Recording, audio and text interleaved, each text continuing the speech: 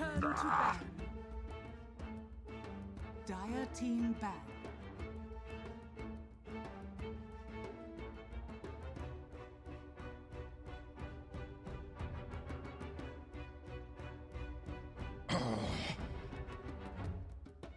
Liquids turn to ban.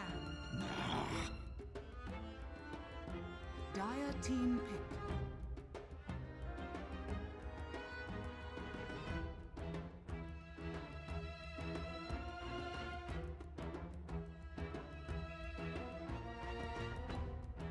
Behold the horn of Magnus.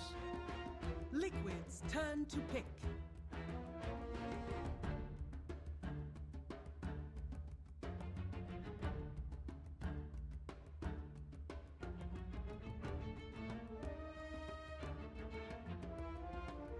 Seconds remaining.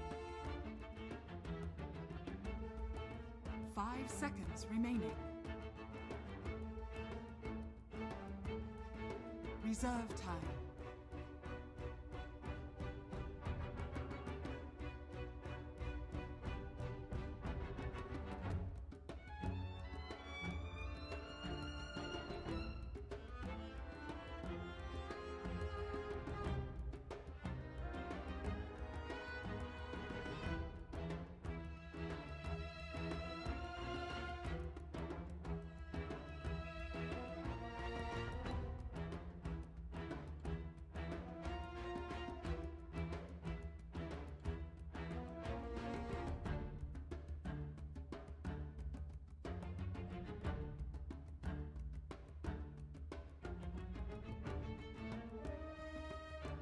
Runic. Liquid. Axe. Dire team pick.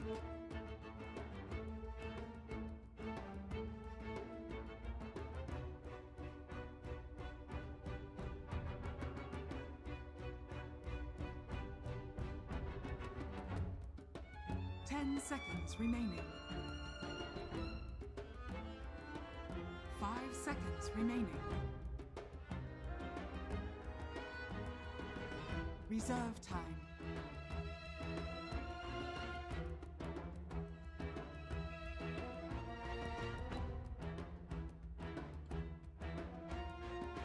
Life Stealer. Liquids turn to ban.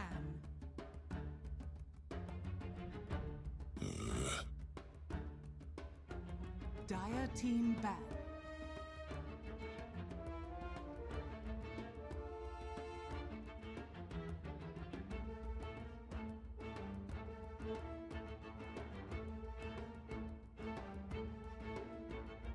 Seconds remaining.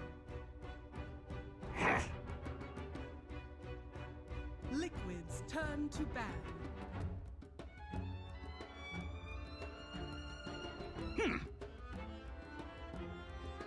Dire team ban.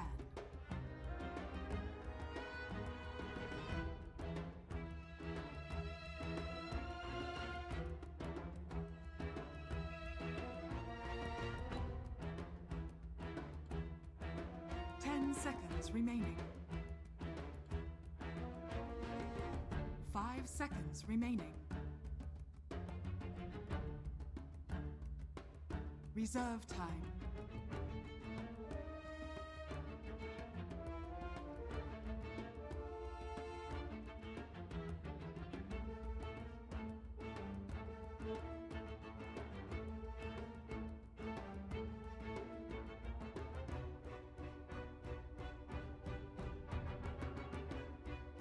Liquids turn to pick.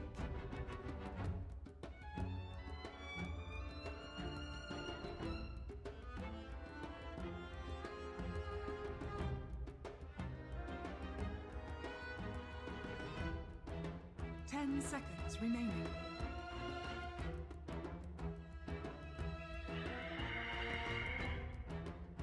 Dire team pick.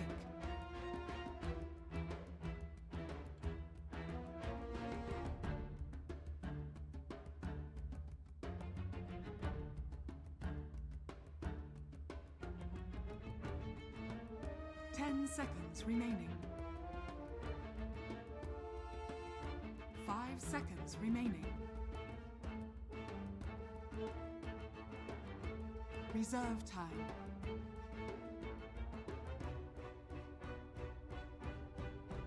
Lina. Liquid's turn to pick.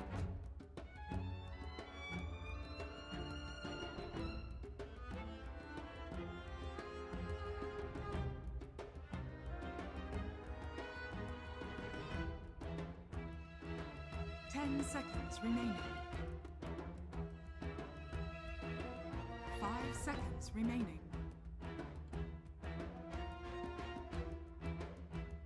Reserve time.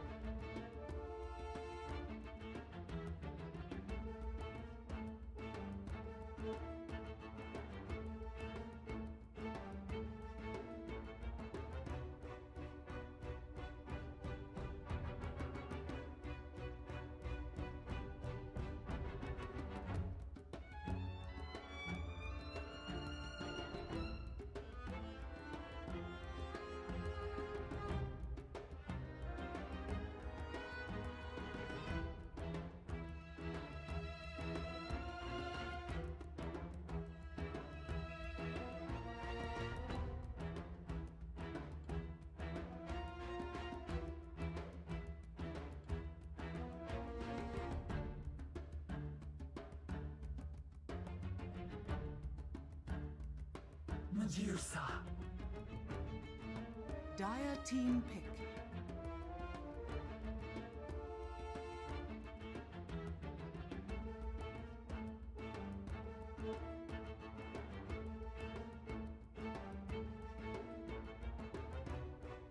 Ten seconds remaining. 5 seconds remaining. Reserve time.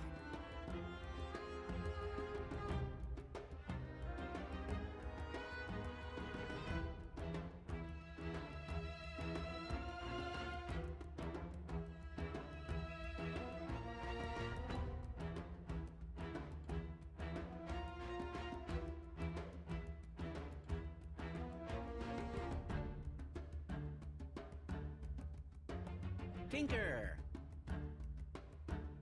Liquid's turn to ban.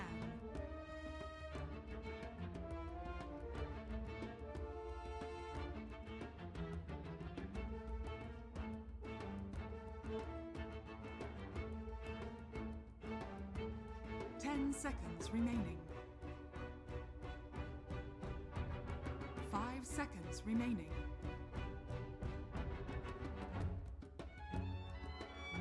Reserve time. 10 seconds remaining. Dire team ban.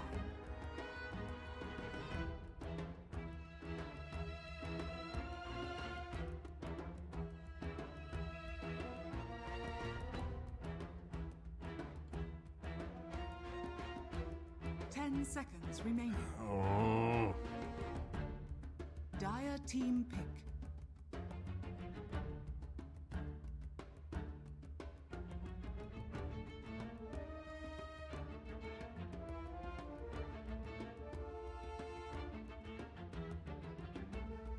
Ten seconds remaining. Earth Spirit.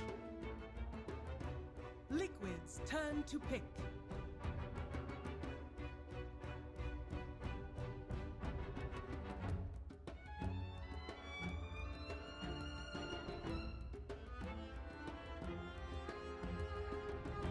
Ten seconds remaining. 5 seconds remaining. Alchemist!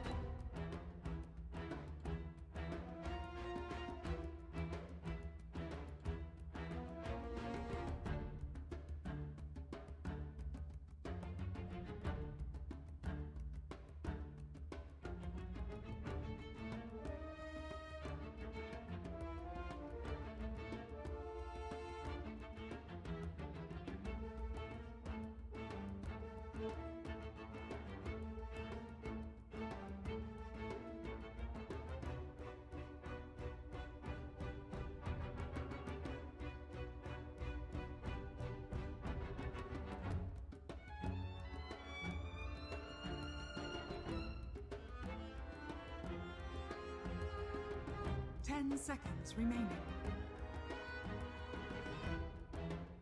5 seconds remaining.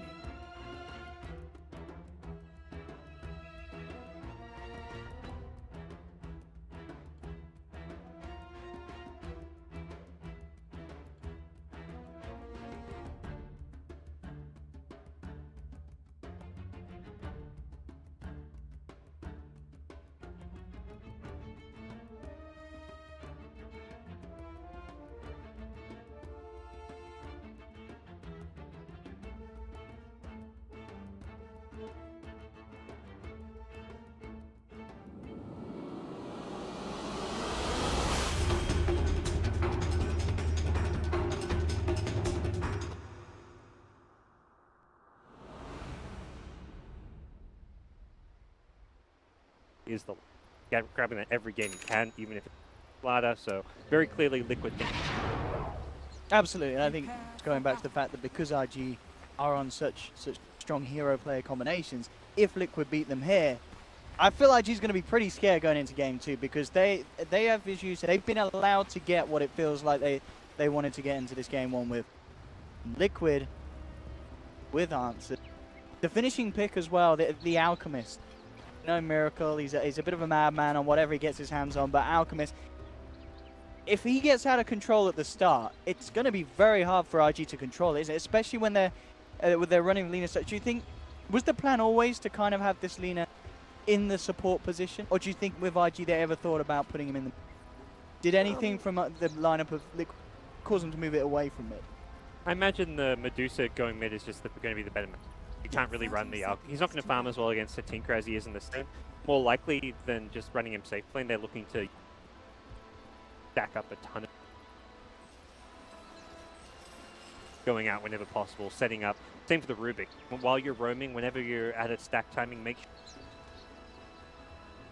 sure he's maybe going to be wants to be able to fall back into that jungle once he's 6, level 7, has some points in acid, gets an armlet up, that's when you can start to power.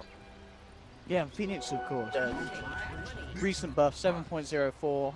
It's getting better and better for the bird after quite a long period of time where, back last year's Epicenter, where we was pinnacle of a Phoenix, and then it got knocked down really hard. But last update, extra GPM on one of the talents, and as you mentioned, he did the DS with the spirits. It can be pretty scary. But Fire.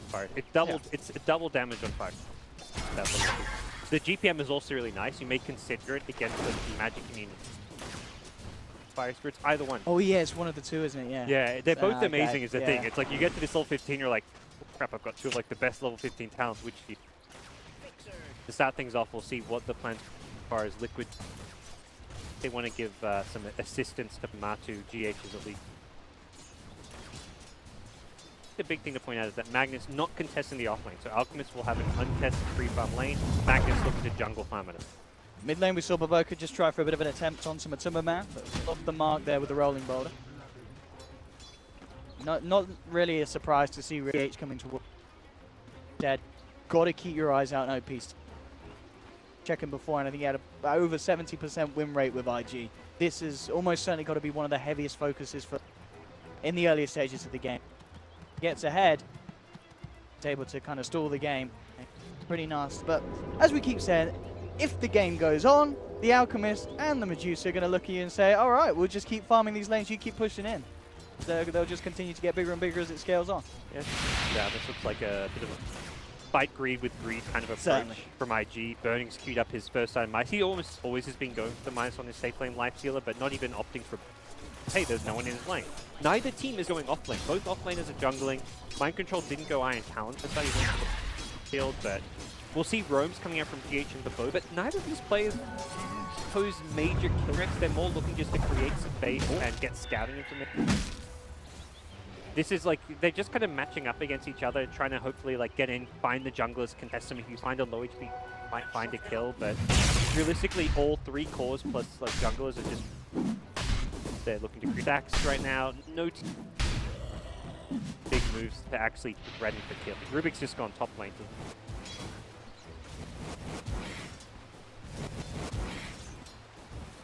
Yeah, and in terms of when the action does actually kick off, I mean, IG with their lineup, I mean, trying to make something happen with the RP, it feels like it's going to be hard this game.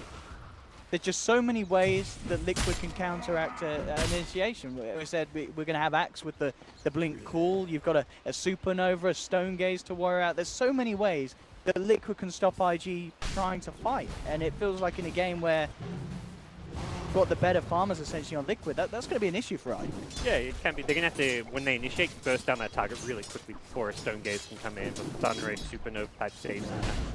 That's where the Infest Bomb's really nice, because typically, I mean, you think you're Slider Lifestealer. This, you don't have the Slider with the amp damage, but you've got a Magnus RP, you've maybe got an Earth Spirit with a Stun Silence. You roll in with an Infest Bomb. That first target will die very quickly. Not many heroes that can easily survive it, outside of perhaps off the Silence and then Stone Gaze off. I think IG have the right idea where they can just play the farming game. If Lifestealer manages to scale pretty well, they are going to have to eventually address Alchemist and how fast he's farming, but they're still going to hit their Magnus Blink, their Lifestealer Midas Armlet timing before Alchemist has a Radiance style boosted travel for it. Sure, and regarding the farm at the moment, of course, as we can last, it's both safe laners, pretty much free farm entirely on the same level. Last hits mid lane, a bit of an edge for having the better time.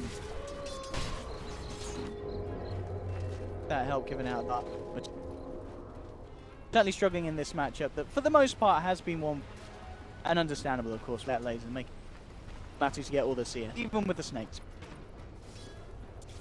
Girls not having the Iron Talon has going to go for the Tranquil Boot, so we may see him actually go to lane. So in fact, he hasn't got the Iron Talon, suggests he wants to get some early jungle levels and farm. Having some laning presence, perhaps that early smoke. Now we'll just jungling it up. Freed is the game. Miracle in the safe lane. Zarmlet has the Soul Ring. Doesn't look like there's too many stacks because jungler's being so actively used by the Axe. Downsides for Liquid have that super high power farming Alchemy. Fall back to the jungle. I mean, is there a chance? Is it for sure going to be a power farm? Or is there a chance we could see a sort of Solar Crest, Shadow Blade sneak in because you've got this or do you think that's unlikely? Was the way he used to a lot with those Alchemist strats all the time out of Miracle. That kind of Solar Crest, Sanjin Yasha ability. I find it unlikely. I haven't seen an Alchemist played like that in a long, long time. And I feel the hero seems like his natural figure. So yeah, it's definitely viable, and it's the better build to have against the Lifesteal, having a Solar item that Lifesteal struggles to deal with. Bit of a go there. Low off. Right, and they will still hang around though. Boots down here though. Really want to try and make something happen. Miracle, of course, yet to hit level 6. He's very close, but he isn't going to have that Chemical Rage regen to help him out if IG find an opening. Boca. 3 lines, and very aware that something is going on. Yeah, he saw the Radiant Creeper for once doing that little sidefall, so he did see them there, but he doesn't know the Earth Spirit here. He needs backup, and even if that came through, it's not going to be quick enough with Miracle surrounded, and IG find themselves first blood there. At mid lane. Get something in return here, closing the gap onto OP, moving in with the cooler. TP will come through the spins. They're not going to be there.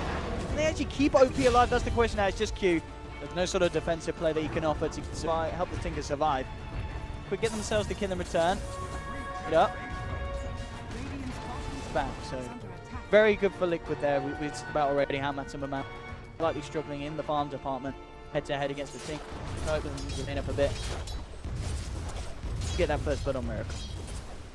Gold going their way for the first blood, but Miracle, you can see kind of on the net worth hasn't been too much in terms of where he's at. You'd expect him to be top of the chart. He's an Alchemist in a second place free situation, but ultimately kills on the Tinker, slowing down that boosted travel timing to me currently is maybe the bigger objective. Slightly better. Burning with Midas Boot. Going to probably be letting his team. Okay, perhaps I could go for an Infesting to push out my lane and then TP somewhere if there's like a guaranteed kill, but alternatively he's got So he doesn't want to rotate too early, but he also does, he can't just sit here farming all day long. He is going to get out farmed by an Alchemist, so it's kind of that, where's that critical point? For now, he's going to go greedy. Bottom lane, they're going to look for Miracle. He does have the armlet. Uncle Rage is still on cooldown though, so IG, they've managed to take him down a second time on the safe lane of Liquid. Very nicely done as well. A few seconds, and if he had that rage, maybe he would have had a bit of a better chance. Level armlet. But as we're seeing, IG, yeah, a lot of focus down there, and absolutely worth it as well. That Magnus involved is going to help impression if they can get that blink and such timing, and especially before some of these key members of Liquid get their 6. Like a moment, Kuroky still at level 3. If you're able to make things happen before such things as Supernova's a threat, that's going to be fantastic for this Lifestealer Magnus lineup. Yeah, IG seem to have recognized that down bottom for a game, and Kuro, very under-leveled support. His spells have long cooldowns. They also require, this hero requires a lot of left those spells to really start becoming powerful threats in the early game, and Kuro, good way out of this game, hit by a bolt. TP across coming from the Timberman, but measly. Yeah, by the Boka. Kuroky, he's trying to hide it out, but they have found him, and dive already used. Go down. Time of their lives down on that bottom lane. The top lane as well really is. Burning to have safe lane. We're seeing Miracle receiving pressure. Burning a lot less so. Mind Control is up here with GH, but two of them, incredibly hard to catch a lockdown Burning. Going to be A-OK against just... Where the Medusa TP bottom, so there's overall threat to life. When your opposing team's 2 main cores that are doing well and farming are both carries, like Alchemist, Medusa, neither of which ganks you. Very free game as a life push. Very like he was farming behind the tower, playing super aggressive. In the jungle here, nice setup as they come in with the kickback, looking to bring down Matumba. He's out of mana. The backup though from Kuroky, and Boka and Q won't quite have enough damage to bring him down. Kind of approaching that point where supports by themselves can't kill the Alchemist and Medusa, very tanky. So they want to get those kills. They need the Lifestealer first. They need Tinker rotation. Tinker until he has the boots to travel is unlikely. Top lane. Got the lane in. Dire's middle tower is under attack. Bothered by that. Armlet. That is incredibly well for IG. Find a few kills on Alchemist to slow down his timing. He's not out farming all the carries like Alchemist normally does with free farms, so I think all in all this is a dream start, and they're going to hit this Lifestealer Armlet timing at a similar time to Magnus's play. And yeah, talking about Blinks, Mind Control's just picked us up at the side shot. So they've got to make something happen here. If they can bring down Burning, oh, he messes up! Oh! He forgot to press Blink. I don't think he has that. I mean, the Boka's in the perfect spot to counter initiate. God. I mean, maybe, but hey. It doesn't look pretty, but I think that was for the best. Okay. He may not know it. It may take watching the replay for him to realize that's good that he messed up, but worked out. He was just testing his Q button. Oh, oh no, he cancelled it. That Mind Control. Is he going to be? Oh yeah, pause. It looks like there's an issue with the blink. I think his blink key is broken. Hey, look, that's what it looks like to me, gods. He can't seem to blink. Oh dear. Oh dear, oh dear. Because that, I mean, I don't know. He was by a lot of creeps Burning. If he got that initial blink in. He doesn't have his armlet too, so it would have been like a. Man. I mean, the Rubik Infest does a bit of damage. Does Burning realize? Find out. Rubik will get like insta-stun silences. Here we go. Punchguard gets the good call in there. We'll go in on to Burning, but he gets the chance to raise the silence onto 2, and now the turnaround from IG. They'll take down 1. Mind Control will get out. Maybe we would have seen, the same happen even if he got the first blink call. Absolutely. I mean, that's the thing. If Rubik can follow it up with a telekinesis and a Fate Bolt for some extra damage to set the call, it's great, but Rubik gets insta-stun, insta-silence. Rubik doesn't get spells off there. Problem. But without that, yeah. Boka, perfect map awareness in the right spot. He's well known for this Spirit. Kind of under level 2, more only, but he's definitely achieved a lot. He's one who's been constantly moving around the map. Gates at bottom lane. He's been getting his team look at scouting information. He's got a couple more heroes. Gets nice link, blocks the roll. Getting the setup. Baroka, he has got backup on the way, so Mind Control and Kuroky have to be a little bit careful. Silence, and then the RP. Oh my goodness, XXS.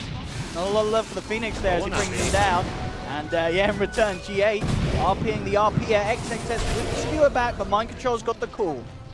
they will be able to take down the Magnus and find their favorable trade there. GH, at the end of the day, with the better RP. Man, but quite getting really good. Not the end of the world for IG, who still managed to push down that bottom tower. They're really starting to press forward now. Lifestealer's getting involved, so we see Burning come online. We've got a replay here of the broken blink. As we see there, China. mind control. There we have it. Dire's middle tower is under attack. Poor old mind control. But as we were saying, probably wouldn't win.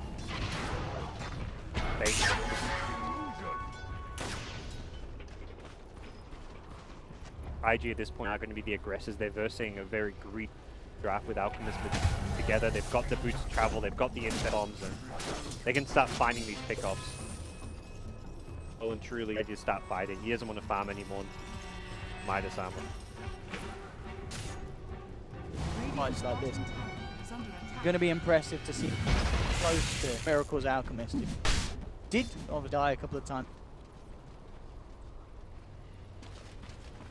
Hard to play this axe now for mind control because typically you get this blink dagger as your first item. You want to go around, start using some smokes, find some pickups. You've got 2 points that can't really do a whole lot with you. Medusa and Alchemist both want to farm. Even your supports, even if it can't really wants that pair up great with an axe in terms of damage output. G8 potentially like a good stolen spell for some extra damage, like a shockwave, Tinker Laser good, but if you think axe blink ball and you want to have like a follow-up. Sunstrike, nice nukes coming out. There's little coming out from Liquid. Miracle involved in the fight here. Throw the stun out onto Lina, turns towards Burning. Burning! Rips down GA. The Supernova Stone Gaze combo coming in from the back lines. But Superman, he's caught XXS. Will skew away back in time. And holds back a second. So at the end of the day, that was a fight that GH looked to kick off there with the telecast opening. Miracle wanted to join in, but Burning, he just walked in and he walked out. Got the kills.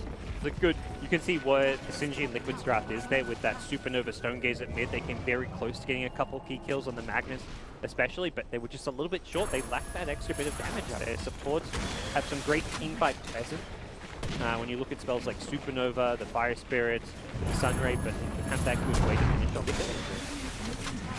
which Liquid are kind of struggling for right now. They don't fight all that well. Even with these big ultimates, like they have team fight presence. They lack that team fight damage until they get more farm. If they have Miracle with Radiance, Manta style Octarine to get big on this Alchemist before Liquid are ready to go.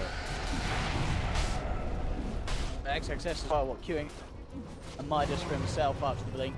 Yeah, they can play the greed game. It's not like a Liquid's draft is greedy, automatically lose. Look at IG's draft, like it's necessarily fall off.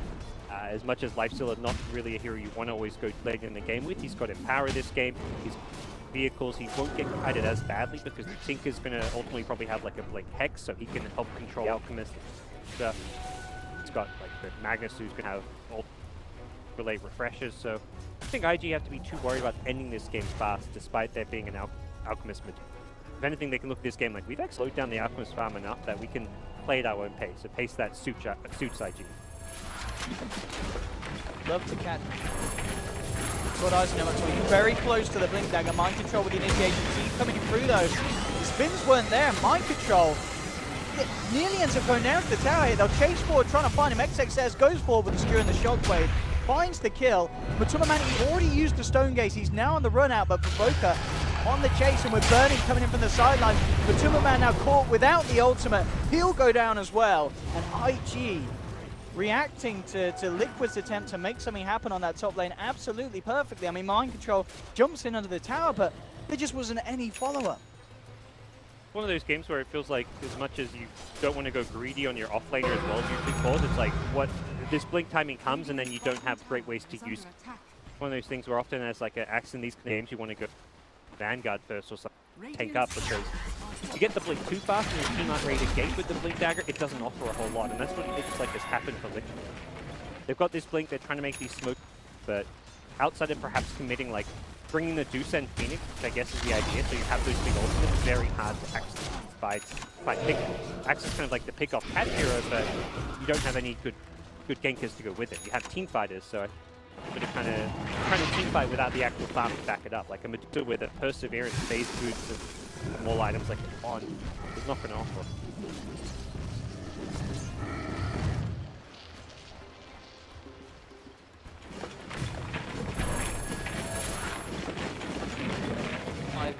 gank attempt.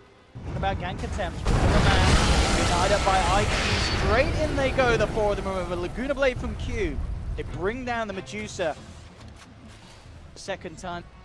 Gameplay, 11 for free. IQ certainly seeming strong control on this game. Finding these stations, they've found like just the right amount. I talked about them fighting greed with greed, going for the Midases, having this very passive early game. They recognize that, okay, the first 10 minutes we got everything we needed to with our kind of farming style. Now it's time to up the ante, go for these kills, put the pressure on, don't let Medusa hit her item timings. As long as one of the cores of liquidating shutdown, you're in a pretty good spot. Alchemist, yeah, he's starting to pull ahead, but Medusa stage. Alternatively, if you're killing the Alchemist while Medusa gets a bit of farm, you're okay with that as well. But IG are farming across cores, they're finding kills on one of the key liquid heroes, and it doesn't feel like Alchemist can carry this game. You need both Alchemist and Medusa. Radiant structures are fortified. We'll take that. Radiant's top tower. Deso, he's partway to his Assault Cuirass, close to halfway there. He can take Roshan fairly soon. IG are doing a very good job of making sure they secure objectives and not just play this greedy style with liquid.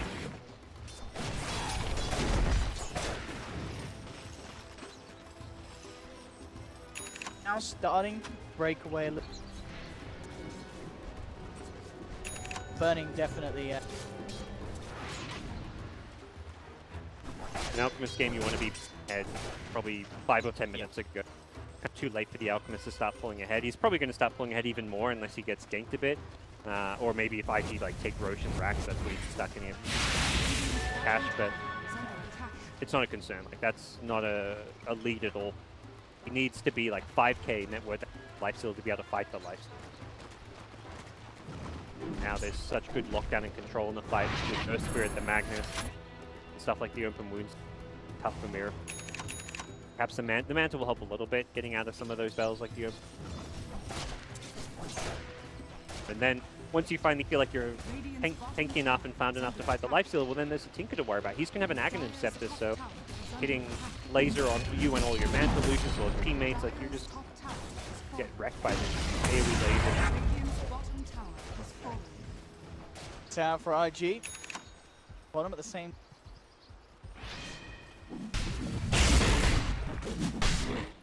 Getting around the pip. Radiant's bottom tower is under attack. Extra help. Do you think is it just too risky really to look for Roshan whilst our enemies are alive? And they'll smoke up. Surely this is going to be a smoke and a kill attempt. Pick then Roche. If you go into Roche, you're kind of setting yourselves up to. You feel like you're doing better. You're finding kills, you're taking objectives. I think IG recognize that they're in the advantageous position. Putting yourself in the Roshan pit against Stonegaze and Supernova is a good way to kind of throw that lead. So they'll play it safe. Just go for the pick off, go for the key kill, and they'll find it. Yeah, Boca, he goes for the blind boulder smash. Won't be able to hit it off. The rest of his teammates. Could still theoretically Roche now. They see Alchemist bottom. They likely know he's down there as well as multiple he's out, but still, again, it's slightly risky. Bottom shows himself. He kind of goes missing. I think ideally they want to get themselves. Otherwise, they're gonna have to position. And if not a pick off, then at least get Tinker's acceptable. No real good catch for the Tinker. Where this fourth pick Tinker right when they saw Medusa effective as well. It's not just one of OP's best heroes in the game. There's a good counter pick for the Medusa in the mid lane against a lineup that really struggles to find the Tinker, hit him off. And as mentioned, once he gets his accepted, they are in the Roshan pit, so you're likely to come and lay down some march should any kind of a test happen. You see Miracle bottom, and without Alchemist there, they could. Yeah, absolutely. I mean, as you said, who has this great Roshan team? Be any use if they're not. There's also the chance of not want them. They respect how I. If you have no vision around there, they have good vision around there. Even, I don't think they saw them go into the pit. It's to like the north, south. If you go in kind of blind into IG's war there, and they even have a sentry, the IG's going to get the jump on. So much of this game comes down to whether the Axe can initiate before the Magnus or the Lifestealer and Festbomb will instant hero. If that happens to like a core hero, the fight block. They want to try to get the axe jump onto an Earth Spirit or someone before they get done. Really some games as well that they're kind of rare for Liquid when they really struggle to hit it off in the farm. I mean, farm nearly being matched by Mind Control's axe, and Mind Control himself, he's been having a tough time finding kills. Granted, he's been doing a lot of farming himself in the jungle, but this Medusa's still not in the position to be, and it feels like this game, a lot of weight is on Miracle. He has got the farm, he is hitting the timings now on the Alchemist. They need him to game. They need him to buy the space and create the time that Liquid. Skipping waves here, knowing that there's push coming mid. Got a movement speed. Much as possible. Probably assume. And IG will rage that. If you don't make that play there where you wave, they take the tier 3 tower with rage. It's this casual slow siege. You go way back to like TI2 era, before the Chinese teams were Lifestealer back then. You go on the high ground, you rage. Rage is a second away from wearing off, you back off. It's just slow, steady. There's no real counterplay unless you've got a good KB piercing initiation. Even then, it's a lifesteal with an Aegis. So if you waste like a big ultimate on that, like an Axe, or even your Axe goes in to call a lifestealer, Axe is going to die. And best case scenario, you take an Aegis and you've lost like 2 or 3. Slow, steady siege coming. This time the creep wave has not been skipped, and IG are ready for round 2 at the tower. They've got good high ground potential. Damage. At the same time, Liquid do have ways to counteract it. Mind Control will jump in, start to bring Burning back. Gonna waste the rage. That's a good play from Mind Control. The second he rages, he just wants to hit the tower for 2 seconds, then back off, and he makes sure that Burning doesn't get any damage on the tower, because you don't do anything to respond, he will slowly take your base and push IG back a little bit. They are. Want to try and catch IG before they go for that next high ground push. Again, just on the sidelines, just Timberman. Mind Control. Down for the base. Tough. Can you really catch like an Earth Spirit or a Magnus one of them by controlling heroes? It's all about Mind Control's cool. Here's their initiation. Perfectly. Throw in the front is gonna. Oh, with the They sentry. see it. Find that jump. Back in. Burning back on towards the tower. Tower down. Burning looking towards Miracle. There's the jump. Gets one. It will catch the Earthquake. Immediately coming into the middle with the supernova, and that will cause IG to spread. The Stone Gates is out as well. Meaning that IG have got to seriously think about fighting back into this one. Now that the odds are down, maybe, but they've lost an Earth Spirit. Burning will turn towards Kuroki, but immediately out with the dive. Miracle again, just cutting the creep, trying to destroy this push. Clean RP, used there with a follow-up step. The Laguna Blade that slashes from Burning him as he rips him down. Nice attempt. Like IG were so good at responding to that. The second they saw that dive in with the Scourge Supernova to the middle 5 heroes, knowing that the Stone Gaze would protect them, and IG didn't try and kill it. They just split. They 5-man ran away from the egg and left the Earth Spirit to die, but they even killed the Axe before Earth Spirit even went down. Axe was dead. Miracle came close to getting the Tinker, but Tinker TP home, healed himself up. Not looking good for him. Pop the Aegis. And as we did see, we saw the effect of this cutting the creep. The first creep wave coming in close to that fight. It did slow down there. See, Mind Control's in again with the core, trying to rip Burning away from the racks whilst he's raged up. Doing their best to slow it. They don't want to buy back, it looks like, on Miracle. They want to wait that 20 seconds, and in Liquid, they may accept that this Rax is gone. Probably at better. least the melee, at least. Give up the racks rather than the out buy. But use the out buyback, he dies again, it's game over. Even if he doesn't die again, it slows down his off-range timing by such a big margin that it's not better off you lose a Rax. Like losing 1 melee Rax is not a massive problem for a lineup with a mid and an out. They can play down a melee Rax. They were going to lose their shrines anyways once that's down, so we'll IG regroup, take down some of these shrines a bit, wait for the next Roshan before going to high ground push. Very kind of methodical play coming out of the gaming team. But they're going to have to get whatever items they can get as soon as possible. Medusa only now has illusion. Yasha to go with it. Matu, highlighted, has really struggled to find farm this game. Not being a very mobile hero. That's where Axe was actually managed to get farm. He can like push out lanes, has the blink, kind of escape any route. very slow, sluggish, not very mobile, and if caught out, you're kind of just dead, even with the Stone Gaze TP kind of play. There's enough disables. Don't really have the ability to farm places on the map. It certainly, it feels like a lot of elements of play. Not kicked it off this game. I mean, it also, he's just struggled to find levels on this. Quite far behind. That level 1 super. Still just level 8 at 28. Little slow for this thing. Burning gets a heart now, so retain key. Ward on the max XS sees them, he'll only get 2. He won't get GH. And now GH comes back in. Doesn't matter, God. Miracle now could be in trouble himself. He doesn't really want to fight the Stone Gaze. He might though. I'm gonna have to kind of turn tail and run away from that for now. They will catch the Earth Spirit up on the high ground. Now Burning still pretty much our OP and XXS. They're ready for another fight. Burning skills up with the heart regen, then he's back in. He'll start working on this bottom lane. And the empower damage is buffed up even further by this heart of stress. You can see that.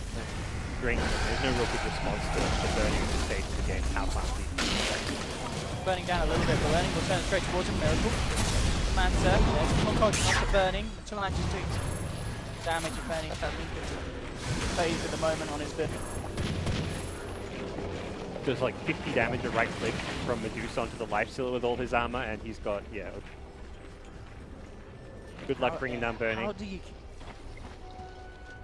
He gets the free evasion at level 20 as well with his talent, I imagine. Movement Seed is kind of nice, but 15 evasion against the Alchemist seems to go. Gonna increase his HP even. He is close to that 6 point. He's going Butterfly as his final item. At least he's queued it up for now.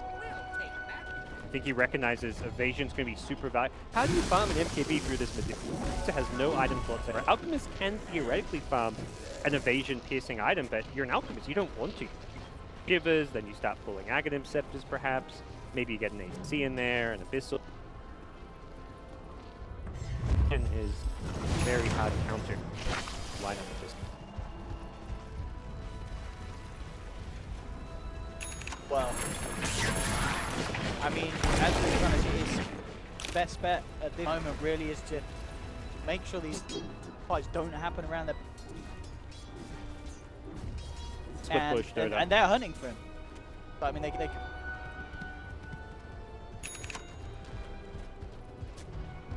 being like itemized for like the Shadow Blade on Magnet, like catch and pick off items. Find him, catch him immediately. They'll go for the shrine instead. Lurking around that top lane. There in time.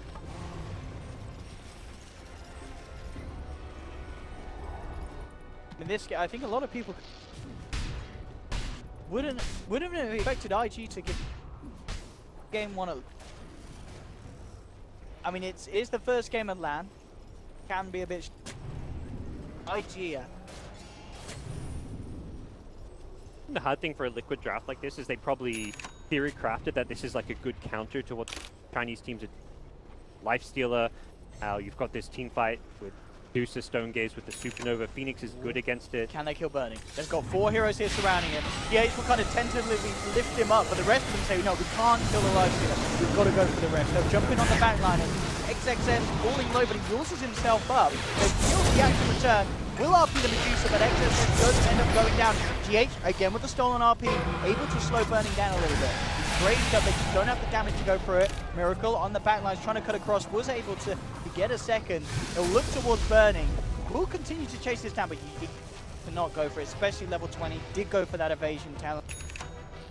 There is just no way they can cut through that Lifestealer. Even if there's 5 of their heroes and 1 of the Lifestealer, I still question how, or if they can kill him. He walked into 4 and they ignored him and ran to the Magnet. Kind of says it all. Trying to come in on Miracle here. The full force to dispatch of this Alchemist. Miracle has got the backup of Hiroki Sunray. Can they keep the Alchemist alive? It looks like they will be able to. And maybe seeing if the concoction was to hold back IG. But as we're seeing, as unkillable Burning is, from their Miracle, surrounded by the majority of IG, they quite kill him. Main difference between the two, while both being kind of unkillable, is very hell of a lot of damage. This Alchemist can do damage, it's just nowhere comparable to what the Life Stealers do. Has reached that 6-slot Alchemist at a reasonable-ish time, like you normally see around 28, 30 minutes, and he still can progress item-wise, but these 6 items is normally around the 28 minutes, so he's a little bit slower, but it's less, not so much Miracle's timing those items, it's where the rest of this team's at in terms of farm, and where IG's at. IG is for farms on both Life Stealer as well as Tinker, they've got map control, that Roche control, that Roche is about to reset the max timer. Probably doesn't matter for IG too much that it's a bit. God, look at this. Kind of, we're not doing great. The X and Y on Medusa. Whatever cheap cost effect buys you can buy at this point. I guess the Manta's like the one other. With all the buffs, I think he's just rating the item slightly above the Manta. And the Manta illusions die incredibly fast to like main benefit is get out of some spells. He's been silenced. He does have backup from the team. Burning. Looking towards Matuma Man. There's a good chance of the Stone Gaze. And that will force Burning to back. Still win for IG. That's Stone Gaze on cooldown. They can use that to secure for themselves. They're going to smoke and actually fight, perhaps. Sure, there's a whole lot Liquid can do to win a team fight without both Stone Gaze and Super. Blink out there, chasing down. Boku comes. Got Burning inside him. First down for Oki there. OP and all with the blink forward. Oki only down the Phoenix. I mean, I'm looking at this game 2.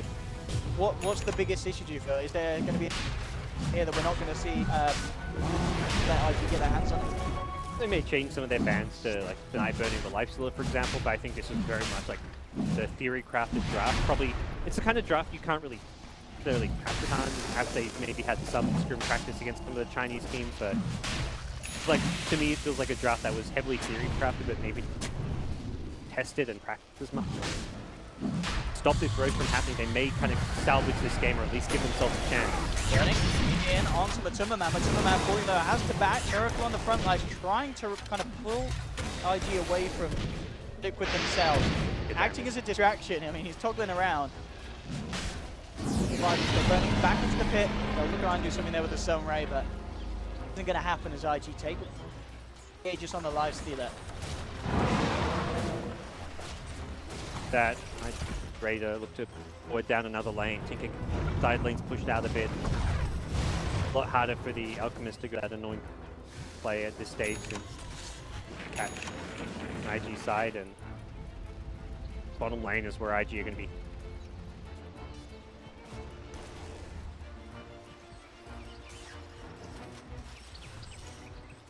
Have all the odds. Still just level 1 Supernova. It doesn't seem to have mattered so much anymore. In the egg, like dying or anything, it's just it's always been paired up with the Stone Gaze, so regardless of what stun duration increases, leveling it up. He's got a complete. We have this, like, could drop his face theoretically. Always, I mean, be damn hard right now. Will be called XXS with the RP only onto 1 though. A lot of chances, but it's Miracle actually on the back lines already with the BKB trying to bring down OG, and in fact with King will be able to do the cap. They'll take him down, but someone with the Stone Gaze forcing IG to back. They've actually caught XXS on the sidelines as well. He'll yield himself up. Burning's going to try and do his best to get them off XXS, and they will. He'll allow XXS to blink out. Miracle gets bursted, will buy back. OP to zap down the bird. I think a good time to Tinker buyback there. You know this is like the fight where you're taking racks. Your opponents are going to have to buy back. Tinker, they've just used their ultimate, so it's less about like using your buyback to force a rack, but more about knowing that you can fight with those big ultimates down together. Bring down. Back in. Bursting them down, jumps forward again for round 2 and brings down Mind Control. Buy back on the axe. IG melee racks. Burning sticking around for the bonus as he. Wow. Stick around in this game knowing that things can turn with one good fight and just picking up an item or two. Is there any axe that could... That is what he's going for now. Who can he give this to? The H on the I'm thinking it's either that or I mean the Phoenix save is kind of nice because You can put a teammate in the egg and keep the blind. Yeah. But I mean, one of the two. You get what GH kind of spells. It's going to be very nice for high ground effect. Nice. Magnus has struggled to kind of cover his RP, but I think more testament to GH and how on point he has been with timing of his RP skills. And if he gets if he gets given the Aghanim power, suddenly Medusa got damage. You know what I mean with that aura. Bad option.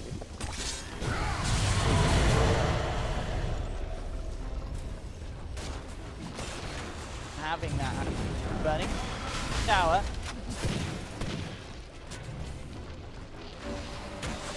Still has that Aegis. Heart will get him back up so he can get that he takes a big chunk of damage. Sit around, wait for that regen to kick in, and then pelt away on this tier 3 tower once again. There is a glyph to protect it, but you've got to engage if you're looking.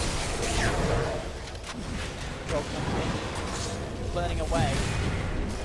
Careful how close they get. They know that that Magnus is delivering RP potential. Will once again force hard for IG.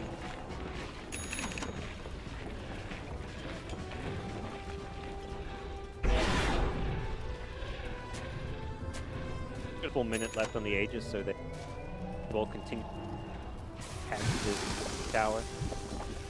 I think here's the one that needs to be most careful with that buyback though. Back onto burning.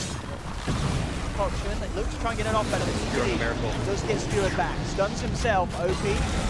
Down the rearm, ready for round 2. Bringing him down low. Microphone comes in though to protect Miracle. With the call onto Tinker. They'll bring down OP. And of course, this is a man that's going to be dead for a long time. As Buyback almost certainly still on cooldown from that engagement down on the bottom lane earlier. He's out for a full second. And IG lost back. So that's only going to be 90 seconds. IG unlikely try and make a high happen. Map slow does open back up for Aghanim's house. Just a few hundred away from point booster. That from this bot farm and goes with ports. It's unlikely to be active. Surely it goes through it. And with GH, just, I should say it like That's like that man's you do it based on merit, not based on absolutely. You do it on how well your credentials. teammates are playing. Yeah.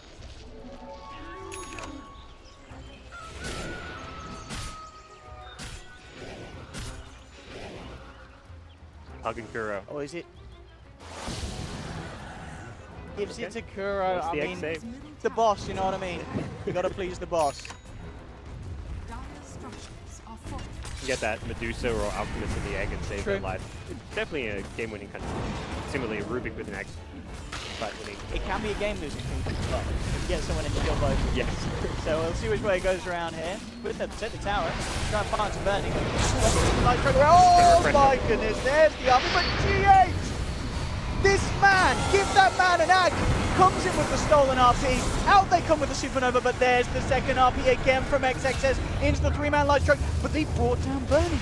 Liquid are somehow doing okay in this fight, and I've got to say, it's this GH hitting, he's hit more RPs than this Magnus has this game, but it looks like it doesn't matter, yeah. OP just cleaning up as he comes forward. Mind Control isn't going to be able to hit the call. They'll get Matuma man out. GH looking to try and escape. There's going to be the jump forward. It's low on mana. If he had a bit of it, he would have turned around and gone for the kill. Oh, Mind Control's actually come in and actually gets the dunk down onto the Magnus. So Mind Control sacrificed himself there to bring down XXS. And again, when Liquid are kind of behind, well, I say kind of, they are, you know, 2 sets of racks down. Kill trades like that work out because you've got the buyback. Magnus hasn't for 60. Again, you're creating more time where IG are going to be unable to close the game out. It's like a time for Medusa kind of game. Like at this point, Alka's there. He's 6-slotted. He's not getting any more farm, but Medusa one that needs to get. I mean, we saw pretty much 3 kind of flashy RPs. The first one there from XXS, capture 3, but GH just straight in to hold them back. With it. I can't. They actually managed to have the damage to kill off Burning. That was impressive. Straight in again. We'll have this follow through. Liquid is able to house long enough to get trades in return. OP, of course, still burst damage there. still a concern, like, how was the long-term goal? Like, where are you headed with this? You look at IG, they've got a refresh on Magnus, so their late game is very impressive. Earth Spirit got like 10k net worth, change to Lina, all the supports are found on the dire side. But I still feel like they're going to have scaling issues right now. Like they're slightly come out on top of that fight, they hold on, but they took it 20 seconds without Alchemist. He actually does not have buyback right now. Yeah, another rack. Careful. No Stone Gaze now. That's actually a really big problem. Losing Stone Gaze means you don't have that. Get Mega there. No range track that they can look after. Miracle will be back in a couple of seconds. This is KingCharlie again with Skelly bringing about, but XXS is in there with the RP. Supernova comes out. They have managed to hold GH back with the studs. If he gets in, they could clean up, and in fact, it looks like they're doing it anyway. Miracle heading forward, taking down Q. There's GH again with the RP to control Burning. Oh, he also got OP in as well. Burning's still fighting though. I mean, Burning's turning, and this lifesteal is bringing him right back up. Miracle with the stun to hold back the Earth Spirit. Miracle going for, really wants to try and find that lifestealer kill. Can he actually do it? He's got to back up his Earth Spirit, comes in for the cover. XXS will be the new target. Skewers away. Do they have detection? And I think the answer is no, not on those two. Not on the front line, so XXS get away with his life. Again, I mean, gee. Really did. He did have to buy back for that defense. His RPs, I really feel the game would have been over 10 minutes if he hadn't been hitting. So on point. Like, there's Magnus with his cast times. It's actually, if Rubik is perfect with his spell steal, it's impossible to stop him stealing that RP. And every single time he's instant on it. He could try look to use Empower on himself or Shockwave after it, but always right away has it. They killed the egg. That's the first fight where I feel like Vaxman got the egg. He got the egg with the axe inside too. Double. That was the double kill. That was really nicely done by Q. And that was something that was kind of mentioned when the Lina pick came up by the panelists, that Knowles actually not bad at dealing with that egg. So seeing it as kind of a pseudo solution from a support hero at that. So got to give credit as well to the got the Jake's got the RP on to both Burning. That 3-man boulder smash. They couldn't. So close to. Very well. Even at the end there, when he kicks Burning out just to help him retreat, like he's doing every little thing to help the cause. Through with a boulder smash, and it looks like IG. They're a little scared. We know those ultimates are coming back up. The team fight is back for Liquid. Machu's got Butterfly and a Blink. He can position very well for his Stone Gaze with this Blink dagger. He's coming back into him. Really saw him struggling at the start. You know, he was on the same net worth as this act. Now he's doubling mind control. So he focused, buckled down, kept his head in the game. And now, yeah, Butterfly and Blink, he's a big threat in these.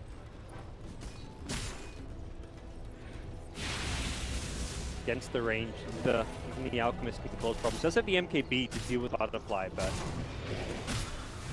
the item stats and helps elsewhere. Right. The problem is, the longer you stand if you're Liquid, bottom lane's going to push, top lane's going to at some point. Otherwise, that range racks on top, your tier 4 towers are going to start getting chipped away. I wouldn't even mind seeing like Tinker TP bottom, push out. Like, he TP's top, he has that idea in mind where he push out these like Kuro. Oh, he managed the egg. I think he went for the egg, but actually he doesn't want an egg. He's got the minus 20 respawn time. He respawns very quickly. Looks like he was trying to catch something. Trying to pull them away from it. In fact, he has to be a little bit careful, get bursted down low. Pots the BKB, Burning for the rage though. Looking to fight, mind control, charge for the Blink, won't catch anyone. Back into the hit.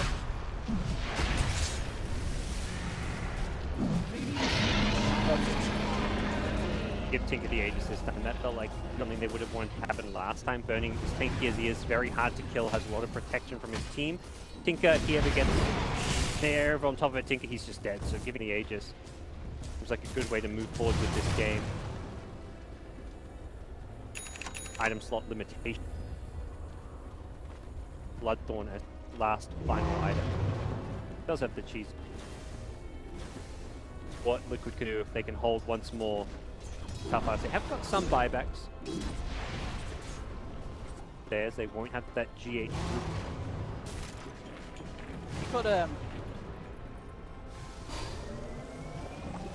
Is this going to go to himself, or do you think Medusa in some way. Miracle's more like the frontline range. Frontline attack, keeping Rich straight into the midst of it all there. And managed to pull the rest of IG away from Burning. Though Burning on the front line, of course, doesn't have that ages. They get it open, he can't get it out. He's down. They lit them up so well. Isolate Burning, then they stun him up with the Stone Gaze, and able to. If he gets the cheese off there, perhaps IG can salvage it. But great initiation from Liquid. That's why Miracle being that frontline tank, his job is just run at the back line and keep them busy. He's very hard to kill. And the Medusa with the rest of the support down Burning there. Radiant's middle tower. God, is he going to win? Four. Possible. But as you said, this absolutely makes.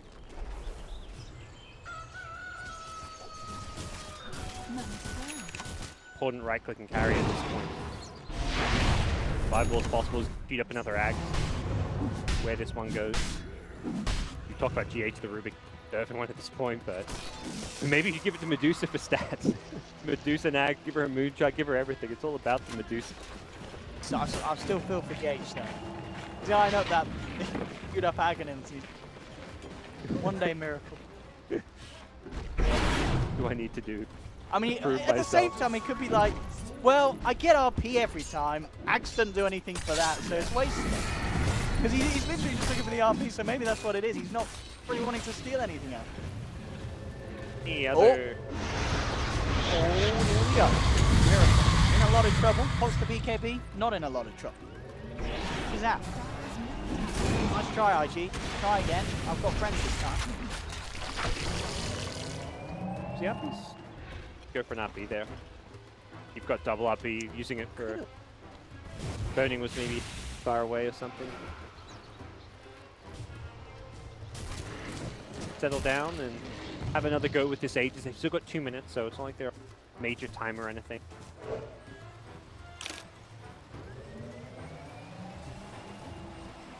The last Mega Creeps is not game over, is the other thing, but still want to make sure you get it. Makes it a lot harder. Liquid have to then prioritize defending and pushing a lot more than you definitely want to get it, but the game will still go beyond Mega Creeps. And you've got to, at some point, you're going to have to fight them in there. And here we go, Miracle once again with just walking the back line of the strategy that works. Now with the defenses again. They get the grip and the Stone Gaze, but the RP comes through from XXS. On to 3, Empowered Burning, starting to rip through them, but in comes the swoop from Kuroki with the Supernova. Who's got him side in there? These spirits. And Matumamani, Ken Matumamani, safety for the second RP. Didn't get the RP. I perhaps misclicked onto the life steal because he stole set. And the life steal was on top of the Magnus when he went in for the blink RP, so it looked like PH, the first time in the entire game. It's just like hard to like point out like, oh, he made a mistake, but it was not even a mistake. He's stolen RP like 7 of 8 times. He knows that the refresh is there. He's like, I won't steal the first one, I'll steal the second. Here we go again, Burning straight forward. Mind control with the call to bring him back.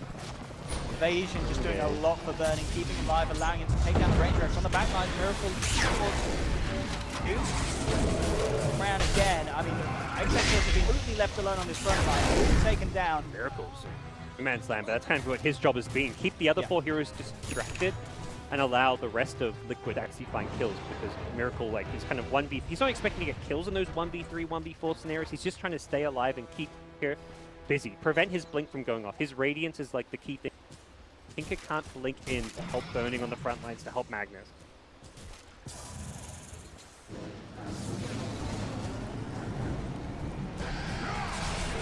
Worth the money down. Carry out their jump in. Again, buy back this time. Boots who travels onto the front. The Megas are out. Towards Burning. We've got a follow-up. Don't get it, man, but if EDIG, they're backing away. They will catch out the Lina. Hope for more, and maybe they can get him. Miracle used to take down, will get for Boca, and Burning says, right, I'm out of this car, this is not going anywhere. Boca will save him if you need. Got that stone, activate Remnant. Hold for. Yeah, Burning. What a moment. Oki's actually coming on the back lines, interestingly enough, and Liquid just turn and bring down the Tinker. Bit of an interesting position for Oki to find himself in. Burning. Back towards Miracle. KB so he can walk off the open wounds, and now mind control comes in. But Boca's still there. Ball's Burning back. The ults as well onto Miracle, making sure that the Coxswain can't come out. Stuns himself. Burning turns towards the Alchemist, trying to walk it off. The Lina Cape and the Man Skull. XXS RP's nothing. Doesn't manage to catch the out. Oh, we got the Yules though. Oh, and indeed Great play from cancels the XXS. TP. They will almost certainly do indeed bring down Miracle, who does not have buyback. Now for 110 seconds, the rest of Liquid will get themselves back to safety. Chaos, but Timmerman was able to get Curry out to the secret shop at the MKD. Oh, Miracle. Right there, Miracle did a nice job expecting the RP coming in, dodges it to the north, but then XSX scouts him with the shivers to set up the Yules cancel. So great plays from both the cores there, and now without Miracle alive, worry for good space here. They will just kind of hug the tier 4s. The nice thing is you're not worried about having to defend racks anymore. You can just stand right by your tier 4s with the Medusa, right click away. Sentry here, immediately with a call into the Stone Gate. This could be a good opening for them to go for. Magnus will use himself up, trying to survive, does still get the skewer back onto Matumberman. Follow through Boulder Smash from Revoker, allows Exit to scout. But Matumberman with his own blink, forced up to the high ground. Liquid will keep Matumberman alive. Fine time, said.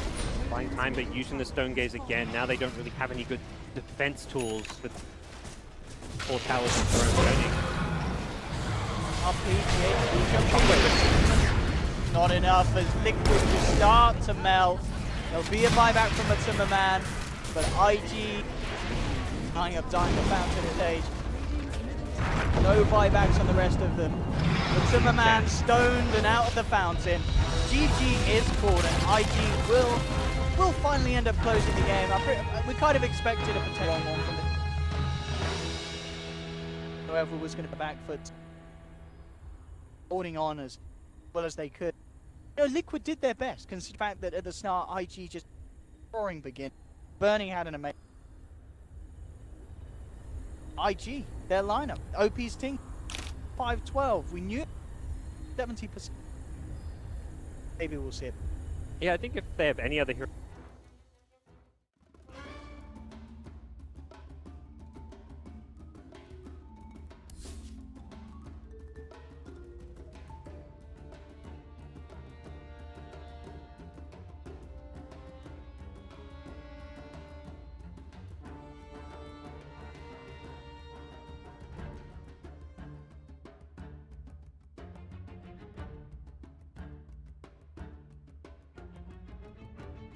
Liquid's turn to ban. Radiant team ban.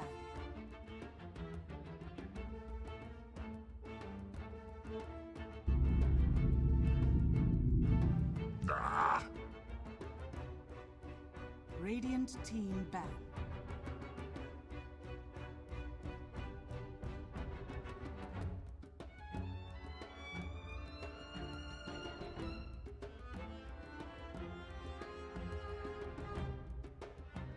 Seconds remaining. 5 seconds remaining.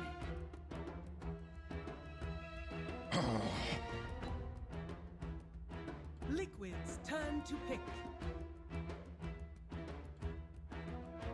League's assassin. Radiant team pick.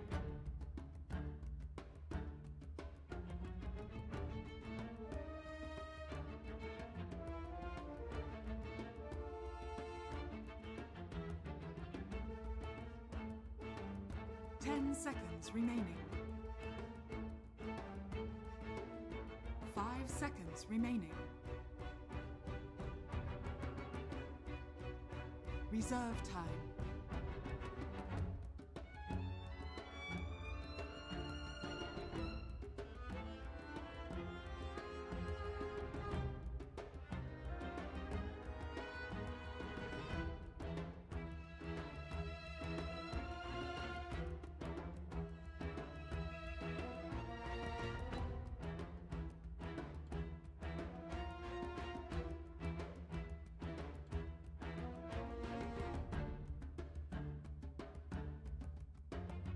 Monkey King.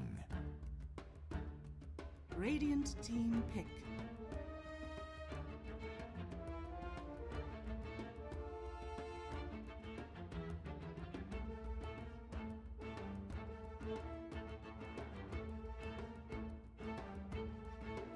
seconds remaining. 5 seconds remaining. Reserve time.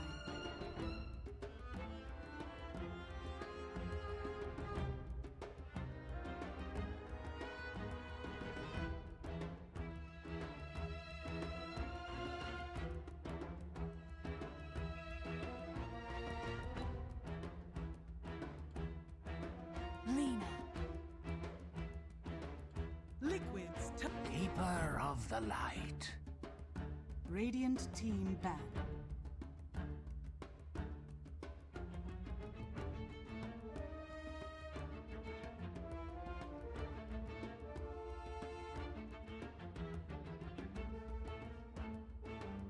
Ten seconds remaining.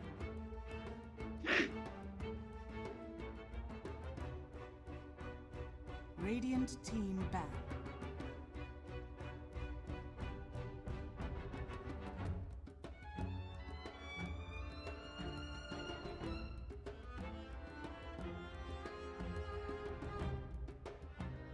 Ten seconds remaining. 5 seconds remaining. Reserve time.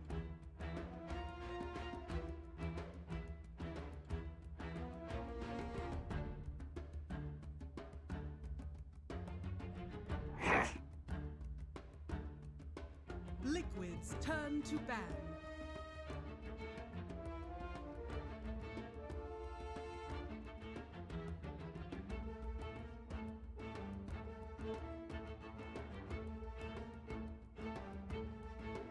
Ten seconds remaining. 5 seconds remaining. Reserve time.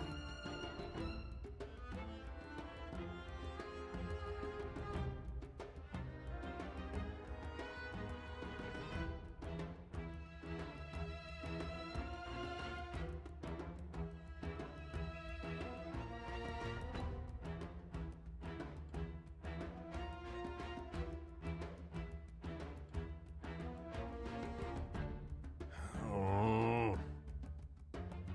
Radiant team pick.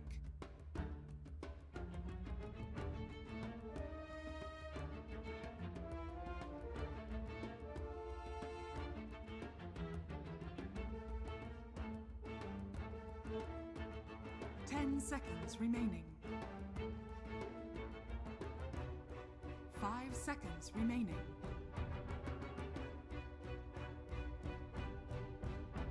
Reserve time.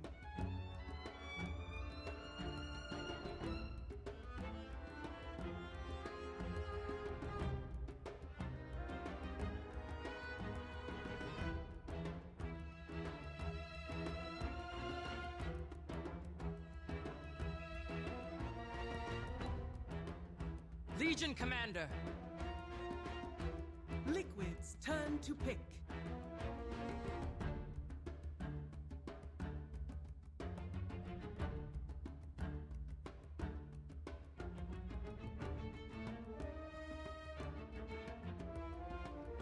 Ten seconds remaining. Rubik. Radiant team pick.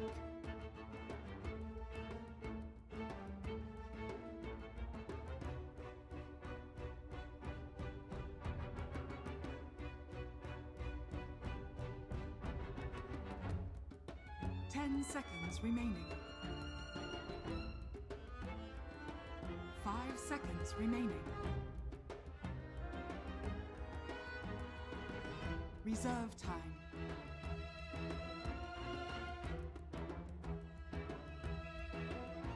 Crystal Maiden. Liquids turn to pick.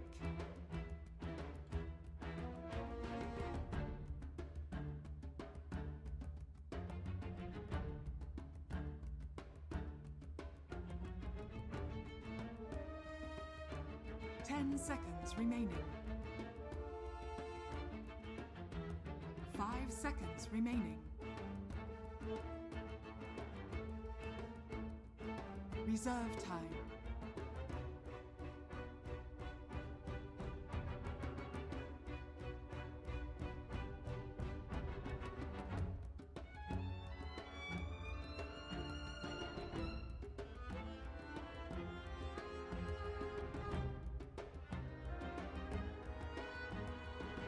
speak for the trees. Radiant team ban.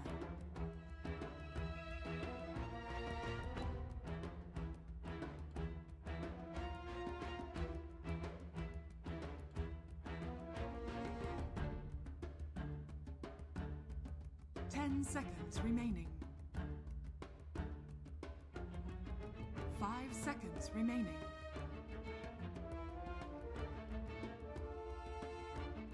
Reserve time.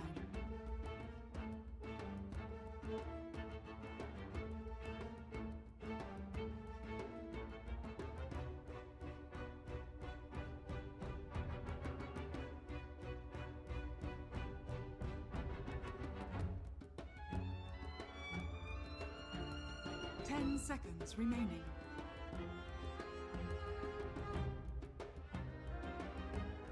Liquids turn to ban.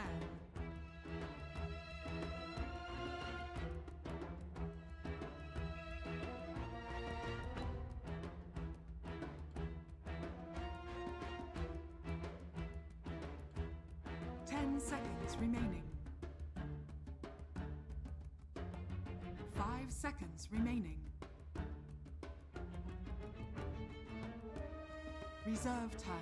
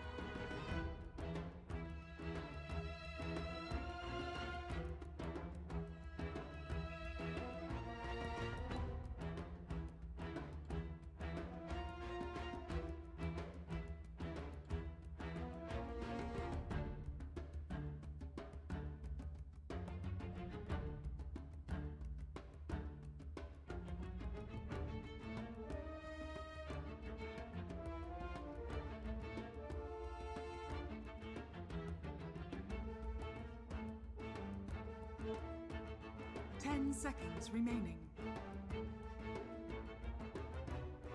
5 seconds remaining. Liquids turn to pick.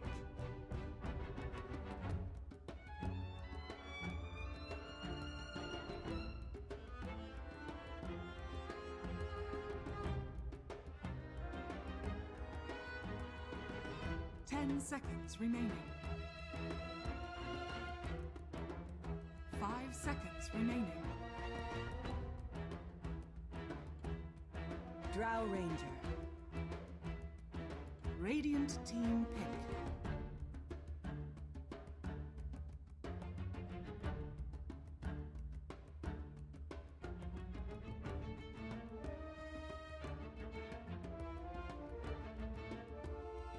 Ten seconds remaining. 5 seconds remaining. Reserve time. 5 seconds remaining. Spectre.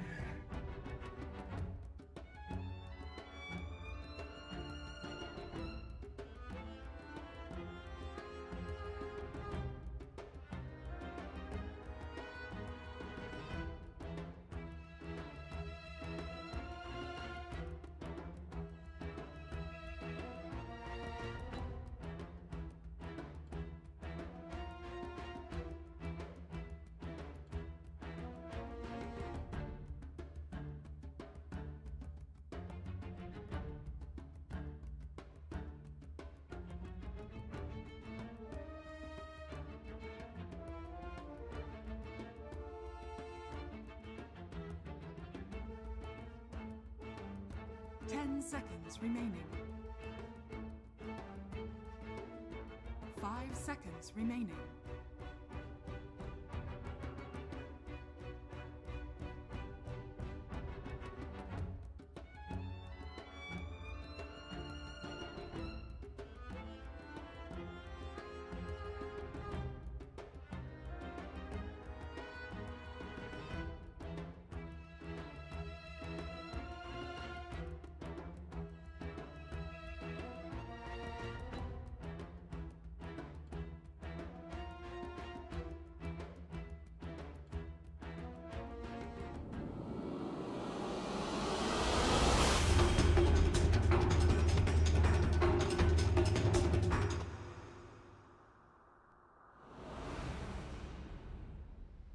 work.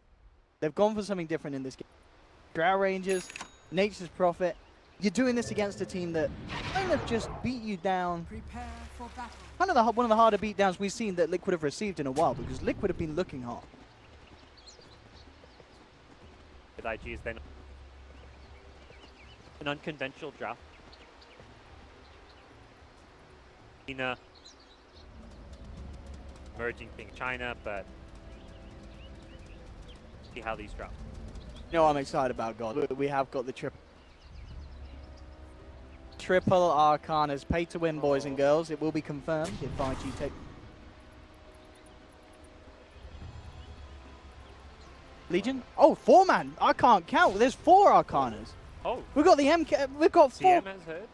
Yeah? The CM has- Spectre Arcana confirmed. It's the missing piece. If IG win this game, Valve will release it after they won't really. To battle. Don't expect a Spectre Arcana. And 4 Spectre Arcana. But 4 Arcanas. I mean, how do you beat that?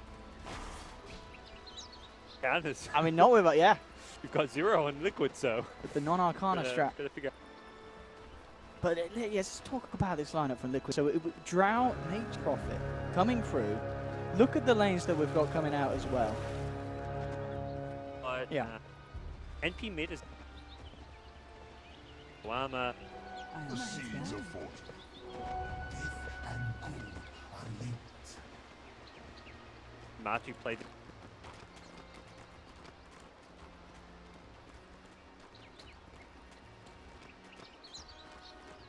You get Drow War, see.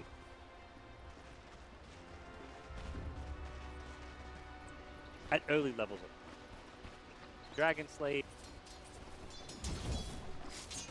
I mean, as you were saying as well to me in the draft, play the... Does he play it more so in the safe lane, or is mid lane somewhere that he will take it if it feels the matchup? Back and used to.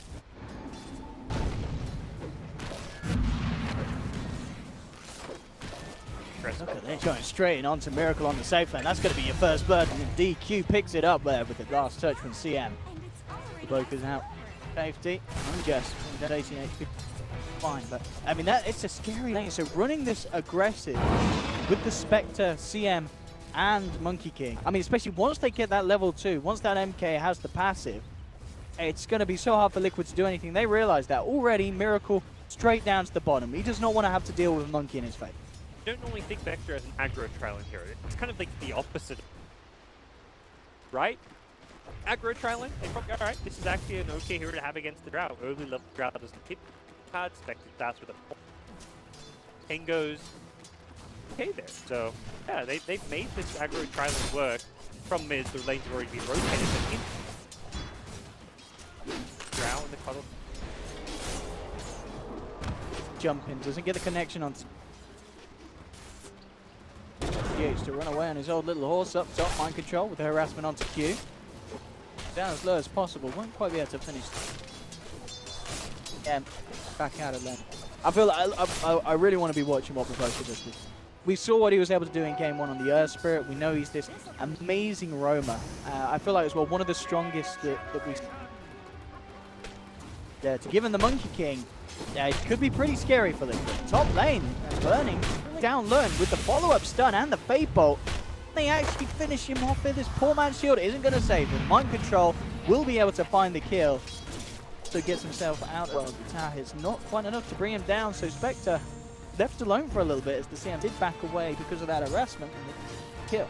Some things where you're trying to like optimize your value. Mind pick escape. Back to his shrine. You can't die there. You've got to survive on that team. And get to your shrine. Value of pick. He's down bottom, he wants to He's going to look for the body block. He's going to be able to find them, but the stun still connects. Mind control comes in. There'll be a reaction from XSS. They've lost one. XXS, can he find Matu in return? No, he can't. With the verifier, Matumaman's back off to the high ground. Will survive. Do get themselves the second pick of the game, but bottom lane, Baboka around with Miracle. Has still got the tree drum. Seconds, and he can get himself back down, but Miracle's with the south. Be able to get away before he's able to get the primal spring off. Has an extra point. Oh, is he not? Oh, sorry, yeah. Oh no, yeah, he's got the 1 point. Yeah, he's got the 1 point. Because you get it with the tree jump. Come on, God. Yeah. Come on, Monkey King play. Oh, I have am God. integrity. Oh, I am. Bad one of that. A fraction of what. Mind control again. We saw him bring down Burning on the top lane. He's come straight onto the bottom lane looking for a bit of fun. Trying to line up the stone. Will hit it. In fact, they should be able to get him down again. Mind control this time will pay with his life. But they are certainly doing their best to control the Burning, and understandably so. We saw in game 1, Burning had absolute free farm at the start. Of course, rise from game 1 was insane. So Liquid, they've changed the priorities around, and they're doing their best to stop the safe. Strange, it started off with IG, sent Vector, shut down the Drow, but like once first couple minutes by, then it turned, okay, where can we use this Vector to find a farm it? Now it's proving quite difficult. Has got to decision.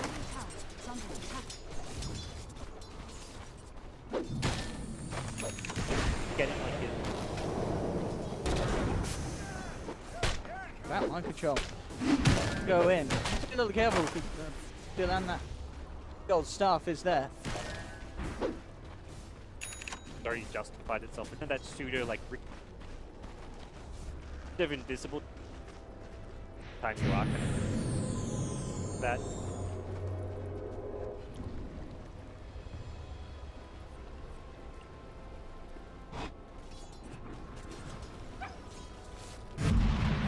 Mind control comes in. In comes the tree down, holds the Monkey King back for a little bit. So back off to safety.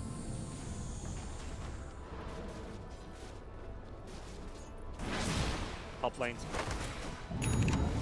Farm. Get wrecked a little bit.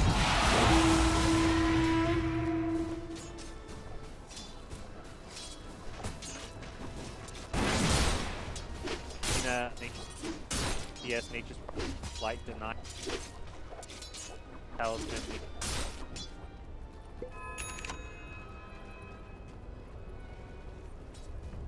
Now we see the nature. This one, Timberman, gonna play around with it. Someone's in the Nature's Wrath. The bounce is there, straight through the head of the CM. Rips her down. At the same time, bottom lane, mind control with the opening onto Maboka. Takes down one. Burning will find GH in return. 5. Bottom. Eight for this now. And with Kuroki coming around from the side, looks like Excess will be punished for his group. 3 for Liquid, already looking to much better start in the game. Fast also. That ultimate. Bottom and even top. The Monkey goes straight onto GH with the tower. Primal Spring. Just got to be careful. Ooh, he'll take the kill on the way out. One creep on the tower, but the aggro in and not worth it at all. The IG mid lane.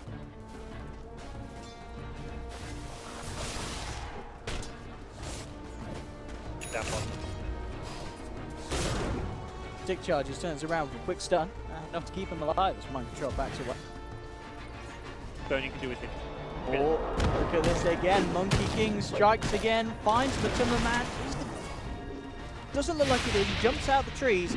They ain't know where he is, but it's anything they can do. Timberman's out of mana. No way that he can hunt Sprout. Get himself out. Kill doesn't occur. Drow at top, the nature Dire's middle tower very easy to pick up. Spectre. That level 6 fairly soon. Oh, says you want that rune, you ain't having it, but OP says, I want your life. Light Strike Array into the air. Kill. It's up, gets himself with the high ground, doesn't matter the kill. Time mind control. Turned up with the wraparound. Boca will be punished. Get a bit more space down on the bottom. Fighting a lot of brawling. Coming out on top with the better trade. Lemon. His early game fighting out of phase. Oh, drums it look like this time's being made a lot cheaper and this is cost effective.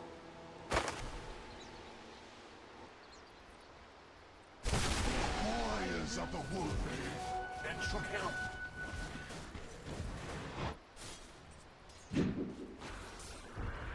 with the horn. Go for. Oh, Looks like GH. GH, yeah. Straight into their own jungle. GH was trying to take down and harass back the CM. Burning's there.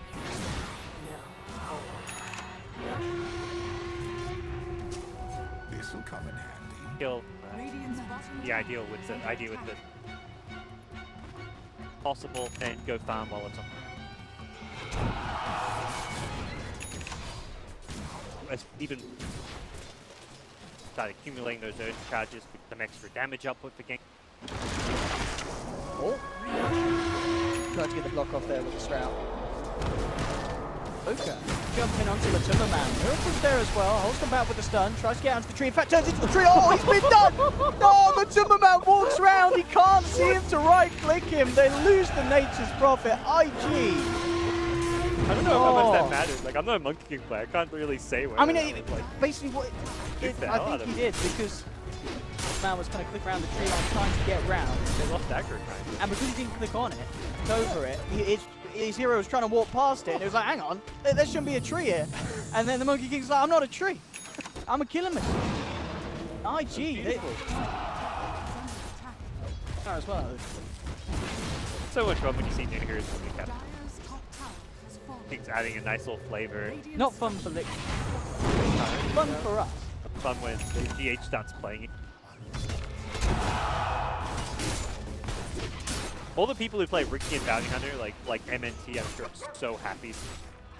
Captain Spoke, just like another alternative roaming hero. Oh, I want to see the Jarrett. I feel like That's one of the. first one that played in competitive. That was MNT. Oh, that was MNT was right. that was an elimination. A hero that could suit him very well. We're seeing it here with players like Bamoke. Oh, yeah. Exactly the same kind of play.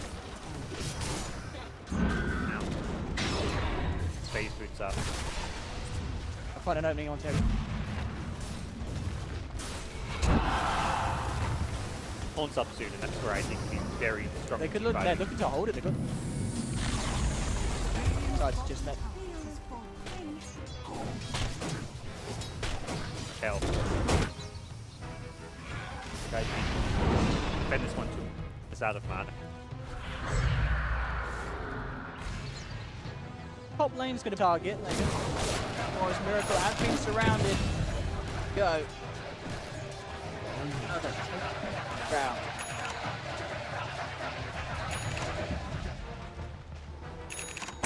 Charges 2 for burning suit. For ganking, for healing himself while he farms. Liquid do want to keep playing pressure. Was that was Monkey King down? That's like 70 seconds. Radiant's Try and push middle the tower, is under Bob attack. takes him. Got this very game, Nature's drops. Drow was in fairly early game. Like this is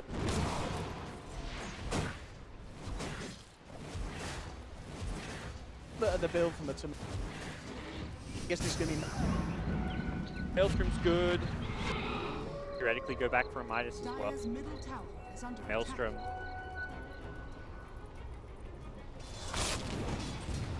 Back. Dagger for Smek. Game, but that's where Spectre Horn.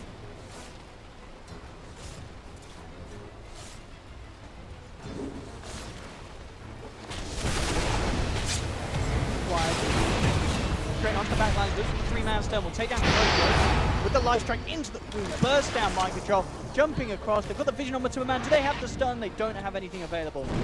As the Sprout as well blocked XXF, getting in range. The Timberman gets out. Fine 2 for 1, but they are losing burn. Burning is still favor like ID. It's during their downtime. Like they're meant to be have Horn fade, but they managed to very similar to game 1 where Burning was the life stealer. He just baits Burning, ready for the opponent. Go for him. He counter initiates so well to get in the position for the stun. I feel like a lot of players there just instantly stun, try and save their carry, but he's like, no, I'm going to make sure we get a good stun off and find 2-3. Burning dies. He was like that anyway. Great little play. Yeah. Lost there. Case down. Gone.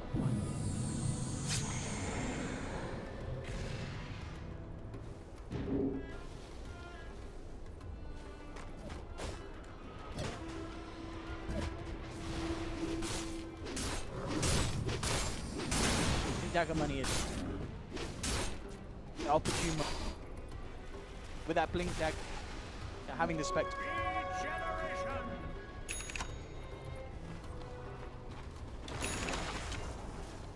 Fan out their spells. This is really nice for Spectre. Another dagger to perhaps farm faster and just bit you can.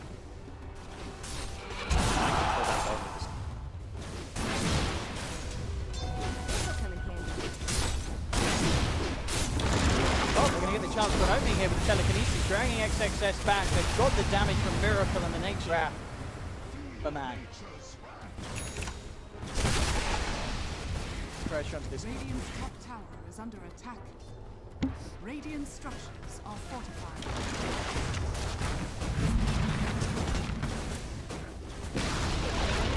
Radiant's top tower. They're looking for more action.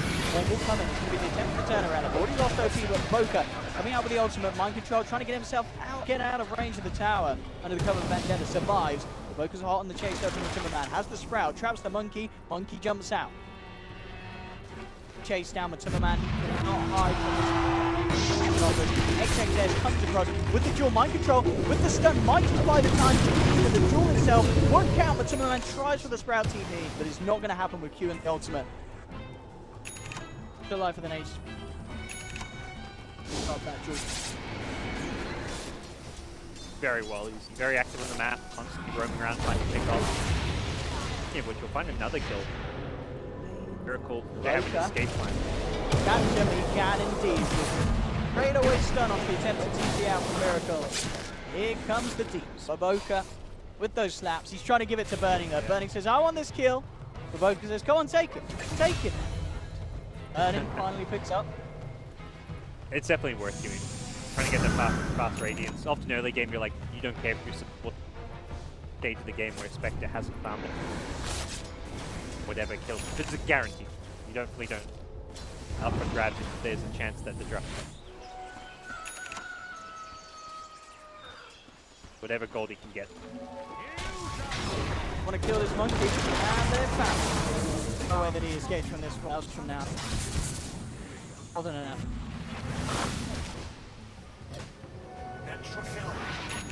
Always the one orchestrating the magic. 5. Ordered with a minus pickup. One of them across towards the mid lane here. Burning. Got to bring him down low, but Cliff.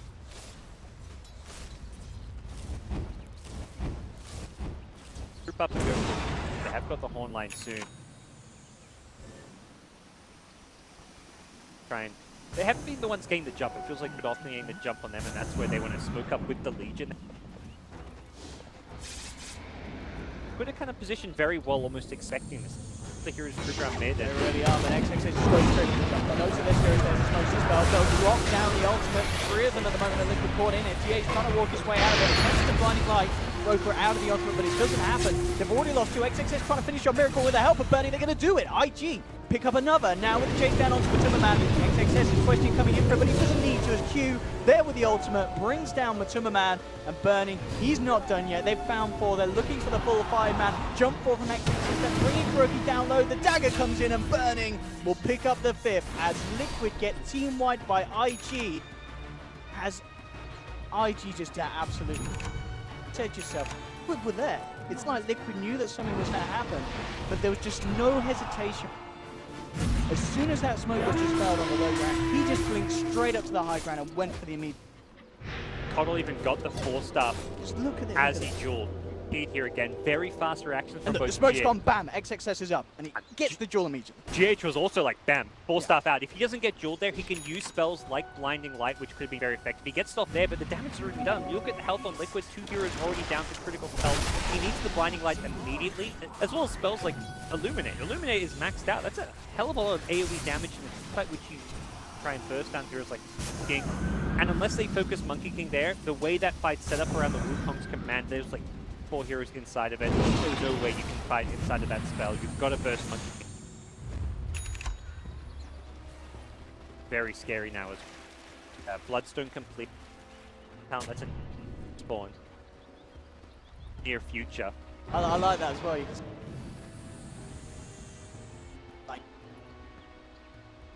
straight up where XXS.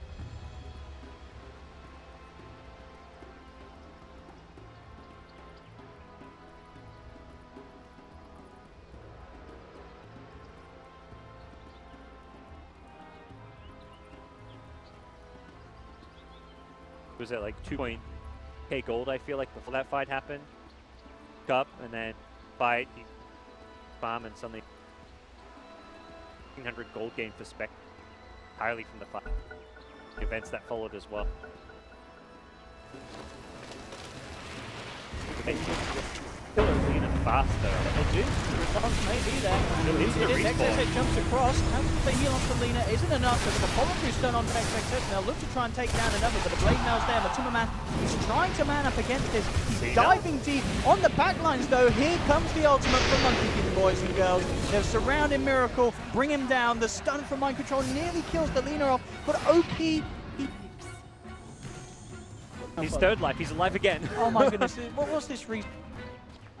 It's actually absurd. How long is he dead for? He has 3 lives and was dead for a total of 1 second. And the respawn. Yeah.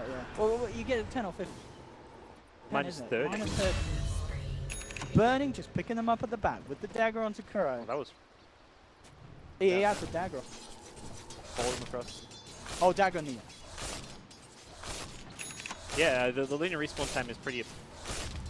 Bloodstone charges fast. Like you get ganked there, and that's the perfect time to have it. Like you get 3-4 man gank, you're right. It wasn't like a convincing fight. Lina actually died a second time, luckily side, so it wasn't gold going. Lina died twice, giving up a big amount of gold. Bad, but got okay, and we'll chew through like instantly down to 6 blood. I mean, this is like. You're very squishy. If you ever get jumped, you die. Bloodstone. It's one of the heroes where you actually kind of end up just. That's like a storm. Because of the respawn time, you're looking to die for this and be back in.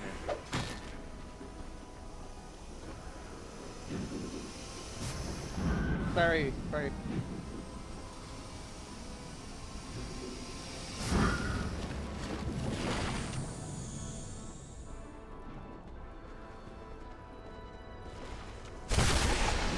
Both ends rising up above Miracle. Miracle.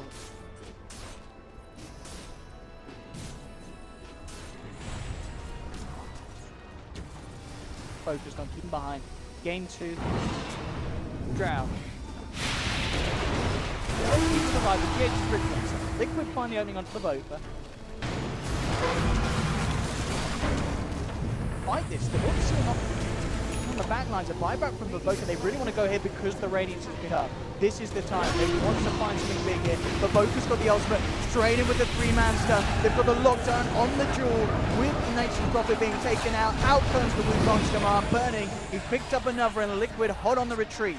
A couple of seconds too. They find some more. It's going to be close. So sure, here out comes the Haunt Miracle. He doesn't even bother trying to set a shrine up. He knows that he's gone. Third. Absolutely. They knew that Burning had. They wanted to go.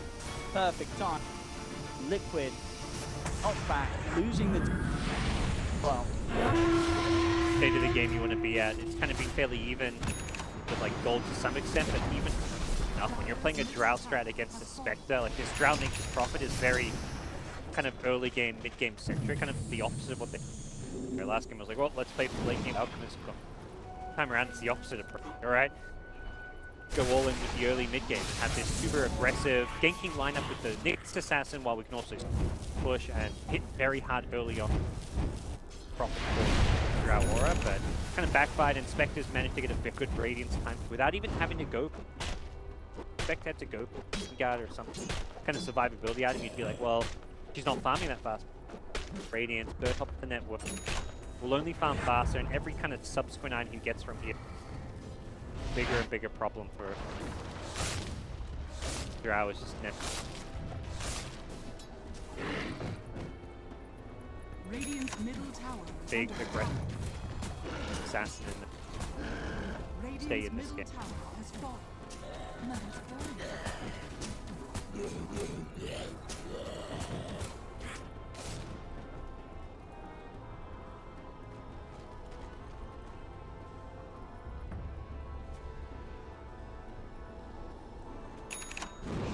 Late mail now as well. Fantastic item against you. The Drow Ranger needs to probably just want to right click you down. And when you're being kited by the Drow Frost Arrows, you pop your blade mail and she has to. And that's where you're able to get it nice. Oh, OP just walks in with the immediate Laguna Blade onto Kuroki. There'll be the duel onto the Nyx Assassin as Liquid get punished heavily. Moving in, not expect OP to turn up with that Shadow Blade. And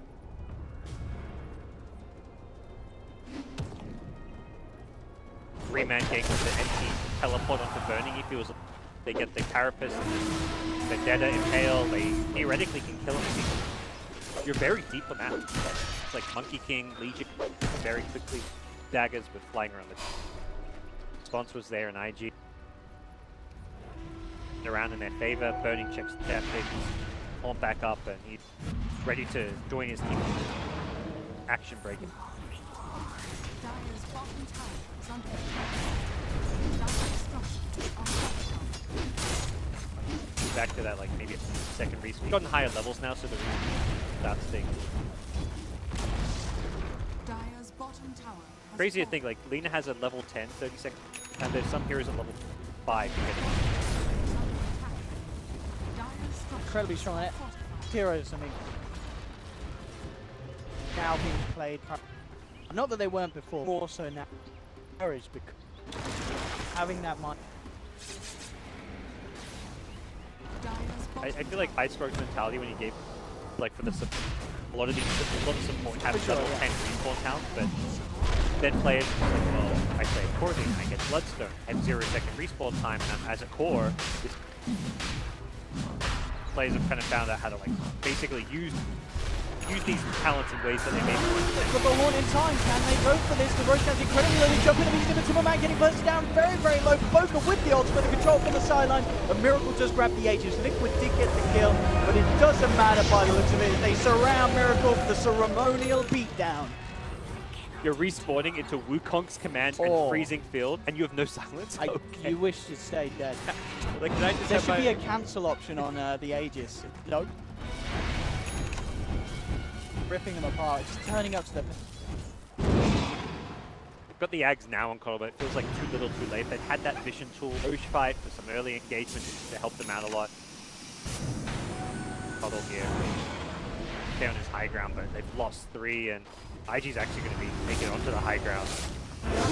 Cuddle to worry about this. Could be a big tower. Very messy. The 8 base and backside as well. So the tower goes, Mind Troll will jump forward, just a 2-man stun. The Dust down the sentry, double detection. IG to bring down the next assassin. Grab, blinding line. Well, trying to do his best to hold them off. IG they're not going anywhere, and the Monkey is straining on the back line with the Legion Duel as well, finding Miracle. As the Drow Ranger out, well as Mind Control, Burning turns towards the Timmerman. Ripped apart there, and it's GG. Liquid, they're not sticking around for 55 minutes this time around. They'll accept the beatdown.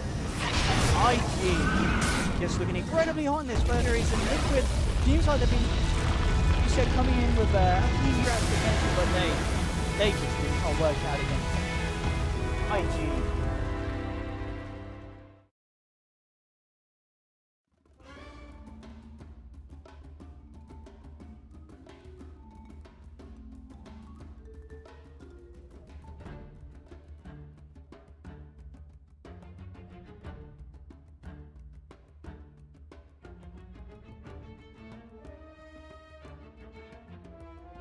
Liquid's turn to ban.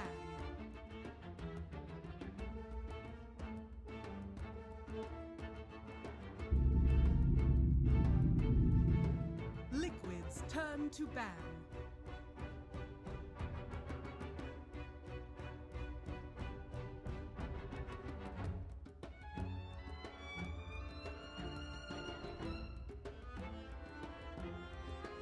Ten seconds remaining. 5 seconds remaining. Reserve time.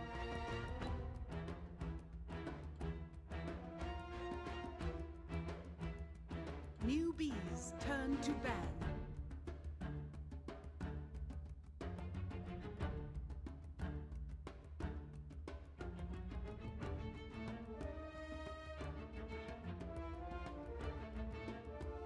Ten seconds remaining.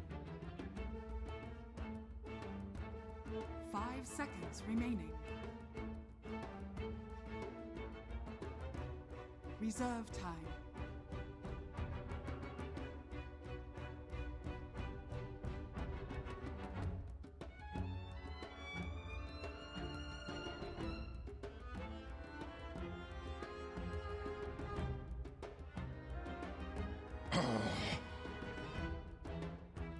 War Chief. Newbies turn to pick.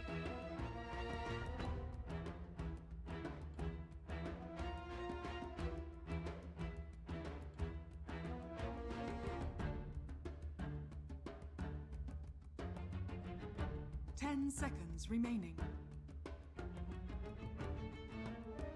5 seconds remaining. Keeper of the light. Life Stealer. Liquids turn to pick.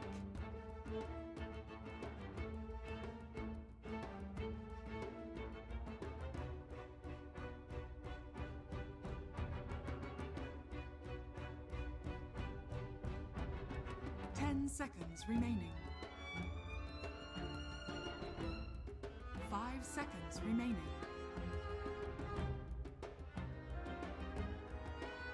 Reserve time.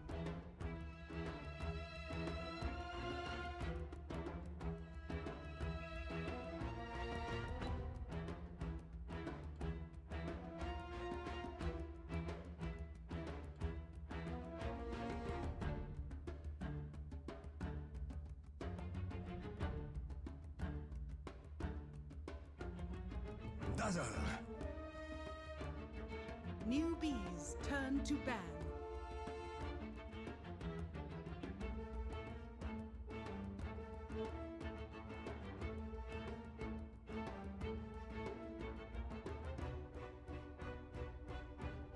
Ten seconds remaining.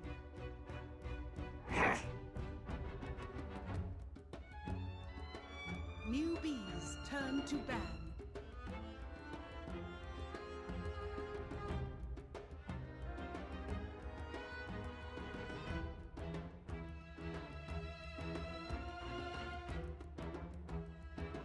Ten seconds remaining. 5 seconds remaining. Reserve time.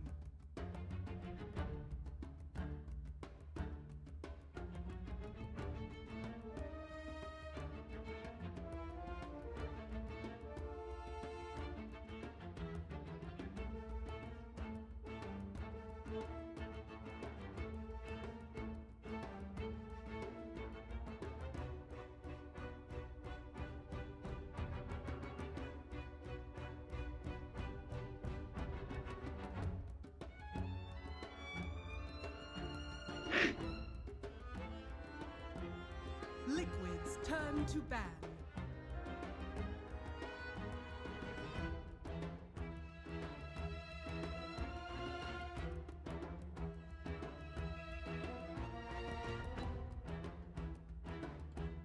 Ten seconds remaining.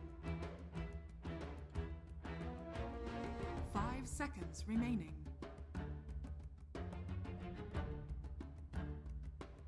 Reserve time.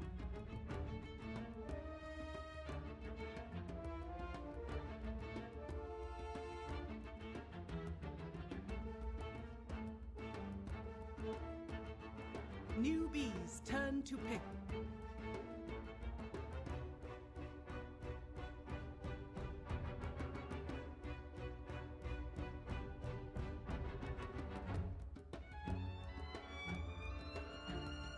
Ten seconds remaining. 5 seconds remaining.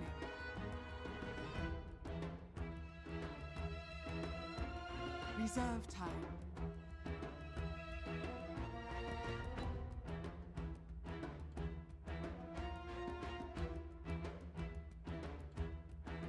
Sand King. Liquid's turn to pick.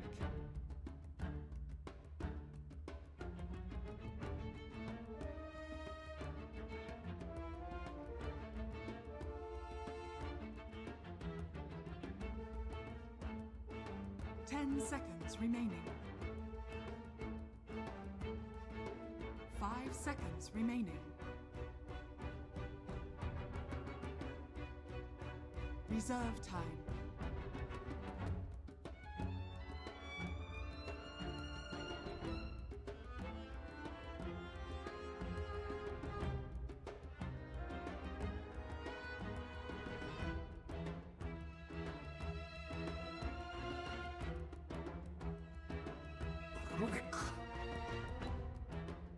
Newbies turn to pick.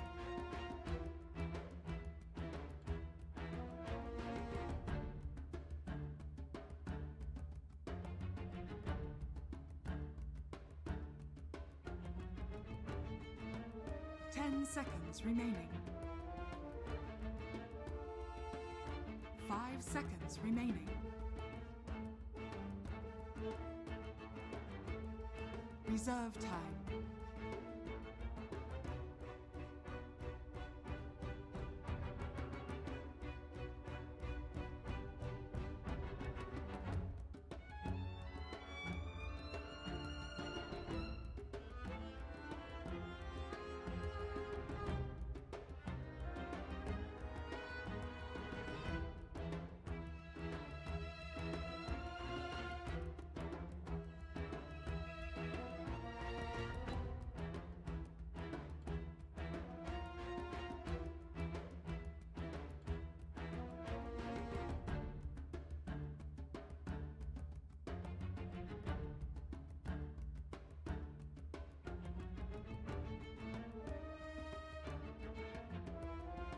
Slaughter.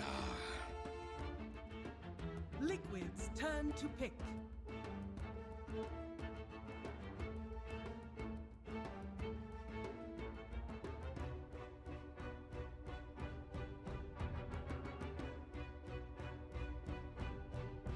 Ten seconds remaining.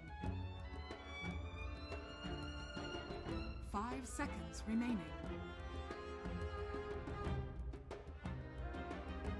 Reserve time.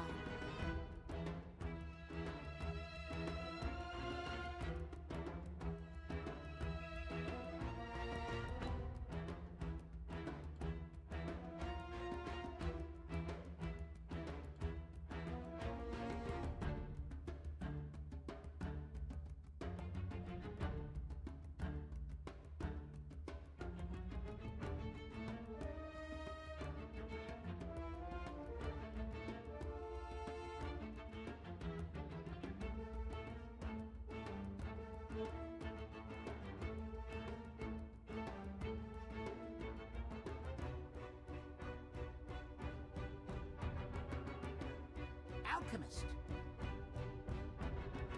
Newbies turn to ban.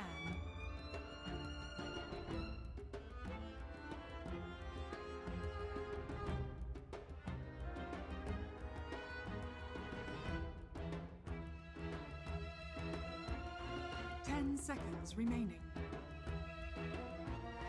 Liquids turn to ban.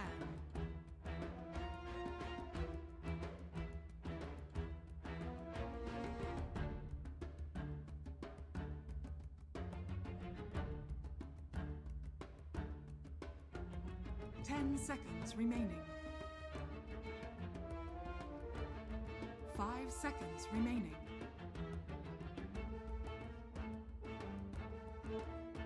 Reserve time.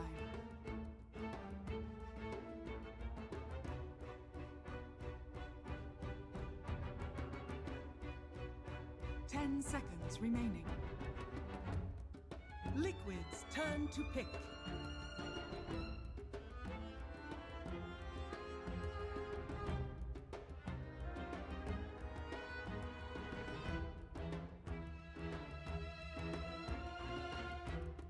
Ten seconds remaining. 5 Turn out. seconds remaining. Newbies turn to pick.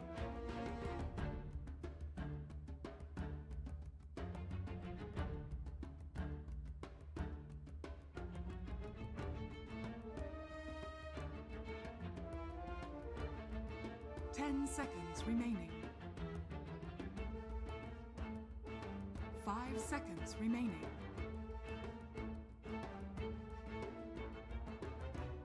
Reserve time. 10 seconds remaining. 5 seconds remaining. Storm Spirit.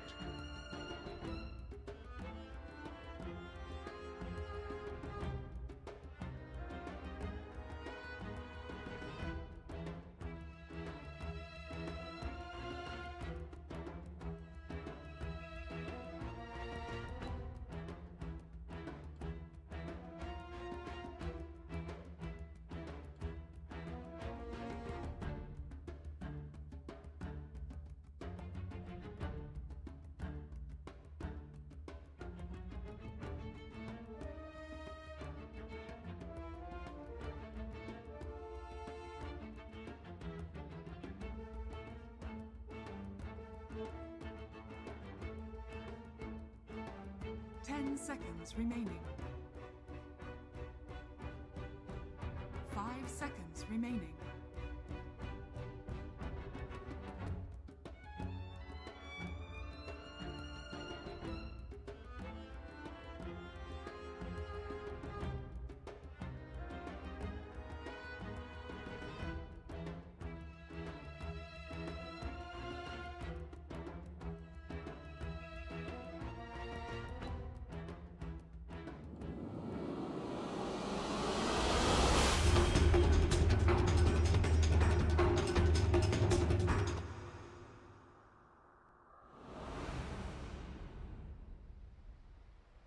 So we'll see if this one they try to run it back after their 0-2 drop against IG. So it's Matamba Man, Alchemist, and Miracle Jug. Hotkeys you got. All right. Well, let's get into it here. Liquid already. But yeah, a little rushing bit, right up. little bit different though. Yeah, you know the Matu Alchemist. I don't really see that too often with the Miracle Jug. I usually see it swapped around. And let's see if they're going for some. So yeah, they have. Looks like they're gonna try to give the Centaur a good start and leave the Juggernaut probably alone in the start. They got that ward down early for the Cent. And looks around the corner towards that early bounty rune. We have an early smoke coming out from Newbie. Look at this. They're taking it up north here. Right under the vision of Liquid, right under their nose. Kaka's playing the Sand King. He is creeping in behind. 4 Sand King and the offlane Slardar. Yeah, that was definitely a hell of a change up than what we were expecting too. Just kind of just shows the continued versatility of these teams, players, and the heroes in this meta. All over the place, but looks like Newbie are not going to get themselves into any sort of confrontation early. Well, I say that, but they're still hanging around that bounty room top.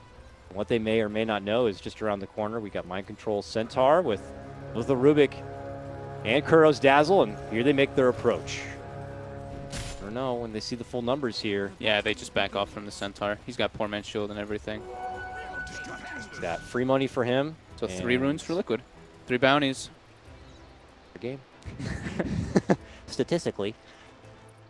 See how it works out for him. KP to the off lane, no surprise there. SCD there will have his matchup against Matama Man in the mid lane. GH was flirting around the top lane to help the start of the Centaur, but now finds himself towards the mid lane looking to make an early approach. But just behind him, Kaka on the Sand King. As he tries to float around this mid lane, the Sand King will be there to kind of mirror him. It's like... Yeah, so we're going to have some just like dual lanes. 2 top, 2 mid. 1v1 bottom. I think you have to do that with your Alchemist to help him out versus the Storm. Just a couple lanes in case he just gets rotated. And, I mean, versus the Storm, you always want to be able to just pressure him because Storm is very susceptible in the early laning phase. And as we say this, it looks like Kaka's starting to make his rotation to try to pressure the Juggernaut a bit with the Slardar since they're going to have that, like, dual stun combo. Yeah, that will be nice.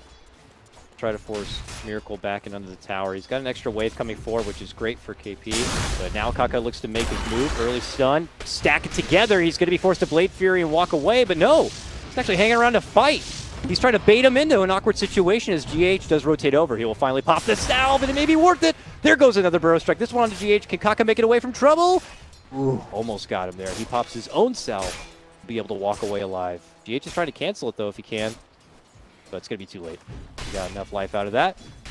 Both sides playing some serious footsie game here, and they'll both be forced to chew through some early regen. Yeah, both having to expend their salves. Very good bait there from Miracle. Almost ended up paying off for GH with that rotation, but now we have a 2v2 here.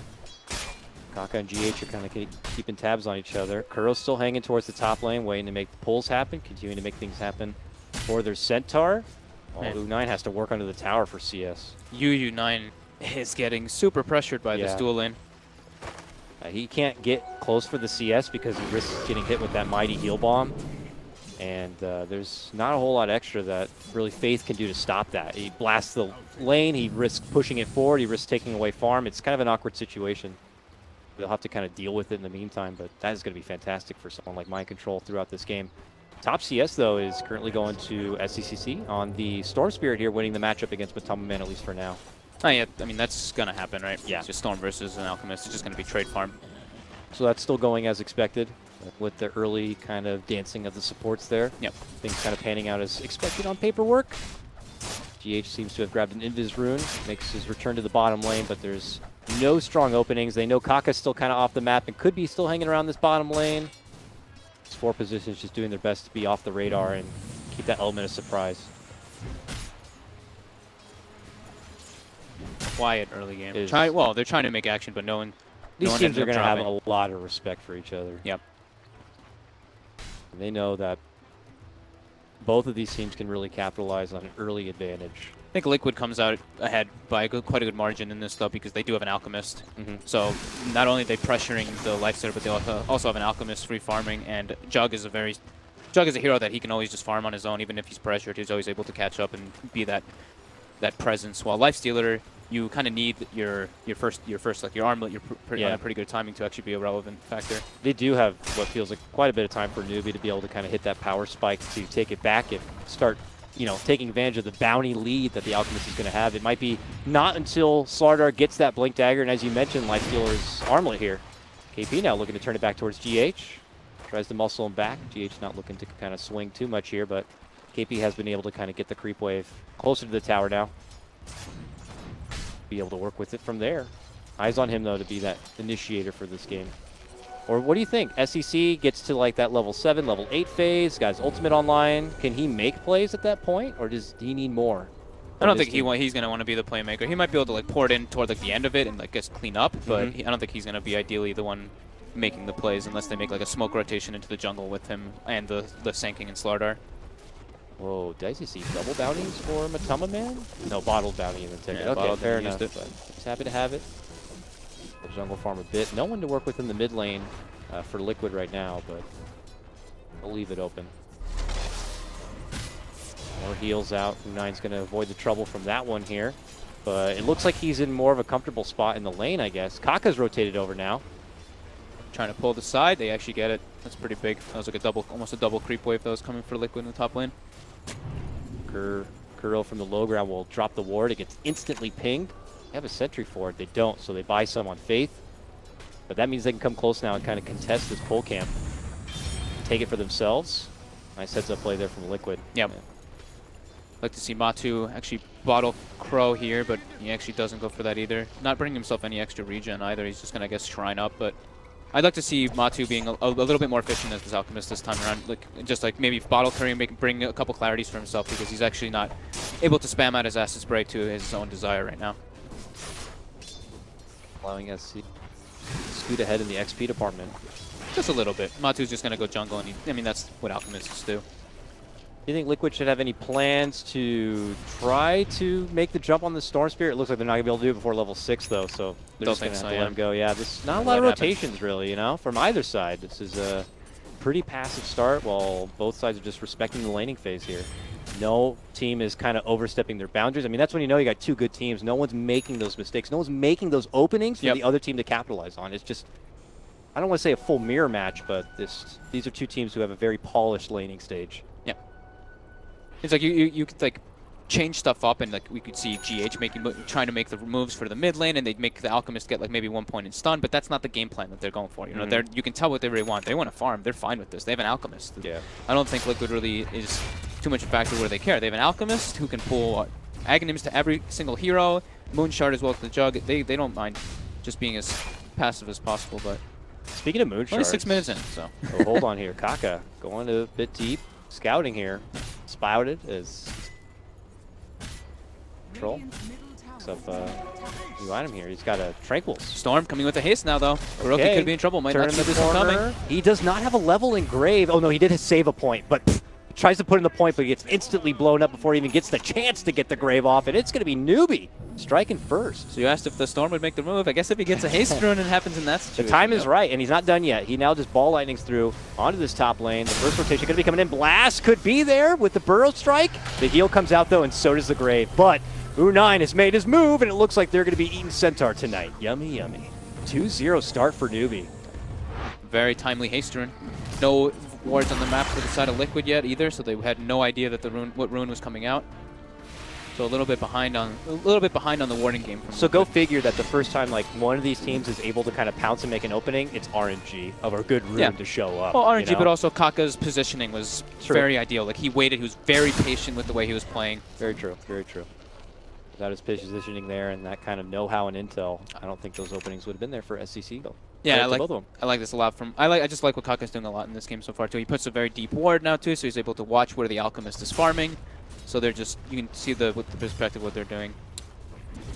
And now slowly approaching towards this bottom lane. Between the two of them, they could get some serious lockdown, but they will need to soften up Miracle quite a bit. They hit him up with the early amp damage. Call that anymore, but I forgot the real name. Corrosive haze. Corrosive haze. Yeah. The corrosive haze is on. Can Kaka find the opening? If he gets a good burrow followed up with a crush, maybe it could be enough. Yeah, if they're able to combo it perfectly when he's sitting at maybe 60% HP or 70%, they'll be able to get it. I see GH who's trying to come around the corner, looking to go for a bounty rune, but look who's there waiting for him. A jumping from SCCC. He goes for the telekinesis, but Kaka's also there. Oh, they turn! They get super greedy. They want to get him and the courier, but the courier will be able to make it away. So that's the move. That's the move that I was expecting to happen, like the moving with the Sand King and the Stormster rotation like that. Into enemy start jungle. here for your Storm. Yep. Picks up the early Arcane Boot, so he's always able to have the maximum efficiency with dropping them and using his bottle, as well as dropping them and getting Chakra Magic. Chakra Magic is a mobile gas station here for your Storm Spirit. He's going to be elated to have him in the game. Still no wards placed on the map from Liquid just yet. Uh-oh. 3 already from Newbie. Okay. Bottom lane. Crush. Pressure. Is Kaka going to go right for the burrow? He does. But do they have enough firepower here? He does have an Omni. If it really gets hazy here, but it does look like he'll be able to step off, pop off the ward, and be fine. Just kind of putting a bit of a threat there. GH has made his return now. Smoked up. They're hoping to go for their own opening, but at that moment, Newbie's already made their exit, looking to go to hit the showers, it seems. They have another smoke up on them. So point booster, and they do have a smoke on Kaka, so wouldn't be surprised. Is it right there? Sweet purple stuff. Now, this will probably be the kill on Matumba that they've been wanting. which he's still highest in net worth here. Could be a nice little swing. Yep, he's very far up. Let This should be me an easy one. soften him up with a blast for you. Boom! Now the jump in, now the burrow, the crush, everything they got to dish out, but they can't do it. Goodness, yeah, He toggles the ult and the stampede, Oh my God. toggling the armlet all along the way. Matama Man just avoids a 3-on-1 gank. Are you serious? That was 4, wasn't it? That was Sand King, Slardar, Storm, You're right. and Coddle. That was a 4-on-1 gank. 4-man gank. So he gets the armlet toggle, and then GH throws the Rubik, the Fate Bolt on them, so they get the reduced damage. So he's able to get toggle, and then the Stampede able for him to just run and escape. That was really well played by him. I was 100% sure he was going to get bursted down. Bottom lane now, Kuroki gets isolated. Yeah. And he gets brought down. Salty jabs onto Kaka in the meantime, but certainly will get dropped.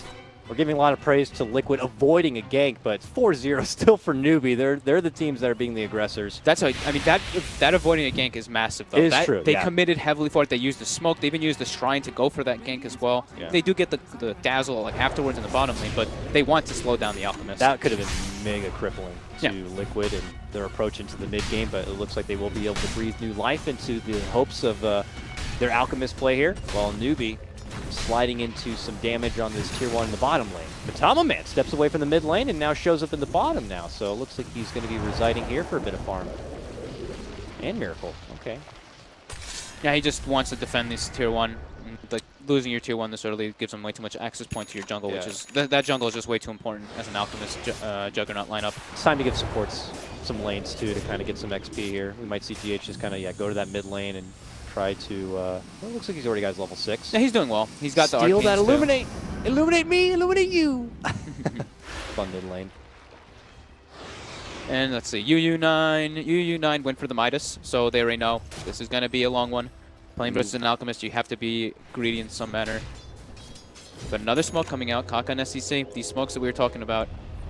Mind Control does have Stampede up. He has a full hood finished up too, so he's extremely tanky. Yeah, but he's going to get spotted here from U9, and they'll converge now. Can he shrug off this trouble? Well, there's no trouble to be had. They'll just cross each other's path. Now SC's like, no, I'll commit half my mana pool to jump in for Mind Control here, who will easily pop the hood. Forced reaction. Does force out a TP. But maybe a little ambitious if they were hoping to kind of get the. It was like kind of. It was a kind of cute like they like walked by each hey, other. wait a minute. Was that a centaur? Where'd he go? Maybe we'll miss the boat on that one. Mid lane, Burrow harassment with a blinding, with the illuminate there. We'll do a little bit of work, but pasty. Very. So Faith is going to go right for the Agnum Scepter. I wouldn't mind him picking up Wind Lace there for the extra move speed, but can play the greedier road. Can't blame him though. I mean, you have physical hard hitters like your Jug, like your Alk. Blinding Light is going to be a very valuable tool. And another deep ward from Kaka. Yeah, you can already tell like the pace of the game is that Liquid isn't going to be the ones that really on the offensive too much. Oh, GH might actually be able to get. Oh, they got him. A high ground, nice play there. Wonderful flank there between Miracle and GH, and add that to the charts. What was that? 28 Omni Slash. As they don't want to be too aggressive. Oh, and boom, they make an aggressive play with this one. No, that was a good rotation. They had the high ground vision that they placed earlier, so they did see him jungling very low. But if you look at their jungle, if you look at Liquid jungle, they have 3 wards defensively placed. So they really want to emphasize on just being able to farm their own jungle and just get those kind of like clean gold. Because they neglected on having so many wards earlier, they have just 4 wards on the map right now. 5, actually. Oh, yeah. They're just covering the whole field. So this is their time. Radiant's bottom tower is Eyeballing under this. attack. They haven't really been able to add too much pressure onto second in net worth right now, of course, to the gross lead of your Matamaman Alchemist, but he is finding his way towards an armlet. He's almost got. He's about to have Radiance. And we have a Blink Dagger on Slardar now too, so they'll probably looking to make that debut soon enough, and it's going to be towards the top lane here. Now I could jump in the back of him once, but he doesn't have that armlet though, like we mentioned. Like you want your armlet to be able to do that like massive burst. He only has the Midas. Might just kind of hide in the dark here until that time is good to go. But it looks like Liquid have pulled away from that top lane altogether and are making their approach elsewhere here. And back to the grinded farm here. As Miracle has the bottom lane to work with. SCC. Right to the Bloodstone. Well. Yeah, he's pretty close to it. So is this like one of your Bloodstone, then Orchid kind of pickup games? Or should he adventure elsewhere after the Bloodstone pickup? I don't know if like you're going against a Jug and Alk that maybe an Orchid isn't as relevant and you'd like to get something else. It's too good versus the Dazzle and the Centaur though, right? To get in the back lines and stop the Stampede or the Grave. You can stop like both if you see them, if you have the vision of them. Jump in, silence Dazzle while you're seeing another target. Exactly. Yeah. I think it's probably just the standard, you know, Bloodstone Orchid. Cookie cutter. I'm keeping an eye on Faith because he's farming incredibly well. Halfway to that Aghanims already, and this is I mean the 5 Coddle, quote unquote. I mean Kaka's kind of been playing as the 5 this game, but he's not buying the wards. If you have an Ag by 20 minutes, like I feel like you're having a great game. Yeah, but if he gets it sooner, Mind Control, better, get spotted. Top lane, lead in, crush. There's that blink showing, and he is going to be surrounded quickly by 3. He's able to pop the hood, and SCC has showed up and is going to be able to kind of finish things off. GH will be able to make it away, but that's a Stampede down 2. 4-man rotation for that one. We will pull ahead 5-1. Radiance online for Matu, and GH does steal that Burrow Strike from earlier, so it's like probably the best spell that he can steal almost out of any spells. What is that? Oh, they pop in the back of KP and go right to the bottom lane. They're not stopping there. Oh, they saw Kuro drop the heal bomb. They're going in on him. And he is gone. Man, coast to coast kills from Newbie. I love it. And they're going to be moving right in for the tier 1. So efficient, taking advantage of this power peak. As soon as he gets the armlet, yeah, they go for that play with Blink Dagger starter. So good. Faith also just 900, 800, now 700. Jesus, away from finishing out that Ags. He's actually, wow, he's that close. That's Yeah, I mean, passed on that win pretty list, massive. and I guess he wasn't, you know, well, the ward bitch really this game. It was Kaka. Well, he was, So- but he was buying them, and he's been handing them to Kaka. So I guess, but just, like him not having to run around and place them does let him just like kind of That's sit and true. be able to farm. that's true. Kaka's just kind of the playmaker with SCC. See? And Liquid's attention had been mostly into the northern jungle of Newbie, so he's been kind of hanging out in the other side of the map, farming all through there, and then the lower half of the jungle. So he had a safe spot to kind of build that farm too. Here we have towers taken down from both sides. Faith will look to finish out that set Ags here in the top lane. We got Mind Control, muscling forward, trying to get into that Blink Dagger. Will certainly help. An initiation tool here for Liquid. But otherwise, it's still building up this monster here. Radiant's done. Bot's Manta done. next. Yeah. Ever-growing beast. We are going to have to acknowledge at some point. Yeah, that's exactly what I'm thinking about right now, is acknowledging the Alchemist. Are they going to be able to burst him down properly through this very defensive draft from Liquid? Yeah. Once they feel like they're in fighting or pushing shape on Liquid, I don't imagine they're going to be letting him be on his own too much. He has been done himself.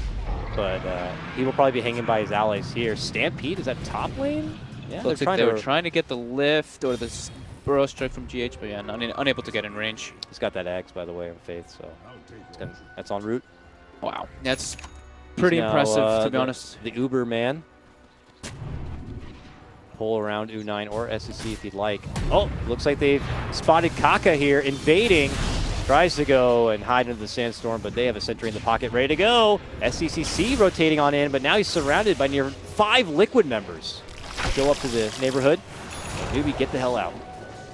Yeah, more deep wards placed from Kaka. That one wasn't spotted, but I think they might check that hill soon. Yeah, he's got another one over here. Oh, this one's actually about to expire, hence the new one planted. Radiant's top tower is under attack. Okay, we haven't seen too much of Liquid kind of being more proactive, but they pop a smoke now. Got the Blink Dagger now, finally on the Centaur. Yeah, I feel like what they were really waiting for, being able to kind of get the fight started on the back of Mind Control here. And They're baiting SCC right now. Yeah, they are. Oh, we'll see that blast. They'll know someone's hanging in the trees nearby, but now they smoke, and Newbie could round the corner here. I can't believe he has an Aghanims already. It's daytime right now too. Oh, This yeah. could be really big. It's a for level 4 Newbie. Illuminate. That's a huge. That's like a mech. That's like a mech wave flying through your team. Oh, long jump in. See you later, Dazzle. That Splat. defensive tool is going to be gone, but GH has been able to steal the ball lightning. Avoids the extra trouble. Picking up 1 kill is pretty sweet though. It usually will open you up to get that tier 1 now. That crush bomb is just... Dazzle just has no chance. Oh yeah, a lot of heroes on. Heal my Majority way. of them will die actually if they get hit by the crush bomb and there's no one there to follow up. Middle tower has fallen. So can Newbie just pressure objectives now? Is that going to be a good thing to do against this Alk who's still trying to like bulk up a bit? They might just 5-man here. Look at this. They found the stack of Ancients too, and they'll just take it. Tripled Ancients. I think they can probably just do that, but I think their play is going to be when they have the Desolator on the Lifesteal, just go for the Rush. However, it's nighttime now, so it makes a big difference. This probably was where they might feel a little bit more reluctant to just keep that pressure on. Oh, they found the courier heading towards the top lane, and they'll take it out. Okay, so SCC is going to be just going for Bloodstone into straight Shivas, not going for the Orchid to get into that back. Okay, SCC, he's going to be the one spotted now. Oh, GH uses a little bit of medicine against him there as he jumps into the ball lightning, gets the telekinesis, and they'll take both him and Kaka down, and this will open up an opportunity for Liquid to move on to their next objective. Could be Roche, could be mid lane, could be the Coddle that happens to be hanging out nearby, and he will eat a mighty stomp and an Omni Slash for his troubles. Didn't back up quick enough as soon as it got turned into nighttime. Liquid just able to capitalize on that with the Centaur Blink Dagger. And the GH Zip, just excellent play there, being able to get the lockdown needed. SC trying to farm within the trees, but still gets spotted again. Will they mass walk him down, or will he be able to jump out? He makes it away, just barely, about 100 life. Wait a minute. Is that... Hey, why do I see a Desolator on SCCC? Oh, it's the Lifestealer's Desolator. I was like, wait, he bought a Deso on Storm as well. He's just bringing it to the lifestealer. Oh, I was. Because he put it in his stash and it wasn't showing that it was Kaka's when or it wasn't showing that it was UU9's when I was mousing over it. It was just saying that it was his. So I was like, whoa, wait a minute. How the hell did he just get Odessa? Insta new meta hacks. What the hell? Well, we'll be able to hand that one off here. A bit troublesome there for Newbie as Nightfall does come down and Liquid are able to kind of get things closer to even here, 5-7. Try to take a grab my net worth graph. Yeah, they've got an Alchemist. They're always going to be leading. That's true. XP though, a bit closer. Yeah, this is, I mean, it's looking great for Liquid. Newbies, you can tell they're always on the aggression. They have to be. They're always the ones on the onus to just put the pressure onto Liquid, because Liquid's just like, okay, we're content with this. We have Alchemist, you know, the Aghanims, the Moonshard pooling, etc. It's just incredibly strong. Looks like they've been able to ping out. He's already Newbie's backlines pre-weaved. here. The thing, he is pre-weaved already on Matu. The pre-weave. Plus 20 armor right now. I Yeah. wonder if they spotted that and were waiting to buff out that way. Yeah, they were. They were pinging it out. And also it looked like Newbie was thinking that Liquid actually had a high ground war because they were non-stop pinging it because of that preemptive weave. But now they just go for the Roche instead. They should be able to bring this down very quickly with the Desolator Amplify. Corrosive. Corrosive haze there. What is it? Bash of the Deep? Come on. Is that really the best name you can come up with, Frog? Dude, the Deep. He is I mean, Slaughter has the fish. You know, he has the light thing coming from him, so he's a deep fish. A bash from the deep. Oh, come on, man. I like it. I think it's very clever. Suck up. So, SCCC picks up the Aegis. Any other big pickups? No, he's still just going for that Shiva's Guard, as we were mentioning. Kaka's... does he have the Blink Dagger finished? Yeah, he does have the Blink, so he's going to be going for the Yules afterwards, and Faith going just for Glimmer. Standard items. KP, since it's an offlane Slardar, he wants to be able to scale as well. Going to be going for a Midas, but I don't know if they're putting enough pressure on this Alchemist still. He's able to just do his Alchemist thing. Yeah. The bigger purse to pick up for Newbie if they do manage to bring him down, but he's been doing his own thing here, still farming his way through that bottom lane, as Newbie are looking to go for their own trade here. Wipes out another steal, but he wants to grab it. Ah, doesn't get it. Rubik takes it and flees. Or SCCC has the chance to make the jump, but they'll take their tier 1 and they'll walk away for now. Overall, how are you feeling? I mean, I'm still feeling like, you know, Liquid are bulking up pretty nicely here. I would be a little concerned for Newbie. I feel like, I don't know, like, you want to say that Newbie need to kind of be more proactive and try to, like, you know, push things forward, but do they have the tools necessary to even do that against this? It's just because of the positioning where Liquid is like fighting. Like, look at where Newbie is forced to take these fights. It's like right next to a tier 1, right next to a tier 2. KP getting gone on in the mid lane, gonna get bursted down.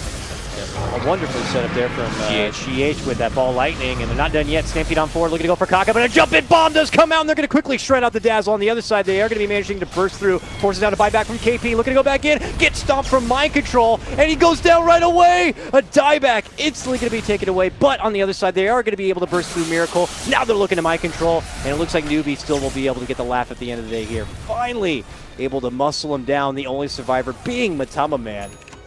It did cost Newbie a little bit, though, but are able to kind of get the better end of it. Yeah, it was like the instant that Liquid actually makes some more of an aggression play, moving away from their side of the map, where they've been getting, you know, Newbie's been running and making the aggression, and Liquid's kind of been coming out well. This is the one time that they go and make the press forward, and they actually get punished for it. Nice little buyback from KP. I mean, he didn't really actually do anything with his buyback except for dying, but he forced people to use spells on him into the back line. So he forced Mind Control to jump onto him and use everything he had, which means at that point, Mind Control had nothing. So I'm sure KP's okay with that. It's very hard. It's a very hard game for Kuroki to be able to stand in the right position, because he's not able to get really any farm in this game, so he doesn't have anything like a Glimmer to save himself, nothing like that. So as soon as he steps up, he's just going to get gone on right into the back lines until there's like, you know, the Centaur Aghanims to be able to at least try to help him.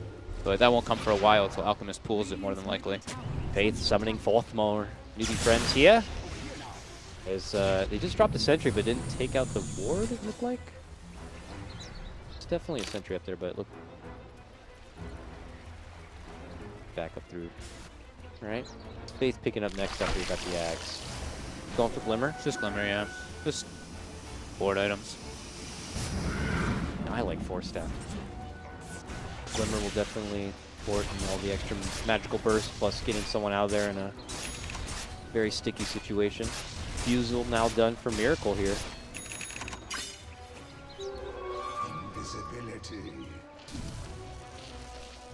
Farm, farm, farm. And GH has got his blink dagger. I don't know how old that is, but He had it. He's got it like a couple minutes ago. uh-oh. Oh, here we go. They Oh, actually this go could for it be here. a big payday. Wow. Big payday for Kaka with the newbie. positioning.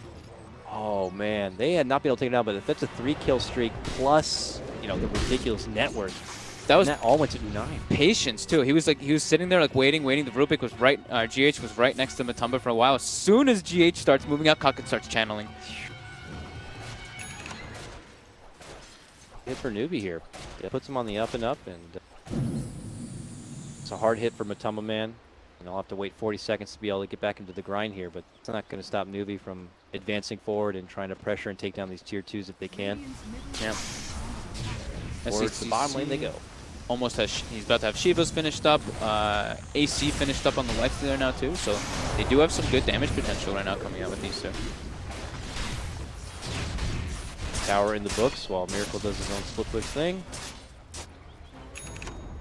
Radiant's bottom tower. These towers are very important though now. Now they have full access to Liquid's jungle, which really hurts Alchemist. I mean, they could get a gem here, just give it to Faith and be able to kind of totally control vision. I think that's going to be his. He's probably going to put it into his quick buy right after this got Glimmer Cave finished. I wouldn't be surprised if see it come up in a second. Board's planted. They look to head on back. Shiva's now done. He has He just 9 claimed. ready to go. Now he's going to double back for the Orchid into the after the Shiva. So he just wanted to have more defensive potential. I mean, up to that point, they were getting good jumps onto him where they were able to burst him down through a couple of stuns. So nice to have the extra durability. Be able to survive through what could have been first place from Liquid. Obviously, will also slow down the physical DPS that they're going to be dishing out in this game. Liquid Smoke now. GH did steal Epicenter in that last situation, so looks like they did want to be able to use that as well. Go for an aggressive play. Blink Epi Rubik? Oh. Right up through. Great awareness from Newbie. But yeah. Well, maybe they even saw the smoke. They're just waiting way back there. No one's in any lane, really. Yeah, it's not, No one's jumping KP bottom. What's going on?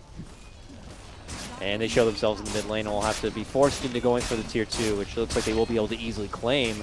Newbie are waiting way back, preparing, softening up the wave with some illuminates here, but they're happy to wait indoors until Liquid are forced to step off. Yeah, it looks like that's going to be the case now. Forced to attend to the top lane, and they have to attend to the bottom lane. And this could be Newbie's time to roll out. Yeah, it looks like it. See a AC? line drawn. Did he already have the AC on the Life Stealer as well? Yeah, he picked it up, I think like 2 minutes or 3 minutes ago. Kaka's got that. Heals done. His way through the bottom lane here. Very farmy game, as expected, versus with an Alchemist. So, Kaka. Set up for bottom lane, but see the hesitation even now by Miracle. He's not even feeling too comfortable yeah, he's like, putting himself out in that lane. I don't see anyone on the map. He's like, I only see UU9 farming our Ancients right now. I'm not really too sure where anyone else is. Yeah, I can't walk up those hills when the rest of his team is top. No one defensive sitting behind him. Yeah, obviously before see Mamatama Man the top lane, no one really contesting it, so Newbie are definitely up to fishy stuff right now. He's got the Octarine finished up now on Batu, and he's going for that Shiva's Guard, so he's going to be getting that driving force, that Alchemist that we just love so much. And then he's into Agnums. Agnums for everybody. So who's your #1 Ag guy on Liquid for this game? Probably GH. I mean, we obviously would want to give it to the Centaur, but Centaur's already building his own, so I would say GH after that. Yeah. And then probably just... I'm trying to think of what the Jug or the Dazzle. They're both good. I'm sure it doesn't matter. It's up to them. I'm pretty sure they would give it to GH first, though. Yeah. Clutch on the steals even in the game. And the setups. And after the push top lane, it looks like Matama takes his business back towards the mid. Newbie have been kind of on hold a bit. I don't know, maybe they're holding out for daytime here, but... yeah, they bought the gem as well. But now they've got their... Get the gem, they can get daytime, they could sweep through the Roche pit area, take out all the vision, and then take the Roche. And go back on the offensive once again. Put pressure on Liquid to try to test that Roche. Kuroki just got a lot of wards down, scouting out both river sides, both river areas, scouting out the Roche as well. Holding a good chunk of sentries too. Gets the vision in his own jungle. got to hang out until Sentry's 2 and for the fights for the Sand King to make sure you can't just get multiple Sandstorms off, and of course the Glimmer Cape. Now Newbie will spot out the Roches up here. We got about 30 seconds until daytime. Newbie could look to get it started, but Is under attack. I think they wait. Yeah, I think they wait. they have good vision on that side of like north towards the Liquid secret shop. If anyone's going to be coming. Oh, they do. Yeah, they have just the saw high they just saw Matu Oh, they just put that pick up the ward down. Shivas. Yeah, Okay, so they got a good. State that. Got that gem. they're ready to go. They're going to come on through now, and they could take out those wards. Liquid just smoked. They pre-weave as well. Looks like they're going for a big engagement with Matu being 6-slotted now. If they spot him and see the early weave, it makes sense something's up. Liquid are heading down. Potentially away from where Newbie are. Oh, illusion room for Matu. There we go. Cash money. Push lanes out as well. All over the place. All right, Liquid creeping we their go. way towards the mid lane. Now just on Newbie's the got other the side. smoke. They might be able to get the advantage here, but Liquid's waiting in the tree line. Show themselves in lane, and they're going cross country here.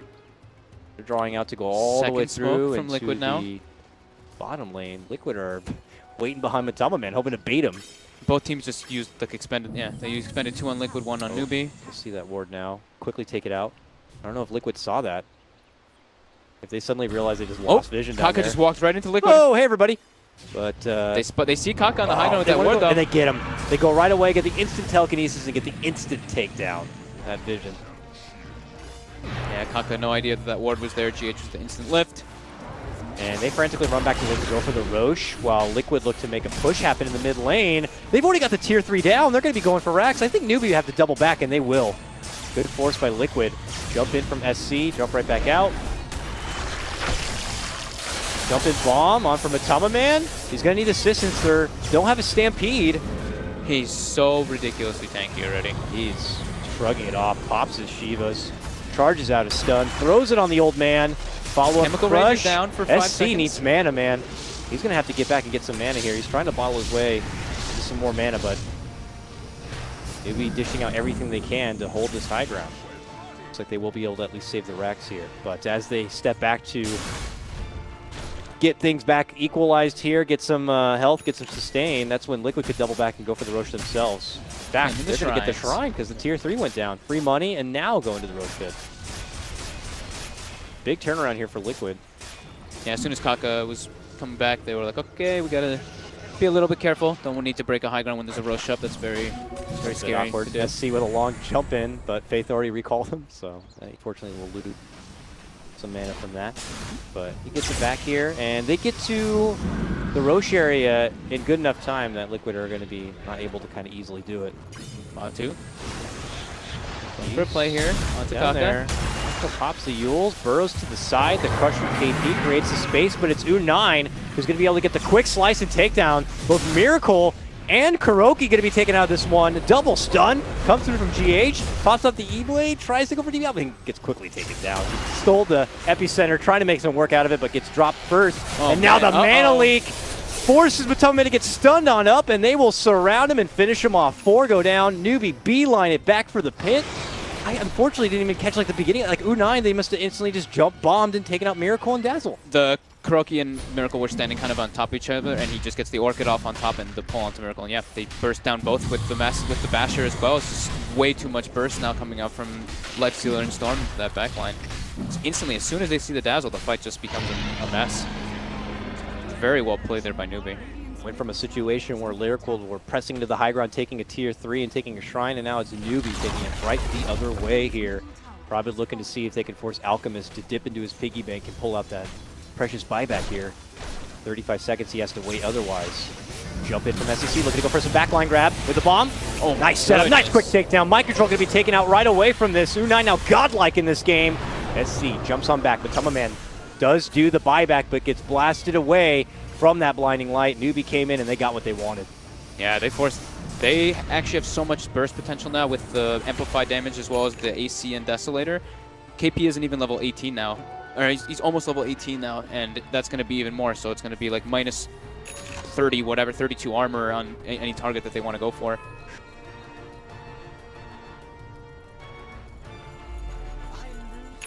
to be a tough pill to swallow here for Liquid. Now Abyssal Blade now finished for the Lifestealer too, so even more lockdown. And he still has another item slot to be able to replace. Yep. Still, he went for that Midas, so if he wants to go for like the MKB, if he really feels like it's necessary versus the Miss, he can. Whatever he opts for, maybe even a Bloodthorn himself, who knows. And it looks like it's going to be for that Bloodthorn. It does look like Okay, Storm's going to be going for Lincoln's too. switched for Daedalus now on UU9. Oh yeah? Yeah, he had the Bloodthorn picked up, but then I guess maybe he just like instantly switched up. They want to have that like quick burst. Yeah. We saw that coming into fruition earlier as well when Envy was playing the Shadow. Yo, long jump bomb. Top lane, but getting back into equalizing out these lanes a bit. Oh, I didn't even count the Solar Crest, so it's like minus 44 armor, sorry. Oh, I thought that's what you were counting. No, first, no, yeah. because it's 20, 12, 7, and then 5, so math.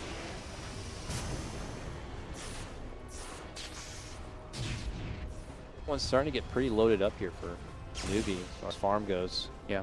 Coddle has more net worth than Mind Control Centaur right now.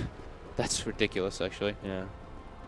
That's like, and remember we were saying like, it's like a 5 Coddle. Yep. Yeah, Faith playing it too. But guy can farm. Now it's Liquid here. She makes something happen. It looks like they're clumped as 5. Just the good old college try down the mid lane, it seems. No smoke approach or anything. They're just taking their parade down here. Now Mind Control does have the Aghanims finished up, but the one thing about this Centaur is he may have the damage reduction when he uses the Stampede, but if you're looking at him without that Stampede, he's sitting on like 10 armor on the Centaur versus the minus 40 that is potential coming out from Newbie, so he will be very squishy if he gets caught by those. That's true. It's like you have the, you have your 4 seconds of your 40% damage reduction, but when that wears off, you are very, very squishy to the side of Newbie. Looks like Liquid have been able to kind of finagle the way over to the second shrine. We'll at least claim some extra money for everybody. Miracle's even recognizing that this armor thing is just becoming way too much of a deal. He's going to even be going for an EC on the Juggernaut. I mean, he was able to pull up the stat game a bit by getting the Scotty, but for how fast he died in that last trade, doesn't even feel like he's that stat heavy, but the armor, try to help that a bit. Liquid will double back. Newbie playing very patient. I think they're feeling like, they're like, oh, you know what, Liquid probably thought that they had the late game, but we're scaling really hard. Yeah. We're 6,000 gold lead versus an Alchemist. I mean, of course, they don't know there's 6,000 gold lead, but they probably can feel how much of an advantage that they have pressing on. And they've got Midases, they've got Slaughter, he's got the potential to grow a lot, as well as the Storm still. Storm's going for that Bloodthorn. Early pre-weave here, as Liquid there are going to be venturing open to the high ground of Newbie. Say Newbie has a blind blink stomp too. Uh-oh, they found KP. They're moving in. They're going to connect with the stun. They're looking to go for the finish, but they're jumping from SEC. Looking to go for the backlines. Can he get the burst finish on Dazzle? Yes, he can. They're hitting him right where it hurts. GH will be able to blade and make it to the high ground and out from trouble, but they re-engage onto the heart of the fight. Blast flying on through, but Tummerman's still holding his own. A giant Omni Slash will come out and manage to burst through the Aegis. Unite should be going down next, and they will get him down. Return of the Life from SEC will be able to get the finish onto GH, jumping in and back out, but he's surrounded by 3 here. And with those kind of numbers, they're going to have to pull all the way off. GH picking up a godlike streak there from that kill on UU9. Yeah, he just got pretty much the entire Omni Slash hitting the Storm and the Lifestealer. And it looked like it was an Aghanims Omni Slash. It looked like it was a lot of it was an Aghanims Omni Slash. Okay, I was like, he looked like he was slashing for a very long time. Yeah, so that one already paying off. First Ags went to Jug. Yeah, and pays off pretty massively in that fight. Not enough for Liquid to follow it up with any objective game here, Yeah. and it looks like Newbie are already on the prowl once again, so feels good for Liquid, but they still will need more. Absolutely. Shaking up a bit, though, and handing over quite a chunk of change to Liquid from that takedown onto U9. Still waiting for his return. Man, Kuroki's just having like an impossible game for himself. Like he can't reveal himself at all. He just gets instantly jumped. Like I think he threw out like a shadow wave, and then UU9 and SEC just zip right through to try to get him. What was that? Or not UU9, Kaka and SC. It's ridiculous. It's like, do you even get Aether Lens just so you can cast from further away? It's out of control. The second they get the they hear the breath of Dazzle. They're quick to jump. Very tough game for him, yeah. I think I've even seen like a clutch grave save. That's how much of a factor they've been able to kind of take him out of the fights. Able to the vision and get right back to the mid lane here. Those Raxes are still exposed. Love to be able to siege away here, but Newbie have their own strong high ground defense here.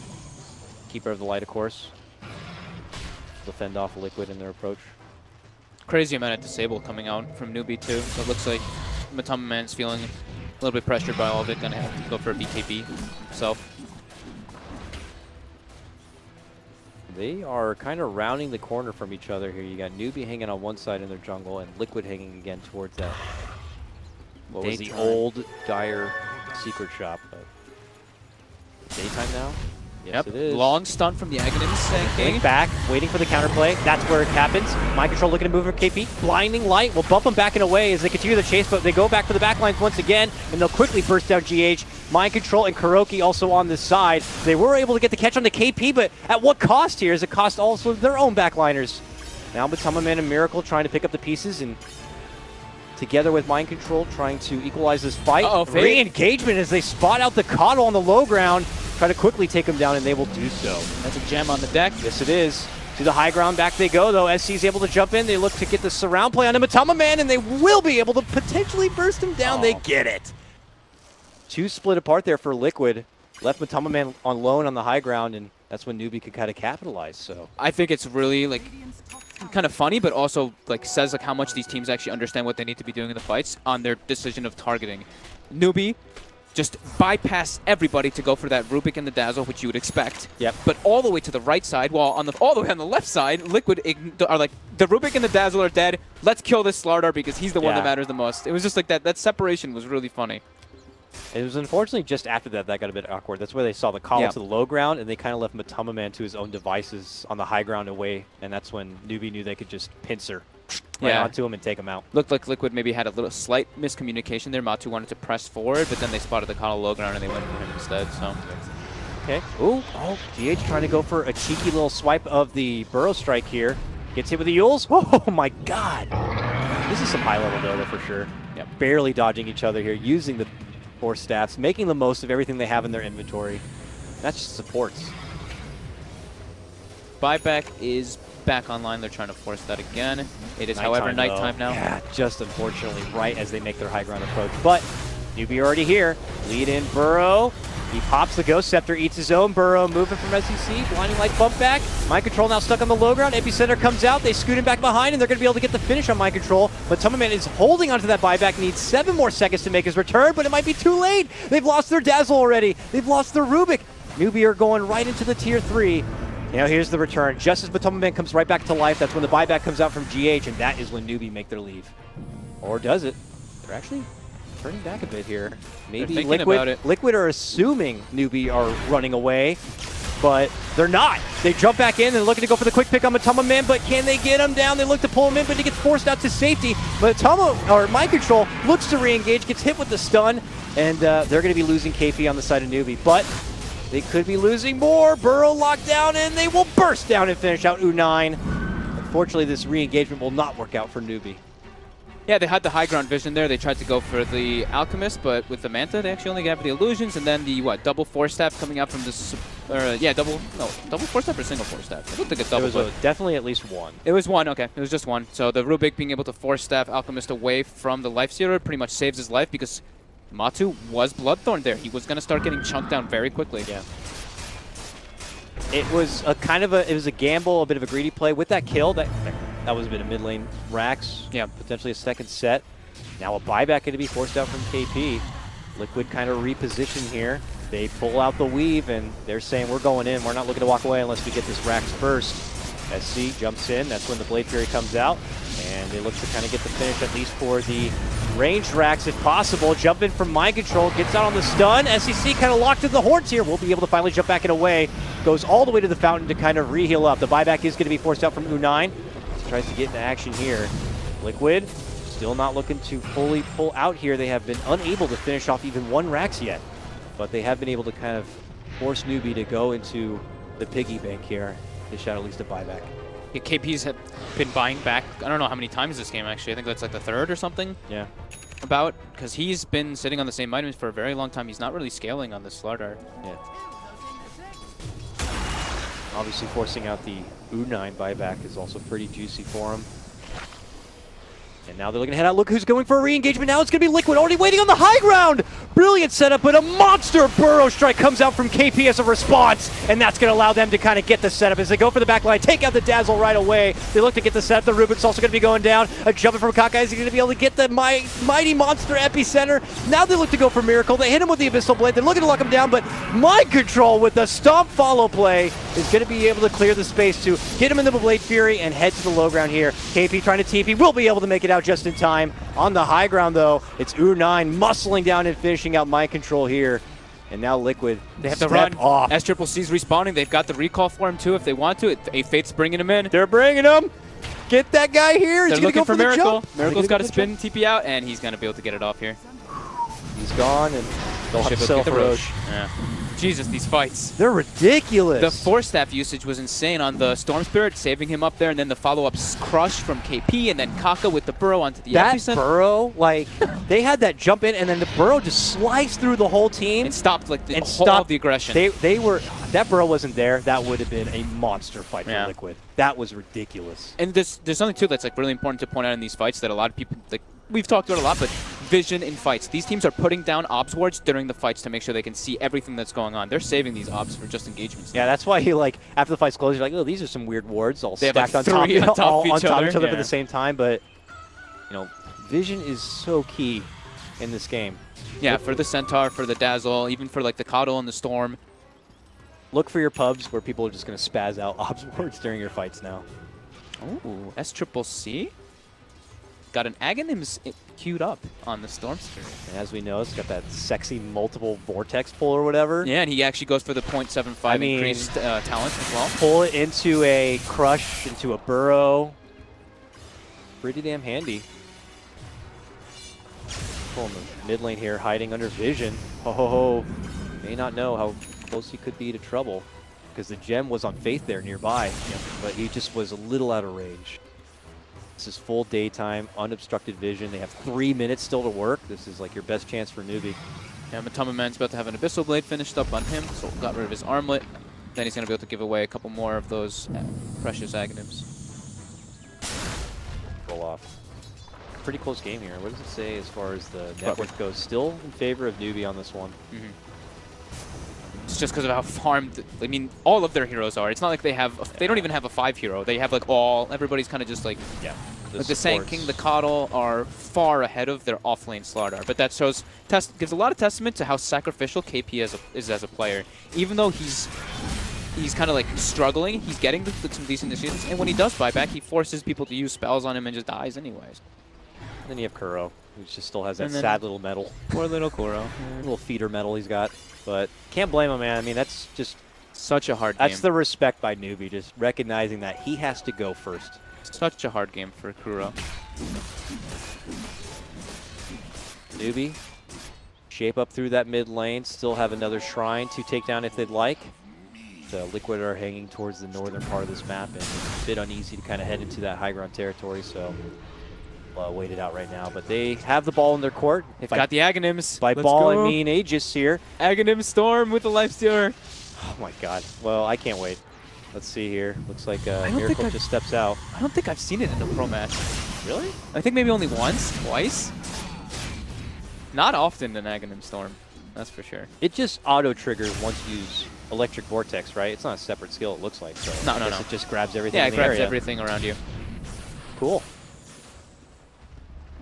We'll see what kind of use they can make out of it. What's the range of how far I wonder it could grab? You can mouse over it. It's the same as okay. Yeah, it's 475. It's pretty nice. All right, now it's time to get that other shrine down. And, back the other way we go. It's going to be newbie looking to make their advancement. They have 1 more minute of daytime. Not be a whole lot, but just enough if they want to at least get the finish on what looks like they can do. UU9 did finish up that MKB as well.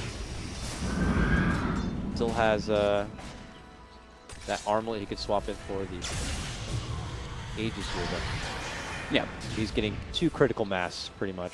Moonshard is the next thing on his docket, so yeah. He's getting fully decked out. What is turning into nearly an hour-long game 1 between Titans. Be Liquid. Battle of the Blue. This is pretty much all up to how the engagements go at this point, just because of how even these two teams have been playing.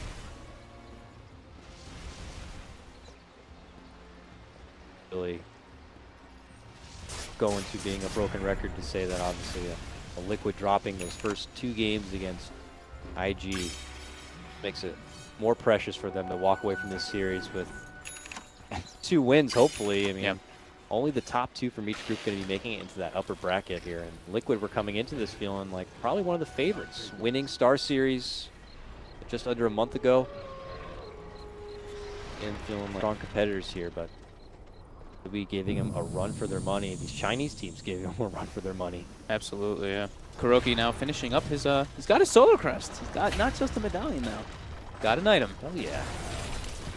2-9 in the mid lane seems a bit too easy. So, obviously a bait attempt. The Lotus Orb now. You can hit him up with, uh-oh, they jump into SCC here. They'll see Matama Man, like, you want to bait? We'll bait our guy in the mid lane. How about that? He's going to make the jump.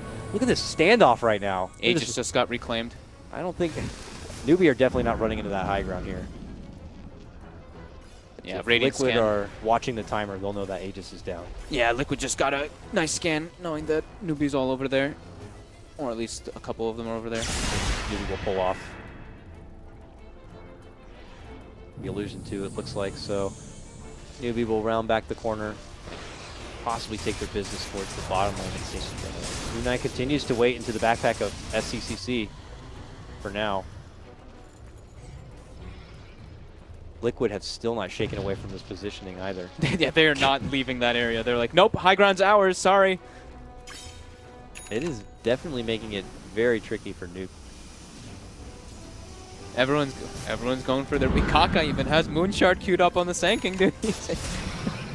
You can hand off Moonshards. Yeah, exactly. So that could be something for the Storm Sphere. Could be for one of them, yeah, absolutely. Yeah. I mean, I've even farmed up a couple of Moonshards on Coddles in games too, so it's not the craziest thing.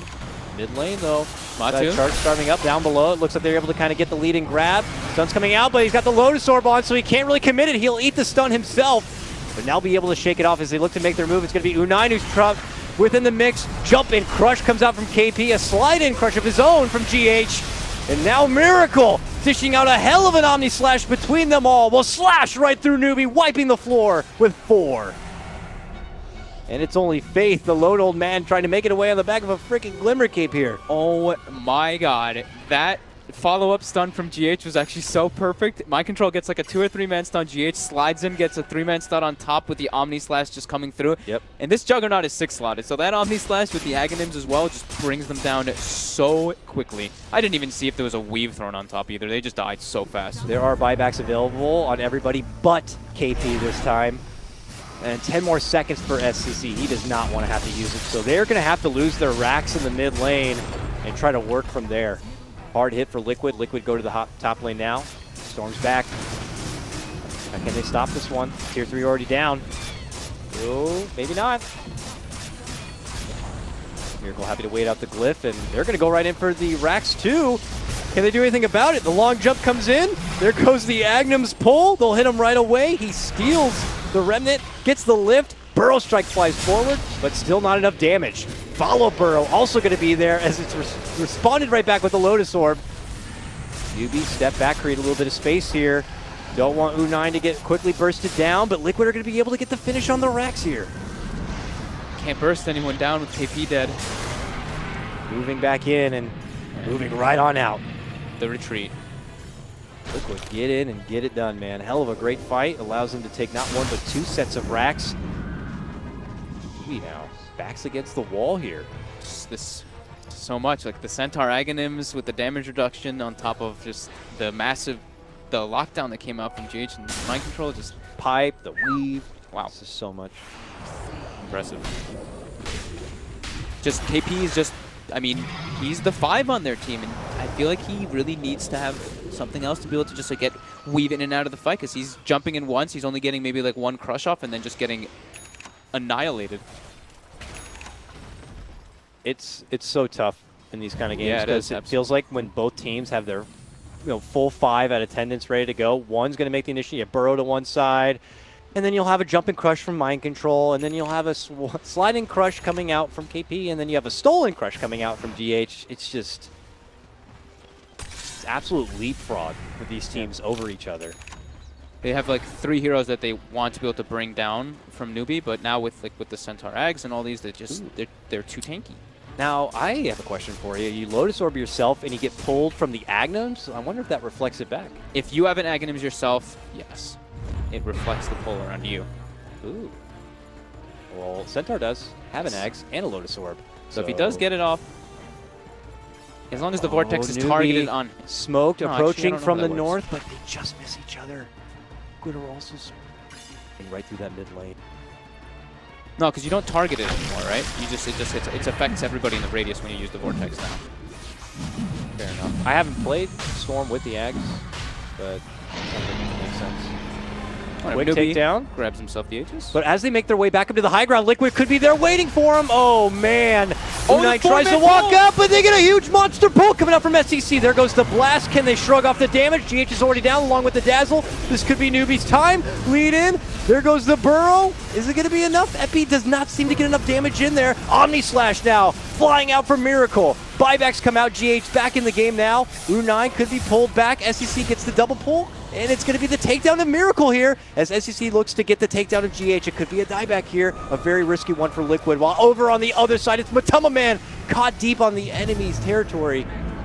That 4-man Electric Vortex into 4-man Burrow Strike? I thought for sure Oh my god. that knew we were about to walk into a terrible situation, moving up into that high ground, but SCCC just jumps past all of that and grabs the backliner. And UU9 instant rage too. He was like walking up the hill and he raged. He was like, nope, I know you guys are here. I know something's up. Like they did get to have that ward down to catch like a little bit at the end of it, but still, that was very quick rage and very quick jump from SCCC. So you have Miracle without a buyback for a minute here.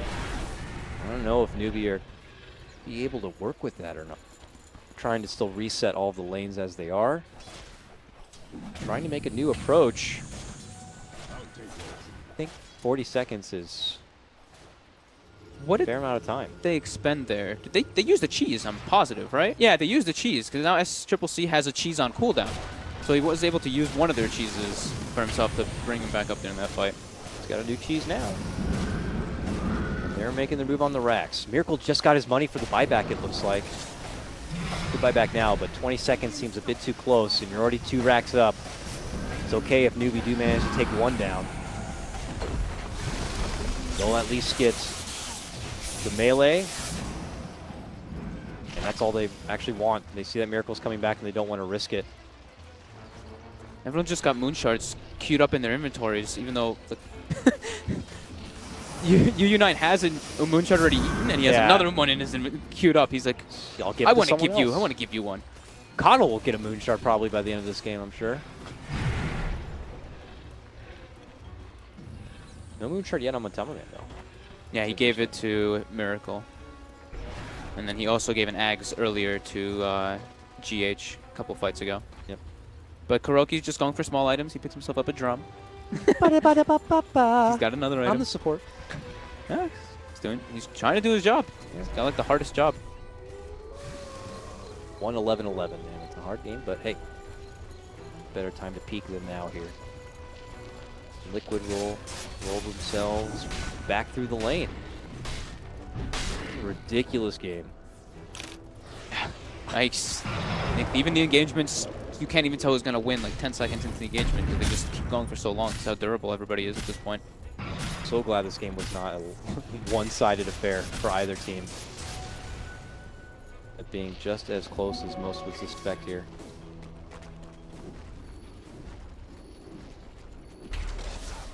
Still a journey ahead of him, though. They're taking over as far as the top net worth, thanks to all the extra Ags and Moonshard money. But so Miracle got rid of his boots entirely, and he has the BKB, which he used in the last fight. So now it's down to 9 seconds. But no boots at all on him. yeah, a bit slow. He does have the butterfly. He can't and TP either. Yeah. That bit. That's. No man. It's not like The you have. committal. It's not like you have a Coddle on your team. By the way, Coddle has an E-blade. Now, okay. Yep, he's like, I don't have room for a Glimmer Cape, guys, sorry. So wherever Miracle goes, the team's going to be there. Yeah. For now, that slow warrior is in here the we bottom go. lane. Oh, doesn't Okay, get crushed on target. we going to miss? Look at that. Look at the positioning for Kaka. Kaka is in there. They spotted him, but he quickly goes out. Oh. Flecked. It's just Steal. yeah. Suddenly Kaka has 2 burrow strikes. What? Okay, the SCCC bomb. There. The patience by both teams. This is so crazy. They just pinged the DD rune. Oh, this DD rune bottom. They're like, this is what we need. This is the key to the victory in the team fight. Oh, man. But do newbies see it, and they're waiting for the bait? I did not see it. Can I take this? Miracle's like, I gotta wait as long as possible to take It's this. going to take me forever to get to the fight. Oh It's like my I got to grab goodness. it and then just run my slow ass all the way to the fight with it. Alright, Roche. Long respawn, 4 minutes. Liquid. Make a move before that Roche. Nobody's just in their base now too. They're chilling it.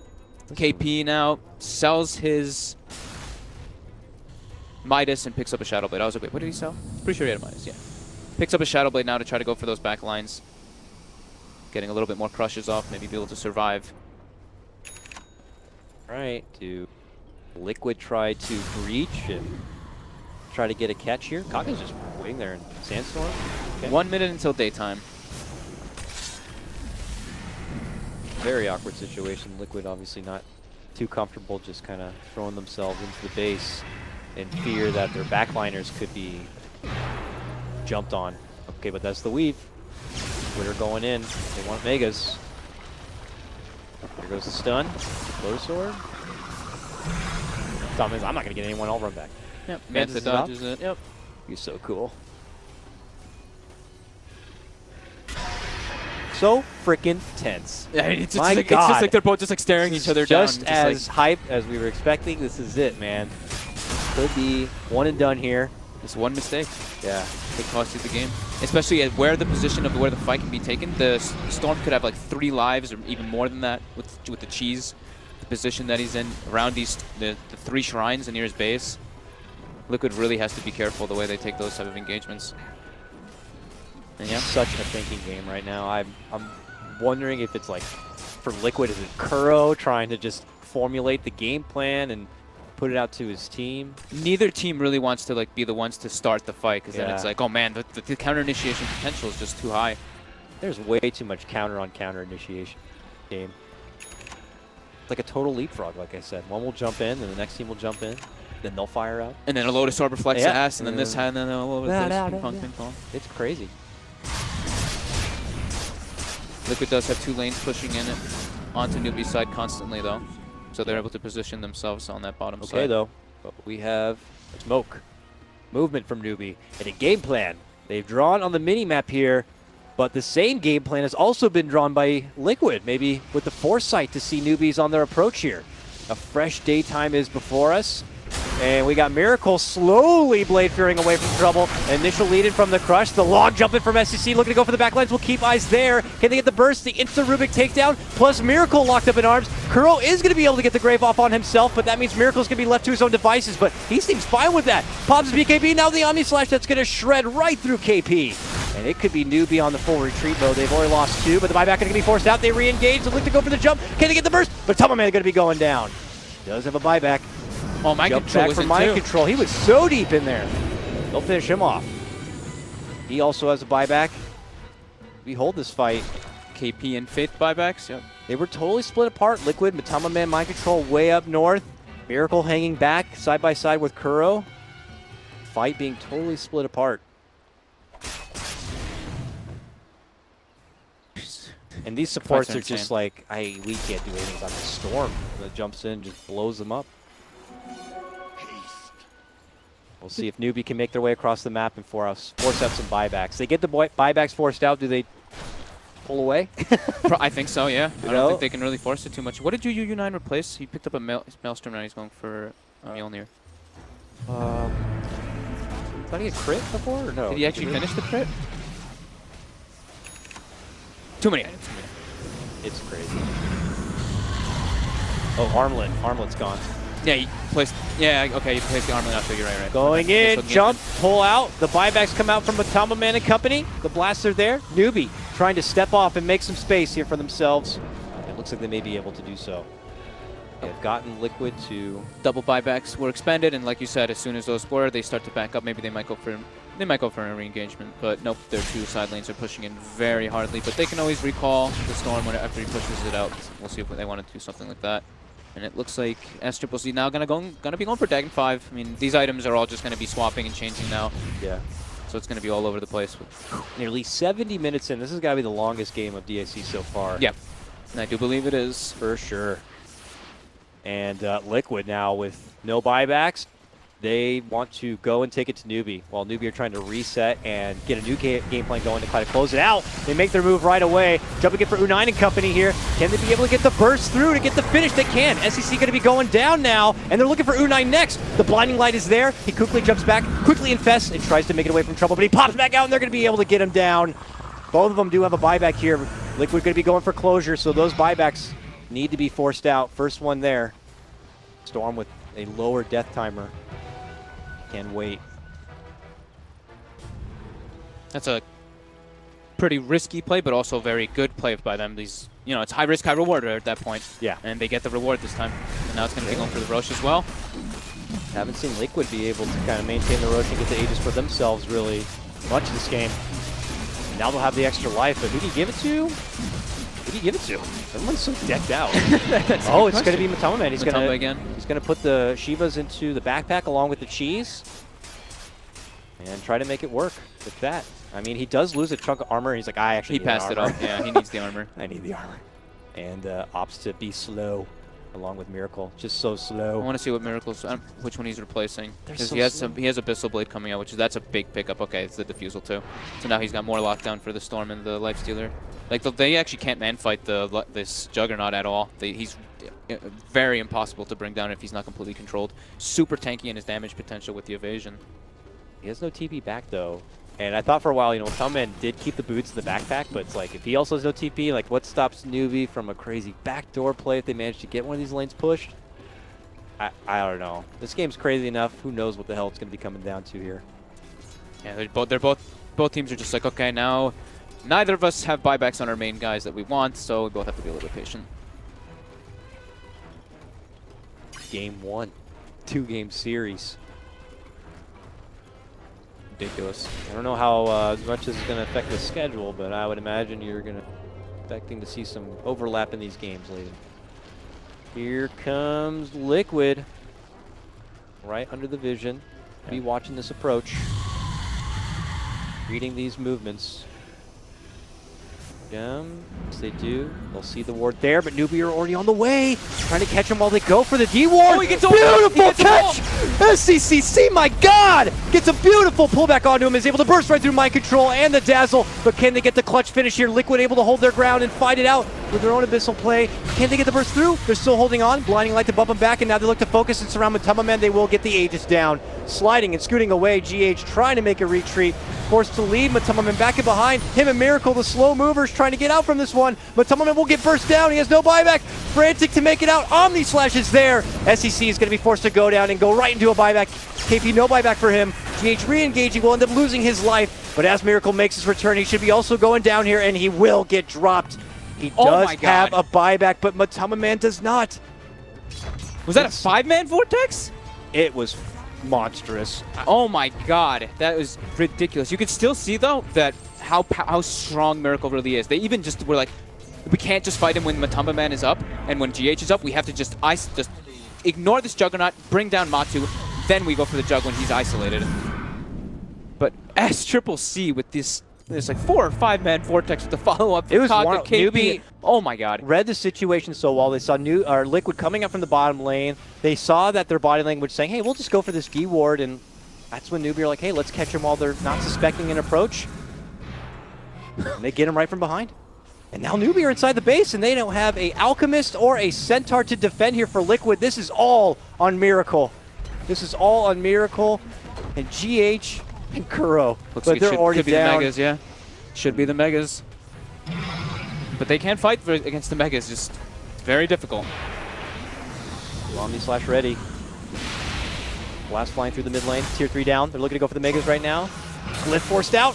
SEC jumps in, gets a pull on both. Miracle and for the Dazzle, they will be able to burst him down. There's going to be no grade for Miracle. They jump back, get the finish on the racks, and that's going to be Megas unleashed for Newbie. As they try to make the retreat, though, they will get the Bro connection. SEC re-engages back into the fight once again. Miracle will get that finish for Kaka. Kaka buys back, though. They know that they're going to go for the win. Another double pull comes out for SCC. Is it going to be enough, though? They managed to stun him down. Miracle getting locked in his place, and he gets bursted down. Matama Man will be able to tag in and help out. But is he the man that's going to be able to do it? Newbie may have just gone a bit too much. He ends up getting reflected back with the Lotus. Then they send him back the other direction with his own Lotus, but it is it. That is over. It looks like Newbie have finally been able to do it after 72 minutes. What a ridiculous game. This Aghanim's pickup by SCCC was genius, and we did confirm now, by the way, that the Lotus Orb does not reflect it. It does not reflect it. I did see it in those last two ones because you don't target anybody. I was pretty happy about that. But how often do you get to see an Aghanims? And now you see Aghanims like that. We might be seeing more Aghanims.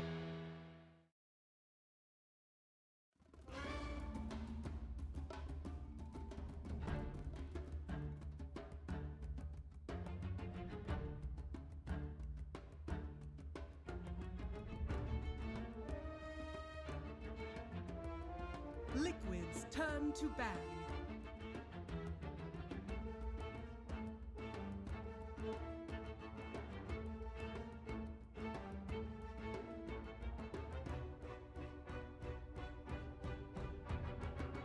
Seconds remaining.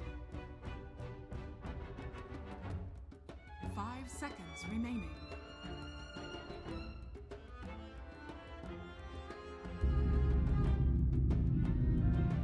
Liquids turn to ban.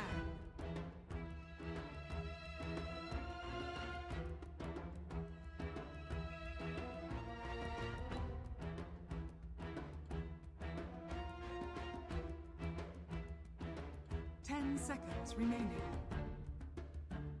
Newbies turn to ban.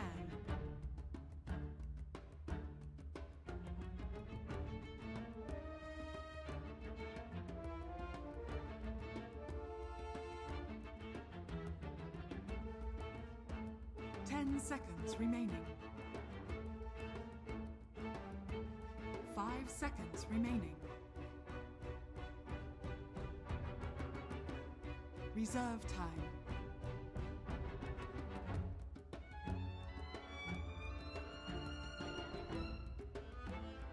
Liquids turn to pick.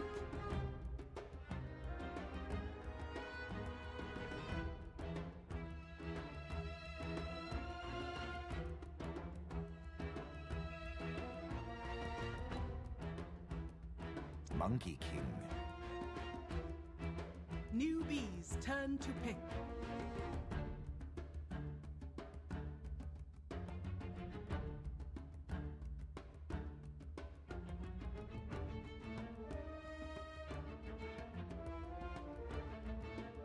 Keeper of League's Assassin. Liquids turn to pick.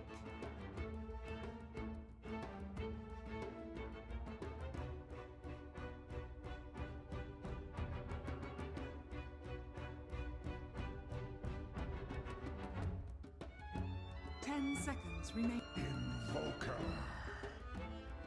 Newbies turn to ban.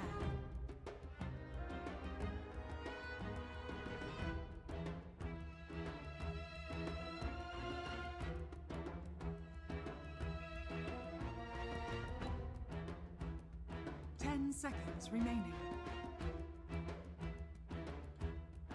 5 seconds remaining.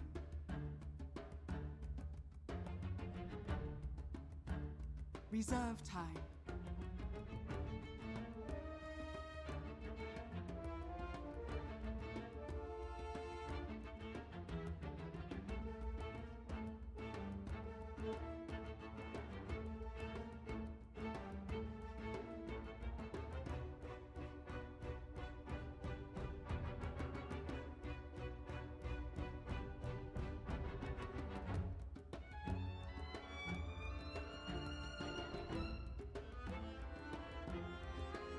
Newbies turn to ban.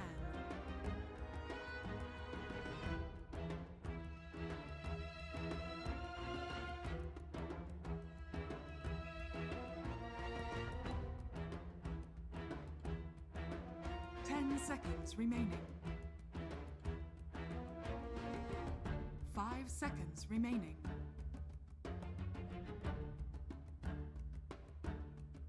Reserve time.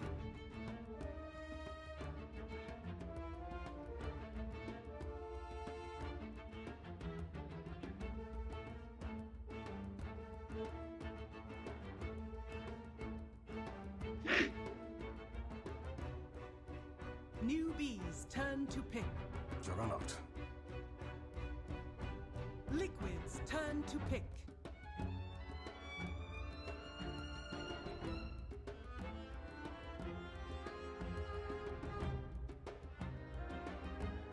Crystal Maiden.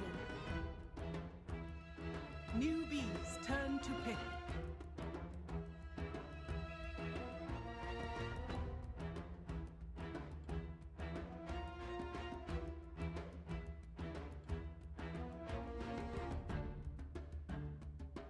Seconds remaining.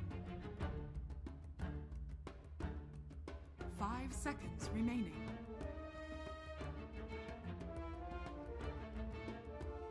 Reserve time.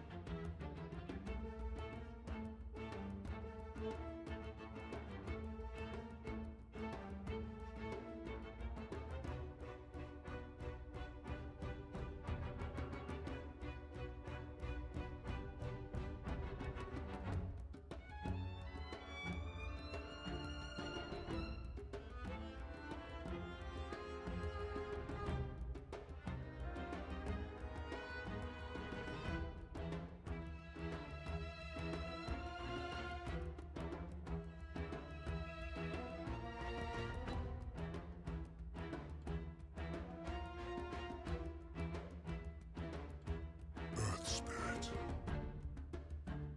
Liquids turn to pick. I speak for the trees. Newbies turn to ban.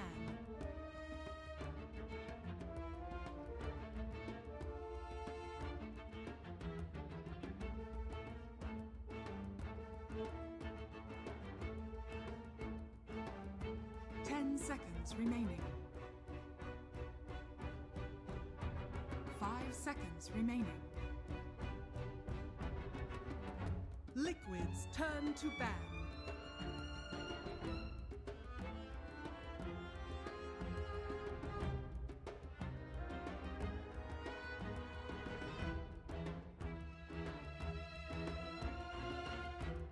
Seconds remaining. 5 seconds remaining. Reserve time.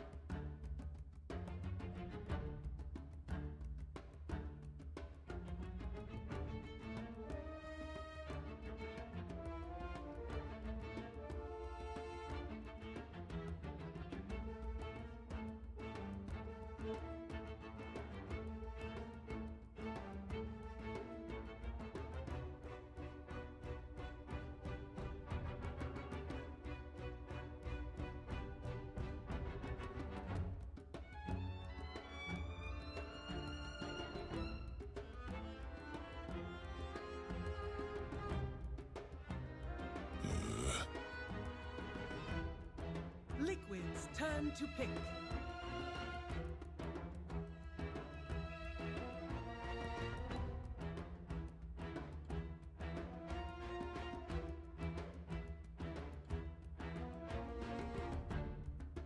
Seconds remaining.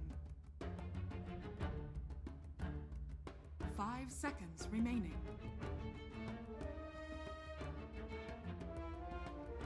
Reserve time.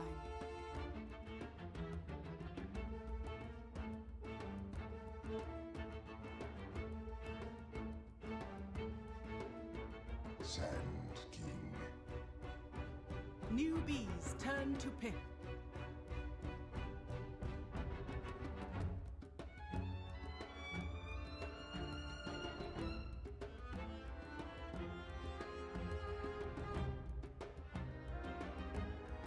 Seconds remaining. 5 seconds remaining.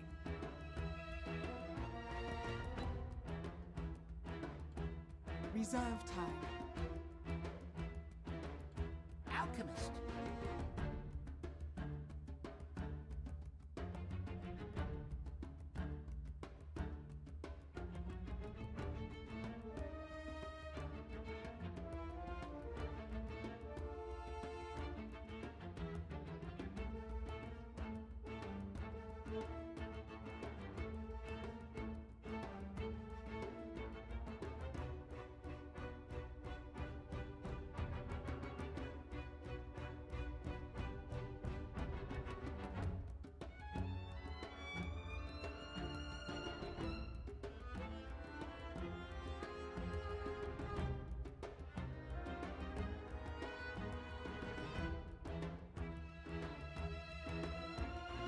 Seconds remaining. 5 seconds remaining.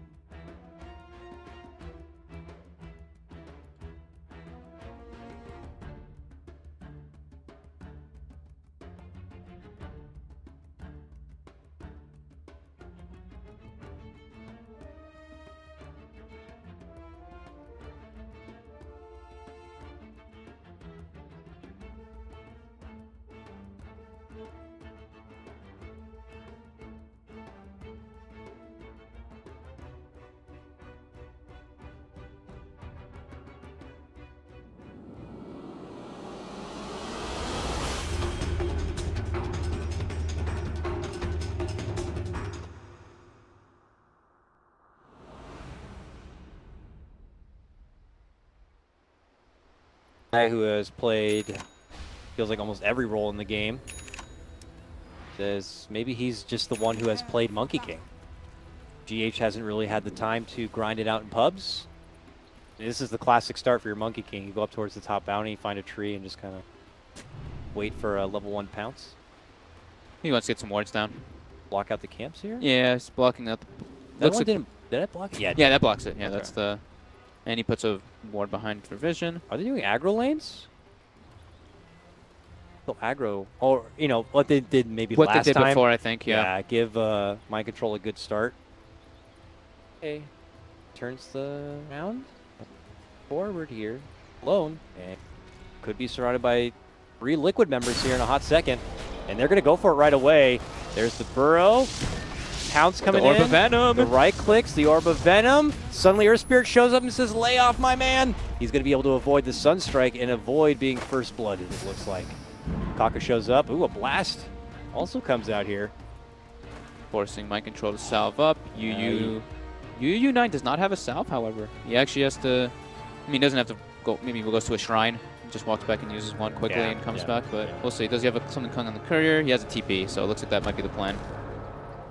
Jumps in for Faith here, but Faith obviously already pretty far and away. Will allow Liquid to secure up another good bounty rune start. But as they got that, KP was able to grab the bounty rune on the bottom, so it's 2 for 2. Takes it away from Matama Man. Yeah, stunned him and grabbed it. What about this matchup here? We're going to have Nyx Assassin versus Nature's Prophet.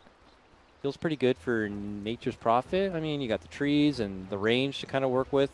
Yeah, but, I don't know if like maybe as Mana Burn comes online and levels come online, it could be tougher. Oh, top lane here. Here we go. Pounce, Sunstrike, and there's your first blood. Faith going to be easily taken down and possibly going for more here. Frostbite set up on for Kaka. They use the Mango to get the Burrow, and they'll leave it for Kuro to get the last hit. Suddenly 2-0 for Liquid, coming out in all cylinders in game number 2. Yeah, very aggressive plays there. The Faith, as soon as Faith stepped on the side there, I think he knew himself. He was like, I should not be in the side versus a Monkey King. I need to be playing in the lane.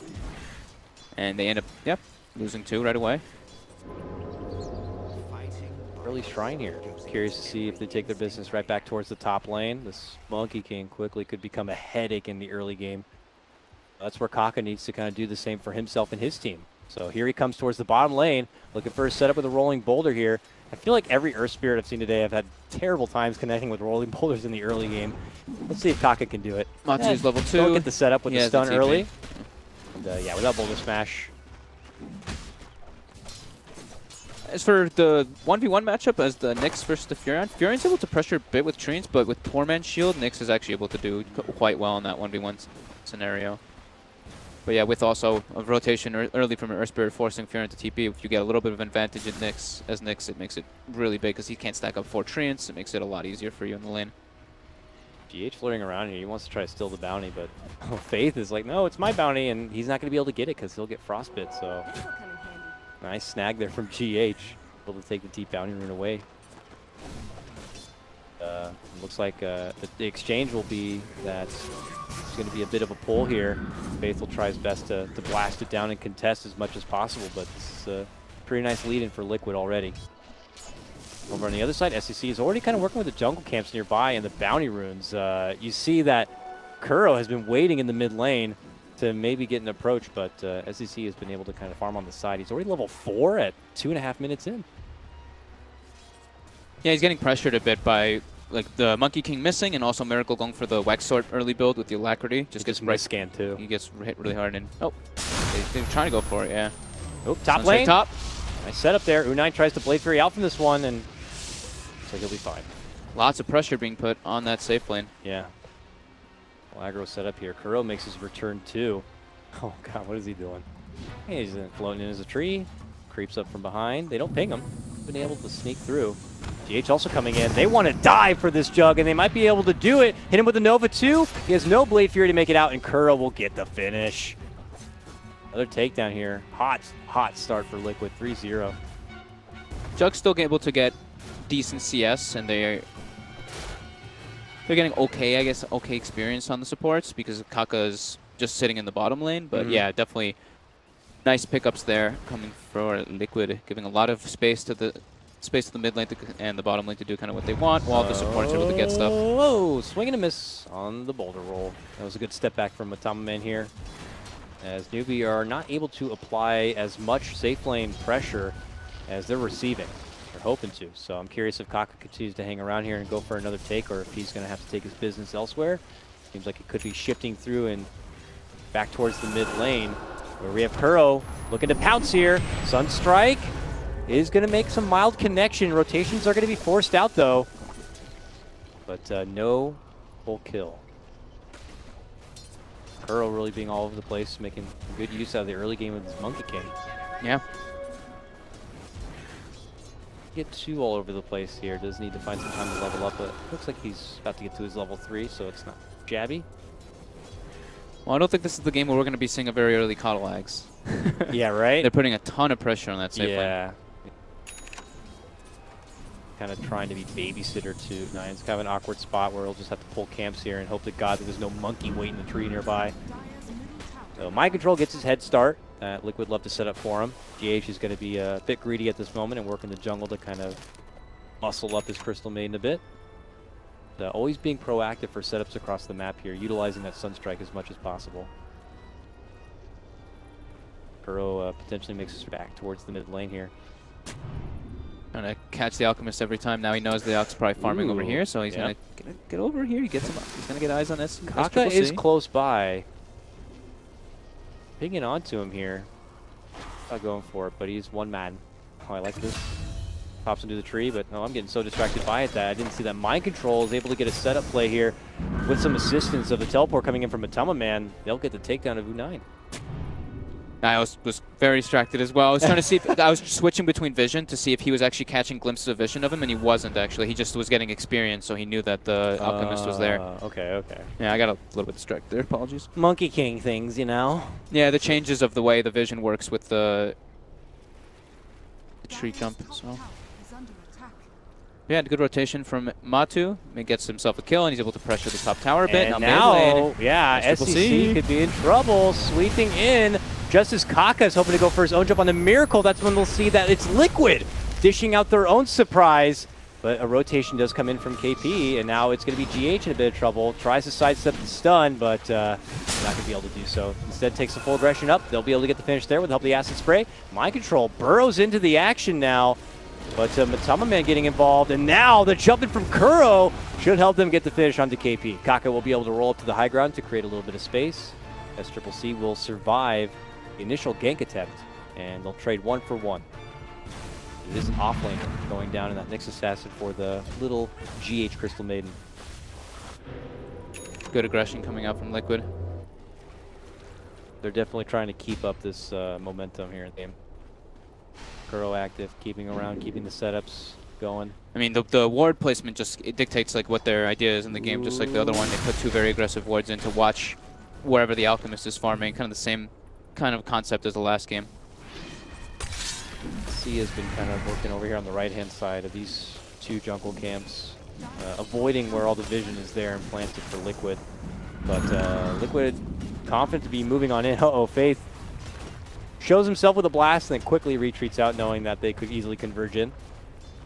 He's trying to slow their roll, but this looks like a tier 1 that is going to be going the way of Liquid right now.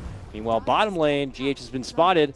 Kaka holding the Boulder Smash for now. Doesn't want to overcommit, it looks like, and let that one go. And that's the sound of a tier 1 going down. It's Liquid getting the first mark, pulling ahead still. That's like this is like very typical Liquid kind of move thing, right? Where they always want to be able to claim that tier 1 very early. That's why I think that's why they like to pick these like Furions. They used to pick the Lycan a lot to kind of go for that kind of thing. Of course, not Lycan so much, but now the whole jungle is open to them, which takes away a jungle farm for that Alchemist, as mentioned before. 9 seems to get a quick snipe takedown there of Crystal Maiden, using that first Omni Slash of the game. Or a little support going down. Not much to see. It's probably too violent anyways. Pharaoh's back now in the bottom lane. Phase Boots, Orb of Venom, takes to the tree. And now between him and the approaching GH. does not have range just yet. Oh! He's trying to get in the back, but Kaka barely rolls away in time, avoiding the burrow coming in from Mind Control, but they're still going to look to pursue. A Boulder Smash comes out from Kaka, brilliantly able to create space, and they avoid what is a 4-man gank. U9, wow! Ooh. Don't know if he would have died from that one anyway. I think it's only like 287 right now. Yeah, so he would have been okay. But that Still. is almost full Liquid attendance in that bottom lane trying to make something. The aggression, though, you can like feel like they're like, okay, we're versus like this Alchemist Jug, just like Newbie put the pressure on us a bit in the last game. We're the ones being the aggressors. We're the one putting the pressure, trying to make stuff happen all over the place. Absolutely. Does pick up his Midas now. KP, level 6 on the Nyx Assassin, scouts out the Sand King. Not seen Kuroki. They have really no way to see Kuroki. Tough, you know, until you get like a Oh, they just saw. Coddle. Oh, eat the tree. Rotations coming in as they try to pressure for the tier 1 here. Can't believe you can get away with just sitting way back there. Okay, Crow eventually spraying Stun out off the mark trouble, from but- KP. Okay. Tries to shuffle back, gets hit with the Sprout. Nothing to really lock him in place. 5 heroes response from Newbie. Mind Control is able to find a little bit of space. Farm, go for that early blink dagger. Yep. Flirting, but again, that continued respect from both these teams. Fairly even. About 1,000 gold lead going toward Liquid, almost like 2,000 experience. That's probably that top tower. Yep. Top lane, here we go. Epi Sunstrike. No hope right there for KP. He was done for. Yeah, Epi from the fog. Nice play there from Mind Control with that Calling Blade pickup that he does have. He cut himself like a kind of little path and was able to set up for that with the Sunstrike on top. Gets that, gets a bounty rune, and gets himself that much closer to getting that Blink Dagger online. A nice little deep ward. They'll see Kazaka rotating in as he dashes his way towards the haste rune. Mind Control trying to get the Kinchanti one with a burrow with a Sunstrike. Oh, Sunstrike off the mark, but he should be dead anyway. Yeah. All that for a haste rune, buddy. Not worth. Not worth it at all. Bottom lane, Kuroki. This could be where they get the aggression onto him, but nope, as soon as UU9 shows, he backs up. Another tower going to be going down. More money in the bank for Liquid.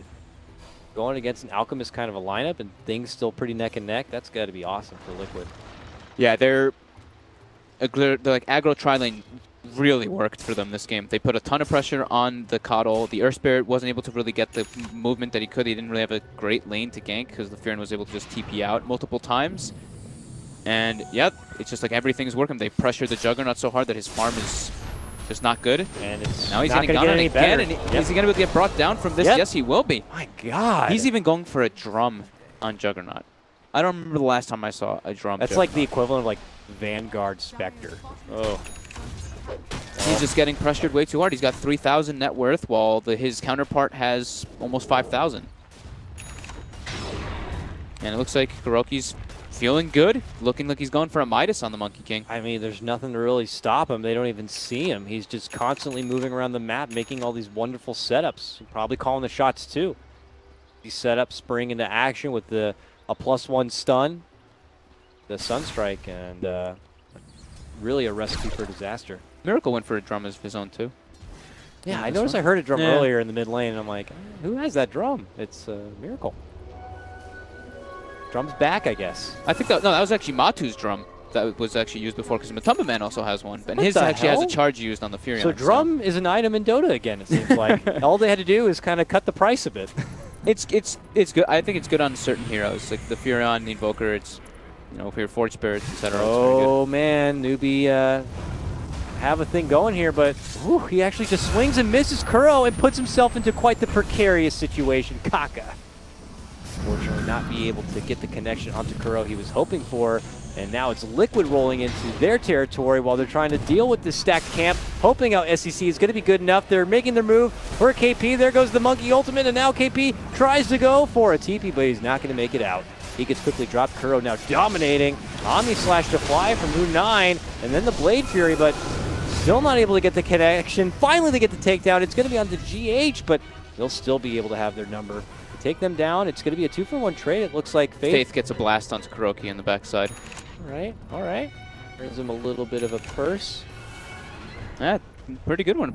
Gets him like a full point booster if he wants to go for it. Still obviously far off the quota he had in the first game, but it doesn't matter. You got to get nags this game. Definitely want to be keeping tabs on Monkey King and maintain the vision here for your cores. SCCC still holds the high net worth here, but it's not as high and mighty as you'd like to see in any typical Alchemist game. He's trying to muscle his way towards the rest of that Radiance here. He's getting closer to at least getting the Sacred Relic complete, but there's a little bit of a journey ahead of him. Yeah, he's getting ran at so often. And Also losing those tier 1s, losing the top tier 1 and losing their mid tier 1, he doesn't have really great access to his jungle at all, so his farm is getting impacted a bit. Oh, they pop the dust! Oh, they see him. He's able to get the Carapace, but it only briefly slows them down. Ruthless Liquid Gaming. Still Sunstrike. Very relevant here. Miracle's getting majority of those last hits on the Sunstrikes too, so he's getting boosted quite highly. 4-0. Yeah, 4-0 and 6 involved in 10 of the kills, and he's neck and neck with the Alchemist, which is absolutely not where your Alchemist wants to be. Toughed up game for Kaka too. This is like what you can see when you just don't get those setups in the early game, and you know you can't farm. You're just like lost, and you're in a rock. It's got magnetized now at least, but a lot of work ahead of him here. He just falls flat so easily. This looks like it will be Kuroki's death this time around. Will he hop in the tree? No, he won't. No. Almost hopping to a tree could be more trouble for him, but yeah, they'll get him nonetheless. They get Faith. Liquid. Oh, Miracle got a kill, yeah. Yeah, they get Faith in the meantime. I think he like spots a blast and Matumba just... Actually, I don't even think Matumba TP'd. I think it was just Miracle getting him. There, Neppy. Bottom lane. Sunstrike on top too. Boom. UU9. Again, Miracle gets the last hit, so that'll be pretty much his Aghanims finished up on the Invoker. Very quick timing. Okay. Nice. 2-man stun into another 2-man stun, into a magnetize, into a silence pullback. Can they get the finish from mind control as well? Rotating on in is going to be Kuro, and he will burrow closer to his ally. But Kaka's like, let's go for it. Gets a nice 2-man connection of the Boulder Smash and another 2-man connection of the Impale from KP, but the damage is certainly not there. Plus, they had that Shrine. It's no good. Mind control will be able to get his kill. He's also now dominating. 15-6, still a heavy advantage right now for Liquid. Just as Newbie are able to scrap a kill together, they'll lose something like their Jug shortly thereafter. This Invoker is immense. Yeah. He's got, usually you see the Midas Aghanims come out, I'd say like between 18 and 24 minutes ideally. But he's got it at 16 minutes with the drum. Looks like they may be able to get mind control, or did I speak too soon? 30 HP. Oh! He is able to get in the Sandstorm and make it out from trouble. Avoids the Omni Slash gank. Slick moves there from mind control. And nothing is going in Newbie's favor No, this game. not at all. Overexhausted from game one. I don't know what it is, but the fire is lit for Liquid, and for Newbie, it's definitely a shaky beginning. Yeah, Kuroki's movement in the early game just really secured the lanes, and Newbie just wasn't able to really get anything from the laning phase, just kind of trading farm in a way. He really plays this Monkey King well. I'm curious if it was him that was kind of taking priority on playing the hero and learning and adapting, or if he's just the only one who feels comfortable taking it. I'm not too sure, but he's making it work. See how much it's going to... Here, what's he building? Oh, yeah. Yeah, the Midas. Yep. She's almost got it. They go for the Roche. They've got the, not the double Forge Burst to help them out either, but they've got Alacrity and Furion, so. Like Newbie Plenty. even going to bother trying to go into that. Push out the lane, but this is Liquid's Roche. This is Liquid's extra life. Sama Man building into what looks like an Orchid next. Yeah, give himself some right click potential. I like it a lot. It's getting recalled. Brought out. That's triple C. Yeah, he's just, now it's just going to be kind of like this farm game. Newbie's very under the gun and very pressured, so they're just kind of going to be sticking on their side of the map while it's going to be, yeah, Liquid being the aggressors. So we're going to be seeing very defensive wards coming out from Newbie more than likely. See a Shadow Blade in queue for Jug. I mean, that's, it's different, it's weird too, but it's like, the idea of it you can kind of understand. They want to run this for space make for the Alchemist as much as possible till later on. Invoker is just getting grossly farmed right now. I'm gonna look over at him. Got Boots of Travel in queue here. I mean, it's KP's also not able to, not really finding any of the potential places for the ganks. Oh, he spots Kuroki. Okay. Okay. Goes for the stun, and into the mana burn. Rolling on in is going to be Kaka, setting up the extra bit of stun, and then he gets in with another stun. It's over. Kuro goes down, but that's just your pesky monkey running across the map here. Forces 3 from Newbie to respond and kind of be able to get the finish. Small steps. Small steps. But here they come, charging down their way towards their first tier 1. SEC is still their big hope right now, as he's bulking up pretty nicely here. Obviously already has that rating. It's done. He's building. He went for the early charge though, so he did want to be able to have that extra bit of survivability. I guess how much pressure was going on. Mind control with a big commitment stun. There was no Sunstrike on top with the Furion ulti. Yeah, Tornado is going to catch on to KP. U9 though, Blade fearing away from the trouble. A harder commitment does come in, and they are going to get the finish onto Mind Control. Okay. Maybe some slight miscommunication, because every single time there's been a stun, there's been the Sunstrike follow-up almost instantly. This time there was the Wrath of Nature was committed with the Burrow Strike, but there was no Sunstrike. Oh, they got him! Kuro out of the Kuro. tree! He gets stunned and he gets taken down. Suddenly Newbie begin to string together a couple of kills. Can they catch GH with the Boulder Smash here? Lines up the shot. Nope, he doesn't. He forgot he couldn't kick the stone. He dropped the stone and walked past it, I guess. Didn't actually get the kickoff. Yeah, I don't know if they really wanted to commit into a tier 1 either, so. But yeah, maybe a slight little mistake there from Kaka. E9. Ooh, getting tornadoed up. Oh! Oh! Beautiful combo. Why you ban the hero? Perfect spell committed. All right, well, seems to happen every time. You take one of ours, we take your Jug. Jug gets brought down yet another peg as he continues to fall behind the Sand King. He at least has his Shadow Blade finished up. Yeah. So he can at least get into like back lines and stuff. And he's gonna be able to get pooled items eventually from the Alchemist, so at least there's that. All right. Faith is stringing his way closer towards that Ags here for the Coddle. He's got 2 of the 4 pieces now complete. He's almost got 3 pieces Almost complete. got the 3rd. Yeah, he's doing very well. That's a big turn thing when they get the Aghanims. The vision from the daytime versus the Monkey King is massive. Yep. And always, it's not even just the vision too. It's also always having your spirit form up to always have the chance to use Blinding Light in those team fights and be able to recall anybody or recall the Alchemist around. Since Alchemist did not go Boots of Travel this game. Yep. Now he does the They're recall. bringing him in. Miracle. Ooh, Mana Leak onto Miracle here. They bump him back. Mind Control goes to the high ground, then slides right back down, seeing the trouble before him. They commit on in. It looks like they might have to settle for the Sand King here. Magnetize committed, but that's when Kuro's going to be dishing out the Monkey King ult. Faith, oh, he fortunately doesn't have that Spear form up to be able to bump him out, so Miracle's going to be able to get the slash finish for Kaka. Kuro will be taken apart, though. Kaka will be able to get the last hit there. A 1-for-1 trade. He'll hit the shrine and refresh. The newbie will take the slight golden XP trade. How much time we got left on Aegis should be getting reclaimed very shortly. Yeah, about 30 seconds.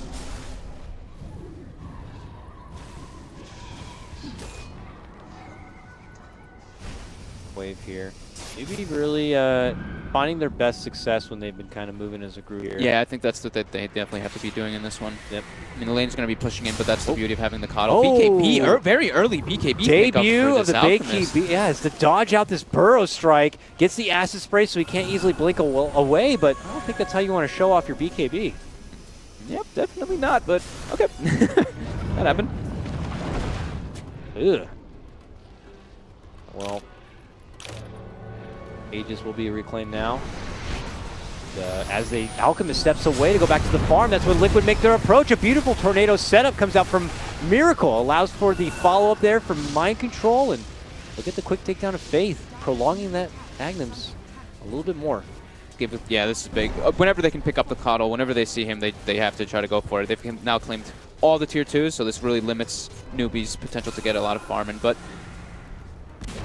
there's no real big wards. I think we should see some wards on somebody here on Liquid, right? No, nobody's actually carrying any wards. They only have 1 down. So I guess the other No, they have these 2, but they're just unfortunately a little close together. That's what you were talking about in the previous game, where in these fights breaking out, you got to get the best vision possible. So that's when you're going to see some crazy obs as a follow-up to it. But your Liquid step back and get back to the grind towards the top lane here. Very concerned for the Juggernaut, but there is always he's very thankful that he can get items pooled, but he's got to get a couple of his own. I feel like they do need to emphasize on making sure that U-Unite lives in a couple of these engagements. Definitely. KP as well. KP is just like this. I mean, I feel like that's the style that he plays for this team, though. He's the big sacrificial lamb. He really is. The last game, I think he bought back like 6 times and didn't get like the greatest item progression, but he did his job. This game, he's 0-4, but he's trying to get the setup for his team because that's he's the initiator. He's got to get the fight started, heading toward that Blink Dagger. Not too far away, 700. I would imagine newbie are going to take the time to farm right now. Faith can kind of finish up that Ags would be big. Getting KP that Blink Dagger would be nice. Looks like the Octarine is going to be slotted up next year for SEC, but that is a little ways ahead. He went back for the bots so they can have that split push potential with the recalls coming up from Faith. Okay. It's good here. What about Liquid side? Just Maelstrom on Matu, 4-step GH, and Kuroki now going back for that Basher that we do talk about for the month. So why is it always the Is it because of the ultimate? Yeah. It's like turns it into a mini like Ravage. Pretty much, it's pretty ridiculous what a support can do with that. Again, we'll keep eyes on Faith to try to make sure that isn't too much trouble for him. If he managed to cancel out that ult right away with the Blinding Light, that's pretty nice. But your Liquid looking to go on the move. They smoke up and they're heading right into newbie territory here, where this Alk continues to try to find this little pocket of farm. They're here. They're setting up. Noxus TPing in. He's stuck in the tree. He's got his treants up. Miracle Kaka's hustling down down for Kaka, but Newbie are making their own approach from behind. Ooh, Omni Slash going to be totally soaked up there from Matama Man, so he goes down right away. Already a 1-for-1 split favoring Newbie, and they're chasing Liquid out from their side right now. Chase is on while Miracle is in the other half. S-Triple-C is just chasing them down with this BKB. Miracle needs to rotate back to the mid lane to assist his teammates. Now will step in, pops him with the Deafening Blast and the Ice Wall, but they're going to be able to get the GH finish there. KP gets it done. Miracle looks to move in. SEC, look at him diving in deep, looking to go for Mind Control, who's able to get off the epicenter. Is it going to be enough firepower? It will be. They'll get the finish there. U9 looks to sweep in to help clean up what's remaining, but not going to be able to get it, and he's going to be forced to Blade Fury TP home. Oh, S-Triple-C's crazy. I love this guy. He's diving so friggin' deep, man. He just went in with that. I mean, with the early BKB pickup, he can just run down the CM and the Monkey King. Maybe a little bit of an overcommittal trying to go for Mind Control too, but yeah. He's showing he's not afraid. That's for damn sure. Now Faith does have that Aghanim finished up that we've been talking about Hell nonstop. yes. So we're going to be seeing a gem picked up relatively soon after that, and that's when it starts becoming a little bit easier for Newbie to be able to make these moves. And I think KP did finish up the Blink Dagger right before that engagement, so that gives him much easier initiations. And that Blink Dagger on Nyx is so important because it allows Kaka to position himself much better in these fights as well. And Tama also learned he could still get chewed up pretty easily there. I mean, he's being a bit isolated. Fortunately, had to eat the full Omni Slash. Even this, underfarmed Jug was able to kind of do some good work. He was under the acid spray too, so he just got decimated by that minus armor. Thinking about tickling the Roche here a bit, but there are some Newbie members missing off the map, which is getting him a bit curious. And, slowing down the roll a bit, but I'm hearing some recalls here. Faith is bringing the party. Blasts across, but it's going to be coming up just a bit short into the pit. More TPs in. Now SC's here. Can they kill this Roche fast enough? No, it looks like Liquid have already pulled away from the pit. Newbie will probably poke their head in, see that they touched it a bit. There they go, looking to go to the high ground. They'll see GH, and they'll quickly pop him down. Deep roll comes out from Kaka. They've spotted Kuro within the trees, and they'll also take him down. Newbie suddenly up with 2 kills.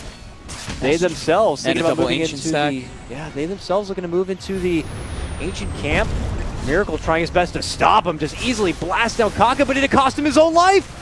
It may have! 20 He's HP! running away under the Ghost Walk right now and has somehow been able to make it out.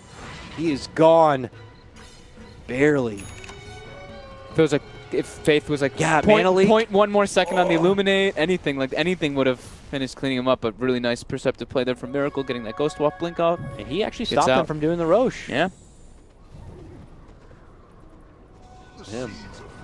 Mind Control will keep the pressure down this mid lane, and Newbie are going to have to do a bit of a reset here. They can't go back in to go for the extra life and just go back for the farm instead. 6k gold though on SC. Bounty? Yummy. Called back to the side once again, where they anticipate there could be a new approach into the Roche pit, which there is.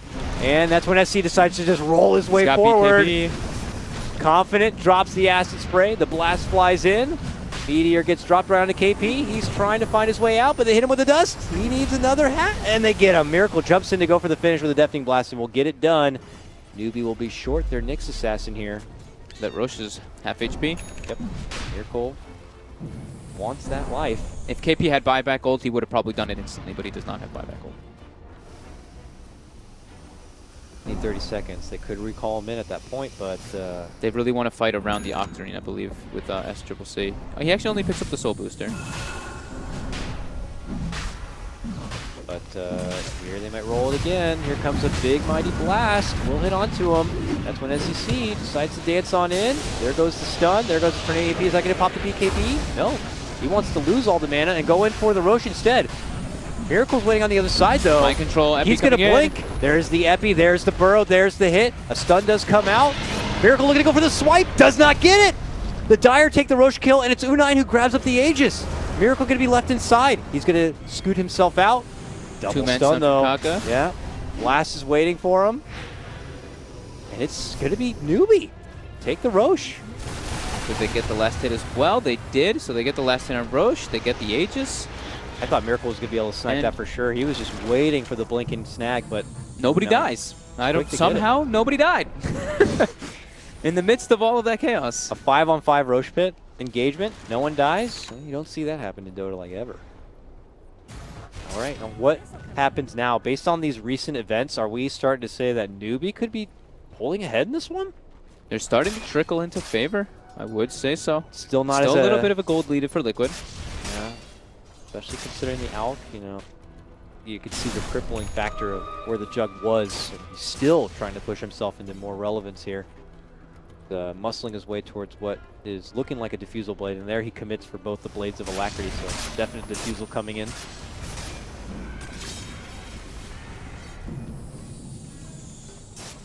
Gem almost picked up from Faith. Waiting for the next daytime in about a minute. They're going to be able to clear out a lot of the vision that was placed out from Liquid during that engagement near the Roche Pit. What about Matamaman's position in this game now? He's been able to finish out the Mjolnir. I mean, is it getting to that point in the game? Is he going to have to be a dirty ratter at any? Like, when do you have to get to that point? Maybe eventually, but I think he wants to be able to get more involved in the team fights. He queues up the BKB as well, so he wants to be more involved in there. But every time I've seen him actually join in, he just gets like Omni Slash or just bursts it down very quickly. He only has one death, so that was the only one, but he's not really able to like dish out the damage that he would like to be doing. So he's just like, he's just pushing lanes out. Doesn't offer a lot right at the moment, except for his SC right click, but if he's in right click territory, then he's also in die territory here. Okay, so GH picked up a gem before there just recently, and he gave it to My Control, so now they're gonna be going on their own mission of dewarding and putting the pressure onto Newbie. Right up into Newbie Woods they go, probably planting some wards along the way if possible here. So it's daytime now. Coddle has his gem finished up as well. Did you say Kuro got his basher? He's got his basher now. Yeah, he had I think he had a go, but he wasn't able to use it because of the way the engagement happened, Okay. No basher. Oh, right in the high ground. Liquid were there waiting for him, and they're going to quickly assault Kaka and take him down. Now looking to go for the follow-up on the KP. They hit him up with the Yules. As he falls down, they'll also get that one too. Nice Orchid usage there. Some right away. Okay, good pick right there. The biggest of bountiful pickups there for Liquid, but still prize in itself. A point booster. Is it Ags time for SEC to start handing out?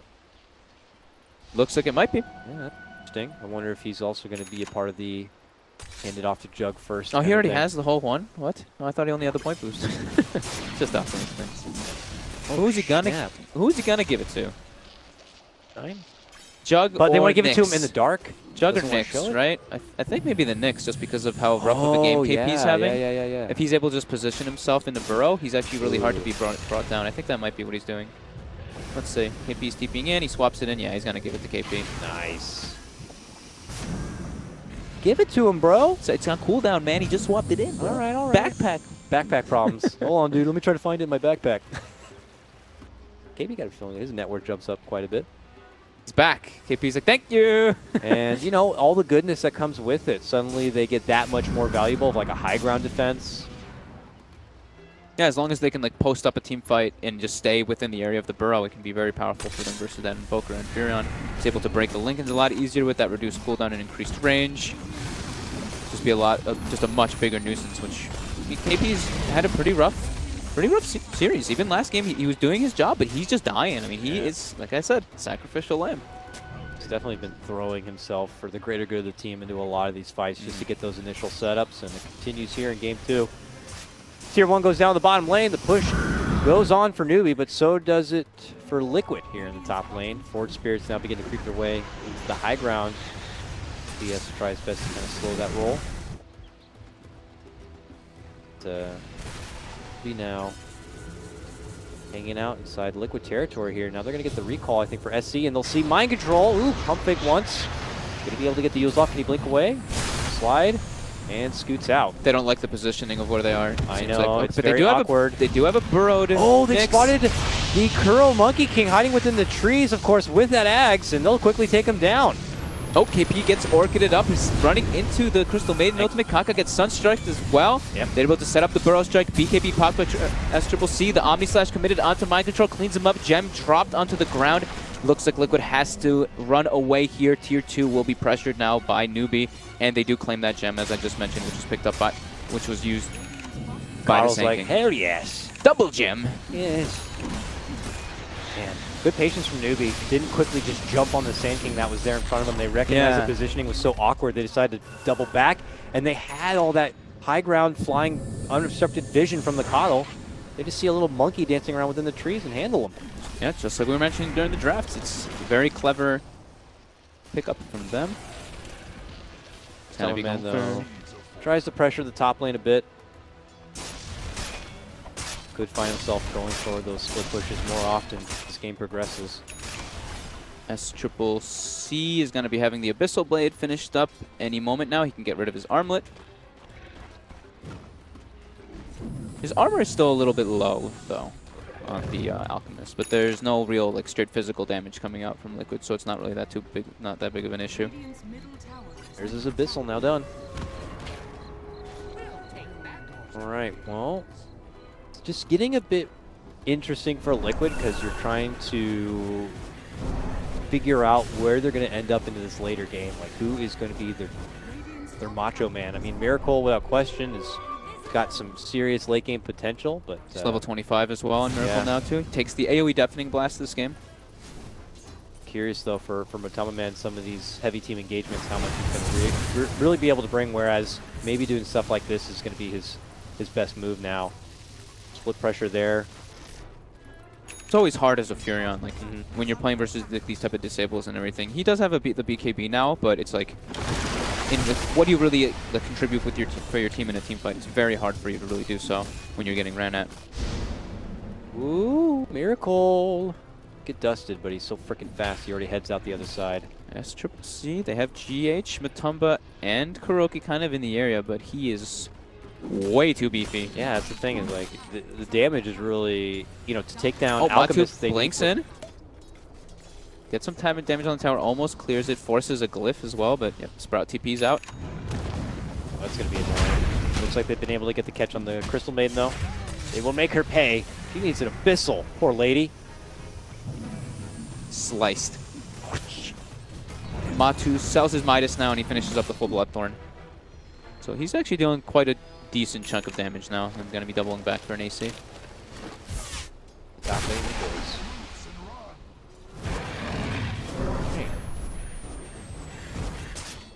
Hey, I'm curious to see the next move from Newbie. Feels like their offensive potential has slowed down a little bit. They seem to be feeling pretty good, though. Next Aghanim's being queued up. That one will probably go to the Jug. I mean, it could even go to the Earth Spirit. They Still a feel, possibility. based on their body language, like they're just content playing the economy game and pulling this one out in the later. But they could find themselves pulled apart quite a bit here to deal with this very annoying Nature's Prophet. That's where it could be on KP to kind of make sure he stalks that little bit of extra know-how. As right now he could be doing that. Look at this. They're TPing in SCC and they make the jump to go right onto Mind Control, but look at Matama Man just ditch it out with that Blood Shard and just gives it right back at him. Monkey King dishes out the ult, but gets quickly blasted down. Turns into a 1-for-1 trade. Mighty Omni Slash flying through. Matama Man looking to retreat, gets the Stealth Sprout, looking to go for the TP out. Can he make it away? They're trying to slice him down through it. They can't do it. He is gone and out, but can we say the same for Miracle? Gets blasted with the stun, gets hit up. His Lincoln's going to get popped, slowly being brought down. The Sprout is there, and he has no way to get out from the trees. He's locked inside, and he's gone. Matama Man pulls out a hell of a save, and Miracle gets right back into the action to get the finish, but he does get hit with the stun, popping the Lincolns, and Miracle's good. Hell of a save there from Matama Man. Well, out on the other side, Mind Control looking to go for a deep commitment here. SCC just getting danced with right now. Both of us just like, the Sprout! He's like, oh no, shit. Matu had a lot of clutch plays there with the Bloodthorn as well onto the Earth Spirit. Just, yeah, it's just really well played there by them. Able to pick themselves up a couple kills. They do lose two, but still. Okay. Aghanim's number 2. This one going. I would imagine it would be U9, yeah. But U9, he actually didn't even get his BKB up. Did he not have it and then he swapped? Did he just buy it now after the engagement? Maybe. Let's see, is he giving it to Kaka, the Aghanims? He did give it to Kaka instead. So now they do have the Stone Enchant Remnant. He's got Blink and the too, pull. Yeah, so now the catch potential and the save potential as well too. Potential. Good. It's a lot of good things. Man. Now that Sprout, is that concerning? They have ways to break down those trees, but I'd hate to see SDCC caught in those kind of pickles every fight moving forward. They have, you know, Earth Spirit to help break down the trees. They have, I believe it's, yeah, still Quelling Blade onto KP. Yeah, Quelling Blade on Faith and KP, I believe, and they have a 4-step as well. They got to be there for him if he is trapped out. Oh, that pesky Matama man, he's got our tier 3. Our Rax is now exposed. Let the rat begin. Let the shrines as well begin. Look at this smoke. Run from Newbie. Liquid territory here, but Liquid are already out on the other side. Exploiting the map as much as possible. Miracle doing his thing up at the top. It's going to be hair pulling for Newbie now. Oh, that tier 1's still alive. It's got 30 HP. No one wants to deny it. Oh, they're coming on. They're getting a wrap around here. Mind Control blinks in. He gets this stun onto Faith. BKB Miracle jumping right in. Insta blast and takedown onto Faith here. Now it's going to be SC and them slashing it out. He'll get the quick takedown on the Mind Control. It goes right for the buyback. Newbie looking to pull off from this fight. Are they going to be able to make it out, though? Caught deep in with side is going to be Kaka. He will have to be the sacrifice. Newbie still trying to run, but GH is still on the chase. Gets a frostbite onto SCCC. Now Matama Man rotating in. That's the Sprout. They're both trapped inside. There goes the Spring. There goes the CM ulti. And that's going to be the end of both of them. Instantly shredded apart. And now looking for more. KP trying to make an escape, but it's not going to be happening. The Alk buys back too. Recognizing that the push is coming, but what? These cores are just trapped within the trees. When they don't have the assistance from those allies who have the ways to get them out, they're just stuck. Instant buyback from Mind Control to get them in the field to chase out multiple heroes. Matu with, I mean, oh, like, I don't know how you can't even plan those. It's just perfect sprouts. That was crazy. And they do claim themselves Faith Gem, and I think they got their own gem back too. So Newbie now has no gem, and they're gonna have to buy themselves another one if they want it. But I don't think it'll be up just yet. I think they bought it within the last couple minutes. But you can't check, so. The tides continue to turn, and the net worth will be reclaimed by Liquid once again on the back of that fight. Impressive. It'll be a bit concerning now. SCCC also just dished out his buyback on previous engagement too. Ball's in Liquid's court as they finish out their first shrine. Could decide to just easily go coast to coast. Actually, they already have the Treants there and claim yet another 150 gold. It's a Jug and Alchemist versus the world, kind of in a way, because KP just keeps getting brought down so quickly in the starts of the fights from the Bloodthorn. Yep. Still, got to give a little bit of respect to Newbie and their high ground defense. Now they got the Burrow Nyx Assassin plus the Keeper Ags. Plus the Earth Spirit Ags. Acid Spray. There's a lot. Yeah, he could just jump out there and kick someone into the base. Isolate them out. Straight up. You know, that's another great tool they wish they had when they're caught in Sprout. You can always just pull SCCC out. Would have been doing a great job by taking out the supports. Twitter continuing to kind of try to be the shepherds here and corral Newbie inside the safety of their own home as they continue to pressure the top lane and the mid lane. Yeah, just pushing all 3 lanes in, pressuring the shrines. None of them are really waiting on any like big item just yet from what I see on Liquid. They've got the BKB now on the Monkey King. AC finished up on Matu. Everyone's looking like they've got their critical mass, and this could be when they go for the push, since they do have the Aegis Bit on. of a misplay there by Mind Control. We didn't see it. I saw it. Hopefully it doesn't cost him too much. There's a Yules. A bit of a mistiming there for the Boulder Smash. Miracle's still waiting within the trees, but he might just have to see his teammate go down or not. He's like, I'll battle it out. It's an Aegis after all.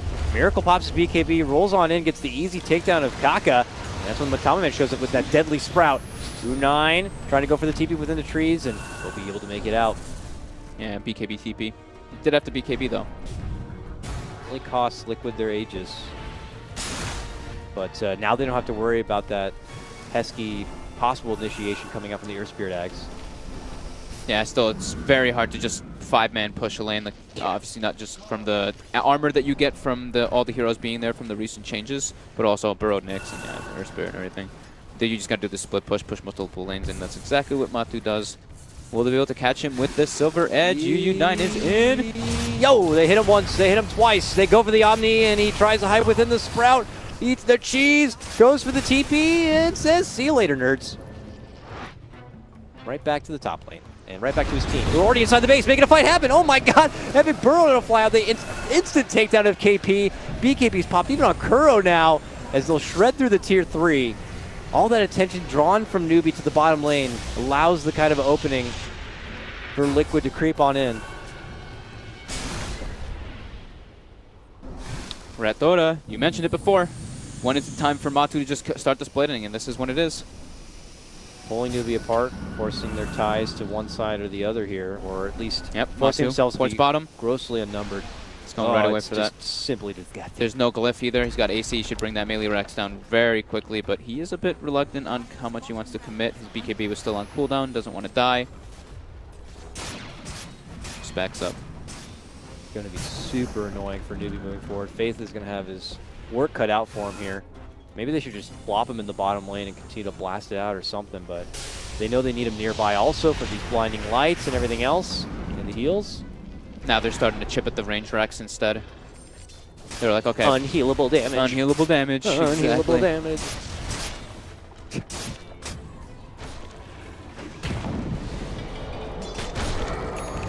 Got him. Just keeping them, like you said, corralled in their base. Liquid just keeping the pressure on, forcing all 3 lanes in, not letting Newbie be the aggressors at all. Starve them out. Starve them out. Liquid need this win more than ever. They need wins moving forward for this group stage. Chance at top 2. Quick little pull back there. Newbie just continuing to try to get all these creeps and critters off their front lawn. But for one lane they go to and they're pressured, the next lane's already wound up and ready to head to the high ground. Very nice spread here. And I don't know if the onus is on Newbie to try to make a move.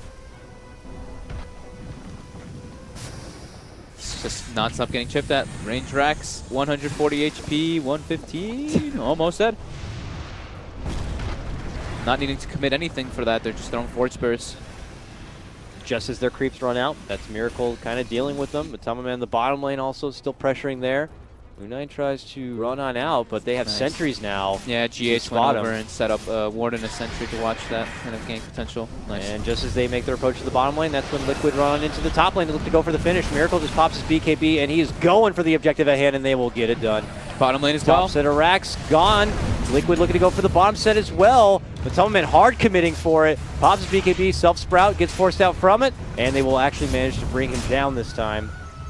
And still chasing for more. It looks like GH has been spotted. Kind of tries to go for the freezing field, but gonna get quickly canceled there. But hey, Liquid get a good prize. That's 3 Raxes. Yeah, they get the top set and the melee Rex bottom. And now I think this is where Newbie's probably like, we can't let them do that ever again. We can't let them do this chipping. We need to start running on the engagements. I don't know what they do to stop it, though. Dire Courier gets slain with like 4,000 gold on it. What was that? Yeah, he's taunting away, juggling. No, it was on there. Swap the hotkeys. I can't sit 2 anymore. I can't Look check at it. it. Yeah. It makes me. Oh, Miracle! Confidently moving in with a BKB. Knows he can easily isolate and take down Kaka and gets it done. But can he get away? Look at the trouble that's coming. He's getting all paths covered. he's like, ice path all over here. EMP over there. No one chase me, please.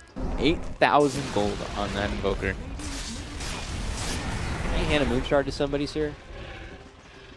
Maybe that's where the Courier's gone. To Monkey King, that'd be pretty. Well, Liquid still confident to move through this top lane. Newbie close by though, struggling. Oh, they spotted Kuro, but Kuro's like, I got it. He's got the BKB with his Abyssal. Ah, yeah. Dire's middle tower is under attack. No. Radiant's middle tower Yes, is Kuro. Again, Matu with the split push.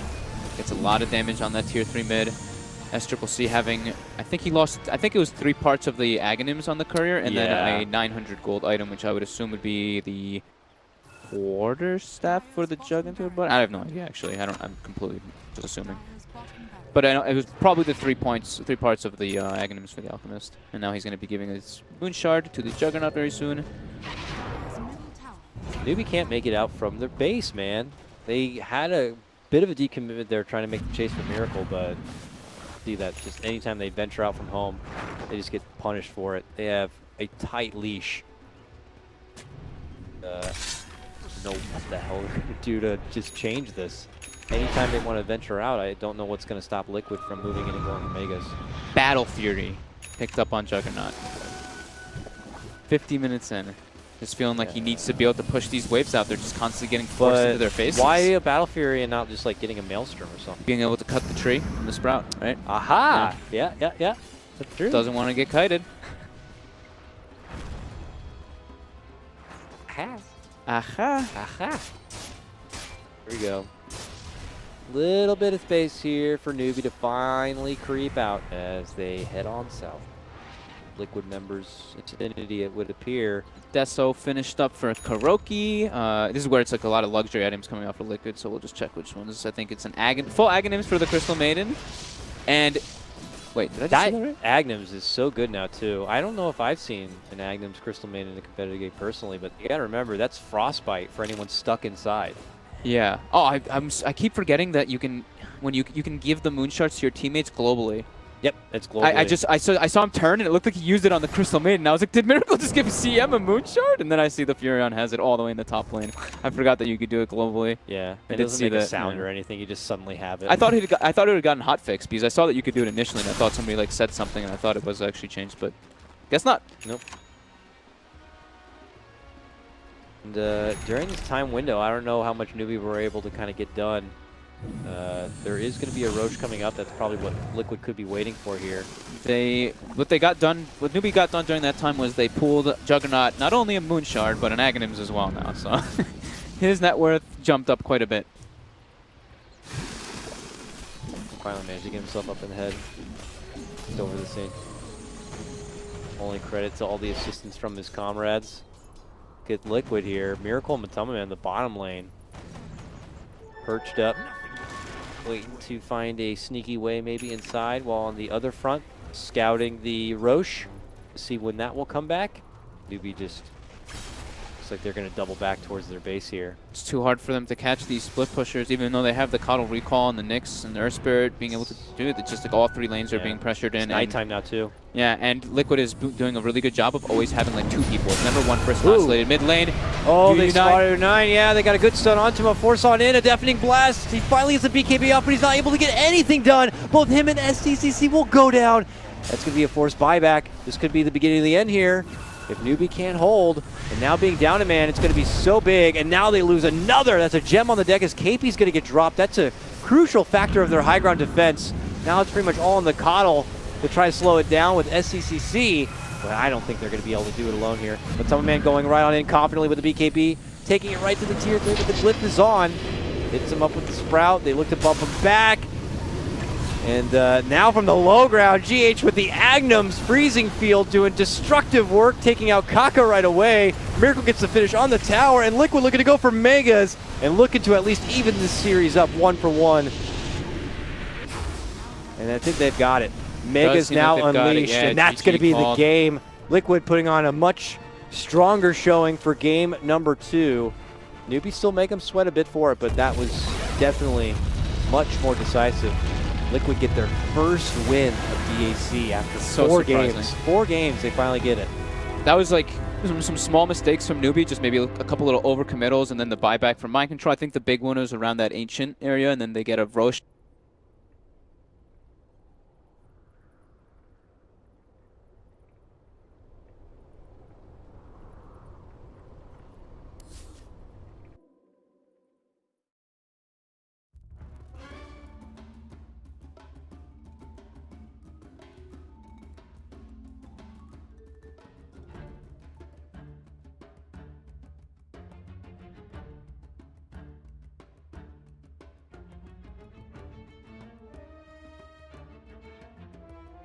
EG's turn to ban.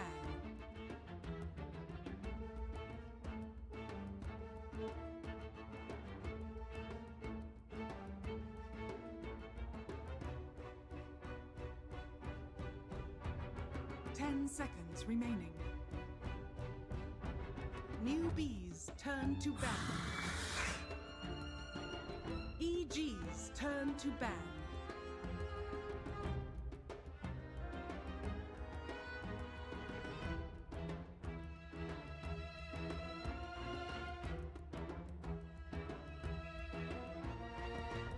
10 seconds remaining. 5 seconds remaining. Reserve time.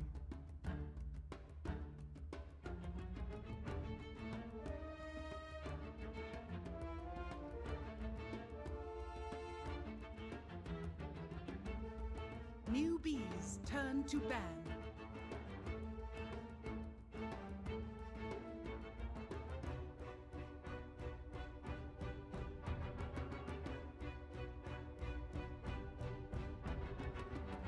EG's turn to pick.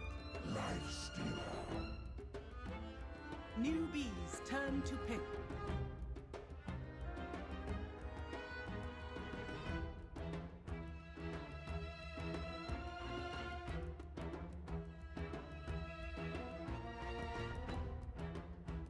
Ten seconds remaining.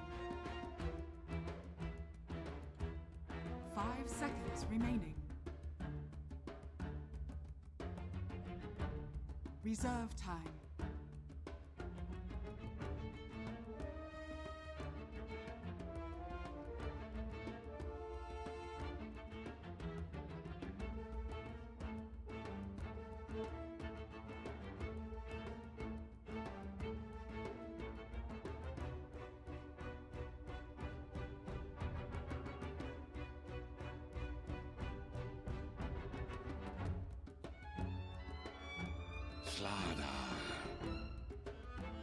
Newbies turn to pick.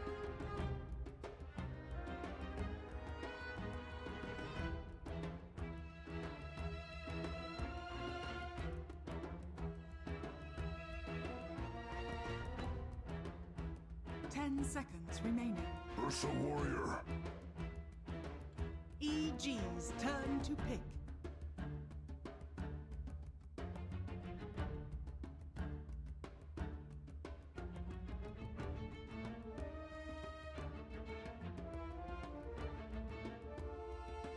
Ten seconds remaining.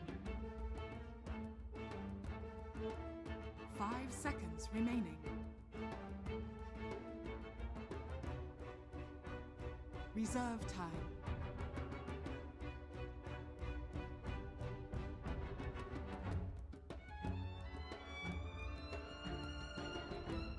Earth Spirit. Newbies turn to ban.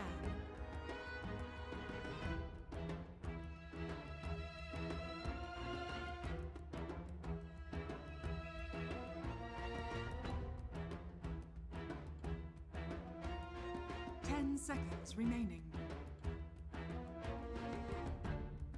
5 seconds remaining. Reserve time.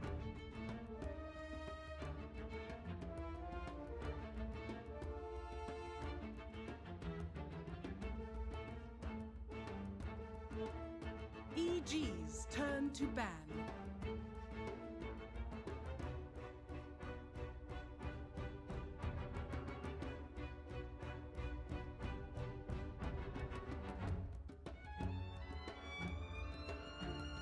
Seconds remaining. 5 seconds remaining.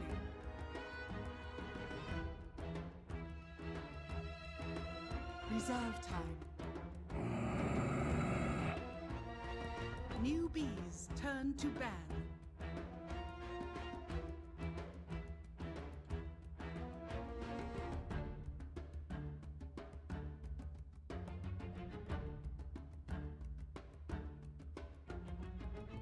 Seconds remaining.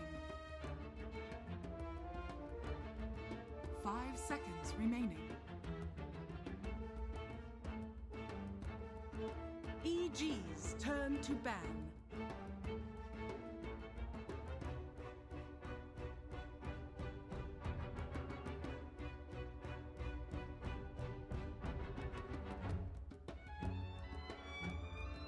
Ten seconds remaining. 5 seconds remaining. Reserve time. Newbies turn to pick.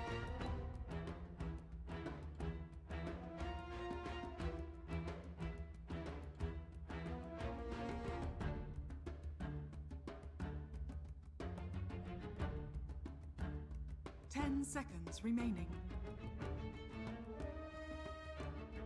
5 seconds remaining.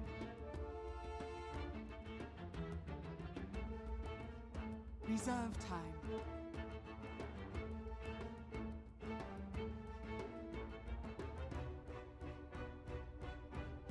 Vengeful spirits. EG's turn to pick.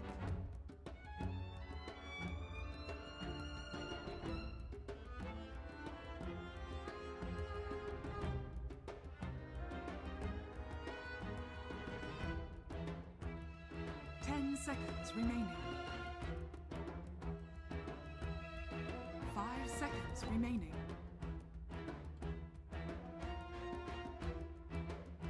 Reserve time.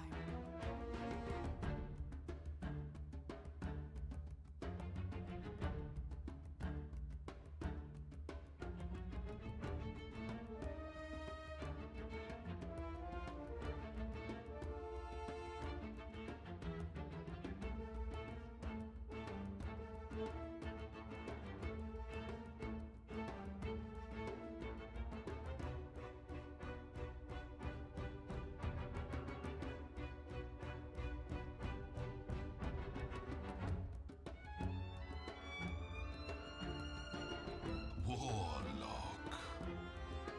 Newbies turn to pick.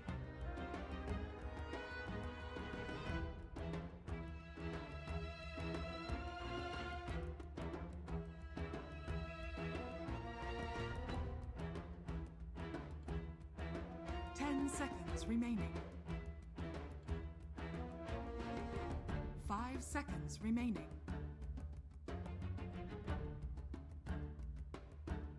Reserve time.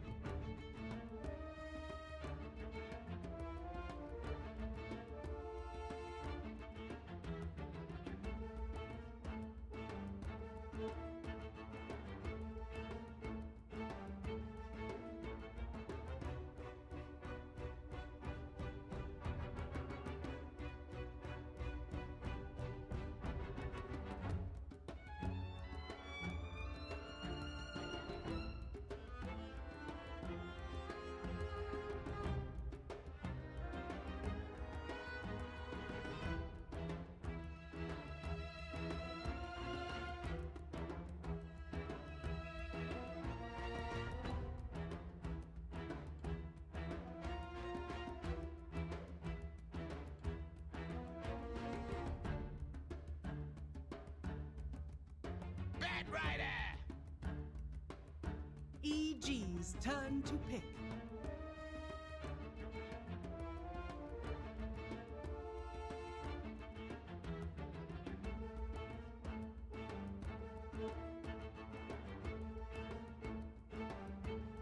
Seconds remaining. 5. Invoker. Newbies turn to ban.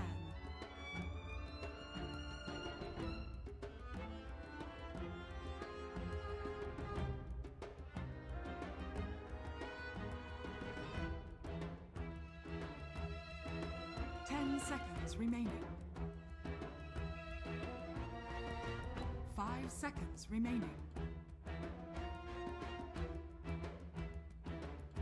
Reserve time.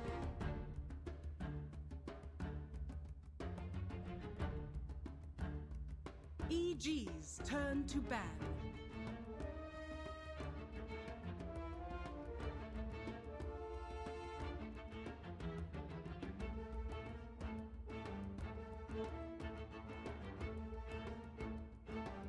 Seconds remaining. 5 seconds remaining.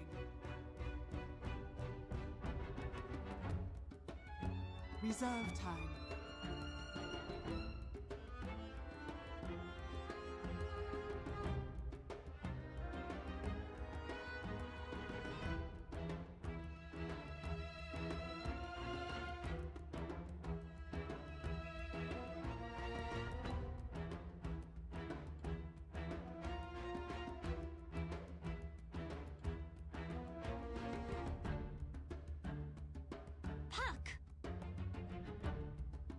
Newbies turn to pick.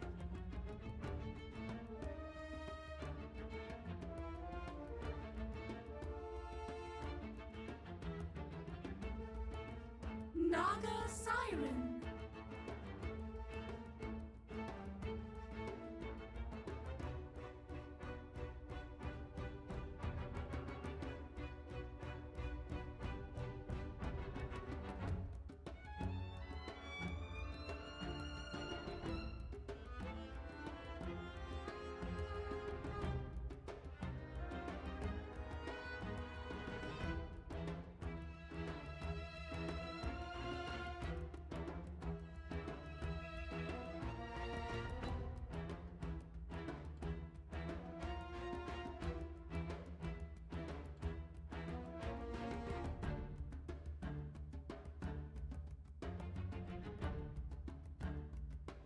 Ten seconds remaining. 5 seconds remaining.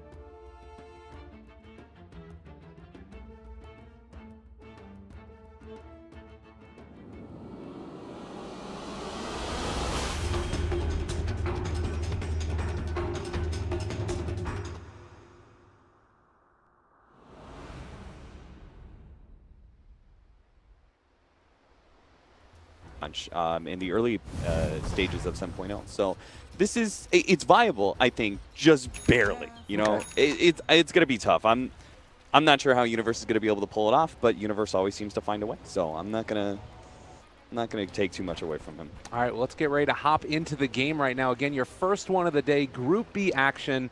EG definitely needing a win here again, just to keep it in perspective as where they're at in the table, bottom of the group. Meanwhile, Newbie sitting up at the top.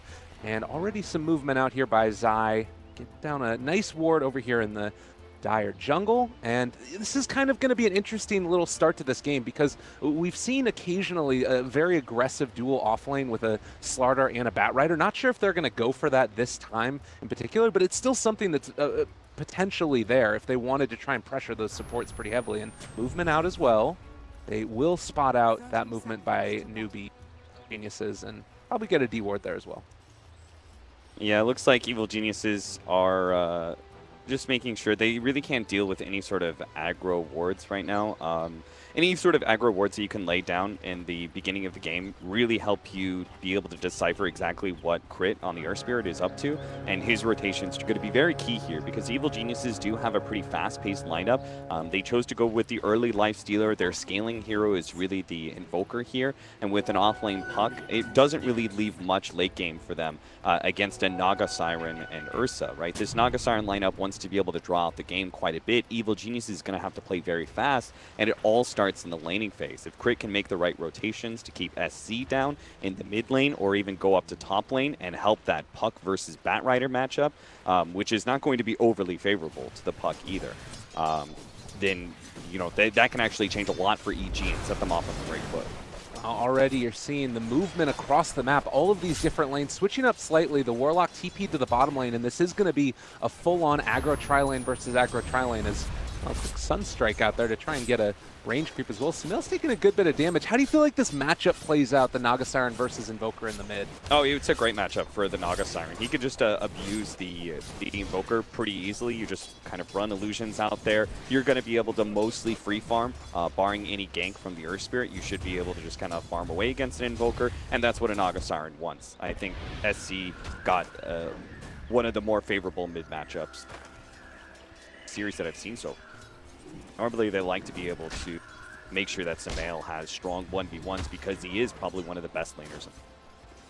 Something we were sort of mentioning offhand to each other at the start of the game, too. There's very limited stuns in this laning phase for EG, particularly down their bottom. And I'm kind of wondering, do you think they can take advantage of this and find some kills early on with the combination of, you know, quick magic missile, the stun from Slardar? I mean, they can definitely inhibit Arteezy's farm quite a bit with his aggro tri-lane, and I think Evil Geniuses, they need to abandon the idea of trying to match this tri-lane versus tri-lane. I would even be okay with Zai. Unfortunately, their easy camp is blocked away. They managed to get a sentry down that hasn't been countered, so they don't have that opportunity. Ooh, this is kind of rough, though. Oh my god, they're all over him already, and on top of crit, right click's coming in from U9 trying to find that kill, and it does look like indeed they're going to be able to draw first blood. Faith potentially going to end up taking a little bit of harassment here as well, but it looks like with the big bad Ursa, the strong person in this lane, they're able to force him back. Yeah, there's no way this matchup is even close. When these three heroes clash together against each other, Ursa offers a lot more fighting power early on. You have the better nuke and disable coming out from the Vengeful Spirit. It gives you like that quick damage and also control that'll always be able to get the first kill when these three heroes match up against each other. So I would much rather have them play a lot more passive. This laning fake sucks for EG. They don't like this, but Zai just needs to be able to try and open up one of these camps, try and do some pulling, and Sumail's actually in a bit of trouble. They're on top of him. Kaka, he's already used Sprint, but there's going to be a crush. The DD rune to boot, and now losing out potentially on 2 of the 3 lanes. This is looking quite rough for EG. Yeah, this is terrible, and Crit really can't do much because it looks like the Naga Siren is just never going to be a position for a reliable gank. He's always going to be a bit too high HP, so that only really leaves him top lane, which he's trying to set up for Universe right now, but he always has these high level of sticky napalm stacks, and he doesn't really feel comfortable challenging KP. So I'm not sure what Crit can really do. The static laning phases sit against them. He doesn't have a whole lot of roaming options either. Newbie have just basically cracked open the whole entire laning phase and are going to be able to walk away with, I think, a huge net worth and experience lead by 10. They're on top of Arteezy yet again. Right clicks coming through. U9 all in him, and the Bear Man hugs Lifestealer to death. And you talk about it up there as well. They placed that ward on the high ground on the Dire side, so they spotted out the movement from Crit the entire time. KP was just positioned beautifully up there, and they weren't able to find the kill. Yeah, I think a lot of this does come back to the draft. It seems like Evil Geniuses, watching the difference from them drafting in day number 1 and day number 2, it does feel like they're trying to crack the code that is the first 4 picks of the game. You saw yesterday they were putting a lot more focus on making sure there wasn't, this light. It's the problem of Magnus, Lifestealer, and I think a little bit in Juggernaut as well. There's some of these powerful duos that they can't afford the enemy team to actually pick up. So I think they're still trying to crack this code, and this time around, instead of banning away Lifestealer, they pick it up for themselves. But it obviously left huge weaknesses in their draft, especially since they banned Dazzle. It meant the Ursa was a fantastic second pick. Yeah, and you see right there as well, Kaka just continuing his movement around the map too, getting the early roaming potential and sealing away the runes. This is another thing, is that if you try and leave for a little bit for EG to go pick those up, you're not the fastest heroes in the world, and that's more time that Arteezy's not really farming. 16-2 versus the 19-9 of the Ursa so far. Now, this is still an early point in the laning phase. Do you think that the EG lineup can fight once they start to get these levels up? Are they going to take too much damage in the laning phase? Well, with the first thing that's really going to change for Evil Geniuses is when they get that Infest Bomb from Arteezy, and they can make more powerful rotations with the Earth Spirit. For example, like Earth Spirit could run down to bottom, they can infest inside of him, then Earth Spirit could TP into mid or top. That would be a very fast play that could get a critical kill on a core. That's the kind of thing that Evil Geniuses is going to have to do in order to claw their way back from this very bad laning phase. Because right now, they don't really have any options. They just kind of have to suffer in silence. So watch Arteezy. You know, he's not moving. His hands off the keyboard, you know? Oh, God, yeah, that looks really painful. And it's not really changing. He can just sort of sit there and not really approach the lane at all. They scout out. There's a scan. Yes, there is indeed Kaka still there. And, I mean, they're able to get the D ward, but, man, this is a frustrating game for a Lifestealer. And Kaka's even going to start moving over towards that 6-minute room. Maybe they know about this, though, and they think this is the opportunity to go on U9. But I just don't really see them having the kill power, though. And Ursa is relatively tanky, and he does have phase boots. Oh, and while this is happening, over towards mid, there's a movement in. They want to try and go onto Sumail. It looks like they're not quite in position to be able to find him.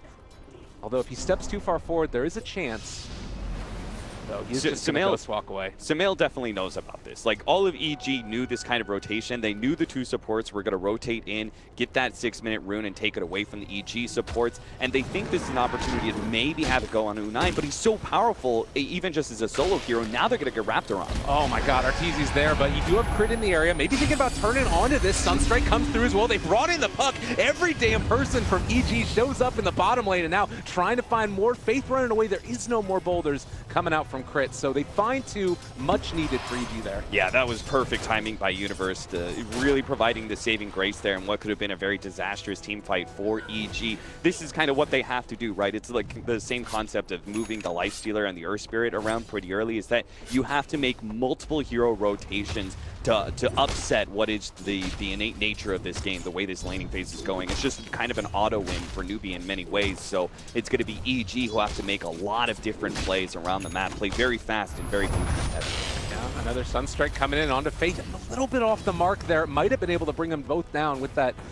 Fatal Bonds on two of those heroes, but it does look like they'll be able to walk away, and Crit paid for the trouble. I mean, the other thing to keep in mind here is that there's still a Naga Siren draft on top of the early laning phase win that Newbie is having. How much is that going to play into this as well? Like, does EG have the heroes to deal with Radiant's Naga? They don't really. They don't have like really good lane pushers. They don't have a single hero that's fantastic at being able to quickly deal with illusions as they push out. They mostly just have a lot of mid-game team fight and initiation between the Puck Lifestealer bomb as well as then the follow-up counter initiation that's going to be from the Warlock and his Chaotic Offering. So with those elements, they can dominate in 20 minutes. A nice pickup there again. Sumail going to be able to hit that Sunstrike, and any little bit of kills like that you can find are just so value for EG at this point. Now moving in for the Shrine, and maybe I guess you can start trying to heavily prioritize getting Zai some more levels in a bit, so you can start team fighting around that. In the meantime, we have seen Ursa actually queue up. Is that a Hand of Midas as well? Or Helm of the Dominator? Okay, I was going to say. I think Helm of the Dominator is a bit better. Seen a lot of Chinese Midases over the past couple we weeks. definitely have, and you, I think, will continue to see a lot of Hand of Midases from the Chinese teams. They think they've slowed it down a little bit from what was happening just before this DAC LAN. Before that, there was a lot more Hand of Midases, but I think the Western teams play a little bit faster and kind of take advantage of some of the overly abundant weakness that multiple. Probably a good choice not to go for that one, but still, you know, you start looking at the next couple of minutes here. It does feel like the early laning woes of EG have been solved at least slightly. How do you feel like I mean, there's sort of multiple Infest Bombs now.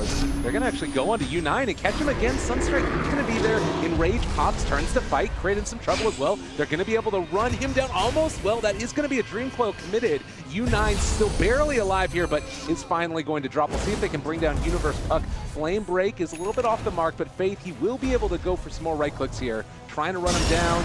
Universe pulled back in and should be brought down with that one. Well, he gets another Illusionary Orb. Jaunt away. They've got Universe in their sights, but he's so low, they aren't quite able to run him down as of yet. And Nice Crit comes in to save the day. Flame Break connects. That should be enough. Jaunt not going to be there. Oh man, he used that phase shift earlier and wasn't able to dodge the Flame Break, and that was a nail in the coffin for him. He just bought so much space and time, but he didn't actually manage to get out. They need to use Arteezy, I think, pretty soon here. Start moving him around the map to make sure when they make those kind of aggressive plays that they win it hands down, and TP rotations from Newbie don't stop them. Because that's the thing, is Newbie is incredibly good. I think they're the kings of defensive TP rotations. They're super good at being able to always have a TP ready to go and have multiple heroes respond to an attempted gank. And even if they lose that hero, they'll always get a kill and return, just like you saw in the top lane. Yeah, and I think that this is something that, you know, EG have developed an understanding of this too. They have a storied history against each other. A couple of those matches at MDL long ago, you think about how well they did in those tournaments and stuff. So they've been good to make sure that, you know, EG responded in similar fashion. When the puck rotated down bottom for those first couple of kills, stemmed the flow of the blood. Now, well, Crit is set up here in the top lane with Universe. Not sure if they're going to be able to go on to Ursa again, but with the Sunstrike, there's always a threat of a kill with these heroes on the map. Somebody's got to open up a lane for Zai, and it looks like it's going to be Sumail actually abandoning mid lane. His Hand of Midas is coming up anyway. I think Arteezy wants to finish off his armlet before he starts getting aggressive, and that's just the symptom of a bad laning phase. Normally an armlet would already be there for a Lifestealer, and he'd be good to leave his lane, play jungle, and play a little bit more of a ganking style, but he needs that item desperately before he starts being active around the map. This is a nice play if they can pull it off. There are a couple of EG heroes in the area, and the smoke breaks inside the Roche pit. Do they realize it, though? It doesn't look like they do, and because of that, Newbie are going to enable a free Roshan for themselves. So pop the song to make sure it happens. Now up here on the top side, they're going to initiate onto crit. And they quite get him. They're going to be a rolling away. And yeah, it looks like EG will get out, but early Roche going the way of Newbie. Yeah, that was a very cool idea. Them utilizing the mid-Naga Siren to always protect the Roshan attempts here from the Ursa. That is actually going to be a very big problem for Evil Geniuses. The next time Roshan is up, they're going to have to keep 5 heroes, I think, in that top half of the map and always be around that hit because they can't just kind of like poke at Roshan against a Naga Siren. They need that kind of full all-in committal that forces the Song of Siren and then try and reset and still fight out. Meanwhile, in the bottom lane, Faith is gonna, well, not quite Infest? drop. Infest isn't there. Oh, that hurts. Now he doesn't have Infest or Rage. I think he just dies now. Oh, Arteezy dove a little bit too deep for that one and is punished heavily. And this is starting to turn very quickly into Newbie's favor again. He still does not have that armlet. So even as he revives, if he had the armlet, it'd be kind of okay because it would be a reset of some sorts. Lifestealer comes back, and he can choose to TP wherever he wants and go with an ally, and they could put the pressure on some sort of lane. And Newbie would just have to kind of sit there and wait for that aggressive response. But without the armlet, I think Arteezy still doesn't want to make that kind of play. He'll have to maybe jungle a little bit before he has that item. And all the meanwhile, Naga Siren's just free farming away. You may even have a Radiance before the first gank happens on SC. That would be really a very bad situation for Evil Geniuses, to say the very least. And now Newbie going to be able to secure this tier 1 tower in the bottom lane, try and take over map control. I think that EG has been doing a really good job of getting wards out across the map. You look over in the Dire jungle, and they've got pretty good vision throughout, but it is still a problem of connecting with these ganks. And Newbie has basically abandoned that side of the map, at least for the moment, while Naga Siren continues to farm out the other areas of the jungle that aren't under vision. They just don't have a good support to really deal with this Ursa. So Ursa has run rampant over the first 15 minutes of the game, and it's bought tons of space for not just SEC, but also allowing KP to have a very favorable one for such a long time. He now has his Blink Dagger by 13 minutes, and he's going to be a terror around the map. EG probably know about this Blink Dagger timing, and they just have to stay relatively grouped up. You know, they have to be able to stay close enough to each other that if a Bat Rider does pop out somewhere and grab someone, the rest of the team can respond and try and counter it. Yeah, and that's where their, fight strategy really plays out well. Unfortunately, Newbies sort of have the answer to that in the Naga Siren split push eventually. It's just, them making sure that they're able to run down the lanes each at various points and try and pressure to the best of their abilities, cut off that farm of the Naga Siren. But she already has a relic 14.5 minutes in. Wow.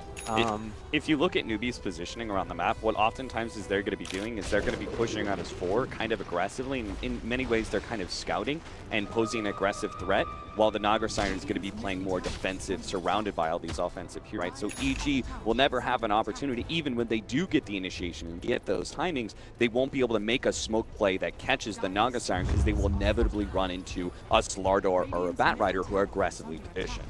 And you see this smoke gank, and it's exactly what you talked about. KP there to break it in case it came from the north side, and that's looking like it's what's going to happen.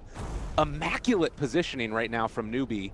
We'll see if this smoke is going to be able to connect at all. He's not in Firefly, so does not scout them out.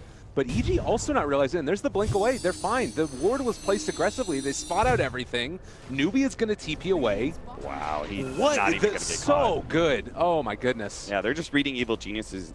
They're reading like a book, but it's also because the laning phase was so bad that there are limited options for EG. It's pretty obvious that EG has to make rotations and try and catch these heroes because they've hit their timings, right? They have the Blink Dagger on Puck and the Armlet on Lifestealer. You know exactly what's coming, and Newbie are just playing around it beautifully. And you don't want to go on the Ursa with the Aegis at this point either. That's not the fight that you want to take. So Universe still holding Arteezy inside of him. They're moving up for KP. They've been chasing him around the whole map. First it was bottom, then it was sort of in the mid area. Naga Siren has a Radiance at 16 minutes. And they're still not going to find a kill here. Yeah. So what's the answer? Is it just more of the same and hope you get better with your ability to find those kills, or is there any plan B really? There is going to be an opportunity when the Aegis fades away from the Ursa. Evil Geniuses will have better options because before they had to play a little bit more pick-off oriented. They needed a really strong initiation that started off on a hero that wasn't Ursa. And that's what led Newbie to hiding the Bat Rider aggressively and doing things like that. Now they have some other options to them that the Aegis is gone. They can just straight up smoke straight into whatever heroes they can, and they'll feel comfortable winning a 5v5. But they still do have to worry that a Naga Siren Sleep in the right position could actually count them entirely. Oh, this is a nice combination. They're going to be on top of the Ursa, manage to find that pickoff. Sumail, the bright spot in this team certainly for Evil Geniuses. Second highest in net worth, has his Agnum Scepter, has the Midas completed. This, I feel like, to me, is where you play around for EG. Yeah, I can't blame... his positioning looks bad, but that's a position that you're not expecting vision to be had by EG. But they did have it simply because of that smoke play earlier where it popped. They laid a ward down as the smoke popped, which was pretty natural. And that ward ends up scouting the ancient pit. So just a bit of bad luck, really. What you're talking about as well. The Aegis goes down. Evil Geniuses, they move in, try and take down a couple of towers for themselves. You got Armlet up on Lifestealer. Is there another moment now to try and go for a smoke gank, or do you just try and push out all of the lanes? It's starting to become more difficult with Naga Siren Radiance online, right? Yeah, you don't have too many more smokes to work with. I think they only have one right now, and Rit's holding on to that one. Nice catch on Kaka, though. Yeah, much needed. This is before any type of Blink Dagger for himself. Still very far away from that. And I guess that is something else to keep in mind as they find that kill onto Kaka, is that the other heroes, the supports on Newbie are maybe a little bit below where you might expect. I guess they're still ahead of where EG is, though. Yeah, I think Newbie, what they're doing right now is they know this timing is very well controlled by Evil Geniuses, so they're not going to be doing the same kind of four-man push-outs into towers like they were doing before. Now it's going to be a lot more of spreading their heroes quite a bit, like Slardar aggressively farming bottom. Even if he just forces the rotation, he gets caught, that's okay. Arteezy, they're on top of him. There's the big forward. They got control. Lifestealer going to drop again. Types of rotations you're talking about. If you're not showing everybody, go for a smoke gank and get a kill. Yeah, Newbie were able to play a lot more brazen in the first 10 minutes. Oh, wow, they're on top of him again. No, I don't know if they're actually going to be able to kill off Kaka, though. Yeah, he did have his Blink Dagger. It was over there in the stash. All right.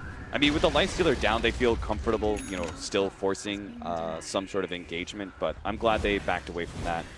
I think they just, it's the first 15 minutes when the Lifestealer and Puck really weren't ready, where this Newbie team could play very brazen in your face with some of their pushes and just kind of dare EG to rotate to them because they're buying space for Naga Siren. Now it's going to be EG. They kind of have the ball because this is their big timing. So Newbie are going to play a lot more hit and run, a lot more split push, a lot more smokes are going to be used for this period of time. And thankfully, they didn't have to use a whole lot of early. So they've got plenty to work with.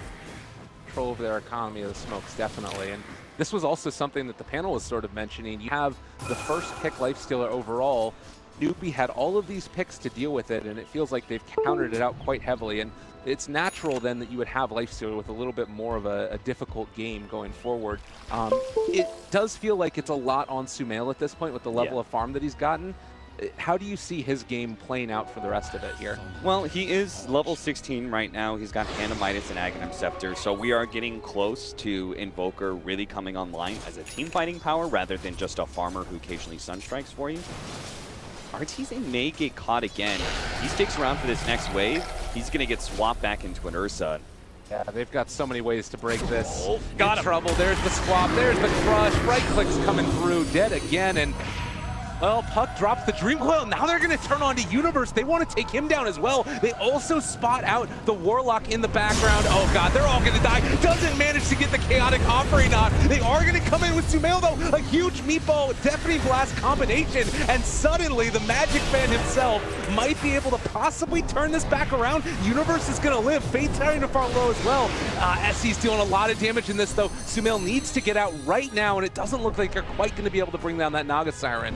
But a great display, and Sumail at least saving the day a little bit. Oh yeah, that means Sumail has got to do so much in this game. He attempts to Sunstrike on Faith, who he brought so low earlier, but he ends up missing it just barely. But Sumail, that was a good first step there, because that was a disastrous team fight, right? Arteezy is immediately picked off, and then the Song of Siren catches 3 heroes, where the Warlock is immediately disabled and has no impact. So it was basically 3 versus 5, and Sumail still managed to even it out a bit. Yeah, and you can see right there, it's pretty, just that slight cast point, and again, the damage coming out from Sumail, quite impressive. I thought that they were going to be able to bring down Faith, but able to escape again. A couple of those for himself. Yeah, so far 9-11 is the score. Are you feeling like that was enough to kind of pull EG back into this, or no? They're still hurt. It's still a pretty big deficit, honestly. The Naga Siren has the Radiance, but she hasn't even reached like full farming power. It's kind of similar to the Alchemist, right?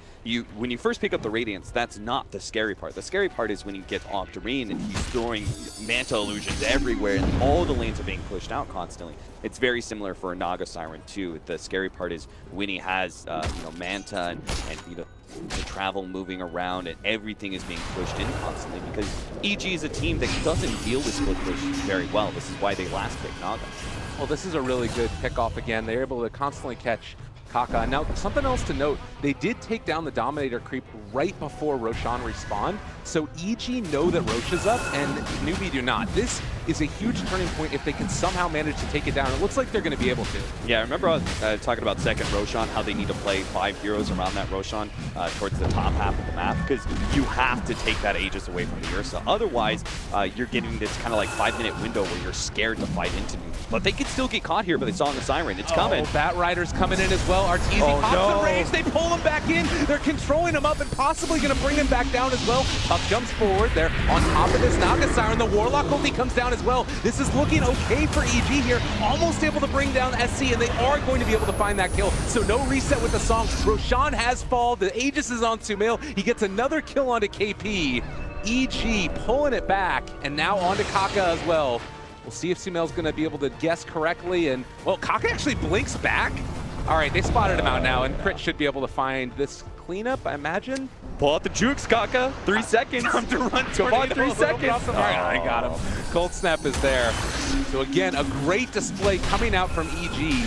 It feels like Sumail is definitely picking up the slack where, the rest of the team countered out. It's hard to deal with. That is the second team fight he's kind of won for them. That first one was so bad that it shouldn't even been close for EG, but he still pulled out a couple of kills. This time around, it was just like the worst possible situation where you haven't quite finished up Roshan as a Naga Siren shows up, but he had a beautiful EMP, burns out the Naga Siren, prevents her from being able to use Song of Siren to kind of reset that whole entire engagement, because they had just been able to kill the Lifestealer and then Song, that fight's over.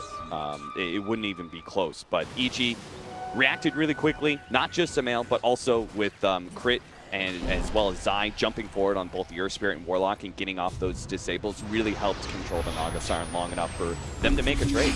Ooh, SC caught out here. Universe, he can go back in a second, but they're going to drop the song. They decide to go in again. Universe is just gonna... No, Universe just needs to get out. This is a good time for them to... They need to group up. Make sure they don't lose anybody here. This is where this newbie smoke comes in, right? They want to make sure that EG can't take advantage of the Song of Siren cooldown. Oh, great display there. Zai gets picked off very quickly. Looks like Universe is still going to be able to make his escape.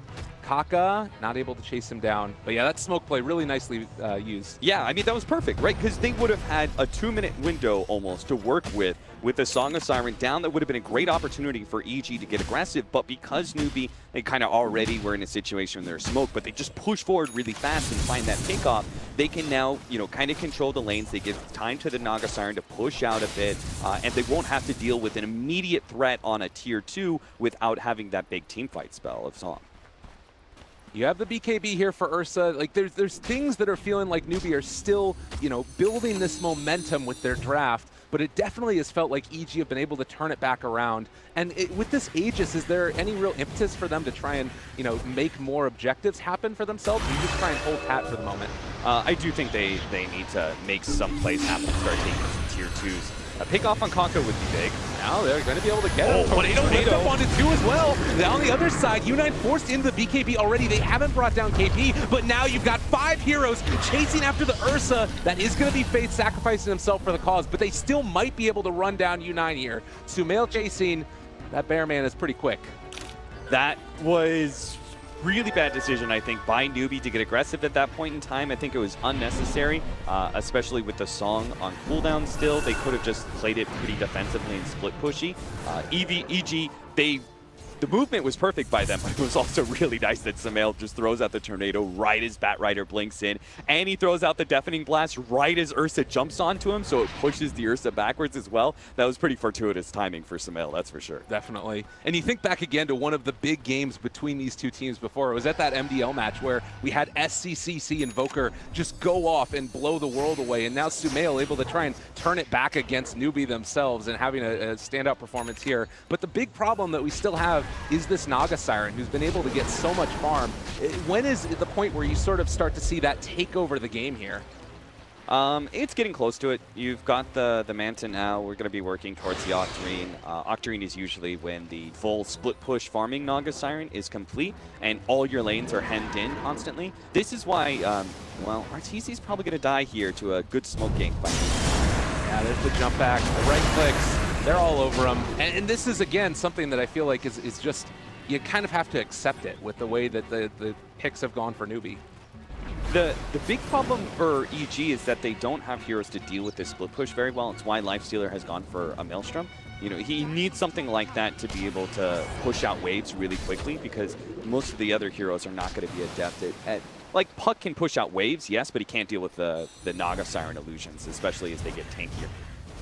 He's opting for faster burst damage, though, with the Dagon. I think that's absolutely the right choice. They need to be able to pop a hero before the Song of Siren comes into play, especially if it's Naga herself. So if he can actually jump in, set up the same kind of play we saw earlier with the Drain Coil leading into Sunstrike, and then the Dagon to finish him off, that would be huge, and it kind of makes it so you have the numbers advantage even if the Song comes in play. Quite good. I think also you look at a couple of these other item choices, not things that you would always end up seeing, like Blink Dagger first for Earth Spirit. We saw Solar Crest picked up for Warlock. Items that are just fit the niches and fill in the cracks of what this draft is lacking. You can now take Roshan much more quickly, and I think that that's going to be that next big engagement. And we didn't see Newbie go in with the Song to disrupt the Roshan like we saw in the first instance of it. That might still be something that they can pull out when we have the next Roshan up. Yeah, for sure. That's going to be Roshan 3 is coming up, and that's Aegis as well as Cheese. Pretty formidable pickup, just because the lineup of Newbie is kind of dependent on being a burst down a hero. Both Cheese and 8 act as a...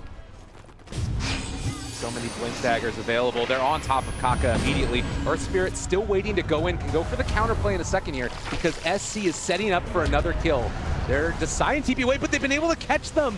All right, that was not quite there. Faith is going to end up dying. They're going to get the Courier as well. So it's a lot committed for the kill on the Venge. Yeah, unfortunately, you just can't throw out that Chaotic Offering far enough to be able to catch the Naga too, but nice catch there by Sumail, maybe getting KP, but not there anymore.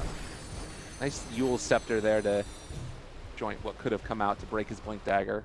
I have to say, though, Evil Geniuses, they are very good at making sure they don't crumble under pressure. You know, I see a very clear win condition for Newbie when they had such a strong laning phase, but EG still found a way to claw back and continue to get pickoffs like this one on Kaka that have actually won them a network. Yeah, they've been able to really pull it back into their favor, and you still have the problem of the Naga Siren, but I'm seeing that path to victory right now for EG if they manage to keep these lanes pushed out, secure themselves Roshan. You talked about the Dagon, it's going to be there. It does also look like Invoker is going to be going back for the Octarine Core. There were a couple of Midases. I think that Kaka had one in the works for the Slardar, and they're trying to build into a few more of those, maybe for Newbie, to sustain a little bit more of their late. Yeah, unfortunately, after his last couple of deaths, that Hannah Midas won't be coming in any soon for Kaka, but he does know that he's going to have to transition into more of a core, you know, pick up a BKB or something like that, so he can just stick on a hero. This game is definitely going late. Evil Geniuses, it's not that they can't beat Newbie's lineup in late game, it's more the fact that, like, they just have to deal with his constant split push that gives Newbie the inherent advantage. So what's going to end up happening here is all the lanes are going to be pushed in. There's more opportunities for Newbie to get farm on their other heroes, as well as plenty of opportunities for quick picks that can turn into an objective. When you're constantly hemmed in all your lanes, even if you do find a pick off on the side of Evil Geniuses, it's hard for them to translate that into an objective because they're so deep on their own side of the map. So that is going to be the inherent problem for late game. As I believe Hani once told me, you know, it's just like, team that has Naga Siren always has a late game advantage, and it's a very unique late game advantage. be the split push and the Song of Siren. It's this maneuvering advantage that always gives you a big lead, even if the enemy team can contest you when it comes. And these type of smoke ganks become less effective too because you have less vision around the map. You're not like the other team knows that you're pressuring. All of the lanes are pressured in, and these will be less effective as time goes on. You know, interesting little thing comparing the Ursa to the Lifestealer this game. As we have the smoke movement still going out, the Ursa is 9-4 and 4, I think, at this point. Yeah, 9-4 and 1. And you've got that comparison to the 0-6 Lifestealer, and yet they're only 2,000 roughly net worth apart. Like, Lifestealer's been able to keep up and farm pretty effectively this game. Yeah, I think they got a lot out of the couple of team fights that they did. So Lifestealer was rewarded a pretty big windfall when he was able to get a couple of kills in team fights, and some of that comeback gold comes into play. But also it's the fact that Ursa is a hero that's very dependent on getting kills to be able to continue to snowball into late game. And this game has slowed down quite a bit. Evil Geniuses were not able to take full control like they wanted to at 20 minutes, and they did have to play a little bit more of a slower pick-off-oriented game. And Newbie have kind of stumbled with a lot of their aggressive smokes. They had the opportunity to use a lot of the smokes they didn't have to in the early game, but the one like where they 4-man smoked up the top lane and led into a bad team fight is very much played against them. Yeah, and well, this is now Roshan soon to be taken. The Sunstrike comes in, it spots out that U9's in the area, and it's still very hard to contest this with SC right there having the sleep.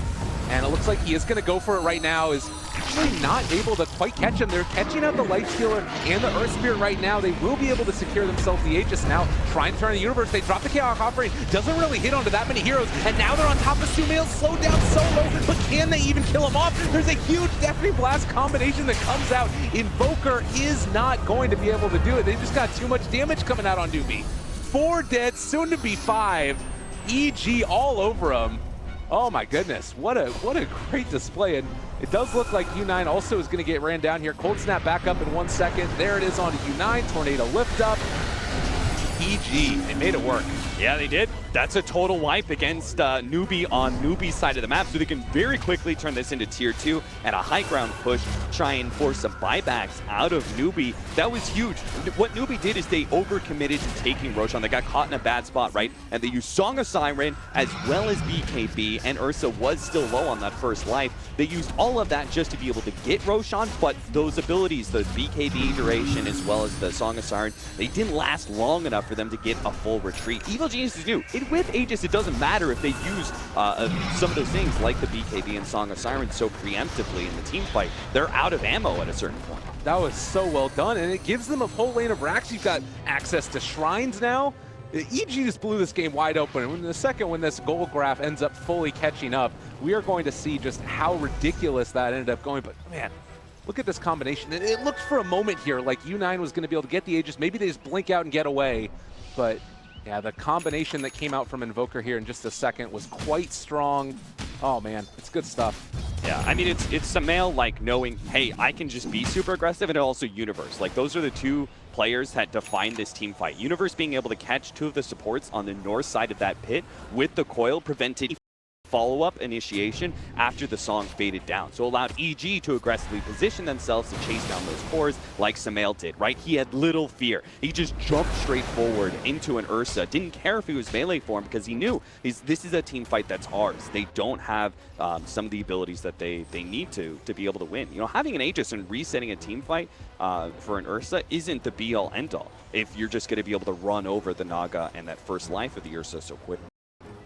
Well, and now, you know, we talk a lot about the ability of Naga Siren to delay the game and hold out for a long period of time, but when you lose everybody like that, Song is used aggressively by and large. That means that now you get those first lane of barracks against this Naga Siren.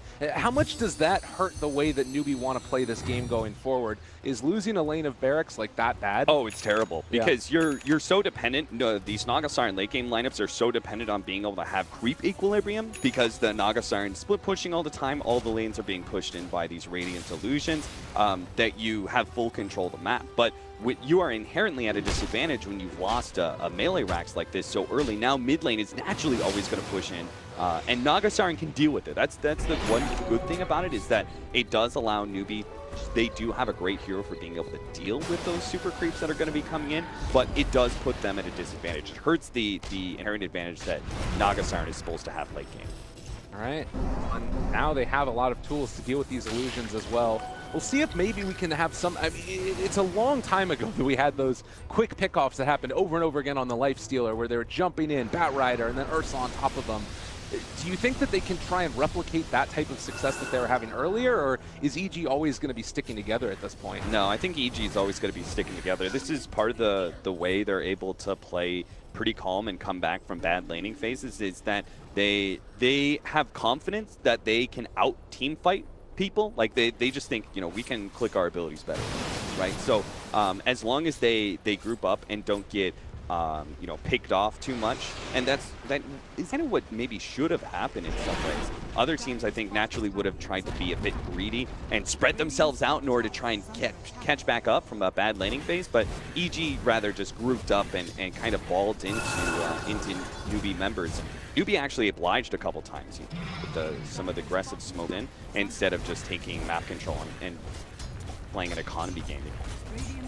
Oh, and you can see here, they're setting up a trap as well along the bottom lane. If anybody from Newbie showed up there, they're going to explode. And in the meantime, take down the shrines, move around the map.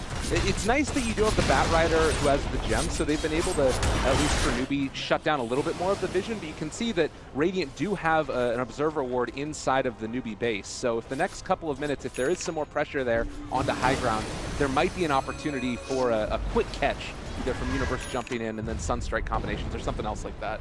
Yeah, I like what Evil Geniuses are doing a really great job of making sure their lanes don't get too pushed in. It's so much easier if you can get all the lanes over the river and you start closing in the map a lot more. It's a lot easier to control this Naga Siren and the illusion spam. So they're doing a good job. They always keep 2 lanes over the river if possible. They've taken an objective in bottom lane without losing anything in return. So these are good signs in dealing with a Naga Siren late game. But there is going to be the occasional aggressive poke out from Newbie. They got to be a little bit wary of that. Actually, interestingly enough, it looks like Naga Siren has a sheep stick queued up. What are your thoughts behind that? Not something that we always end up seeing on the Naga. Yeah, that is kind of interesting. Some sort of quick reaction disable against Puck or Earth Spirit or maybe even Invoker when he jumps in. Problem is he doesn't have something to be able to deal with the Lincolns immediately. You know, like he doesn't have another instant cast to be able to pop the Lincoln, get the disable on Invoker. They do need better lockdown against the Invoker because he has actually played a lot of havoc against them with just operating Blink Dagger on Lincoln.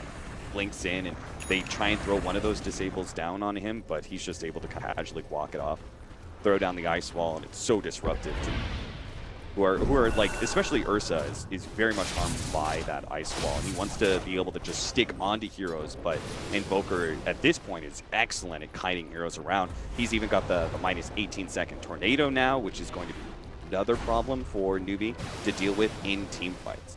And it feels like if Newbie don't get that initial jump and find and explode either the Invoker or, you know, probably the Puck is the other one that they need to heavily focus, it's just going to end up going terribly for them because you have to burst there. Otherwise, there's all these kiting mechanisms they have. Inherently, then you kind of need the vision advantage as well, and I think that's why we're seeing the Batrider go back for the gem, scout out across the map, try and get any D wards that they can. They have been able to get that one ward out of their base that was up there. Right there as well.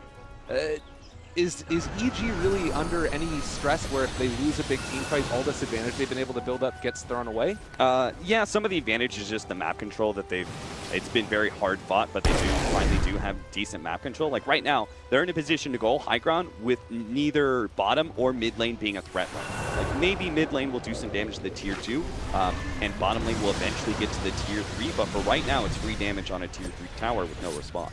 So looking for Sumail, you do have that Aether Lens on Batrider, so you can catch him from a little bit further away.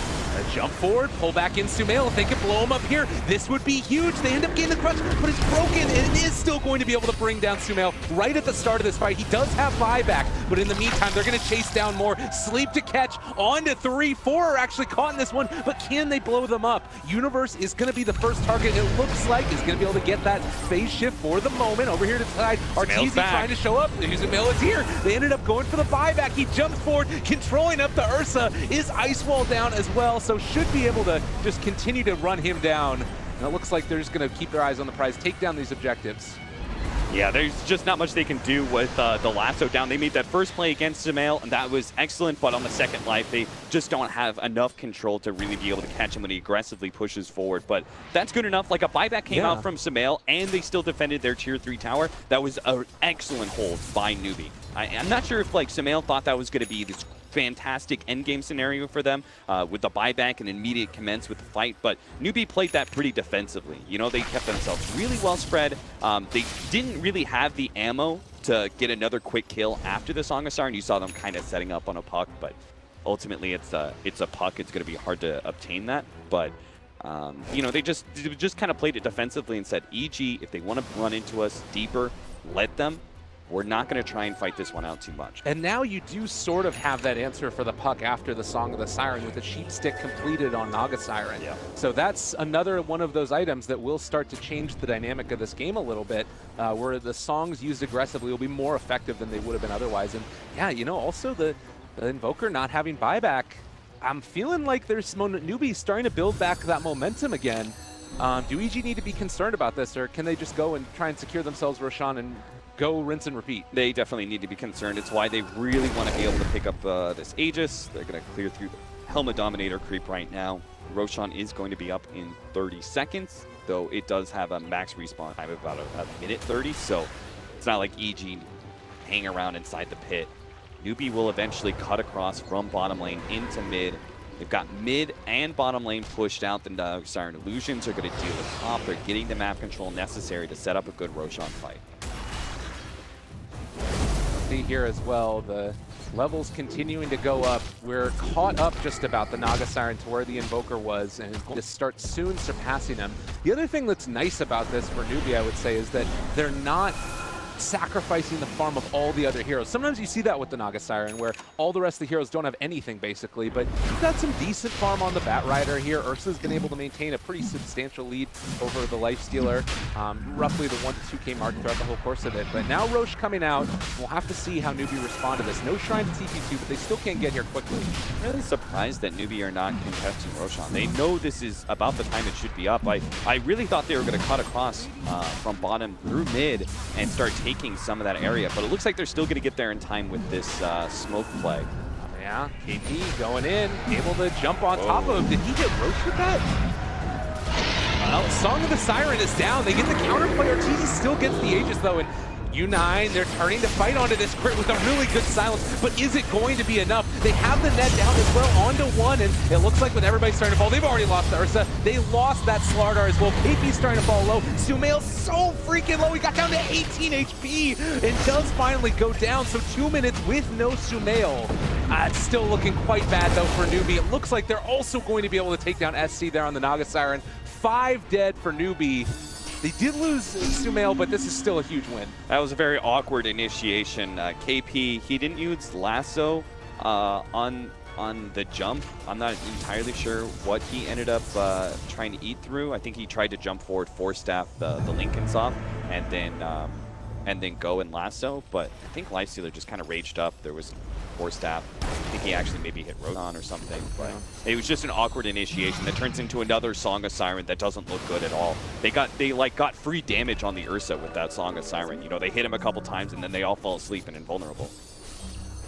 Well, it does force out the SC buyback, and that's a full lane now done as they take down the range barracks, but don't want to pressure for anything more. They're probably a smart one, and yeah, it does look like he popped it on Roche there. Something popped there, and then they try and go into the Song, and that they're still raged up on Arteezy, and he's able to get that Aegis. You get a couple of swipes on U9 before he goes back to sleep, and they just don't have enough firepower at that point in time to finish off Sumail, which is pretty sad. You know, it's some of the lost BKB timer with the Song. It just feels like Newbie are not playing very well around the use of this ultimate. And the fact that Sumail barely goes down, I think if Sumail actually stays alive there, he's able to heal up, that actually could just be the end game.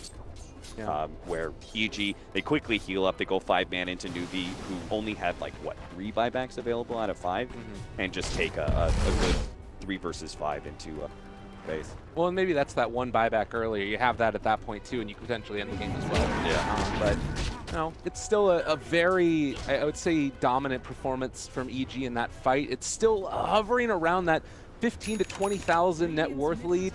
As you look at it, it's getting closer and closer. experience, much different story. You think that there is going to be a point where Newbie can sort of like dominate this game at all with their heroes, or is their time on their timing really passed a little bit? No, there's always going to be a very big difficulty to team fighting. Like, you can't end the game without winning a team. Evil Geniuses have very strong initiators. They are scaling pretty well on this Lifestealer who's got a completed Mjolnir. AC still doesn't have the Abyssal Blade. I think that's his next item when he drops the Aegis, but they're always going to have this big sustain and initiation advantage over Newbie. So it's going to be more about maneuvering for Newbie to win. Okay, well, you can see up there in the high ground, they jump forward, able to control up one, but now Crit in a little bit of trouble. Arteezy trying to turn on U9. Not sure if that's going to quite work out for them, though. And it looks like Newbie are actually going to back, expecting the rest of EG is going to be right behind them and have started to show up. The thing to keep in mind is that bottom lane is still being pressured in by the Naga Siren Illusions, and the tower took a good bit of damage, still doesn't go down. But EG losing Crit there for the price of the Venge still work. Yeah, I think you still want to go high ground here if you're Evil Genius. Maybe push through mid and go top. That might be a bit too. I was just thinking they still have this Aegis, but the Venge is down for 30 seconds. It's like they are just gonna back up and kind of reset. The Heart quite good on the elude while making them harder to take down. I like the little Mjolnir laid down on top of the creeps too, so he's kind of had like the counterplay coming out with the creeps going out the other direction. So interesting little back and forth there. Counter to the split push. Remember we were talking about Kaka and picking up his Hanamitis. He knows this is going to go late game. He needs to get some actual items that allow him to be a right clicker. Well, that BKB is still so far away. He's only got 1,100 gold in the bank. U9, his farm is stalled up quite a bit. He's still sitting around that 18k, where Arteezy's Lifestealer is now up to 21k. And all this extra farm on Naga Siren is not going to translate into huge wins in team fight. Trying to catch Kaka there. Sunstrike not quite able to be on the mark. You know what the real value is, though, a little bit later on. Moonshard. Yeah? Yeah, maybe? No? Okay. Not really, just because they don't have... Like, if Kaka and Faith were more farmed as supports and they were turning into a little bit more right clickers, you could argue there's some value there, but the only value is really just going to be on the other side. We're already seeing struggle with these team fights. EG's taking it slow, they're controlling the map. You know, I was talking about Love, they have this opportunity maybe to go through mid and push high ground, but EG are still keeping this, like, they're just more focused on controlling the map and making sure Naga Siren does not get these split push opportunities out there. You look at mid and top lane, they're really not pushed in at all, so EG are in a great position to start sieging. They got one creep in, and now they pull in Arteezy pretty deep into that one, but the default combination comes out. Is it going to be enough to bring him down? KP heals himself for the moment to try and stay alive, but it looks like they're still over on the other side on top of Zai. The Chaotic Offering has already come down, though, and it looks like the Bat Rider buyback is going to try and go for initiation on it. Arteezy eats the cheese. Now U9 turned upon. He's taking too much damage, though. They're all over him and is going to fall. That last little right click coming through. EG came to play. Both of their supports are gone now, as we do have SC on the back line. Arteezy is there. Does he get the bash? Not quite going to be there, but turns now into Kaka. Blink away, still fine for the moment.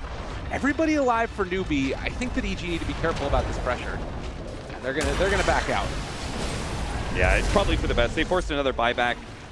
They it would just be like too much of a risk, I think, at this point in time to continue to go high ground. They're in a great position.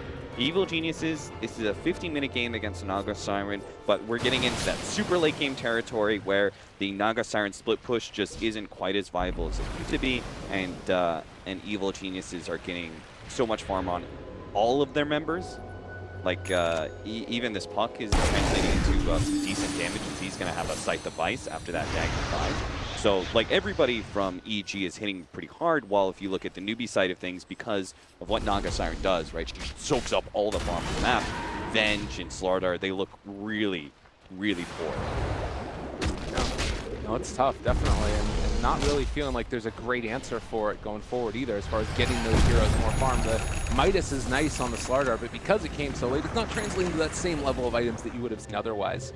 I do think that also the Aghanim Scepter here on the Earth Spirit, a really cool pickup, particularly when you have so much of the single target focus. We were talking during the draft that maybe the Dazzle would have been something that they wanted to go for. Banned out made it really tough for EG, but now you sort of have that secondary form of it in the Grave. But well, this is going to end up being a dead Slardar here. Gets picked off. The rotation comes in, though, from the rest of Newbie. Kaka still manages to get off a crush onto Crit to keep him back in. There's Puck already dead. Now U9 trying to take down Crit. Isn't quite there in position to bring him down, but looks like Kaka going to miss onto that right click, and well, they break the Lincolns for Sumail. The sleep is going to catch onto several. Oh, I don't know about this one. It's risky. Quite tough. You have the refresher there for Invoker as well if you want to come in. Yeah, they're just going to TP away. Good decision, but the lift up will catch the Venge, and Faith most likely to die here. Yeah, that's going to be a drop gem. It's really unfortunate. Oh, wait, they're with the courier? He's trying to give it to the courier. Oh my God! Oh my God! Saving that shot's still going to finish him off, but if somebody can run into that jungle area, might be able to pick it up. Oh, they did it. Go Bat Rider, get it. They didn't know that it got swept. Oh, that was beautiful. All right.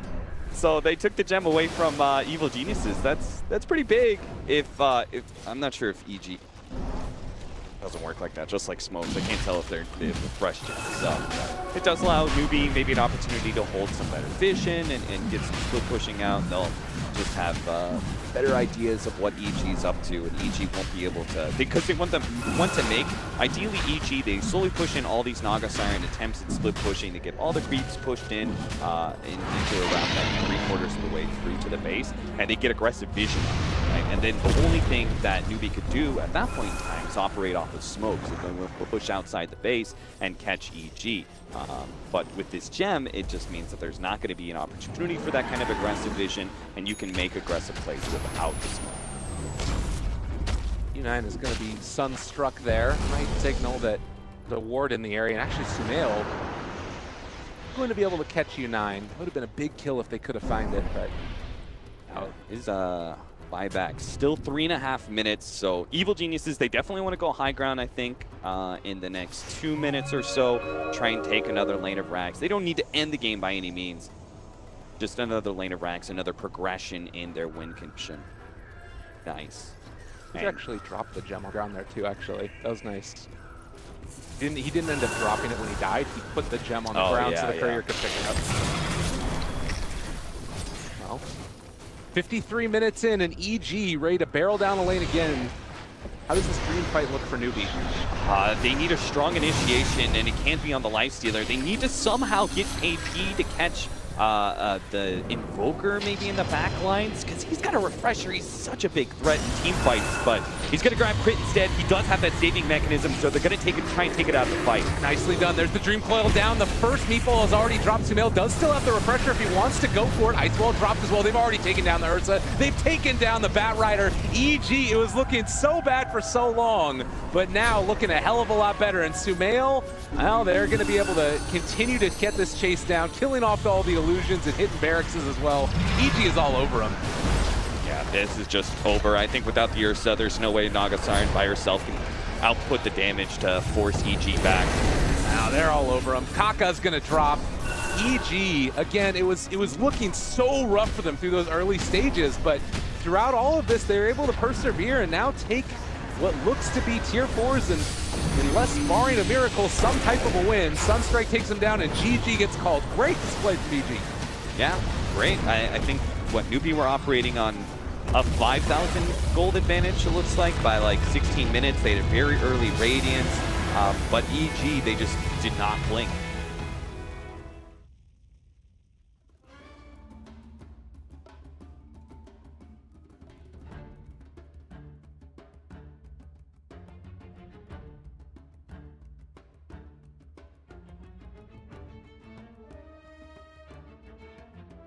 EG's turn to ban.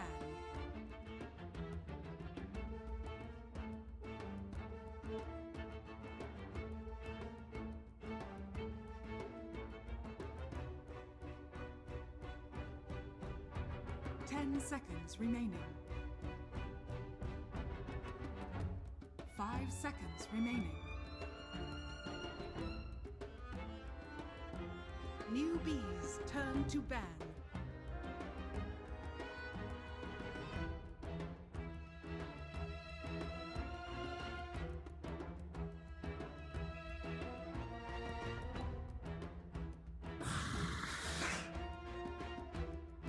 EG's turn to ban.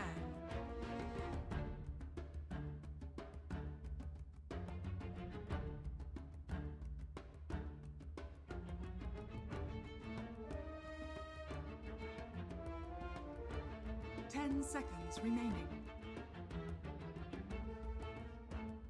5 seconds remaining. Newbies turn to ban.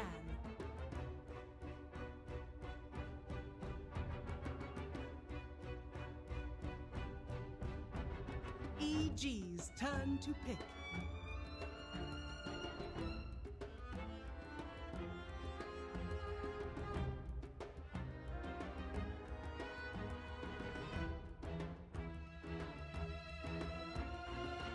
Life Stealer.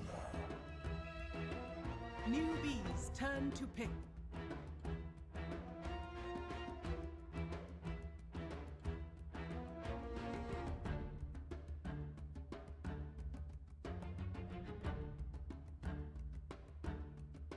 Ten seconds remaining. 5 seconds remaining. Reserve time.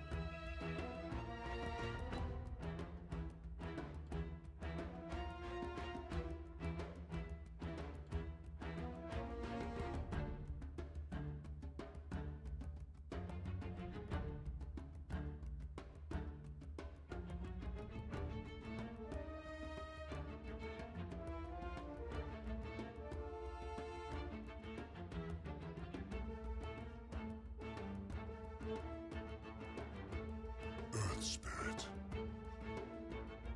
Newbies turn to pick.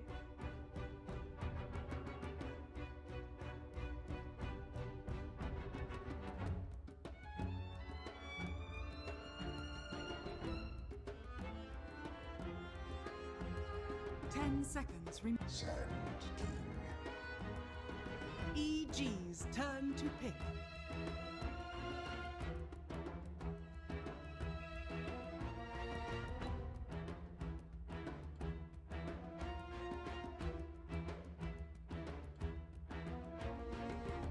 Seconds remaining. 5 seconds remaining. Reserve time.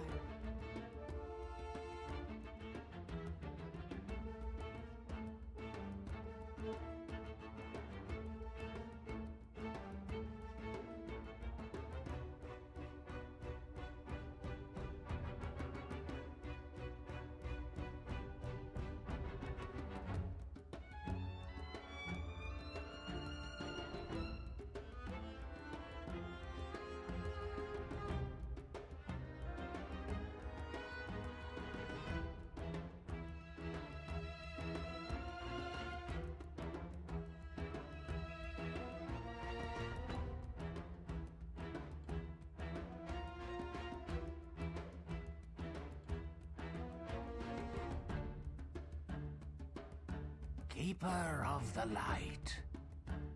Newbies turn to ban.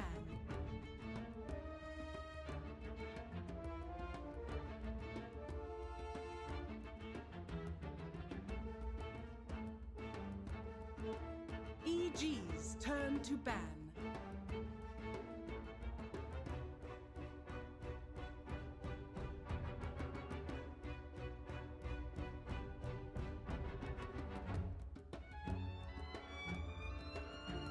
Seconds remaining.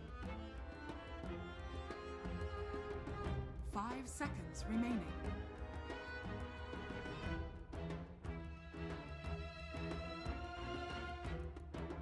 Newbies turn to ban.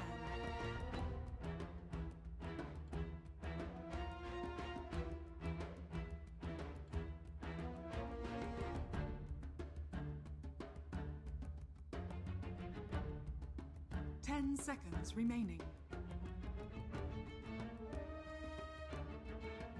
EG's turn to ban.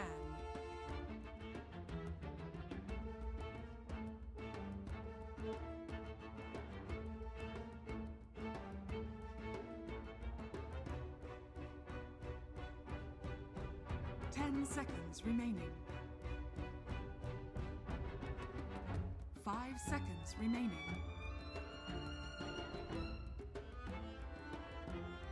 Reserve time.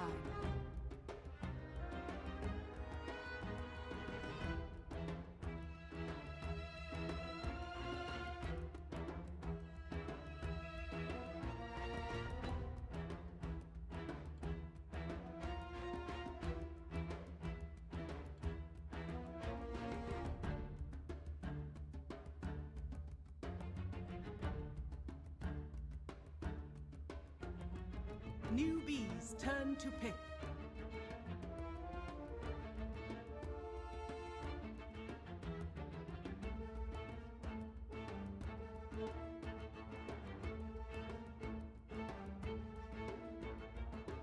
Seconds remaining. 5 seconds remaining. Reserve time.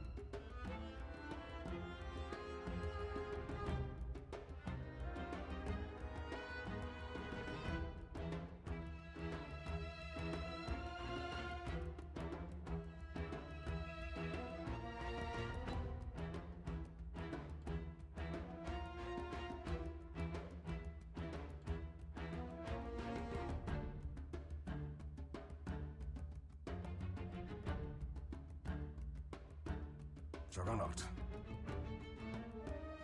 EG's turn to pick.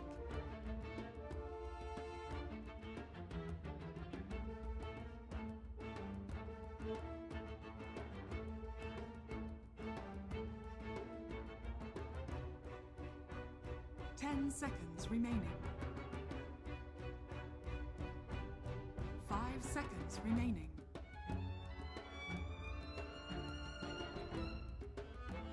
Reserve time.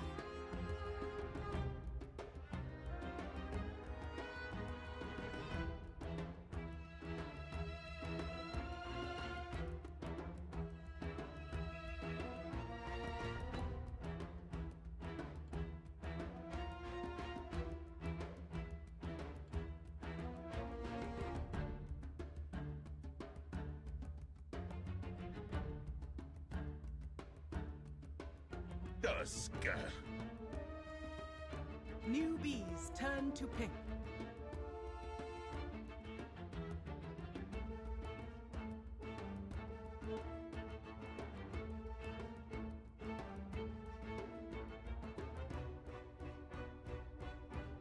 Seconds remaining. 5 seconds remaining.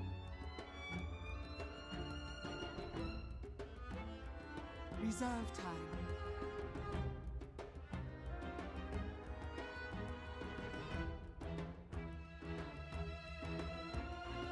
Warlock. EG's turn to pick. Invoker. Newbies turn to ban.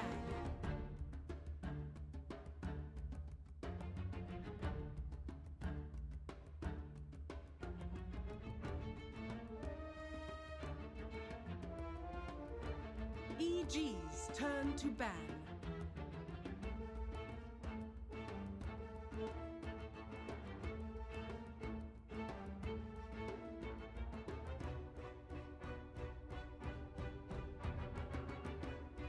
Seconds remaining.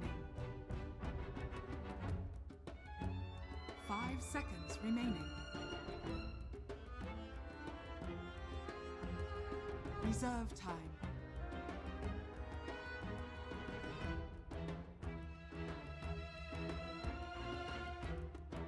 EG's turn to pick.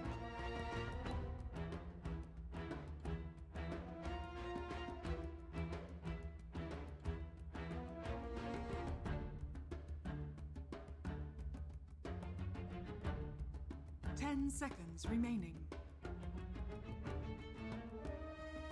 5 seconds remaining.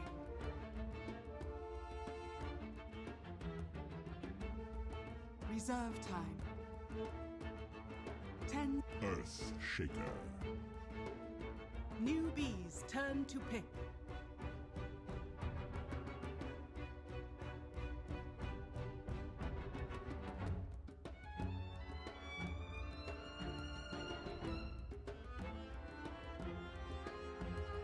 Seconds remaining.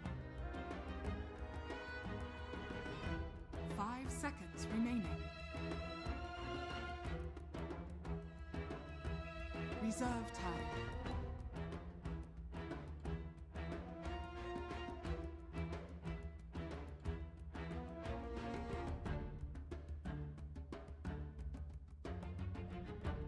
Ten seconds remaining. Alchemist.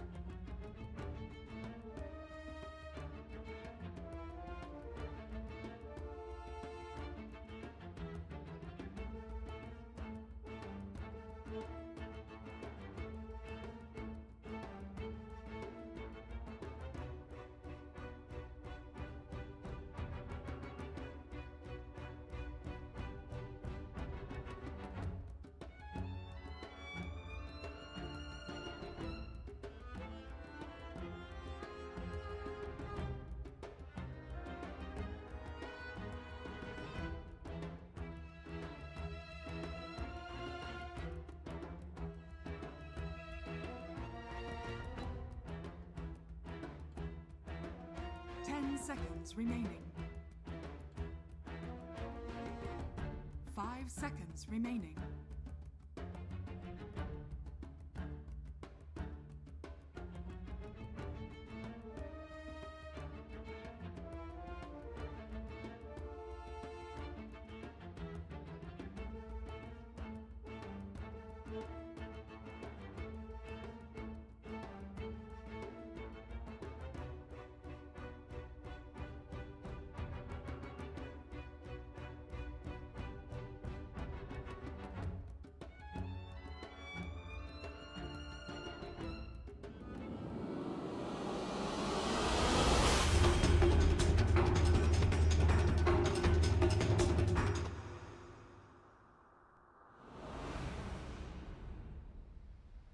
That even if you counter it, it's still going to be impactful. And the same can be said of the Invoker as well. Yeah. That's the thing, is like, this is a hero that fits multiple scenarios and will always scale well with you in the late game and gives you adequate team fight. So this is a very similar lineup to game number 1 then.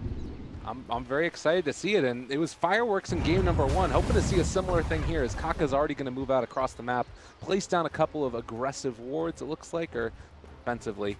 But yeah, I think that there's a lot to be said for that. You've got two heroes here that if one starts to fall behind, let's say that the Lifestealer gets heavily pushed in the early phases, then Invoker can be the one that blows out. And on the other side of the fence, you've got a couple of different initiating heroes here that can help out the Lifestealer bombs with Arteezy too. So a well-rounded draft, I would say, from Evil G's. On the other side, for newbie, it's going to be Alchemist Show again. This is a hero that has had a pretty abysmal win rate so far in this tournament.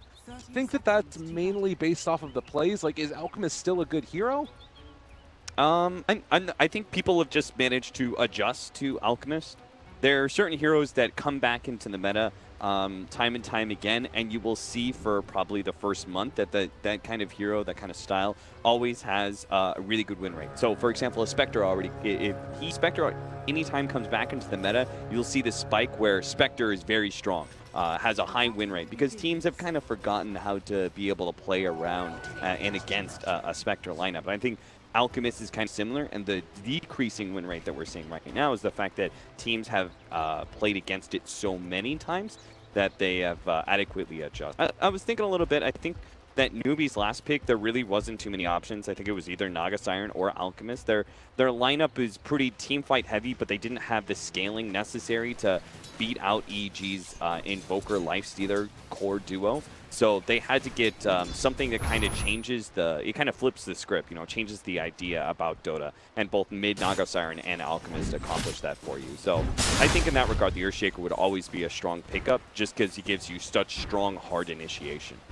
Yeah, and it is sort of going to come at the cost of a little bit of an interesting one here. KP soloing the lane did come with the full poor man shield as well as a set of tangos for himself. And meanwhile, in the bottom lane, it's going to be both the Earth Spirit sort of trying to zone out to the best of his abilities as well as Faith and deal with this Earthshaker who's basically just playing in the offlane role the whole time. Yeah, I think KP very much expected to be dealing with a dual lane of Tusk and Lifestealer and having the Keeper of Light down in the bottom lane with the Earthshaker. But Universe, maybe he actually just wanted to be able to get the solo lane because he does the Fissure block. He gets a fast level 2 thanks to the creep equilibrium. In fact, he's even going to take a big creep. That's a good steal for Universe that will help him progress into the boots pretty quickly. So I think they just expected an aggro dual lane to start with, and then KP, his positioning was very heavily punished, right? He was so far forward, he's already used 2 burrow strikes, he's activated his early offlane shrine just by EG having Zai up at top to zone the Sand King early, because Sand King is a hero you don't want to give a free 1v1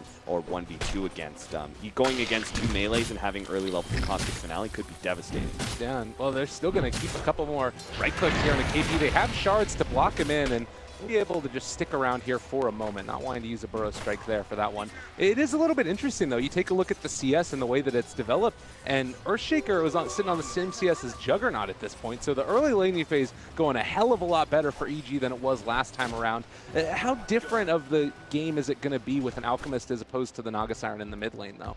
It's not going to be too drastically different. I think the Alchemist peaks a little bit faster. And he hits a little bit more powerful of a peak, a little bit better team fight power and those sort of things. So we should see Newbie around 35-40 minutes kind of reach their maximum capacity in this game and try and end it out. And it's going to be a little bit less split push. But very minor difference. Get a courier snipe, and now seeing that KP's in the area, we'll see if they decide to go for it. Sunstrike coming in, Snowball to follow. They are going to maybe be able to get that kill. They try and turn it. Doesn't have enough mana for shards, though, and now with the rotation in from Kaka, they're going to stop that kill from happening. No shrine to go to, but we'll use the salve. And maybe with a rotation in, they could make something happen. Doesn't look like they want to try for it. They're just going to force Tusk back. I thought they were actually going to wait until he went for the pull on the neutrals to have the neutrals kind of help out in damage, but that would come at the risk of obviously maybe he'd be able to get the successful deny against the neutrals. They just really wanted to claim that first blood. And if they'd gotten on the Tusk, that would have been a big-time pickup. Tusk having early boots and Orb of Venom is notoriously hard to deal with. Offlaners can't actually utilize their offlane camps very easily because they're just going to be matched in a 1v1 so often with the Tusk harassing you down. Really, again, surprised at how much this Universe Earth Spirit's been able to get out of this laning phase, even without having that Tusk there. They stuck the Keeper of the Light down here in the bottom lane, obviously, but it's felt like EG has basically just had free reign to run around the map wherever they want to, and they're still, I would say, winning all of the lanes at this. Yeah, I would say this is a combination of the fact that they're doing an aggro dual lane, so what Zai's doing is he pushes out the wave with this Luminant Blast, and then he pulls the hard camp over and over. We saw this develop pretty early in 7.0. It's why Coddle and Dazzle were valued so highly. They're both aggro dual lane supports that push out the wave and take advantage of the hard camp pull. So this is why Earthshaker is able to get so much extra CS. And then the other factor is that if Earth Spirit isn't in lane, it's just a damage combo, but they have no stun between Juggernaut and Warlock. So you see Universe plays it very far forward, knowing that he can always fall back and TP scroll if they go on it. Quite good, definitely. Now SC farming out the hard camp while this is all happening. You saw there that the Sand King had wanted to stack it earlier, but SC will still take that extra bit of farm for himself. And this is a hero that they need to keep the aggression on. Been left to his own devices so far. Is there really like much of a worry of him getting completely out of control in this game, or do you think that EG have the heroes to deal with him well? You don't worry about it in the laning phase. It's kind of like a Storm Spirit. You try and rotate and kill him once before he hits level 6, but Storm Spirits and Alchemists, they've adjusted to that idea, and once they pick up usually level 5 or maybe even 4.5, they'll immediately go jungle until they have 6. So you don't worry about it in the laning phase, but you will try and put pressure more as you start going into the mid game, trying to slow down that Radiance time. You're not going to prevent it entirely, obviously. It's going to be, again, looking very similar to the last game, where they didn't worry so much about the Naga Siren, they just kind of focused on their own farm. Evoker. Oh, no! Just barely off the mark there with that Sunstrike. SC is still taking a lot of damage here, but Kaka is going to be there in position to help him out. It was interesting. Crit moved just into the mid lane, knew that he wanted to go over for that Alchemist because of that ward that was placed up on the high ground, giving them vision. But that did also tip them off the fact that they were heading over in this direction. Yeah, very, very smart. I like the fact that he went into that offlane camp.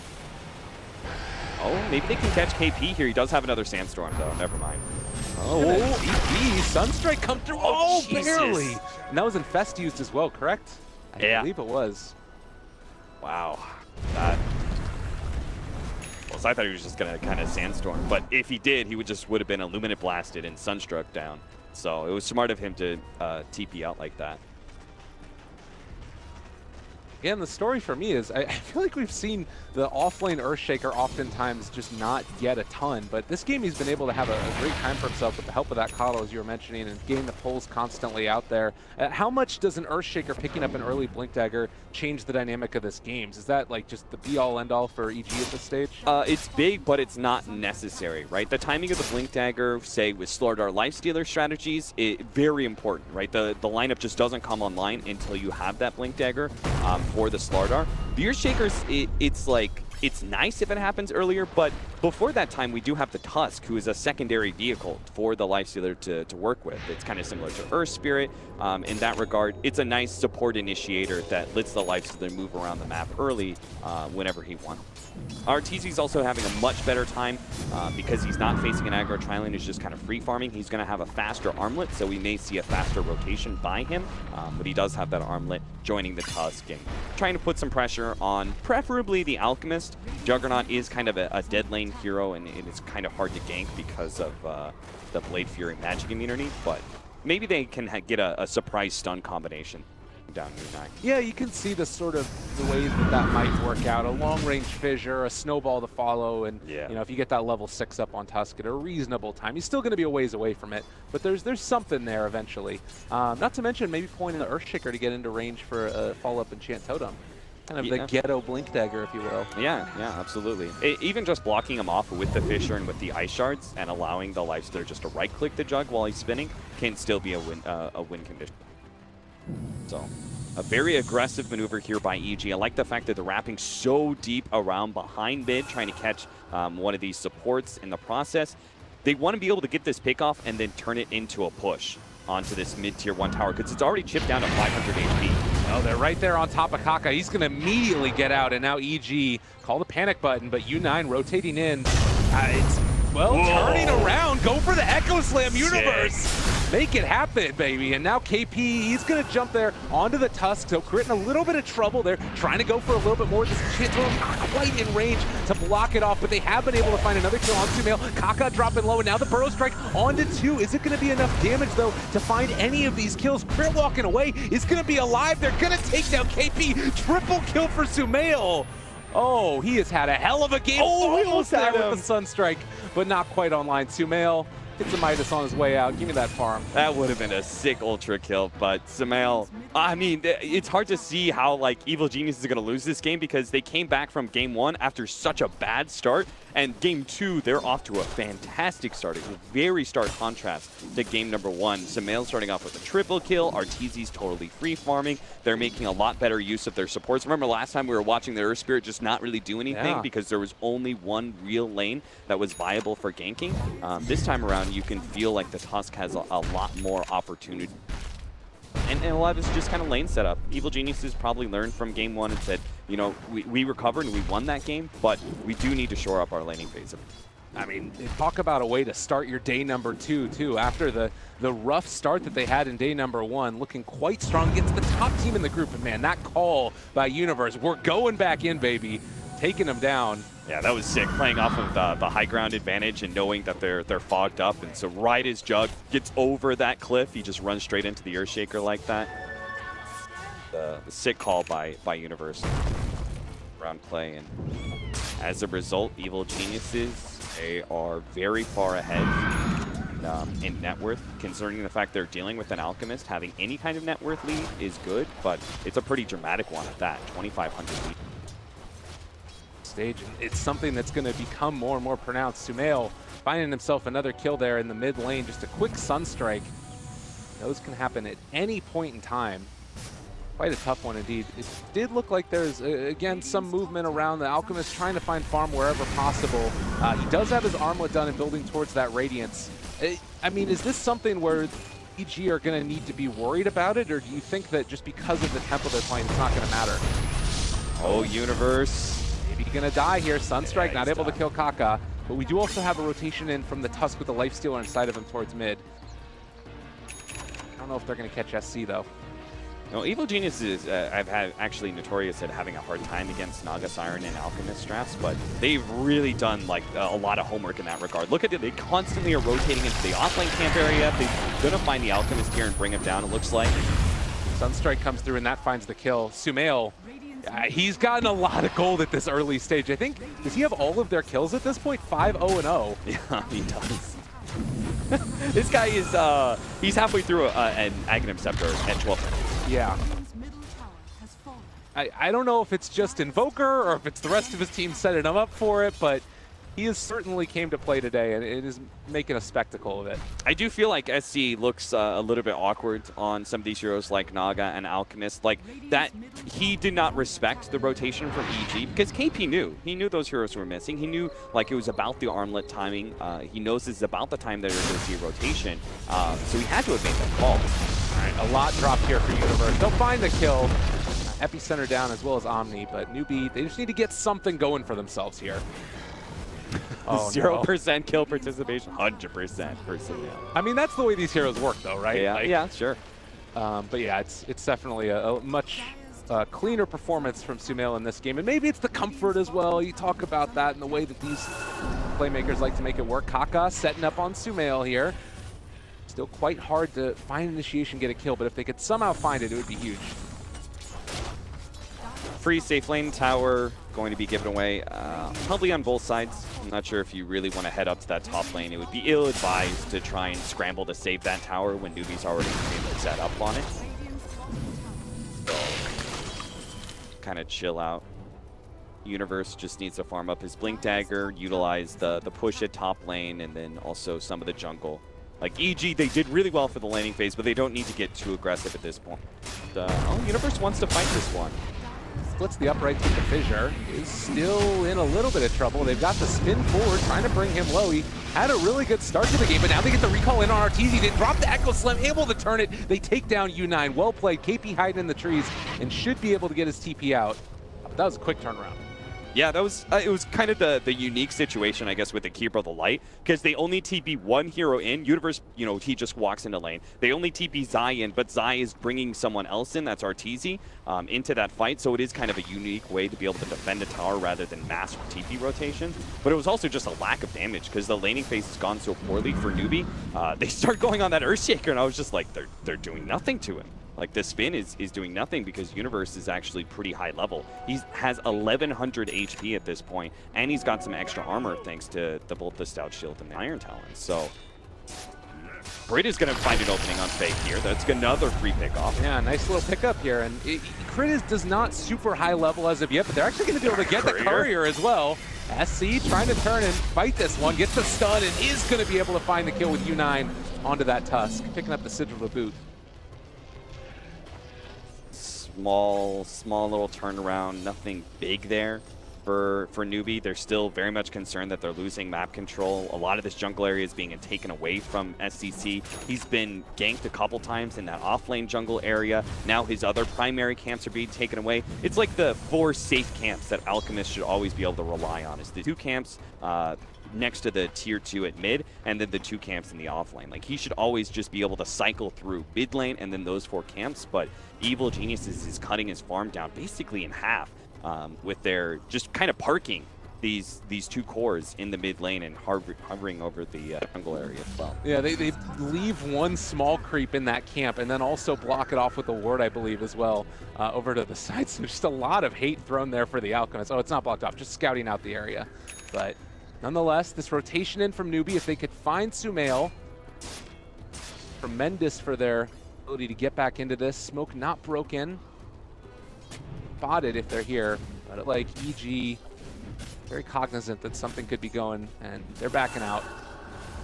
It says a lot about the fact that Newbie try and make an aggressive smoke maneuver before the Blink Dagger's up. It says that SCC doesn't feel very comfortable with the space that he has to work with right now. He's like, guys, I need you to create space for me. So they're actually forcing KP to move around and try and make a play when he's sitting on 1,800 gold leading into that Blink Dagger. And I'm not saying it's the wrong decision. I'm saying that Evil Genius is pressuring them so much that they're forcing maneuvers that Newbie just honestly don't want to make. Yeah. And they broke the smoke there, come out, they see the rotation in, they're able to back out themselves. The Blink Dagger for Earthshaker gets done before the Sand King. Granted, they're both offlane players, but you'd expect that the Sand King with Caustic, all those other abilities could normally farm, but just shows how much they've been able to shut down and cause pressure onto this Newbie team. Yeah, I'll tell you right now, I would much rather deal with the Juggernaut in lane as an offlaner than a Lifestealer. I think that's another big advantage of Lifestealer is that he just, unless he's getting aggro tri-lane like by an Ursa or something like that, he should almost always be able to zone out and have a heavy impact, a detrimental impact on the offlaner's farm. So I guess it's not terribly surprising to me that Universe is able to pick up his Blink Dagger first, despite the fact that, as you're correct, Sand King should be able to farm faster. Alchemist does have his Radiance. It's around the 15-16 minute mark was when he got it done. The Blink Dagger also done on KP. So there's potential to take a fight here if they want to, but to me it just definitely feels like Newbie is going to be focused on trying to clear up their jungle a little bit, get themselves into position to just get some more farm on this out, because he needs it. EG are probably going to go for a pretty big smoke rotation here, I would imagine, with the Blink Dagger. And RTZ having an Echo Saber as well as that armlet. Anybody they jump on, even the Alchemist, they've probably just done it. So, and Top of it. You know, this is the reason they're able to make these kind of plays, right? Where they chill out with 3 heroes and set up a smoke. It's because Invoker's always pushing in a lane, especially when he gets these levels 15 and he has that extra Forge Spirit. One side lane is always pushed in because of Invoker.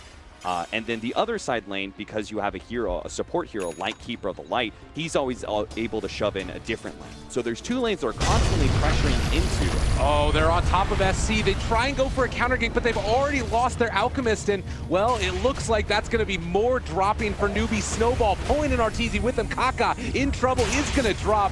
You mentioned how quickly it can happen. The Echo Slam from Universe comboed together, and now they push back in the Warlock as well. Fate's gonna fall, U9 getting chased down. There's the fissure, there's the right click. It's a team wipe. EG showing no mercy. It does look like this is going to be just a very clean 2-0 for Evil Geniuses. They're even getting the extra kill, you could say, on the Warlock Golem. And another extra 100 gold, Roshan as well. Tier 2s are going to be free for the taking, and Alchemist is going to have no space to be able to farm around. KP trying to do whatever he can, is gonna drop. Oh, it interrupted. Sunstrike is gonna connect. They throw in the boulder as well to try and stop this Roche, but it was never going to be enough. Get the Aegis. You know, it's like already it feels like you're taking a big loss, having to use an Epicenter on a Keeper of the Light, and you don't even get that 1 kill. You don't even get the Epicenter off. And you can see the idea there. Like normally baiting out an Alchemist or even just that smoke movement and thinking that they're going to be able to go forward into the jungle and then the Alchemist follows is a great play, but EG smoking it at the same time and just having more tools at their disposal to find the... yeah. Sumail finds another kill in the meantime. Another Sunstrike kill. AP down. Sumail's been playing out of his mind. Yeah, Sumail and Invoker. It puts on quite the show, and I think it definitely saves game number 1 for them, and this is just like the icing on the cake, you know? It's like the game isn't being won by the Invoker, he's just collecting all the kills that his team is setting up, you know? It's like, another freebie. Another freebie for him to work off of. He has Agam's Boots of Travel, Blink Dagger, working on a Scythe of Vice now, all before the 20-minute marker. This is, I think you're seeing a bit of a weakness. I think the draft was not great for Newbie, but I do think this is a potential weakness in them, is they need to enable KP, because KP then enables the rest of the team by creating space for SCC as well as U9. I think U9, he's an exceptional carry player, very consistent, but he's not the kind of carry player that wins you games like this. He's like the opposite of an Eternal Envy. He's not willing to make those like super hyper-aggressive plays that can change the nature of the game, even if they are inherently risky. I think that's just against his nature. He likes to be able to have the same kind of performances time after time. And they needed something to kind of change to flip the script. You know, we could kind of see where this game was going, and Newbie needed to try and change something rather than just kind of sitting back to the Alchemist and farming and waiting for EG to take the first steps. Well, and maybe it's a hero selection thing too. I know that in the past, KP playing Slardar was a lot of ways to help enable his team early, sprinting around the map and trying to help out the mid lane. But whatever the case ends up being, we're at a state now where EG are not going to be denied. Rage, Alacrity, everything thrown on top of Arteezy. He's just going to beat away at that tower, and it isn't even daytime at this point. You could maybe argue with a couple more minutes before that comes up that EG could wait for it, but I mean, they're just feeling so comfortable. They don't even feel the need to. A little bit of tier 3 chip to see if they can unlock the shrines with this Aegis. I'm not sure if they really plan on trying to actually take Raxes. It looks like they are going to give up on their endeavor here. They continue to sit around this top lane, but they're going to let Sumail push out that bottom and get the extra farm. They call in a second. There's no need to speed this game up. It's like he's going to have Linken's pretty quickly. I'm not sure why he had Scythe queued up. That didn't really make much sense. Linken's way better against the initiation of the Sync. Block out that Burrow Strike.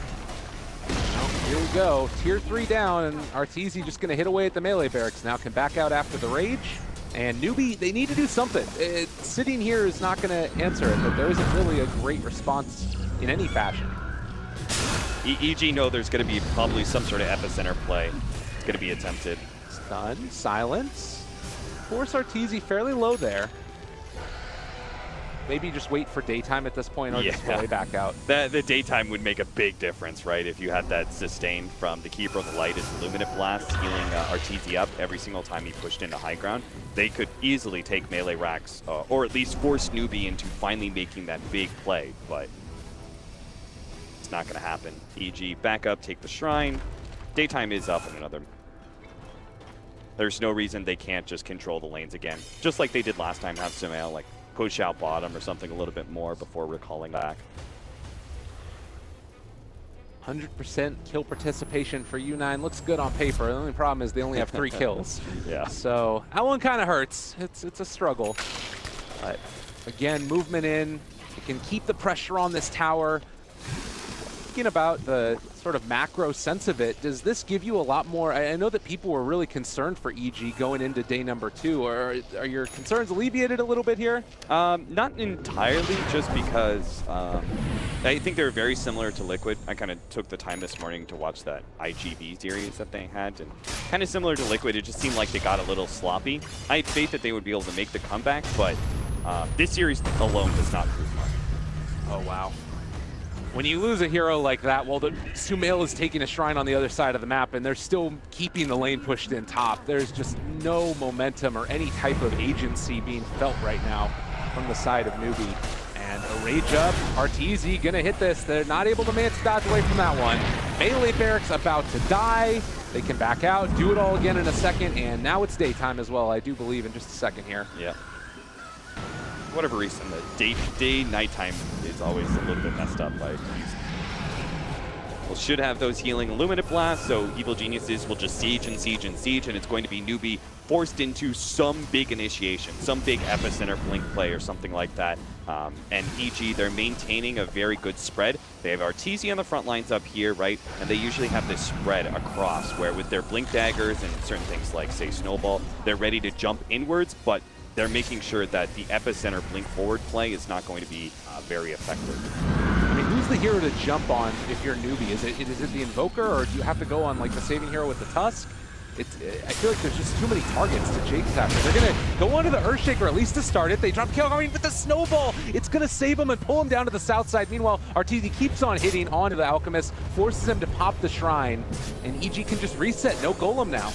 Yeah, they wanted to stop the big initiator while simultaneously going forward with Chaotic Offering. It looks like it was kind of a two-pronged defense, but they're just not strong enough to contest either side, it looks like. There is no answer in the least bit, and Blinding Light pushback as well is going to keep U9 out of the fight throughout the whole course of this, and with the creep wave pushing in, time to go in for another one.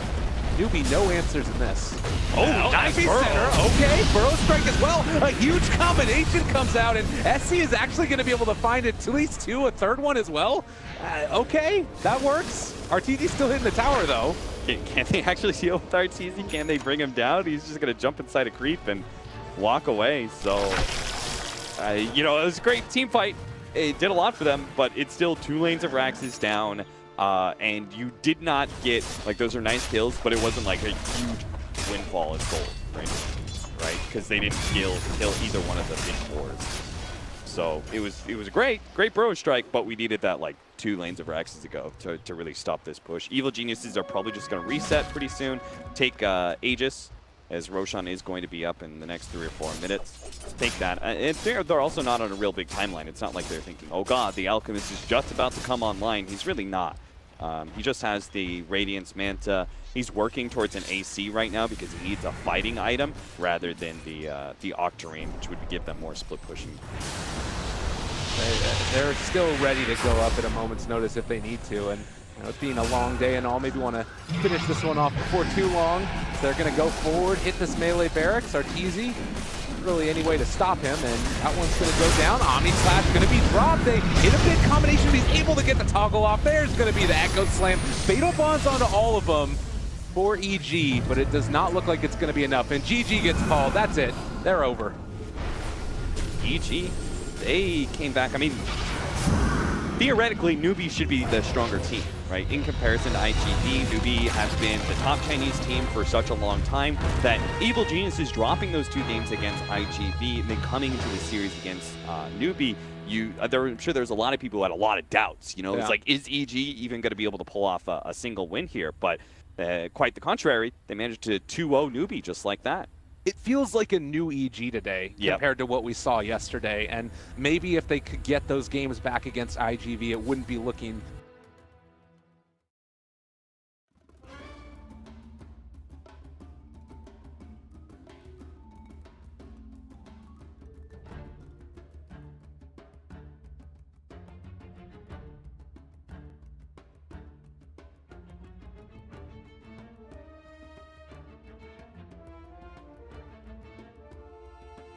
EG's turn to ban.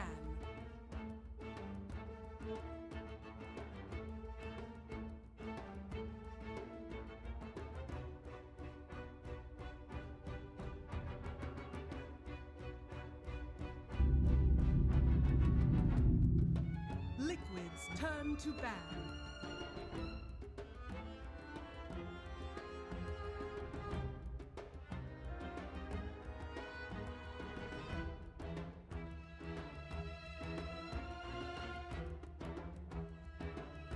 EG's turn to ban.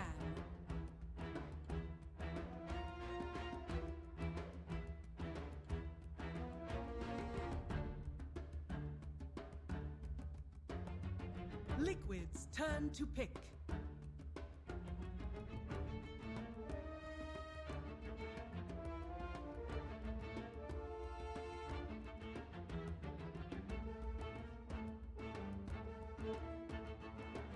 Seconds remaining. War Chief. EG's turn to pick. Life Stealer. Dazzle. Terror Blade. EG's turn to ban.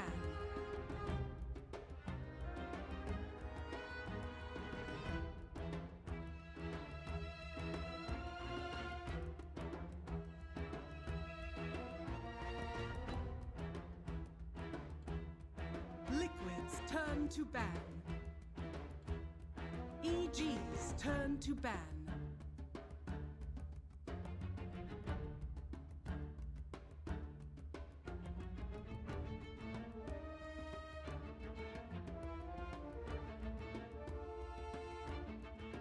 Seconds remaining.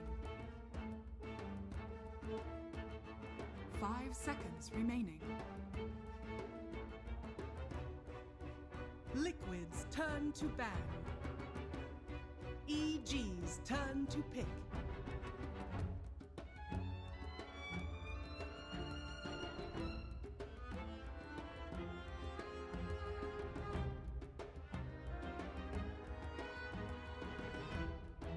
10 seconds remaining. 5 seconds remaining. Reserve time.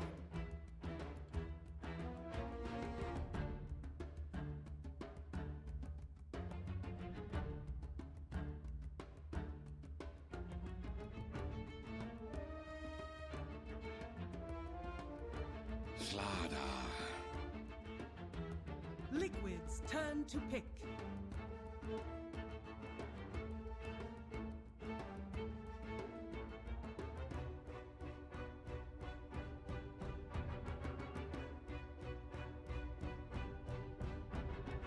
Seconds remaining. 5 seconds remaining. Reserve time.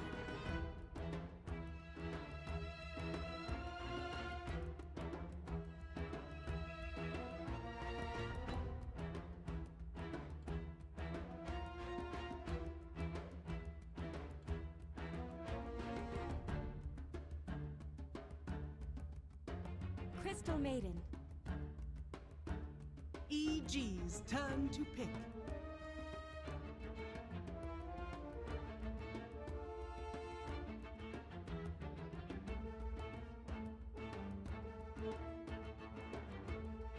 Dark Seer. Liquid's turn to pick.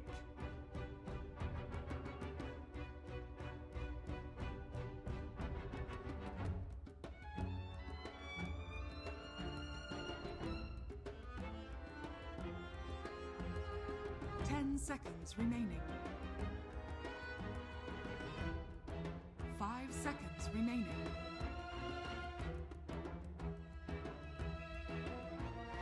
Reserve time.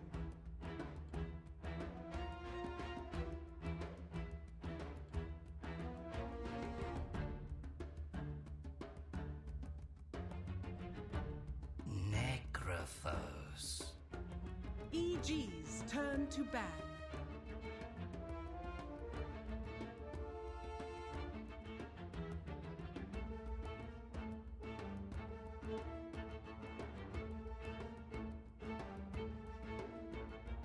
Seconds remaining.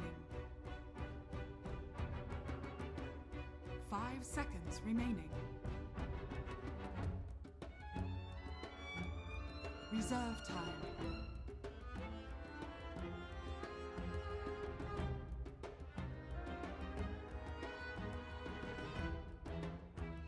Liquid's turn to ban.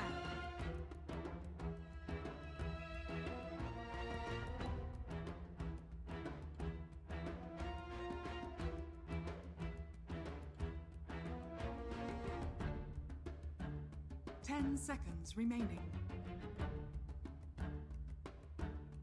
5 seconds remaining. Reserve time.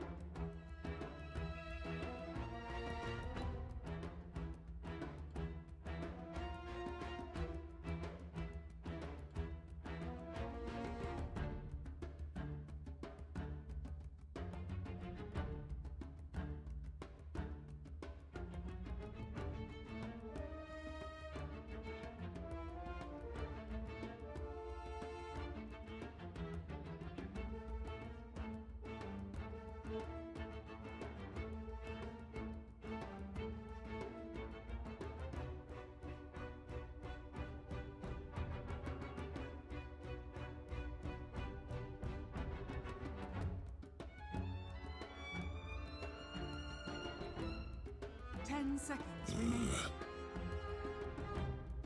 Liquid's turn to pick.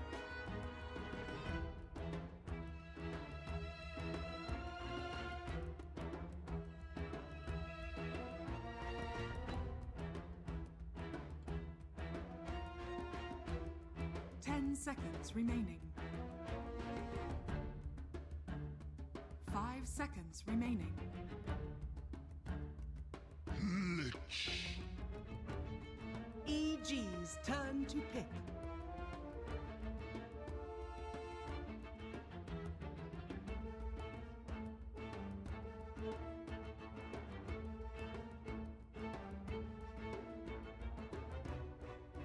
Seconds remaining. 5 seconds remaining. Reserve time.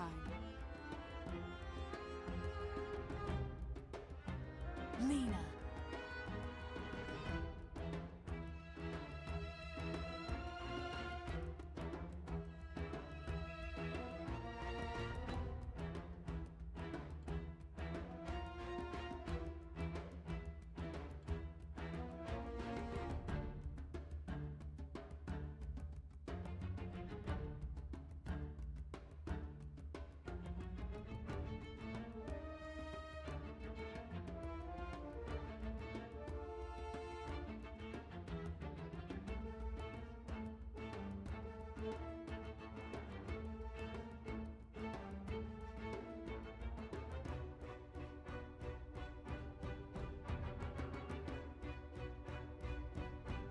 Ten seconds remaining.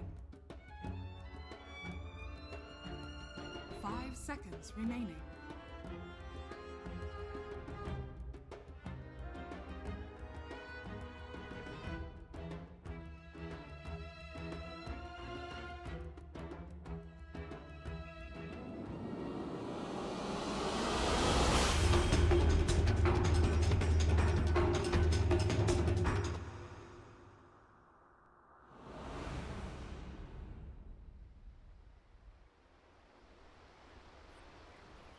Ice Armor versus Life everything. Stealer and Slaughter. They thought they That's were. it?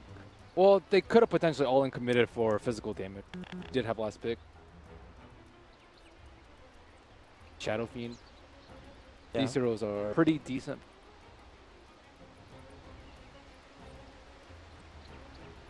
Shadow Fiend probably would have been. Yeah, when you see that much armor, Ghost Shroud too, you don't really want to physical. It's because their lineup aside from that is just Ion Shell pretty. That was pretty much the only match. Yeah, the Lina kind of fills up a little bit more of that. But you're right, like I'm thinking more and more about it as Team Liquid get tankier and tankier with Necro plus even the Centaur. So do they have enough sustained damage, Ed? Like, do you have to turn the Lina into this kind of physical DPSer going into the game and just use the mid-game magical burst damage that she offers? Sorry, I was distracted by The- Zai's effigy. Yeah, don't. We're not going to bring that up on stream because What? We're, It's in the game, dude. it's yeah, fantastic. So people who are listening to us on Dota TV can go click on that. Meanwhile, we'll be appropriate. I'm just Appropriate echoing line Zai's sentiments. Yes. Now everyone's curious. Yeah, Look but what you've done to him. you won't be able to do it. Maybe later on they'll show us the wonderful effigy. But that wasn't meant to be it. That was meant to be. I saw on Reddit it was meant to be a Bloodseeker one, not that. I like this one more. Yeah. Okay. There we go. Now we're actually showing it. So thank you very much, Weppers, who is our observer for the game. Which block is it that is red? Heroic effigy at the Fall 2016 Battle Pass.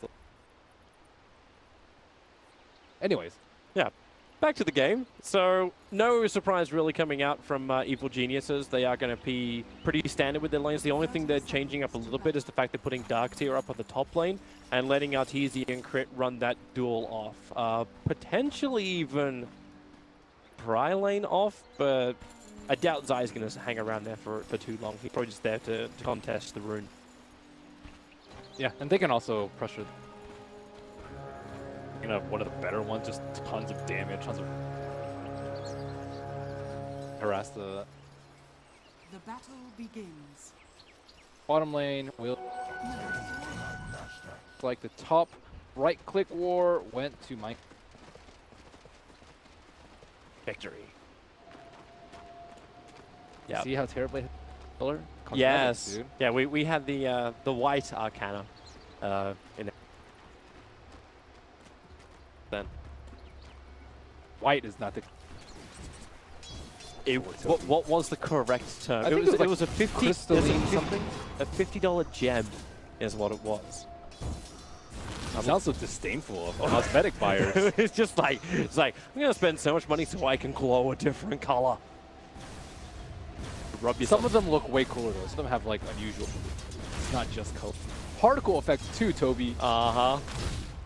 Let's add more of those. When I can change the color of my Enigma, I will spend a lot of money. There is already one.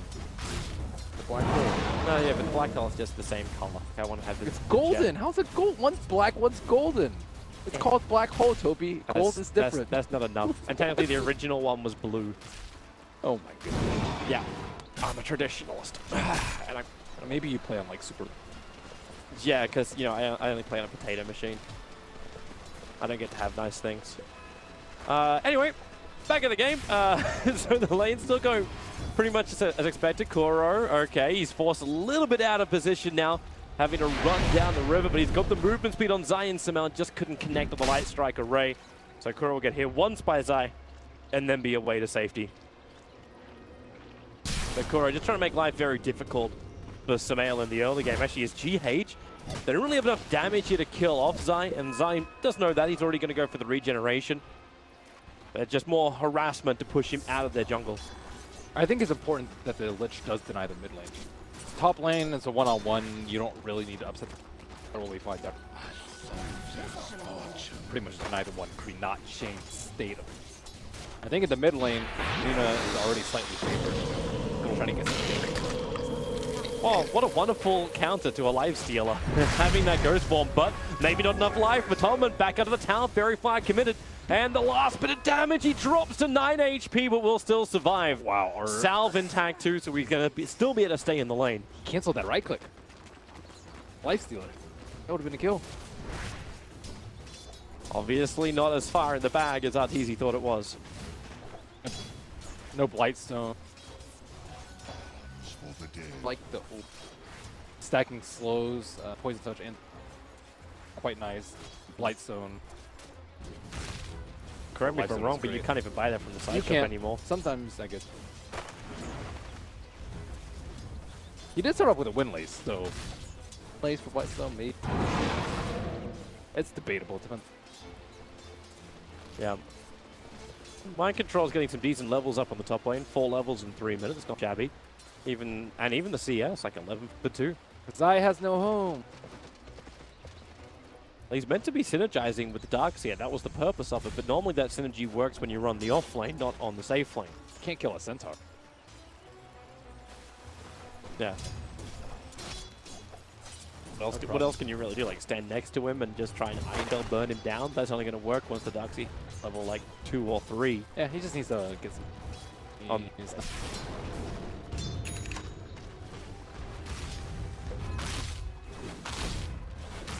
Zai purchases oak.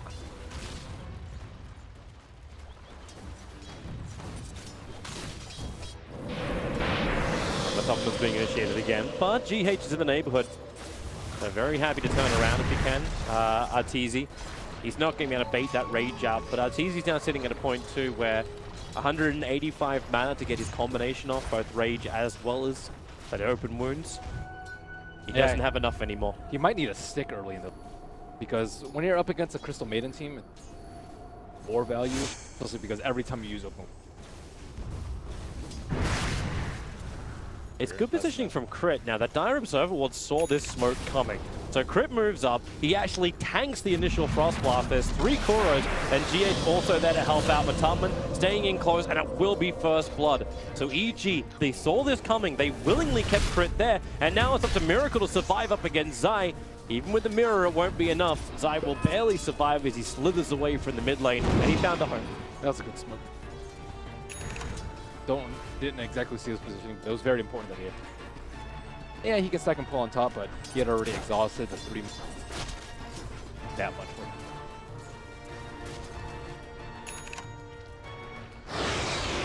Zai actually moving down to the bottom lane. Look, Dazzle will be. I like how he TPs it in case they need backup. It's and when you bring Universe down here, so what is gank into lane switch? As GH very quickly on the Frostbite, but Arteezy going to rage up, and there's your crush. They want Matumberman. Has to go on a Ghost Form, starts his TP, but Universe, the early point up in VAC, is able to cancel that one out. Matumberman will fall. 4 heroes from EG, they come in force. They take the kill. They also cancel his TP. Need a long time to get back to lane. Dire's top tower GH should be able to stay on the lane still. You still want your Necro. Yep. I think very big in this. That TP finally comes in. Like all that time I was thinking like, oh, Necrophos not farming up in the bottom lane, but not for me. G went straight to top lane. Now Lifestealer will move up there. So Arteezy will have that safe lane farm to build into Armlet and whatever else his heart desires. We've seen a lot of the Lifestealer versus Terrorblade commit for against. I like the Maelstrom build. It scales a little bit. Mjolnir's walking with Rage. That's a level 2 Frost Blast. They're going to commit the Stampede to try and catch up to Zai, looking for that extra bit of damage as well. But Zai back up into the lane. No support was coming to help him out. But they do burn Stampede Team Liquid in a hunt for just that 4th position slaughter.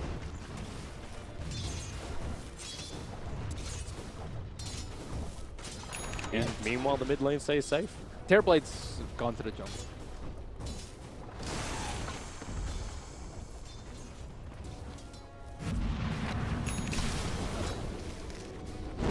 Harass, deny. No, this is just like, it's the jealous sister who brings a friend to actually help win the mid fight. Fire versus ice.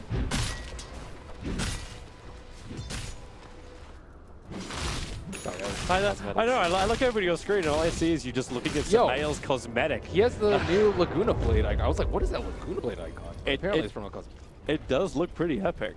It's like this, it's almost like an Iron Man, like shield thing in the chest. Mind Control, a little bit of damage. They're trying to slow him down, and Mind Control very smartly starts his TP. If he waited any longer, he would have died to the rotation from Sumail. Instead, that'll be up to GH to do. Running away, Zai close behind, but Sumail still has enough physical damage to do the work all by himself. Sumail's also going for in almost exclusively Arcane or right click. A lot of times when we have single Lina that has been somebody to buff up with the Amplify, I guess it's on the run forward, again the Stampede going to be used, and nothing Zai can do about that. Thor will be the man to get the last hit. A little bit of a chase from GH to Sumail. GH able to deny the regeneration rune at the 6-minute mark, and now at the 8-minute mark, and able to deny the double damage rune for the Lina. But yeah, Bloodstone Lina, the immortal Lina, is going to be what we've seen most of the tournament. Now she is going to go and take the scepter. Base boots. I like yours a lot versus. It's also really good.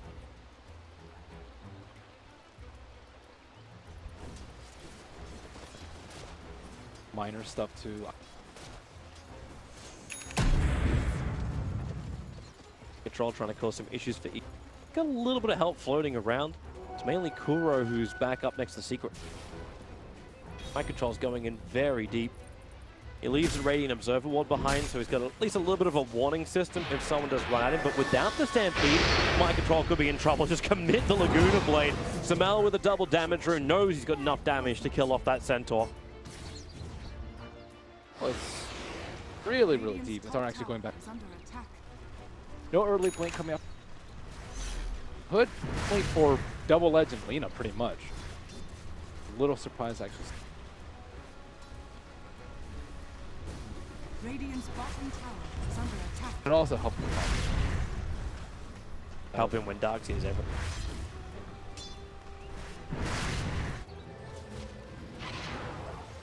And it has been a standard build anyway. He can convert it into a pipe later on if they desire.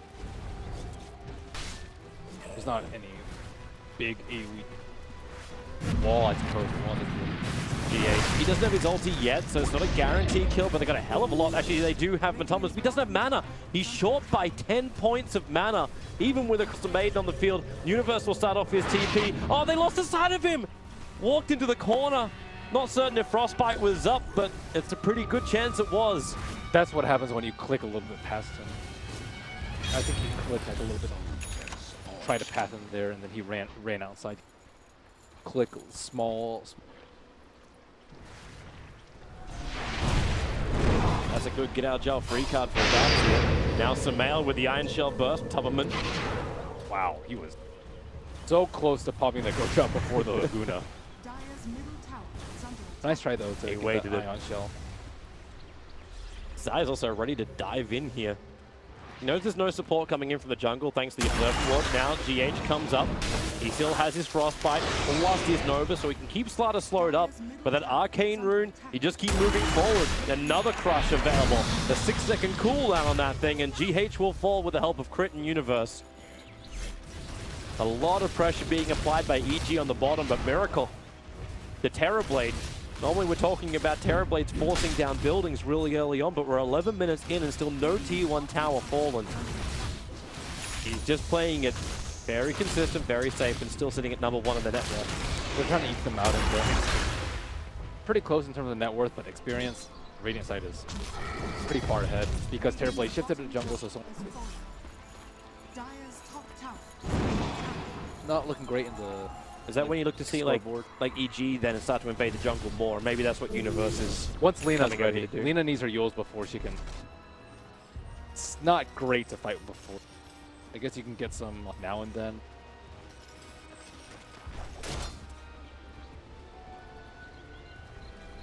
But the pressure is actually on Lina to do the attacking, because we're looking at Arteezy farming top lane, building into Echo Saber next. Or the other. He's getting a lot of space there, but when does that money become utilized into kills? Once Slaughter gets flanked. Once Slaughter's support, he's got to run around a lot and die for his team. She has a haste rate. Stampede being triggered. More of a defensive thing as Kuro is being approached by Zai. But you notice Zai doesn't even have a Quelling Blade. Definitely not an Iron Tower. They were wanting to get gold through kills and not farm up. And he can even Ion Shell the Slardar if they... I don't think that's their game at all. Want to try and take it. That's a good observer ward. It's scouted out the fact that Samael is rotated down to the bottom lane. So again, the Tubberman is forced into the tree lines. The Centaur TPing in, and they've got the control. It's in the form of the Crystal Maiden. She needs to get the Frostbite off. As Samael gets a double stun. Lacuna Blades out. Able to bring down the Crystal Maiden, but now Samael is on the run. The Chain Frost, it only really gets the slow out of it. Another TP being used, but Tubberman committing the ultimate. They need another stun, however, and they actually have the damage instead from Mind Control with a double edge to kill off Samael, ending that dominating spree of his. Another good thing about Lina this game is that her talent can innately counter the... She's a core, so she's actually quite likely to get... Grave can save you. Grave doesn't. Radiant's top tower is under attack. Fortunately for Lina, it was not level 10. Level like 9 and like 90%. The hand of minuses begin. We had our first one, if I saw correctly, over on Necro. Yep, the Tubberman's already got his, and I think Kuro was also having one in his quick buy at the moment. So Team Liquid are ready to batten down the hatches and just win this game on experience and gold still. And they're going to get a big injection of money once the towers start dropping, aka when Terrorblade really starts pressing the issue. I don't really... Oh, Crit gets away from the hoof stomp, hides under the cover of the Invis rune, and just for safety he even ran into the pit. I think it's the right approach from... All they need to worry about is the Terrorblade getting... Once he gets like Manta plus Butterfly, you're unstoppable.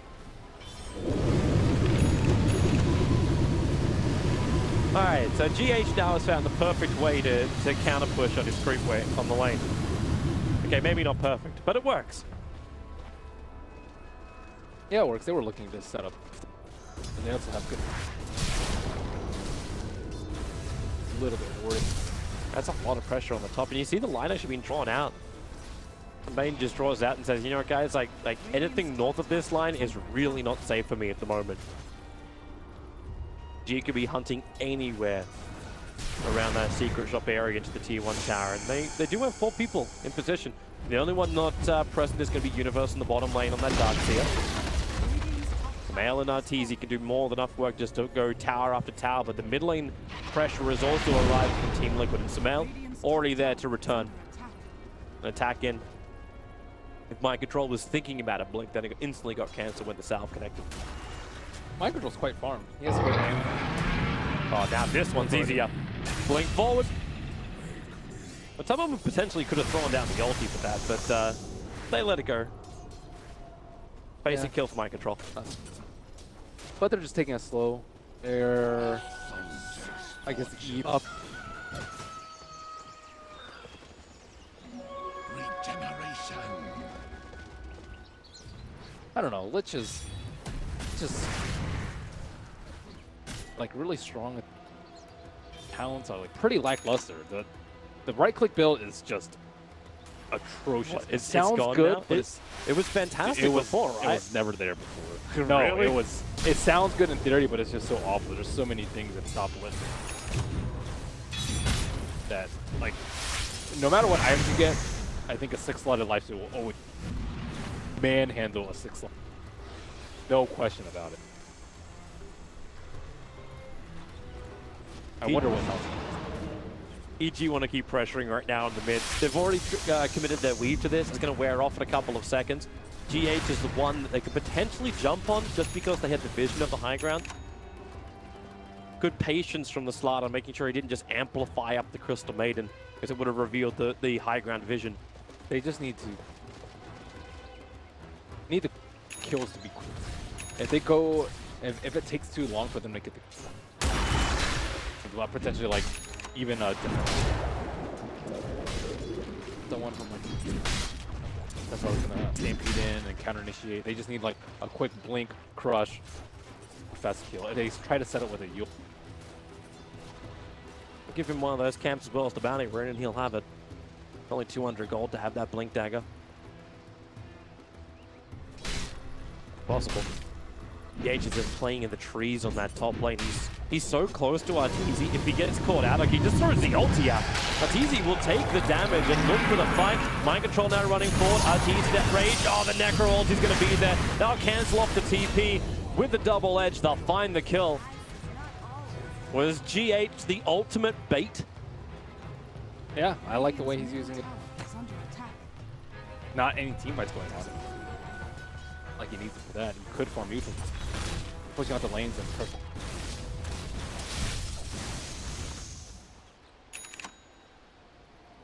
Two ways to stop.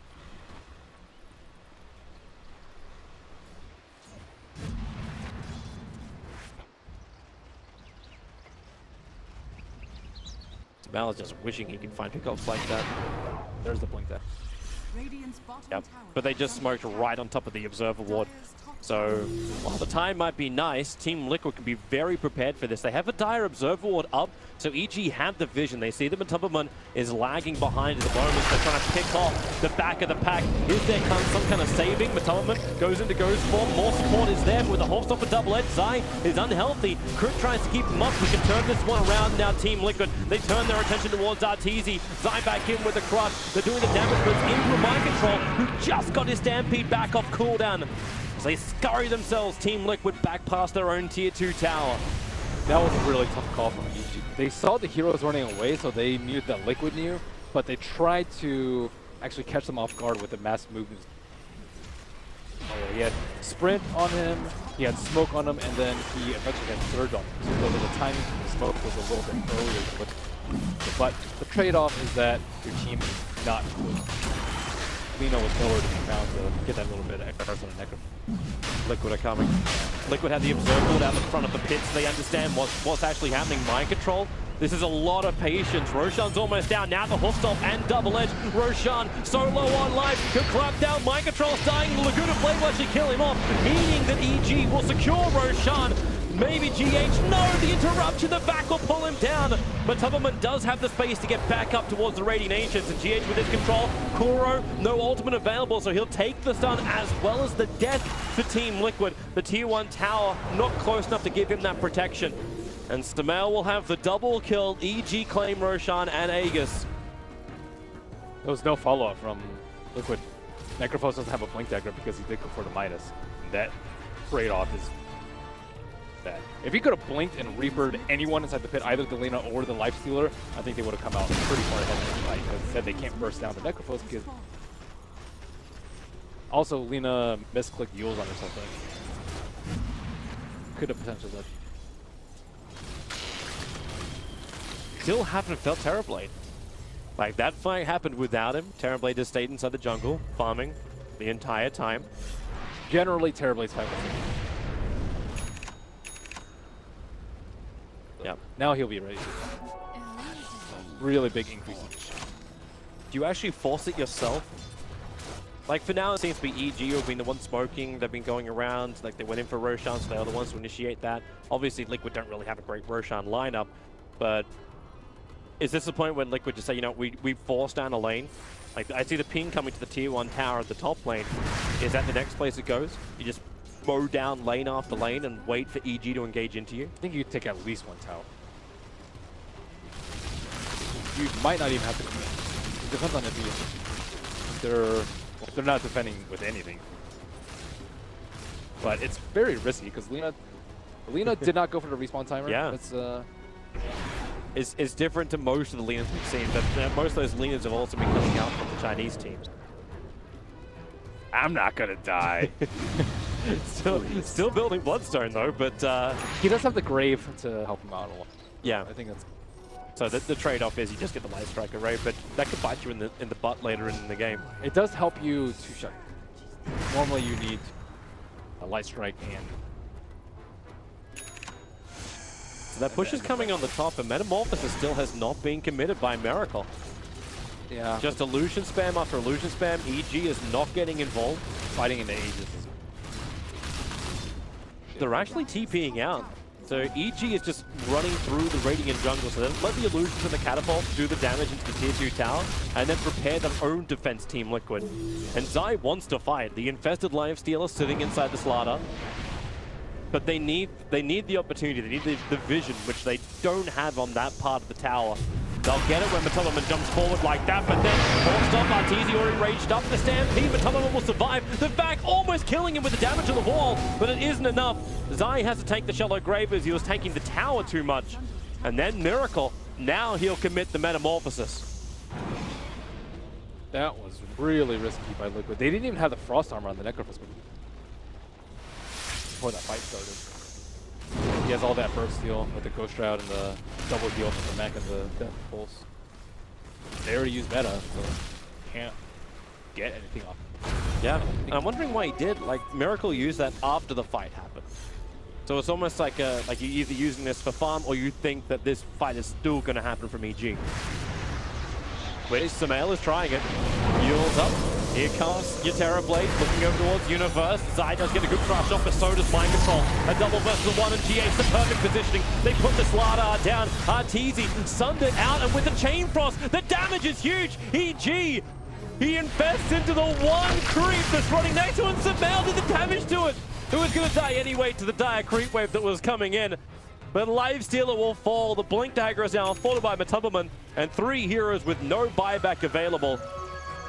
Team Liquid will push to the tier 2 tower potentially.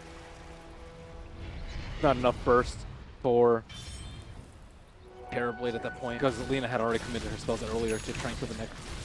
They just did not have enough. They got so close though when they did it. No, it's just before this fight happened. Yeah. So she already committed her volley to kill Drenko for Miracle, and then Miracle gets a Sunder off like near half HP.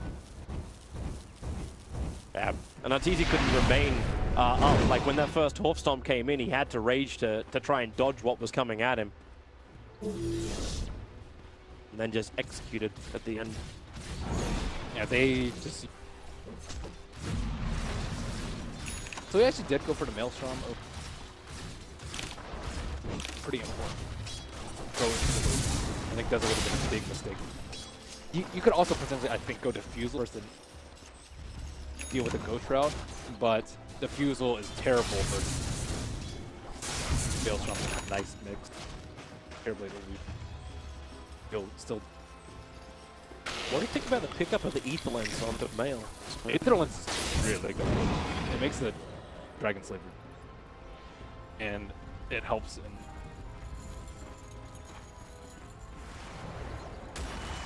I like it. The Dragon, even the cast range of the Light Strike away is really, really good. You don't really want to be that close to the fight because he's going to get Reapered a lot of the time. Yeah. And you definitely want to keep your distance. Like, imagine you're without being really at risk.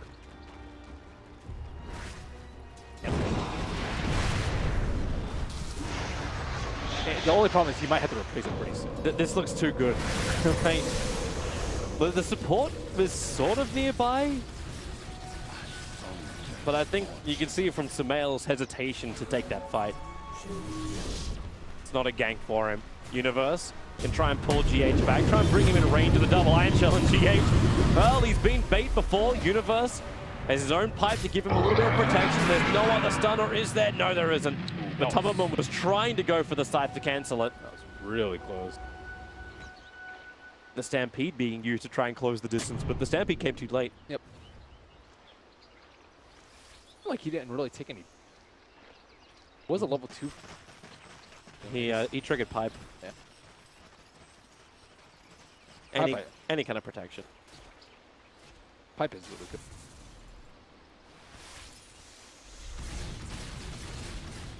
It's going to avoid me. I was just seeing Universe too. Like I'm always a big fan of Universe having the big playmaker style here. That's why it's always great to see him play a Clockwork. Good knowledge. And in this game, he's actually going in for a Shiva Scar next. So there's no Blink Dagger. There's none of this like jump and team fight control coming from Universe as opposed to just it's kind of like more the run at you or counter initiation he brings. I wonder what he's gonna go at. Looks like Shiva. Yeah. I have heard talks of an Echo Saber on the darts here. Plus damage talent. He has 120 damage talent at 50. He didn't get it this game. He got health regen instead. Wait, so you crap on the Lich DPS build, but you're all for a Darkseer DPS. Darkseer can actually get in there. He's tanky. And he's like kind of ignored in the fights after you cast your vacuum wall. Whereas with Lich, I don't know. You can't get Echo Saber on Dragonlance, but I don't know. And he has like at least some mobility with Surge, helps you farm. It was theory crafted. I never said it was good. I'm saying it's a possibility.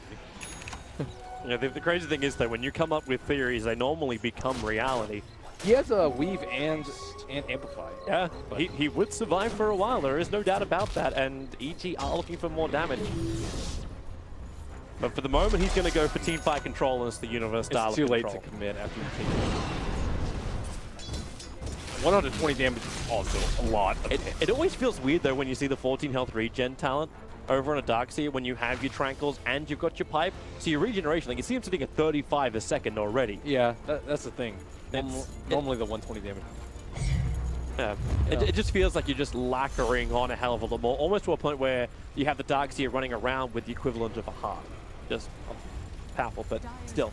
It's also just a good item to get after after you have your teamfight items in your blink, and then what? Normally you'll see like Shivas or Scythes or something like that, but I think Dire's bottom tower is under attack. It's just sitting. It's the Radiant Courier sitting up at the side shop on the top lane. Dire's bottom tower. Yeah. What can you buy from the side shop unless you're keeping it there instead of having the secret shop? Anyway, we'll jump back into the fight. Hook stop straight forward. You already lost Zai. Arteezy will pop out, but with that fresh Scardy over a miracle. Arteezy has no chance to run away. The Shallow Grave will protect him from that Reaper's side, but it will not protect him from the Underworld. He'll be put down 1 minute without the life stealer, and Roshan is just about 35 seconds short of maximum spawn time. Liquid are not catching a break on the back of that fight win. Meta's gonna be down by the time Lifestealer respawns. Oh, yeah. Terrorblade's gotten to that point. He's uninterrupted free. Top of net worth, and he's pretty much destroyed. It didn't help that when his initiation came in, he was counter-initiated on first. So there was nothing that was really going to save him that. Yeah, Roshan definitely going to be that does the amplify. It built medallion. They're the medallion. I'm actually so happy to see Darkseer change this one. And I'm wondering if Universe has done that just because of this timing of Roshan. He's picked up the Blink Dagger on the Darkseer. So he's going to have that positional advantage now. At the same time, fresh out him up for Team Liquid. That Aghanim Scepter is now on the Necro. And in goes EG. Once again, the Observer Ward sees everything. But the Weave triggered nice and early, so Liquid want to fight this one. They're going up against ever-increasing armor.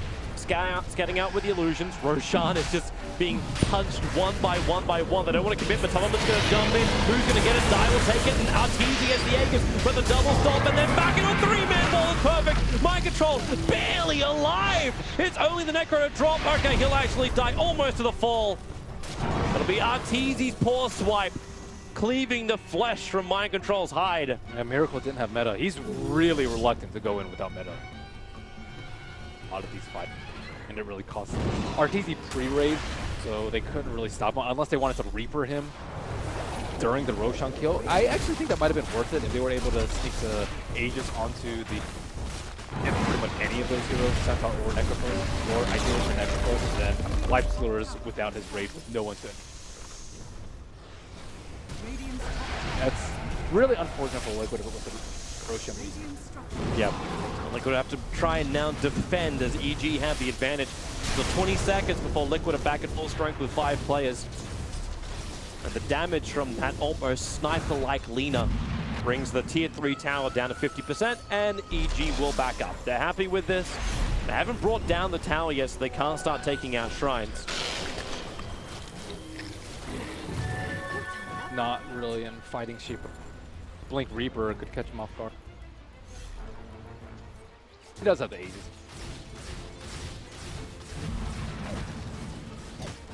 First fight was Liquid with meta. Fight where Liquid no meta. So you just see a fight on. This'll come in handy. Magic resistance. Necrophos' job is actually. Yeah. Your Heart Shepherd is like. Resistance makes sense. But at this point, though, they might are willing to. They might need more damage output from. Well, now the Terrorblade's finished up the Butterfly. They have to use all the magical burst damage to try and bring him down. Yeah. There's still 2.5k life they have to get through. They really need to Ags on Centaur. Once they get Ags on Centaur, Terrorblade should be able to get a Sunder off most of the time. Yeah, you see what he's also building into. Even though it's got nerfed, he's still going to enjoy the range for it. The Hurricane Pike is the other build coming in for the Terrorblade. So once he completes that, he'll have the distance play against the Lifestealer. It's going to be really...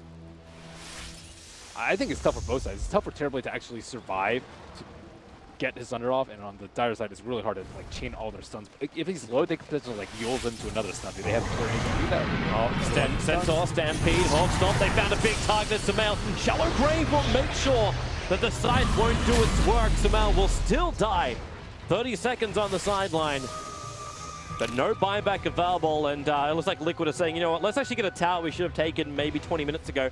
That bottom tier 1 tower. They'd have to backdoor it, though. There's no... luckily no backdoor tier 1, so you're good there, bro. But mid lane push. Lina's up to 15.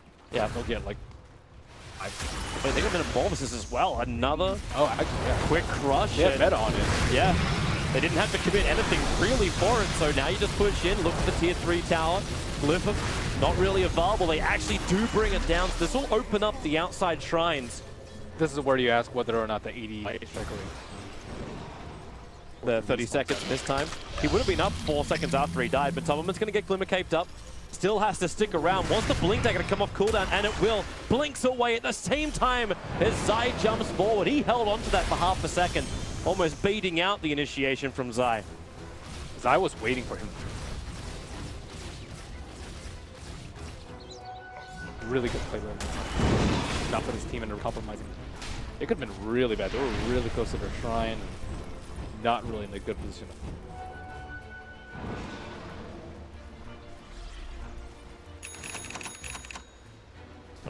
Someone's been stocking tomes. I think I just saw 3 purchased up by the Lich. See if anyone's close to him. Use them all. Is Kuro now just going to like skyrocket himself up? So he goes from just shy of 16. And he's 17 in the corner with the Laguna Blade, but Tolman's still going to tank through the initiation of EG. And Miracle, he wants to fight this. Metamorphosis again, that damage from range. Zai got no way to run away from this. They even trigger off the Stampede, and they get the side down too. 80 seconds without Zai. You'll remove the Dazzle. Both supports lost for EG, and both do not have buyback. This should be mid-racks. Meta's committed. Let's see how long is half the duration. They bring in, how far away is that creep wave? There actually is a... It's still a long way away. So this time, like backdoor regeneration is going to be a bit of a problem. A little bit of a problem until you get the back wall, double light strike array. Miracle is dropping quickly. He's got the Thunder available. Trades alive with Universe. Universe surges himself away back past the tier 4 towers. Another light strike array control from Samael. Stopping Miracle from attacking. He's going to walk back through his own wall. Laguna Blade, but Tubberman barely surviving. The light strike array will connect. He's held in position. He still needs to survive. Maybe with the hook stop, the damage from the side. They bring down Arteezy, but the cost is still the Necro. Universe once more. Surge forward. The Yule Scepter up. Light Strike Array. A little bit of miscommunication on the timing as GH invis thanks to his own little Glimmer Cape. The Sentry Ward doesn't reveal him, and GH the TP. They don't know. They don't get him inside the trees. GH will get away by the skin of his teeth. Ooh, they allowed the Terrorblade to get Thunder off that fight. I think he probably could have Yules them and then waited for another down, but that would have been a really big kill on Miracle. And they trade the big cores, Necrophore, like a Life Stealer. I don't think that was actually a Reaper.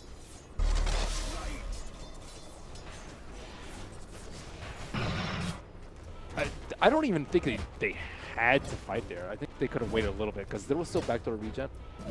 Rax. You could see the amount of damage the Terrorblade was pumping in. Maybe they just like, okay, they saw it have glitch. They saw it glitch though. Okay, so we're gonna watch it again anyways. This is Matumberman escaping at the very, very start. A lot of control. Here, lack of detection. They have no Sentry Ward. Make a quick kill on the Necrophils. And no Sentry Ward for the Crystal Maiden until a little bit dropped it right when he left. I'm not sure if we actually flagged it during the middle of that fight too. The Centaur picked up the Aghanim Scepter. He didn't use Aghanim's buff Stampede during it because it came to that point. But it's something to note for the next fight. Terrorblade is gonna be a problem. Same with Necrophos. These are heroes that you want to burst out. You have to burst them down very quickly. Terrorblade is gonna rip into you. He actually moved away from the Hurricane flag. He had it in his quick buy before, but he gets a monkey. He gets an MKB instead. Solar Crest. Source of a B. Dark Series. There.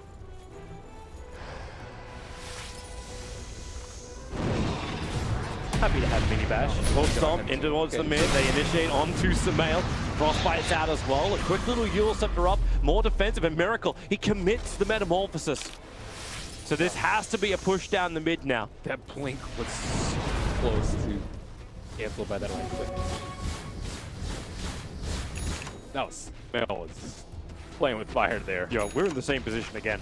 This time, though, Team Liquid do have the aggressive Observe Ward and Sentry sitting inside the base of EG. The Sentries are placed, but of course, one committal of... Okay, yep, now he'll bring that one down. They lose the Observe Ward, a good Light Strike Array, plus the wall. They can hold Miracle in position and then make it Miracle on Miracle action. And then with Laguna Blade, Miracle still down low, but Hawkstomp, they're trying to catch one of them out. Miracle still doesn't have that target. He wants to stun the someone that she already has. He doesn't have any more life. They have to push him away and use the side to hold Arteezy in position, but it's too late. Miracle will fall. Support is there with Zai getting the double crush. Mind Control will fall down too, and Kuro will join him. 3 heroes lost, no buybacks available again. This is going to happen. Where EG have a window to push. What a sick Lincoln's pick up by Sumail. He blinked in, Laguna to him. What is CM doing? Oh my god. CM is still back at the base trying to creep skip this out. So Zai gets a first slide into Bash on GH. He's just trying to stall up time. He has buyback available. At least got Zai to move away, but really, 2-on-5, this could be difficult. The item decisions were really good this game too. Like, Miracle tried to turn around and right-click Arteezy, but he got hit by a Mjolnir lightning proc and killed him. And then the Lincoln put Miracle in that position in the first place. And that's going to be an easy rack. Likely to. That's Miracle's still in the grave for 30 seconds.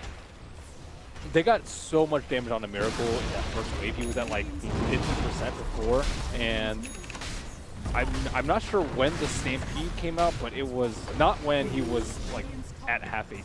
Yeah, it felt very non-existent actually by small. Oh, so they get game-winning Lincoln Sphere right there. They'll still end at 2 lanes of ranks, so EG will back up. You cannot underestimate Team Liquid at this point. It's still a Terrorblade. Maybe next time he could push with a creep wave so backdoor regen doesn't stop it. But we might be getting to a point soon where Team Liquid are forced to do something a little bit more rash. As you can see, that swing just dives the way of the EG side. They have to do something very soon. Roshan is, it just respawned. It's been 10.5 minutes since the last respawn, so. The Illusion's scouting it out now. Illusion's so scouting it. no. Dire also kind of knows that it's up. Very high probability. Like. Team Liquid can't really bring it down yet. Oh, what did he TP back? Wait, yeah, did he go all the way? Dazzle TP'd all the way back, and I think he did underneath the Illusion. He TP'd back to get the Observer. Liquid, they are going to smoke up.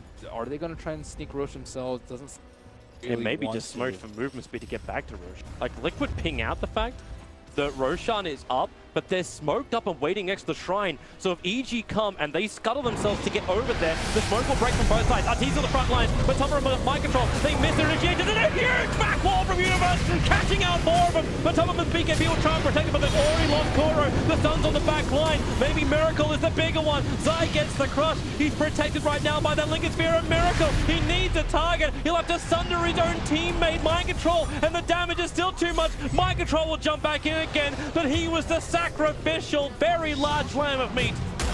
3 heroes lost for Liquid. They're going to find as well GH.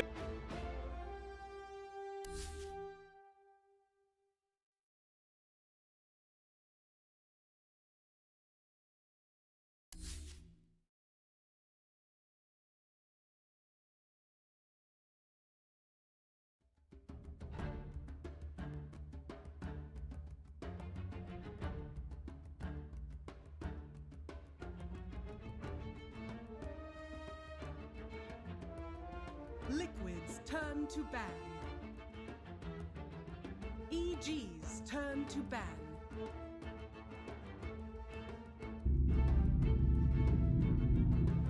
Liquid's turn to ban.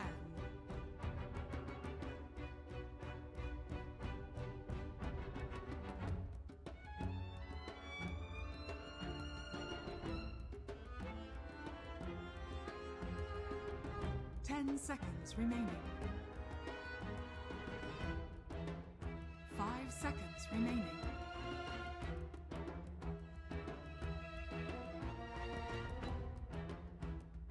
EG's turn to ban.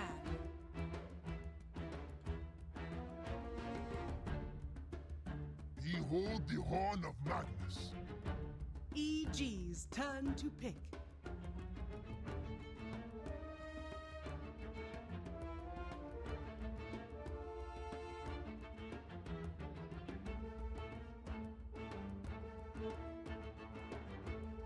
Seconds remaining.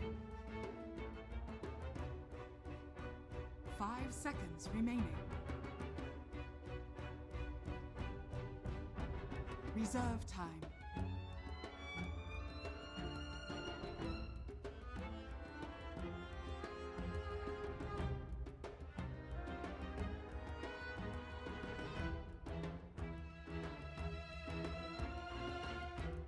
Axe. EG's turn to pick.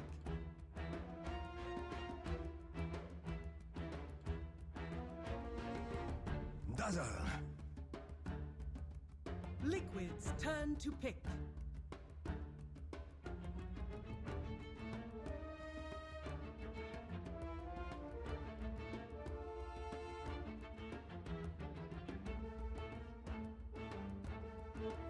10 seconds remaining. 5 seconds remaining. Life Stealer.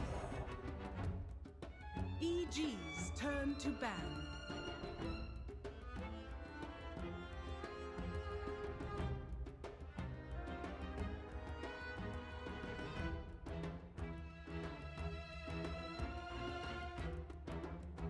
Liquid's turn to ban.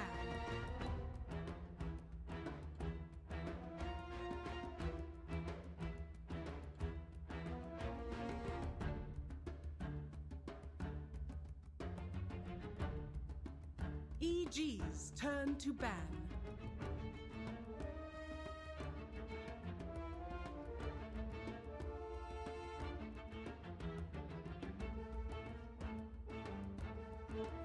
Liquid's turn to ban.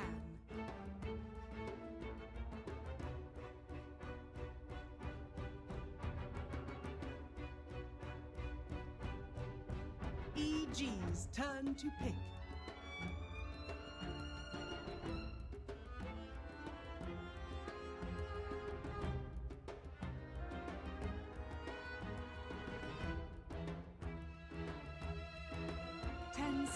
Remaining. 5 seconds remaining.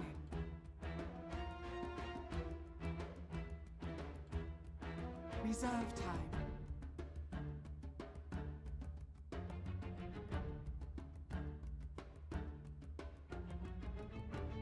Monkey King. Liquid's turn to pick.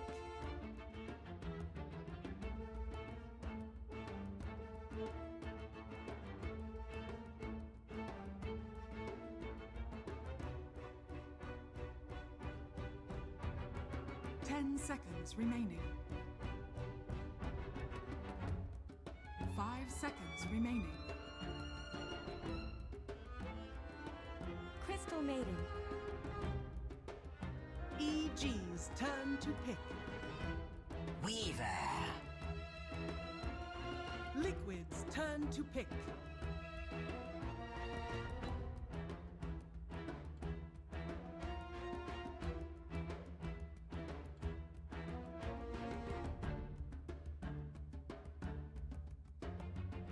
Seconds remaining. 5 seconds remaining. Reserve time.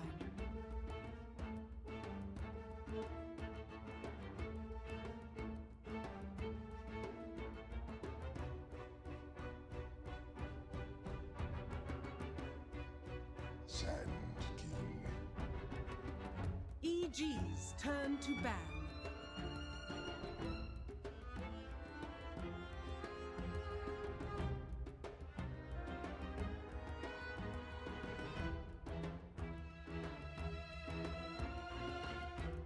Seconds remaining. 5 seconds remaining. Reserve time.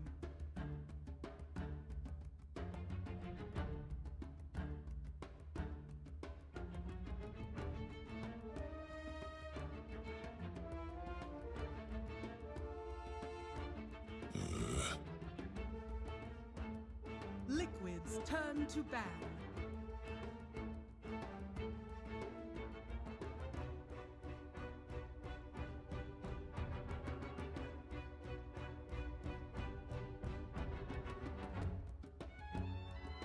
Seconds remaining.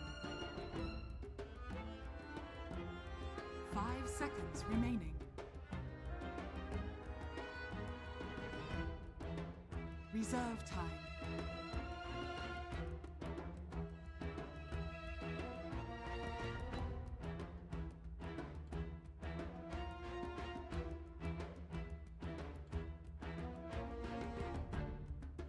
Naga Siren. EG's turn to pick.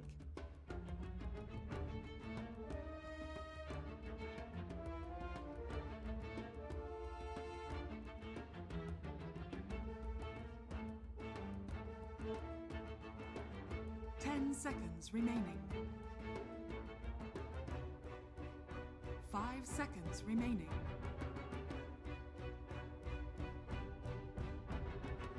Reserve time.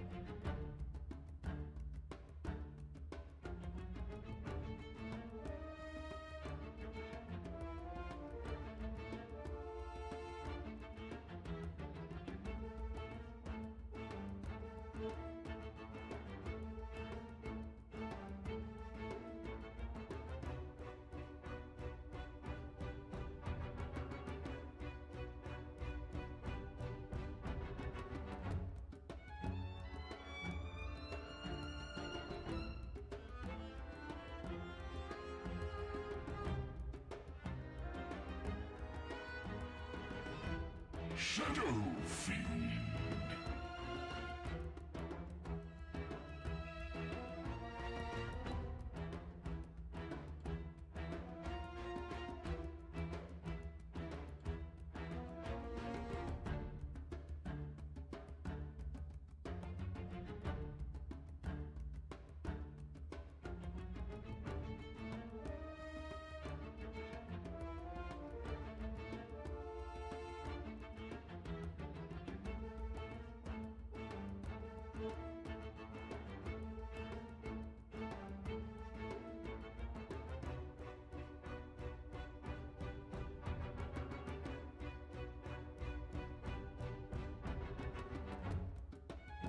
Ten seconds remaining.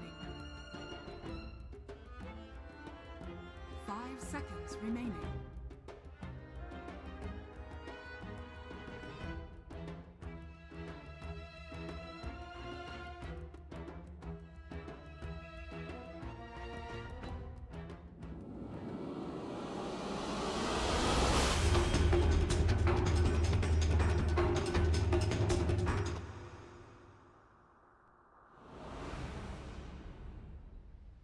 Naga does become that control factor comes to the team. Very difficult. So that may be the other approach. But they have a Liquid BKB taking. hero in the mid lane. Shadow Fiend, Yeah. BKB is really good. You want things that you can't actually BKB out of. You have Naga Sleep. Arrow, Black Hole, these are things you I can't suppose it's the other hold side out too. of. The fact you're already running a Magnus as well as a Lifestealer, right? Like you've Yeah, already it's got a waste like, the of better empower. team fight. It's a waste of empower Or, on the or is Naga. it the setup? So Mind Control can then get the greatest RP of all time. It is. They have Dazzle in case it does get RP'd. They have the Axe for counter initiation that goes through BKB. Very important versus the Lifestealer.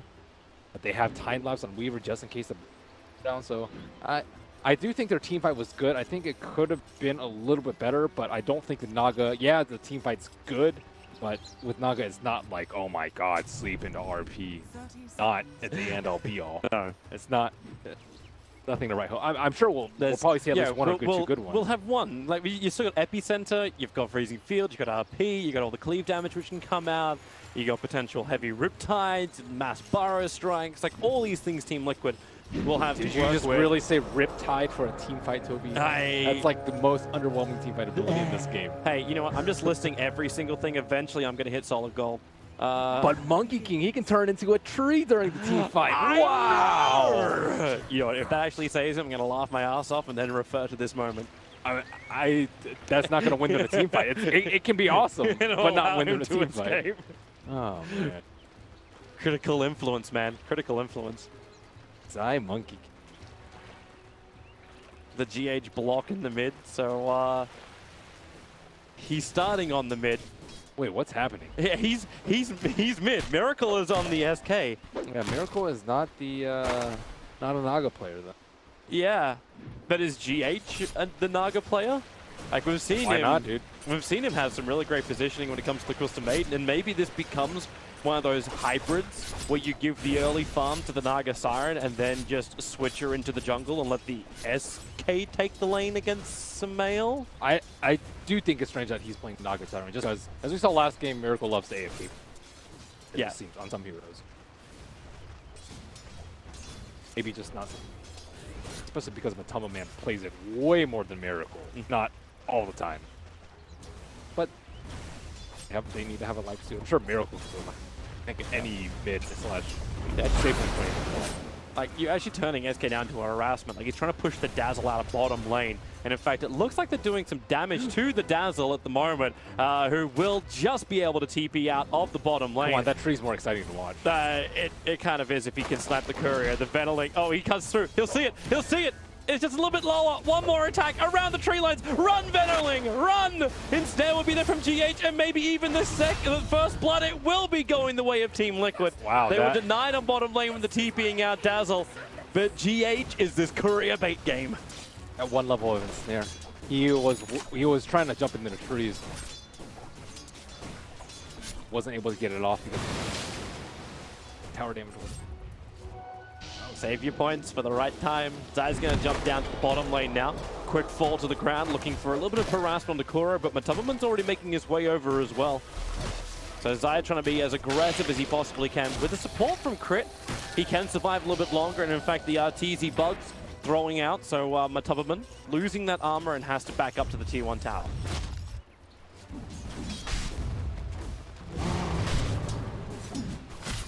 Air on the bottom lane. They have been favoring these ones. Who really wins that? Like, Universe has got to be very scary to come in close up against the Whirling Death. I think Axe versus most melee. And on top of that, he has better Mara strike. Miracle's going to be here to gank onto Sumail. GH started off with the instead. Zai now jumping forward. It's going to be Miracle to be the one who dies. GH needs to back up to the tier 1 tower, or does he? He knows Sumail is low, but not low enough to find the kill. And GH is happy. He's got a regeneration rune to go with. So he'll be very happy to take the damage. Riptide doesn't have the mana to use it. And Miracle doesn't get there in time to get the Burrow Strike off. Time to 3-man Shrine. They're really good about playing around. Dazzle TP. I do like the 1 point in the snare. I've seen so many Naga Sirens just go 4-0-4. Not even taking the ultimate at 6 or 7 or 8 and not taking any point in the snare. But look at how much it's done for GH already. Got the first blood because of it. They're able to set up on Veil, not normally a lane that the Naga would be able to touch. Really holding on to it. But level 1 mirror image is also pretty lackluster. Takes 600% damage. So one raise is...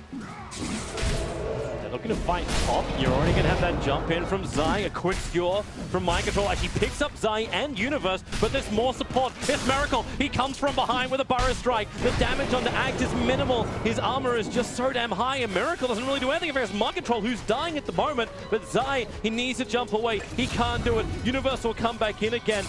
Miracle just using the Sandstorm as protection, so Universe will miss the call, and Kuro will arrive to also assist on the top lane. Another Burrow Strike is available, but they'll need to wait a little bit longer so they actually have the Frostbite too, but that's too late. Zai jumps right over the top of Kuro, starts the beating in with a rod, needs the 4th attack, won't get it with that Burrow Strike from Miracle, creating more space.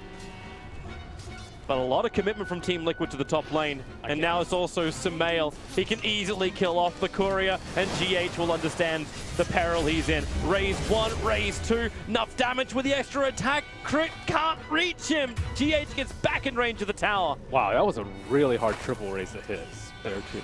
Pretty impressive. By Arteezy? Kuro doesn't want to reveal his position. He needs Arteezy to be in range of the tower so he can do that. Okay, Frostbite and get the kill. I thought he was gonna like eat a tree right so he could not be in range of the tower detection, but that was patience from Kuro. Because if he threw out the field, maybe he would have actually had that, like, eat the tree and then run to the right. But Arteezy being a little bit more frivolous on the bottom lane, and now they can look just to try and force Matumba away from the wave.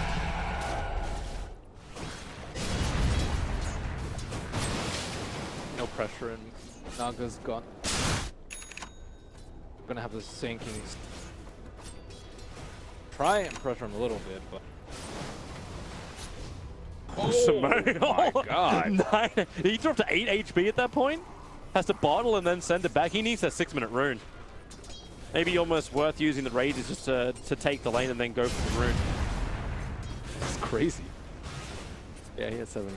It's when you're not... Wait, does Miracle actually... Nope, it's going to be the bottom rune and Dazzle scats it out and it's a haste rune.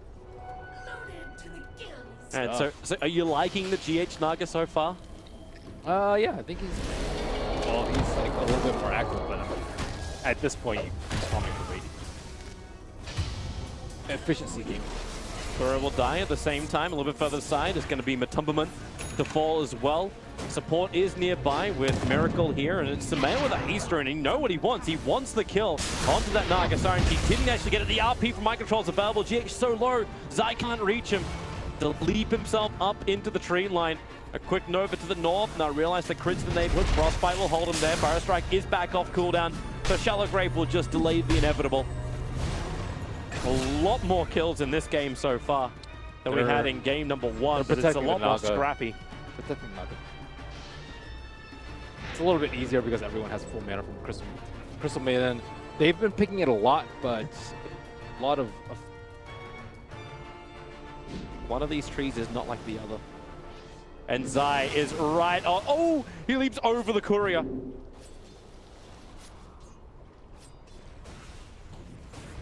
But no one's sitting in mid. It's like he's trying to stop GH from farming, but GH is farming up the mid lane with the illusions. Okay, that's a moving tree. So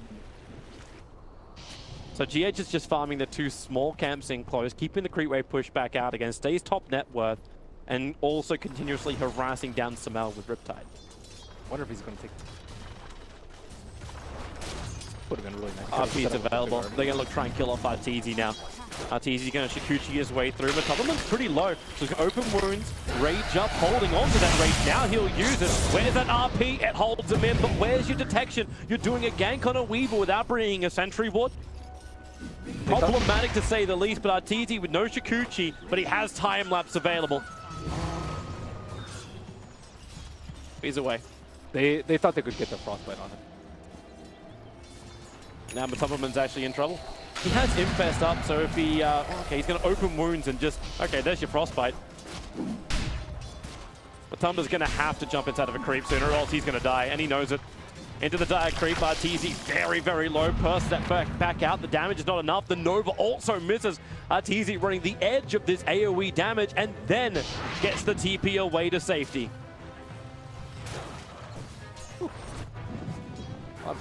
Near death. Miracle, only 1 level cost taker. Die very quick on the pounce away. Radiant has you scanned. Long gone. That would have been nice to come out actually during that chase, because then you can hit a shockwave that's only half blind. These illusions are starting to become farm for Samay. I think they'll...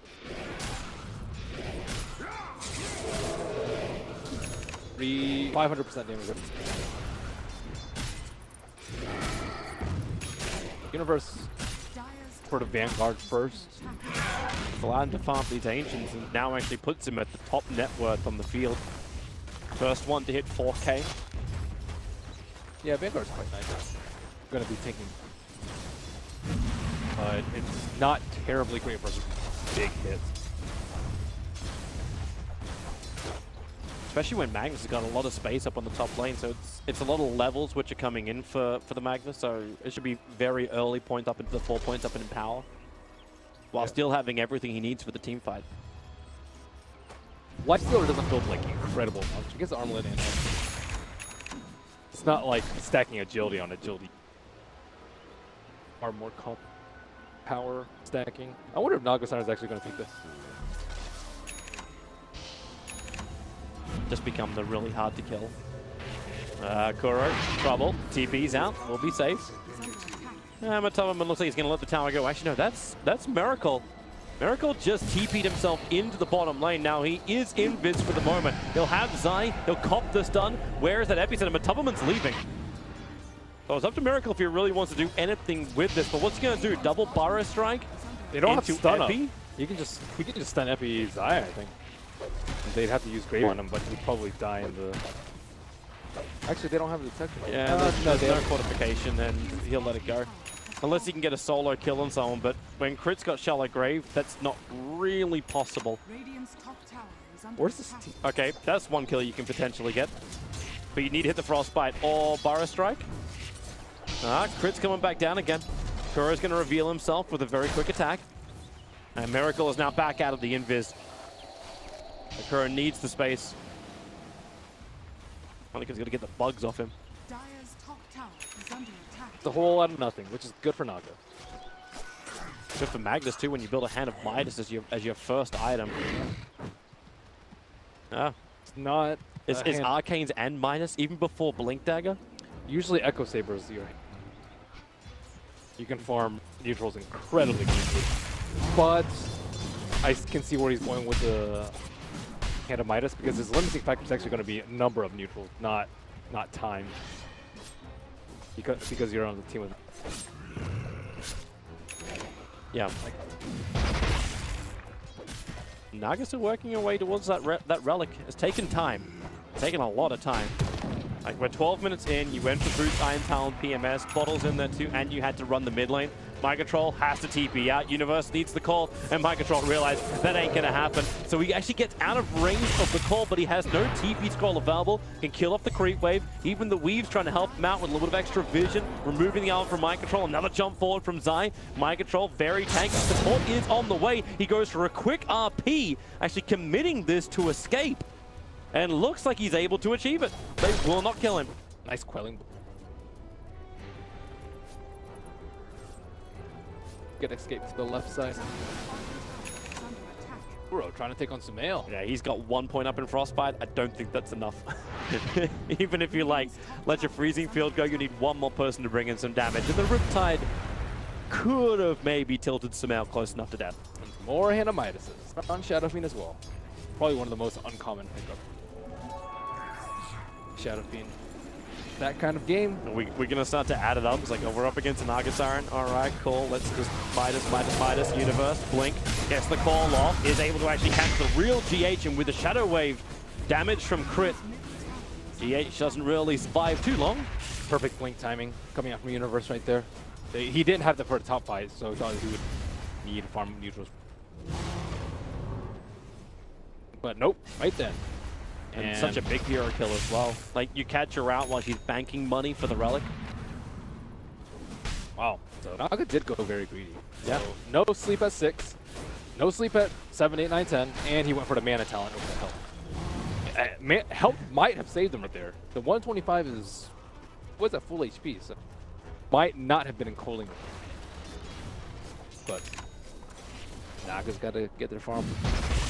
They do. Meanwhile, Liquid needs to also find that farm. They're looking for their double Blink Daggers on both Miracle as well as Mind Control. So Miracle's at least getting the space on bottom lane to get his up now. They're going to have to give that over to Mind Control. Can you use Naga? There's some heroes that you can buy. Bottom lane, Miracle's going to go down.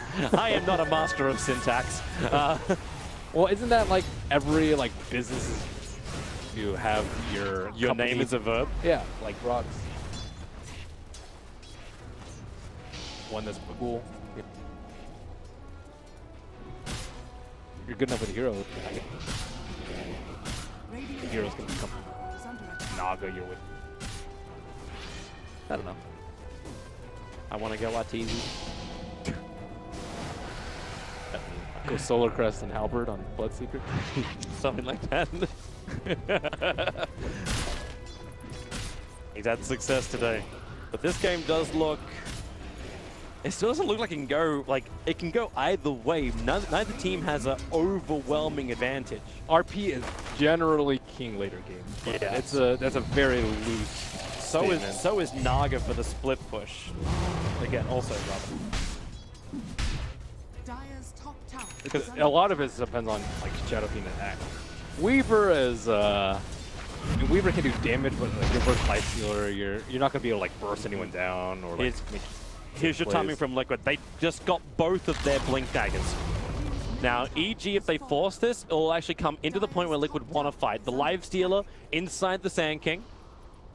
They have to worry about Axe and the Dazzle though. There's 2 heroes that can counter Nation. Blink just got revealed. He just blinked on top of the Dire Observer Ward. So if EG was paying attention, they'll understand this with Miracle right now. And in fact, he's going to walk on top of the other Dire Observer Ward in the map. Where's the smoke There's at? literally 2, and very visible to both. The thing with the Naga strat is you generally don't need to save your smokes. Like any half decent opportunity, you see the smoke, you smoke. Look at Monkey King knows. He's inching forward as Bark. Let's see if he can bite Miracle. Up onto the tree, he's going to miss the target. It's the flying vision, but a quick blink away back to the tier 1 tower. And EG potentially revealing they have vision there, but it may not matter. You can just still put it down to the Monkey King, and you're going to take the tier 1 tower. But Liquid get what they want. They're going to get this fight. Mind control under the cover of smoke. Samael and Axe are pretty close. They could potentially both get RP'd, but Zai's going to throw a spanner in this works if they do initiate. So Miracle misses his Fire Strike. Universe now pops out. Zai's going to jump in, throws the ulti out, stays on the tree lines. Mind control. There's still no RP. Song of the Siren has to be committed by GH. Getting rid of the Scarab Beetles. And they're actually just bailing from the fight.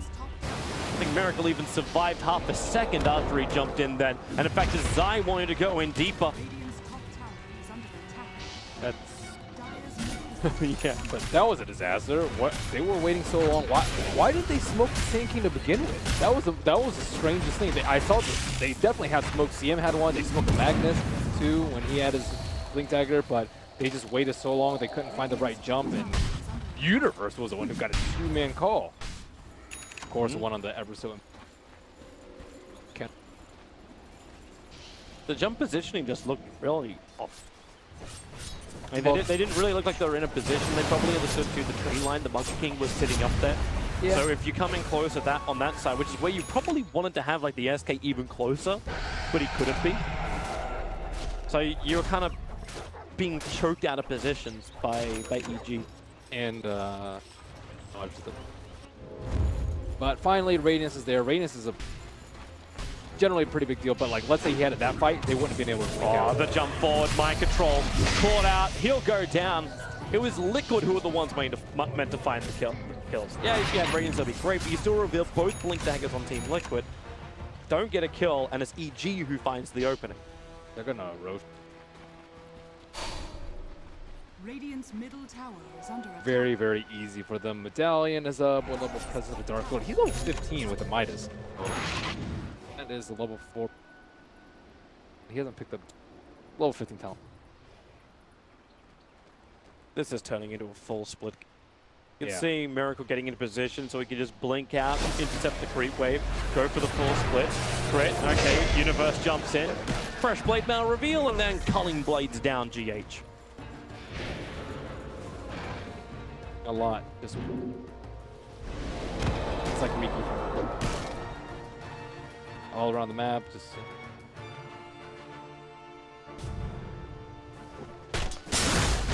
Miracle actually missed half the wave.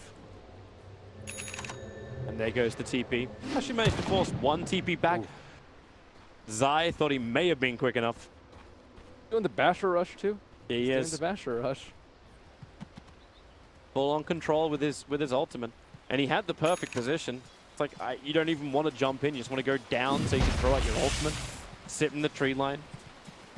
We saw the same thing being exploited earlier today with LFY and a couple of other teams so far here at DAC. And I believe it's a BKB already.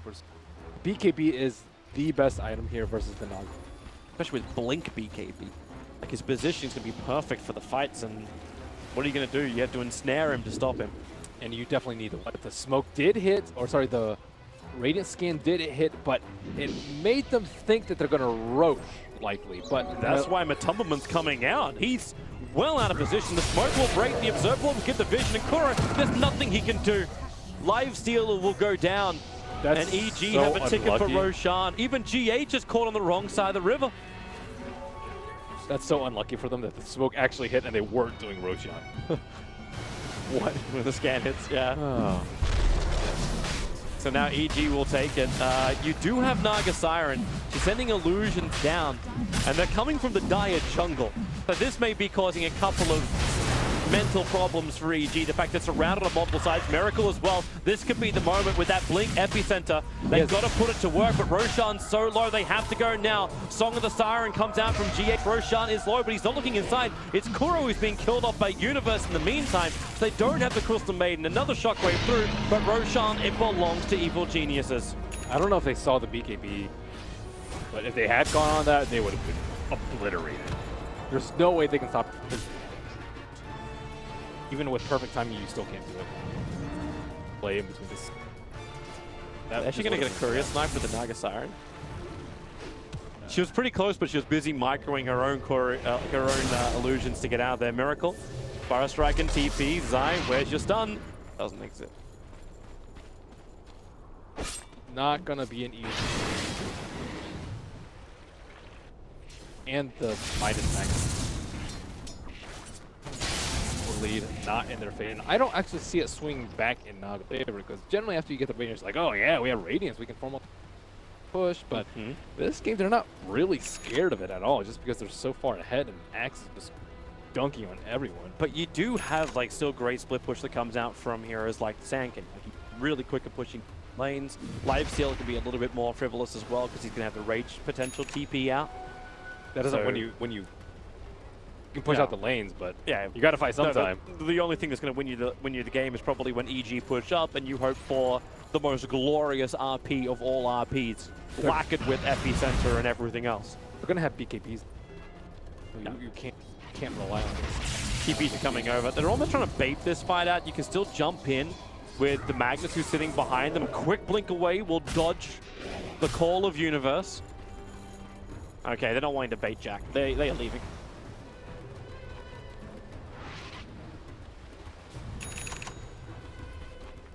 Already dicey. So like, I am trying to foresee a point in the game where they're like, okay, let's take a fight now. It doesn't really exist. Maybe you look at it from another timing. So, okay, yes, SF has BKB.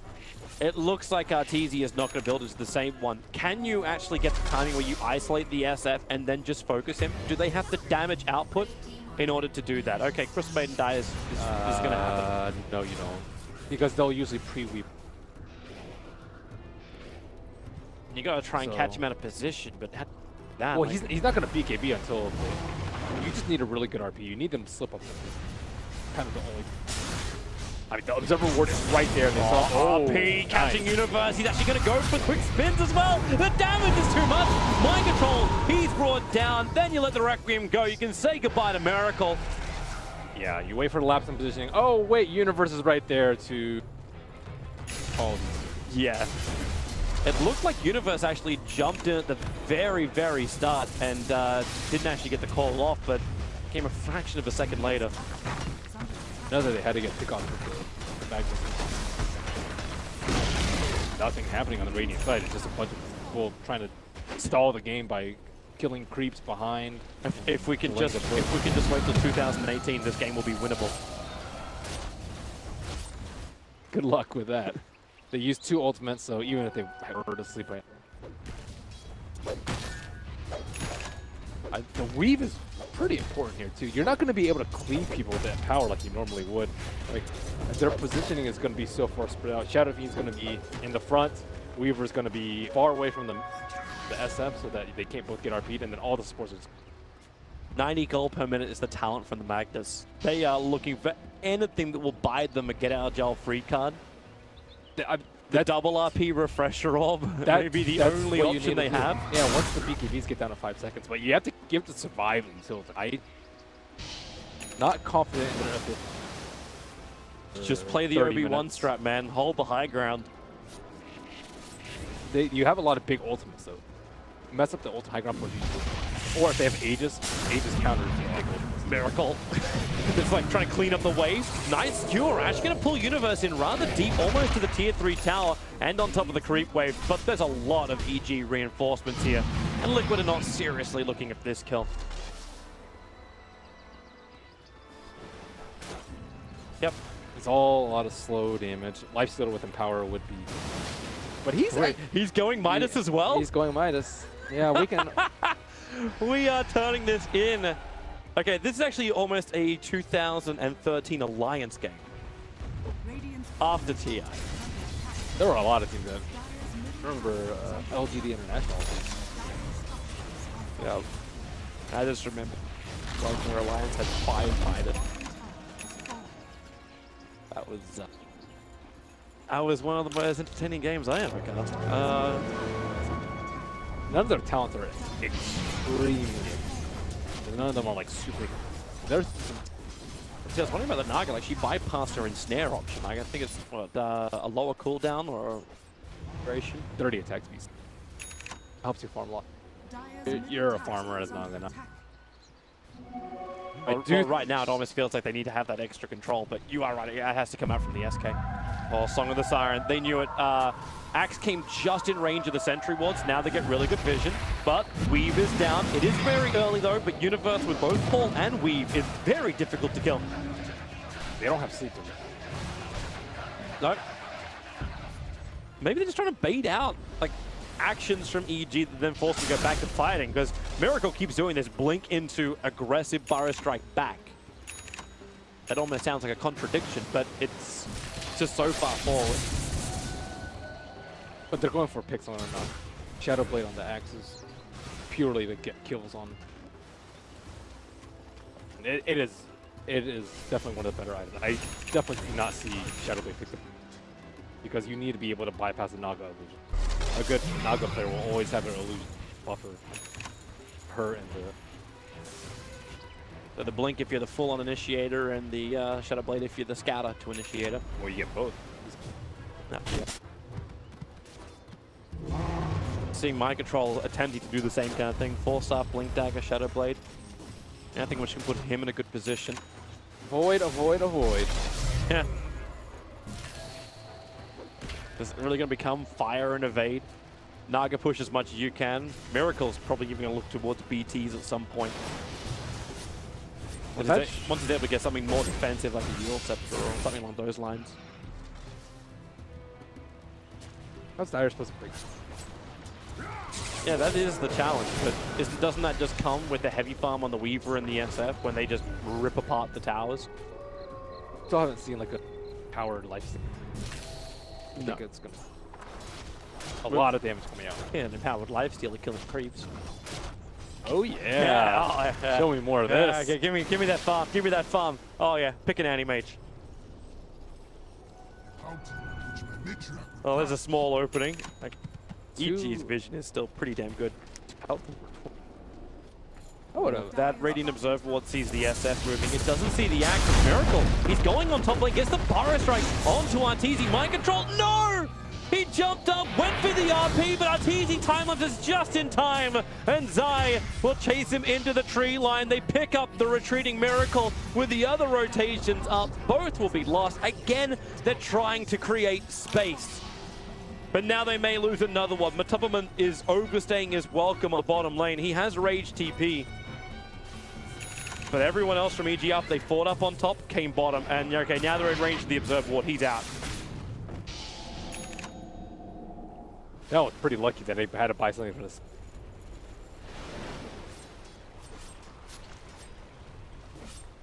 This is just...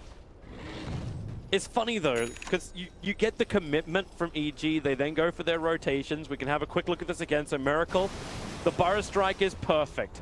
He doesn't know he's got him, and Mind Control just has to go for it, but the split second between the RP and time-lapse. I don't think they had enough damage. If he had RP'd and then right-click, he doesn't have an Echo Saber for that little bit. It's all they can do though. Like, they have to go for things like, just hope they find enough. Yeah, we're going to way better with like the safe best. I think they want to keep it. Or, let's say, have detection versus Weaver. You know, there's a better way, better things that they can do. They can't afford detection against the Weaver. They need to keep spending money to get the Observer Wards down that Zaigi's planting everywhere.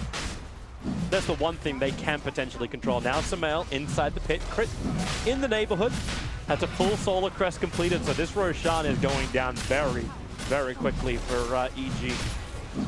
And yeah, Team Liquid can do nothing to stop it. very rare a team with the Naga Siren is unable to hold the Roche Pit, or even a team with such huge AoE control and teamfight abilities like Team Liquid can't control the Roche Pit. It's the way they see it. One hero. I guess they had the universe. Hi, Miracle. He doesn't know. Universe goes for the blind blink call. But they won't find that opportunity. Need a gem.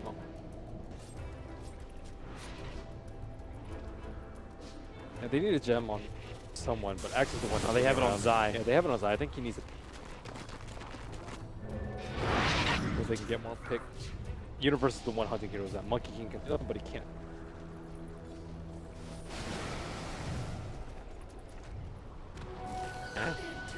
Slow the game up has been working for Team Liquid so far. They still hold their racks.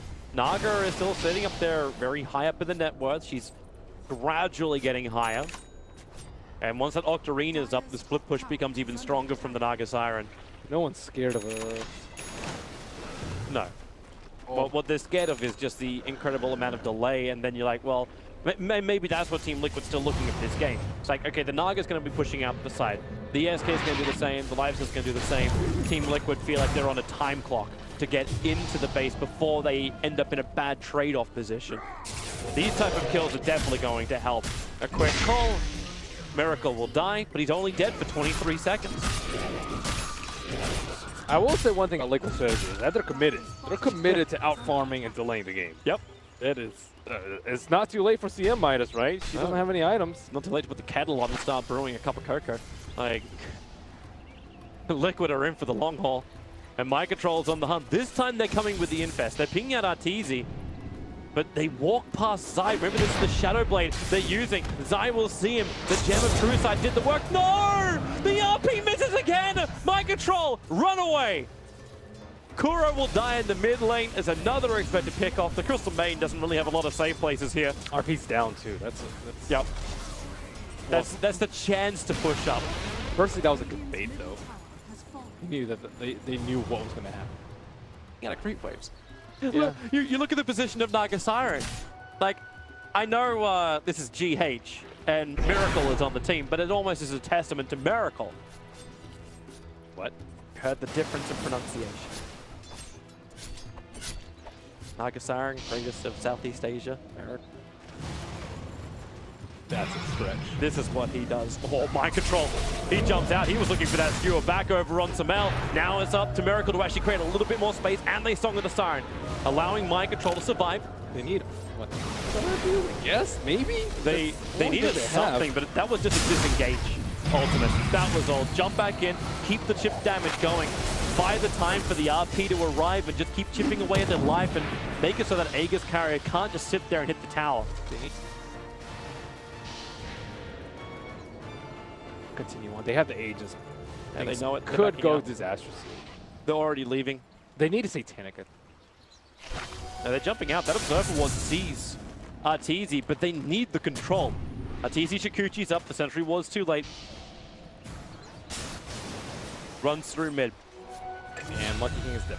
Okay, goodbye Zai, but also troublesome for GH. He doesn't have Song of the Siren just to TP out this one. Samel's coming in too. The Octarine, he needs to do a little bit more damage to stay alive, and Samel, he triggers the BKB. Song of the Siren is now up, but the call is there. The Culling Blade too early, but the kill will still complete. But they're having to repair the creep wave. The top lane, Team Liquid's creep wave actually reached the tier 3 tower and did damage. Small victory for them, and of course getting the gem is also pretty big for them. Nagasarn is still a little bit behind in terms of what. I'm surprised he didn't just sleep there. If you sleep like X, the SF has to kill you, but he doesn't have MKBs. He has to deal with that miss, and you can try and fog. There wouldn't have been the stun, so yeah, he potentially could have just TP'd out. That was a really good BD. It took 35 minutes, but Samel just got the 150 attack range, hit level 25 on that SF. Sand King, run to the trees, inside the Sandstorm, trying to keep clear of Universe. Universe doesn't actually have mana, so it's a Burrow Strike into the TP bag, out again, a Miracle will survive. They have no. But with a Shadow Blade Magnus and tanking. Just have vision. They had it before. They lost Jim. Yep. Side DAC. That was when the Monkey King died. They had to wait. That or they just find Kuro. He's the man carrying it for Team Liquid, but he's... Actually, I think he put it back on the Courier. Because they really don't want to lose that. But he's looking for any vision, which is going to catch out the Naga, catch out any of the split pushes. No, he's still holding on to it. I wonder if they're going to try Ensu. I guess SF can still buy moon shards for other people, but he's pretty close to 6-slotted. Okay, that Observer Ward sees so much. They know mind control as well as Matubman are up here. Universe runs forward, the blink forward, able to get the battle hunger, so the movement speed, and GH will just let the Song of the Siren go. And everybody TPs away to safety. The game has been delayed. And GH gets bigger and bigger and bigger. Now only about 1,000 gold away from completing that butterfly. Way to keep the Monkey King away. Just have Magnus keep skewering trees. I actually have seen that. Up to easy. RP, it's gonna hit him. He won't be out of time lapse. 76 seconds without a Weaver. These Observer wards, that Observer ward on the south side was... Yeah, Liquid playing their strat very, very well. They have not given up too many deaths. They've gave up every Roche, but they're so far behind it. They haven't lost any threes. They've split push out the lanes quite nicely, and they're keeping up spike going. Yep. It's getting better and better for them. The fact they haven't lost the tier 3 towers as well, I mean those shrines, they're always able to push out nice and quickly. Oh, Lifestealer didn't actually. He didn't? He backed up to the Echo Saber and AC. I'm actually surprised. In this sort of game, for like 25 minutes. Dire's middle tower is under attack. Well, they're on the hunt again. There's no RP. It's on cooldown for another minute. Main point of control they have from my control is going to be the skewer, but maybe at the same time, like every target is a little bit more killable because you're not looking for the Weaver. Wait, you went for move speed? Wow, you have movement speed over tower damage. That's pretty rare. When you're playing this type of game, and power damage actually does not matter that much when you're and a lot of the time. Yeah, Lifesteal is the only one who really benefits from the power. Not even the Magnus with the build. Oh, the jump up, Ghost Scepter, raises from Samel. He's still got the close range raise. Akura with the life, he needs to stay alive. The gem, the attack will connect. The gem of true sights on the hillside, and EG, maybe they didn't realize this. Samel's looking for more kills. Won't find them. But the gem hasn't been taken. It's still, the Courier is on the way up to pick up the gem. Miracle, a quick Yule Scepter canceling off Zai, so he doesn't actually reach the tree. He's actually caught on the ground on the other side of the tree. Courier has managed to recover the gem. They're probably thinking, why in the world would he? Are they going back in again? Crit's TPing out. That's a lot of damage to the tower. They find the bottom lane, the fire strike forward, RP committed as well, and they bring the epicenter plus the Lifestealer. Another core of EG gets sniped on the side lanes. 700 gold and a level 25 hero. That's a ton of XP. Grab should still back towards Liquid's favor. Looks like it's only 5,000 gold ahead for EG, and SF's not really getting any stronger. Like right now, I'm not quite certain exactly who is meant to be bleeding more, but it looks like EG's on the slow drip. Oh, they definitely are. Getting to that point where they can't re-tower up top that like 25% HP. Yep. And they're actually not even, like, they can't contest Roshan. Roshan's being done right now by Team Liquid. And EG can't get there. Miracle's creating a lot of space on bottom lane by just pushing it and being just a general pain in the ass. Making it so Liquid has all the space in the world to do this. I'm pretty sure it's been 10 minutes since the one. Aegis and Cheese down now. And a refresher orb on Magnus. What you need. RP, get any sort of solo kill on a core. Again, force buybacks, and then pressure's up. Magnus. Yep. No one can survive an RP. Oh, nice call. Finally able to remove a small thorn on the side? Maybe not. Miracle even steals the bounty rune. There's another little target up next to the secret shop. It looks like a bit of a duel. Yeah, it's going to be Zai battling against Mind Control. A quick push away. Zai starts his own TP, and they have the stun available. Monkey King rooted to the ground by Kuro and actually killed off by Kuro.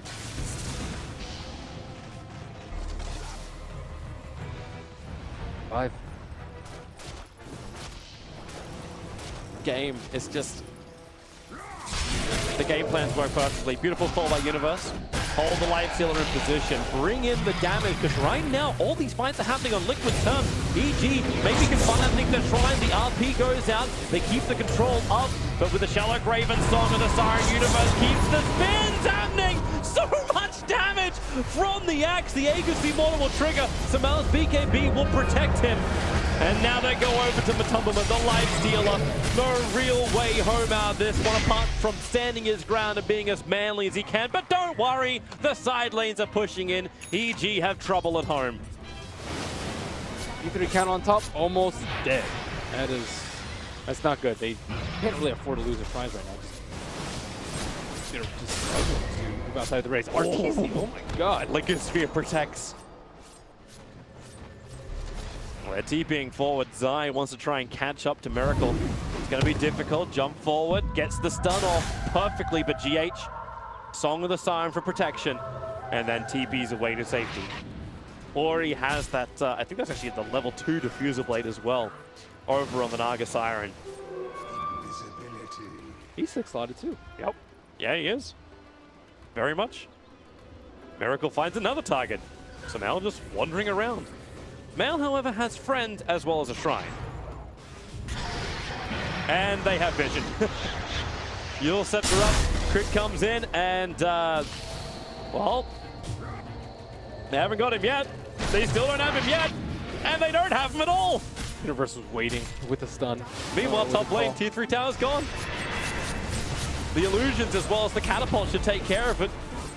The shrines are now open for destruction. And Liquid are wasting no time. Starts up, they can... I don't know if they have enough damage to kill them if they only... In an actual big team. They can definitely do it if it's like 3-on-1 versus some of the heroes, but imagine if they actually do RPs, aren't able to. Shadowfiend actually doesn't have a way to heal back up. Like, if he gets Grave, he's still gonna die. He needs the Satanic. Yeah. Ags, maybe? He can heal up with Ag.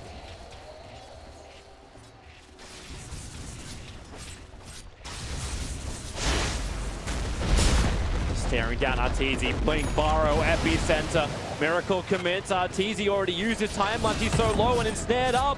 There goes your Weaver. 84 seconds. Buyback is available for him, but Liquid again are leaving. They get the kill they want.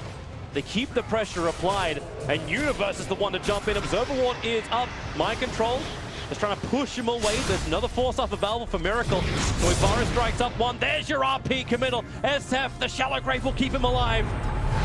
Remember, there's still no Naga here, but now Matumbaman will arrive, battling against Samel. Needs more damage with the Burrow Strike. They get the double stun up, but Miracle will sacrifice himself for this, and maybe not a great sacrifice. They'll lose the Life Stealer as well. Mind Control is on the run. Zai bouncing around through the tree lines, hoping to catch up to him. But the distance is a little bit too far for him to reach. No follow-up after the RP. So close to killing. Wait, Mind Control TP down to the shrine? Monkey King was jumping down there. That could have actually ended really, really badly. Don't worry, he has plenty of buyback. Or Scythe of Vice. Slice, the Hex. Pressure. That would make some good sense. What does GH buy? Apart from like gems for his team, all the wards, all the terms. Moon Sharp for Light. Yep, that'd be nice. He's got 8.5k, so he has to spend some of this. BOT2s. Okay. Should have money for both and then still have buyback. Yeah. Almost killing off Zai. And Zai wants to stand his ground against illusions, like the Naga illusions, he is going to die. Even Samel is having issues, and you can see him, he's got the money for the Satanic. but doesn't have money for buyback as well just yet. I just don't know what he trades out for this. He's trading out his Ags. Ags gives you really good damage because... And that's another way to force.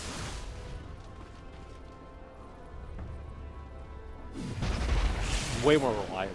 Because with Ags, you have to BKB, channel it, and then wait for the souls to come back. Titanic, you just pop. So how the fights actually work, force Samal to do work with this fresh Titanic. Oh, that's done. It actually connects on both the Magnus as well as the Crystal Maiden, and they just defensively song on the stars. Like, they have to have vision, right? But no, I don't think they did at the very start of that. We got no gem. My God. That has to be so frustrating to pit. They're just never finding us. We can't catch anyone. Yeah, that's actually where you go with the Axe. He went for a plus 100 battle hunger DPS. That talent is really good. Over the 15 armor to try and survive? Yes, I definitely think. Dude, 100, it's ridiculous. 140 damage per second? Insane. It's great. In late game, there's stopping sometimes, but the cooldown's really low, so you can. Well, they find an opening. Having mind control, committing quite heavily. Matubman pops out of him, trying to hide with him in the infest, and they knew it. So let life seal a quick open wounds, but Universe just backs up, makes sure he doesn't get attacked, so he can blink forward, get the call off. Matubman still wants to keep this run going. He needs more help, but up on top lane, the Naga Illusions are pushing in the creep wave. She's expended, and Matubman's still going to go down. Heavy spin plus the damage, but now Miracle in through the bottom, Naga in through the top. You get these victories, but what does it really gain you? That Burrow Strike range is ridiculous that Miracle can just escape. They only have 3 heroes that are able to incredible amounts. They just lost another tower. They lost another tower, and Mag doesn't have to buy back. Lifestealer also doesn't have to buy back. People are just constantly getting stuck. GH can also buy Refresher, I would say.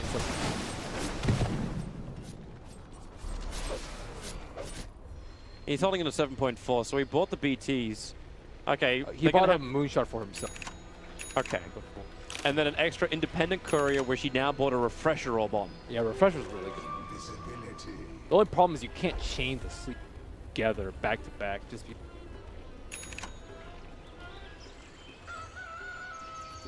You have time to like pop BKB. Oh, Miracle again closing in on Arteezy. More invis. This time it's going to be the rune that gives him the cover. Stalking Arteezy as far as he can. Arteezy just trying to use that Mjolnir to push in the lane. But it's the Magnus who is arriving. And then the BTs as well. They're bringing in friends, and I think they remain unprotected so far. The RP, it'll push them through. They'll connect. Miracle, the Burrow Strike, the Lincoln Spirit's now been triggered. Now the secondary RP. Weaver will drop. Samal will arrive and try and stand his ground. Already triggered off his Titanic under the cover of BKB. But the BKB doesn't last long enough. So they don't find that opening, and it's Universe who's caught out of position. Diffuser Blade charged up, held in the position. Zai needs to create more space, able to do so, throwing down the ultimate as we're in a split-up fight. Samal is the primary target, however, of Liquid, and they will bring him down. Matubman's on the run, but he's wasting the time for Universe and Zai, who get double stunned up by Miracle. Mind Control's coming back as well. He's looking to help out. Crit can't get close enough. He's got GH on his tail. Diffuser Blade charges galore, keep it low. Another little bit of a quick stun by Miracle. Cripple fall, and EG are completely losing control of this game, and they may be the first team to actually lose a full set of racks. This is one of those games that makes you're just like, we're gonna lose like this. And they pretty much are gonna lose. Peter was saying before, like every solution is solved by winning. Losing in this creates so many more, like by this creates so many solutions. Magnus is such a hero though, and why you see a first man often. They expended 2 RPs to kill 1 hero last fight, and they still won the fight. Yep. And what is RTZ supposed to do about getting double RP'd? And how do you even defend this? Like, you're losing too many lanes of racks. GH will stand his ground. He doesn't care what Samal's gonna throw at him. Samal, okay, yeah, BKB, but he just Bloodthorned an illusion. GH can just ensnare him up, hold him there, while the top lane is actually going to attack. Keep them slumbered. while the axe gets initiated on. Is that what's actually no? It's Crystal Maiden physically damaging the melee racks. Mind Control will arrive using that hex. The Crystal Maiden just gets destroyed by Arteezy. And maybe now Arteezy feels he's got the damage. Looking towards Matubberman, finding inside the tree lines with a BT from Samel. The Bloodthorn is on the right target. 4 heroes down from Team Liquid. No buyback over on the live sealer because he managed to pick up the Monkey King bar. I think they also pinged out because they scouted the refresher orb sitting in the trees. But Naga is still up. They have to get Roshan. There has to be some kind of glorious push from EG to win this. I think they have to all in for this. All their team people are dead, but I don't even know if they get at all. Song of the Siren. They're looking to come a little bit closer. Can Miracle actually keep Zai controlled, or can Zai keep Miracle controlled? Universe jumps in. That's a very, very poor Dazzle having to run away from just Naga illusions, but when you get the kill over on the SK, that makes life a hell of a lot better. Minus respawn timers. Minus respawn on the Magnus. Minus Sand King. You never keep a good hero down. No, no buybacks. Really little time. The Diet did lose their courier. I'm not certain if anything was actually on it at the time. No, it wasn't, so it was just lost. I could do it with the But anyone else in yet? I still doesn't have one. It'd be worthwhile giving him that. Even Magnus, I think, would Magnus is coming over. He's right in front of the pit. The bottom lane might be pushing in, but now it's Arteezy looking for the kill. There's a heavy amount of damage to Mind Control. He RPs the Ancient. And Kuro will now probably die to Universe. GH can use the Song of the Siren to TP back out again, or does he? He can hang around. He keeps the Song of the Siren on the SF, so there's no BTing anywhere. In fact, he just keeps him slept. While Kuro and Mind Control, they make their play over towards Roshan, catching Zai out. So the Hex up Monkey King will fall, but maybe the kill. Arteezy needs something. A kill on the Naga can create so much space if he can do it. I think Miracle's actually looking for the kill over on the SF. He's Burrow striked up, he's put Samael down. And actually found the kill. No buyback available. Universe needs to kill off Miracle. With the help of Arteezy, they can do it. But Roshan gets taken out by Matubberman. So Liquid have Roshan. But there's no SF for 100 seconds. No Monkey King for 40. And you're still under siege. Miracle's been making such big... Wasting the majority of the mid game. Like, they constantly keep throwing bodies at him and escapes. And he almost got the kill on Arteezy in the mid lane after the Naga illusions whittled them down to critical HP. And that was a really big kill. Now they can push with Aegis and Cheese. Sand King's up at 30, he can BOT back in, and SF is in the grave. And at minimum, Liquid are looking to force the SF back right now. Nope. How about Mind Control? Attacking the melee racks on the bottom, Matubberman. And we get that very quick Hex off. So the top lane's being attacked down by GH. He'll take care of that. Matubberman's making very quick work of the bottom racks. And the mid just fell. Megas are up. The RP will connect. So maybe Zai can create a little bit more space, throwing out that Monkey King ulti. They'll burn the Aegis to the Immortal. But you're still up against Megas. They need to find this kill. Still no SF. Support is nearby, but Lifesteal and Matubberman standing his ground. But Infest, he'll pop back out of the creep. Bashed up as well. Universe will Culling Blade him down. The epicenter. Miracle's gone back in again into the middle of 4. Trying to get himself back out of this one. The stun will not connect from Monkey King. Dazzle balls back, but it's because they're losing tier 4 towers back at home. But 16 seconds until you have Samael up. Slowly but surely, the entire EG base is falling, and Liquid have no ultimate to show for it, but it will just, they can just wait for it. They have all the time in the world. EG, they are the ones that need to find some hallelujah play. Samael Rapier, something that gives them the damage requirement. No, he's going Monkey King bar instead. He'll have to give up his Blink Dagger if he wants that. Or bots. You're not going to be moving around. I think you bots in for like a throne kill, but you're just sitting in base. I think selling or trading out the bots for it. Yeah, they need MKB. Butterfly plus Radiance. Naga Siren does have an Arcane rune. That is going to be even more images. Hooray! Hey! For EG. We love it. We love it. Unless you're an EG. So Liquid just needs to wait for EG. Or wait for them EG to are coming. Yeah. They're hunting. Zai was bouncing around the tree line. Doesn't want to take the bounty rune, and they find GH. They need this kill, but he songs! The Dazzle will just have to sit there. TP support's coming onto the shrine. You don't want this. You don't want this, EG. The Burrow Strike is there, catching Samael. He couldn't even BKB in time. That could be the game right there. Crystal Maid let the ulti go, but RP, stay exactly where you are, Universe. He won't fall, and GG, well played. Team Liquid patience is a virtue they have displayed in droves in this second game of the series. I think GH played really well on the mount. He was really good about using like before anything happened. You want to make it very clear to your team what's going to happen in the team fight. And if you sleep at the wrong time, like when the Epicentre's channeling or when someone gets RP'd, it could just be disastrous for them. They were pretty well coordinated.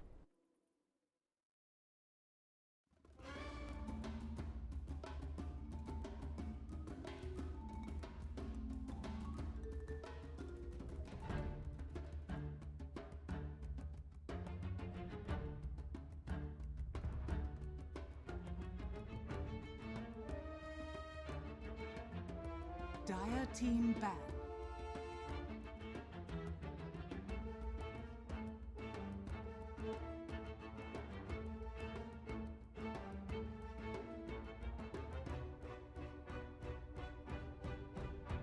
Ten seconds remaining. 5 seconds remaining.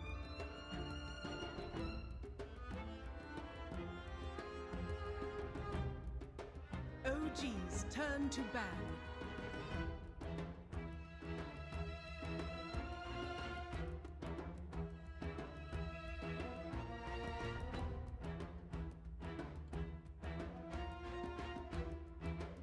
Seconds remaining. 5 seconds remaining.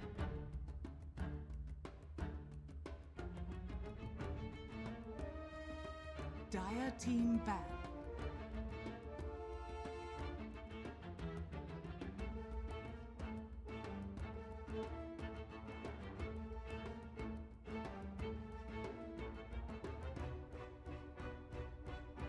Seconds remaining. 5 seconds remaining. Reserve time.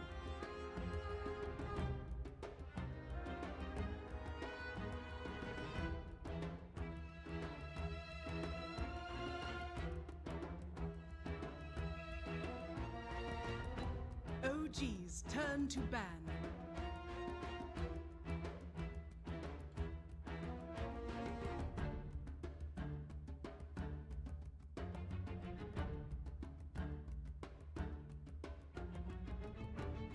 Seconds remaining.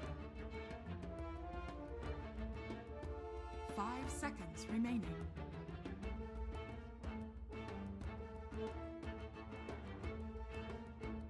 Dire team pick. Monkey King. OG's turn to pick.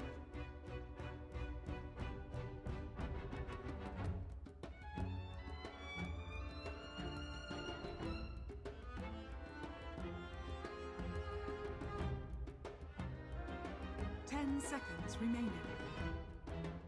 Visage. OG's turn to pick.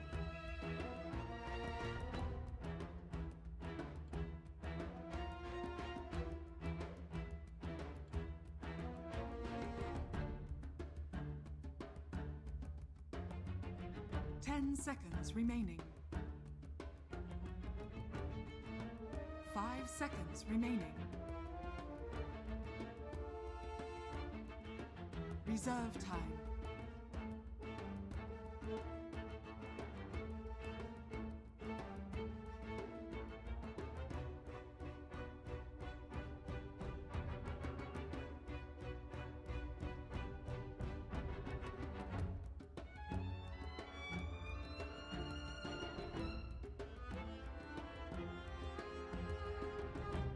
Axe. Dire team pick.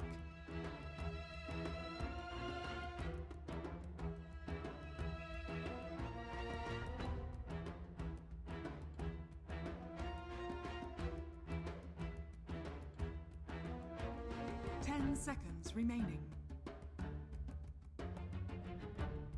5 seconds remaining. Meatball! OG's turn to ban.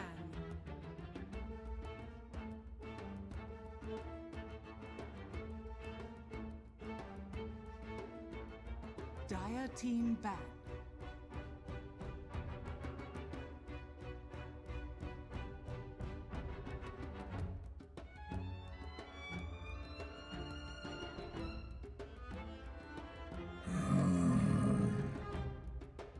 OG's turn to ban.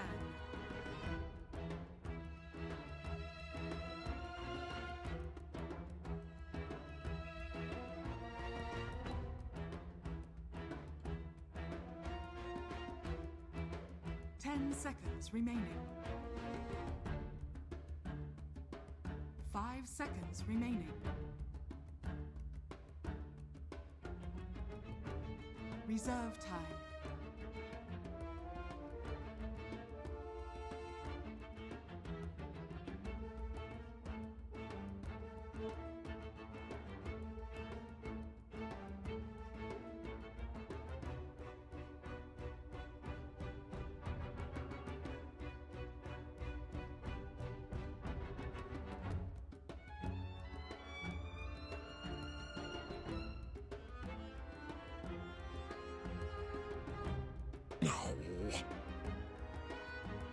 Dire team ban.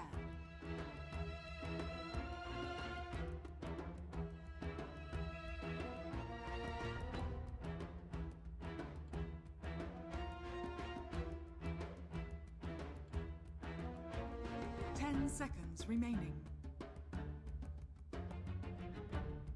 5 seconds remaining.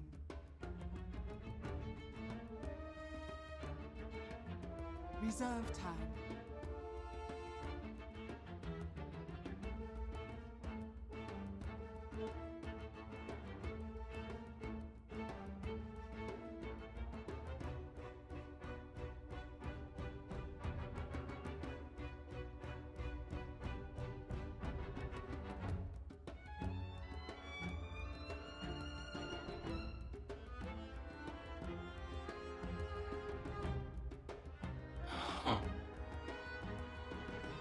OG's turn to pick.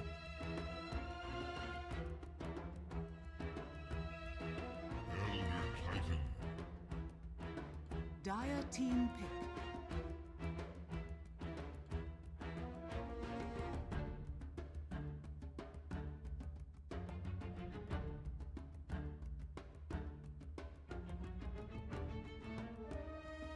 Ten seconds remaining. 5 seconds remaining.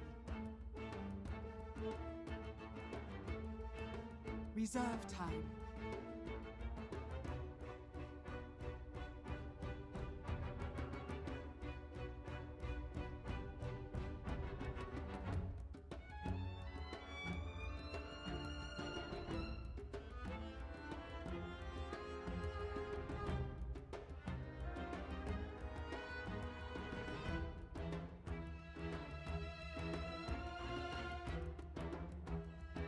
Silencer. OG's turn to pick.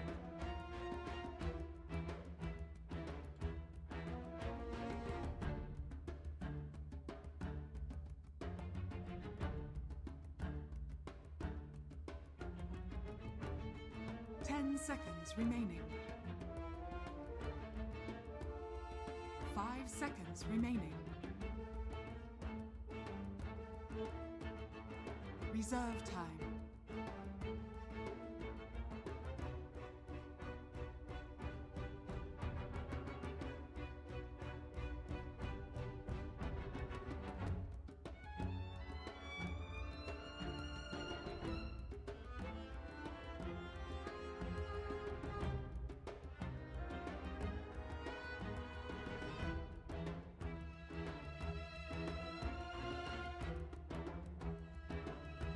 Lina.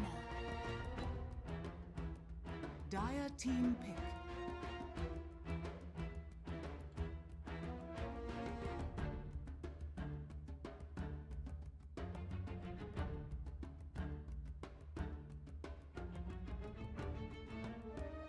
10 seconds remaining.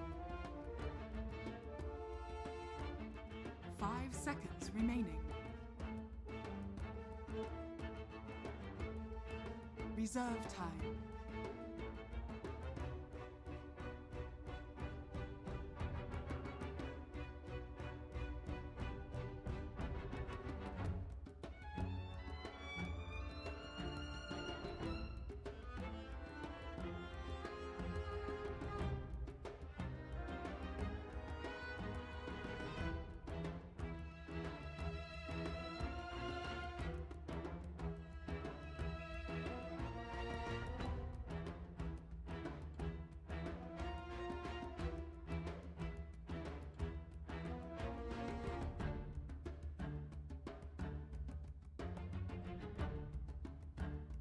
Ursa Warrior.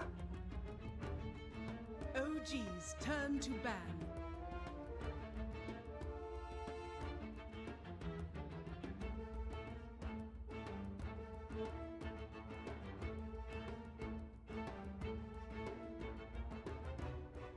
Ten seconds remaining.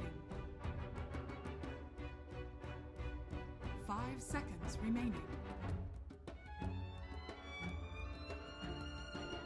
Reserve time.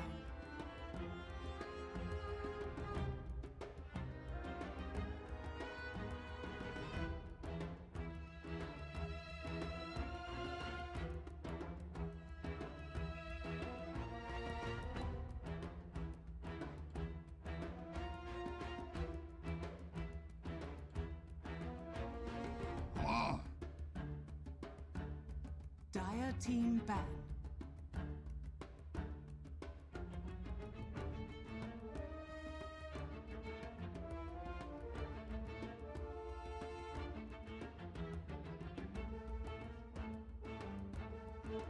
Seconds remaining. 5 seconds remaining.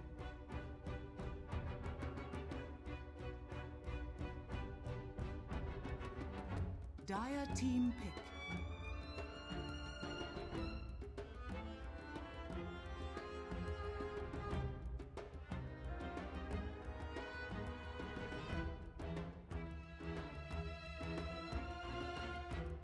Seconds remaining. 5 seconds remaining. Reserve time. 10 seconds remaining. OG's turn to pick.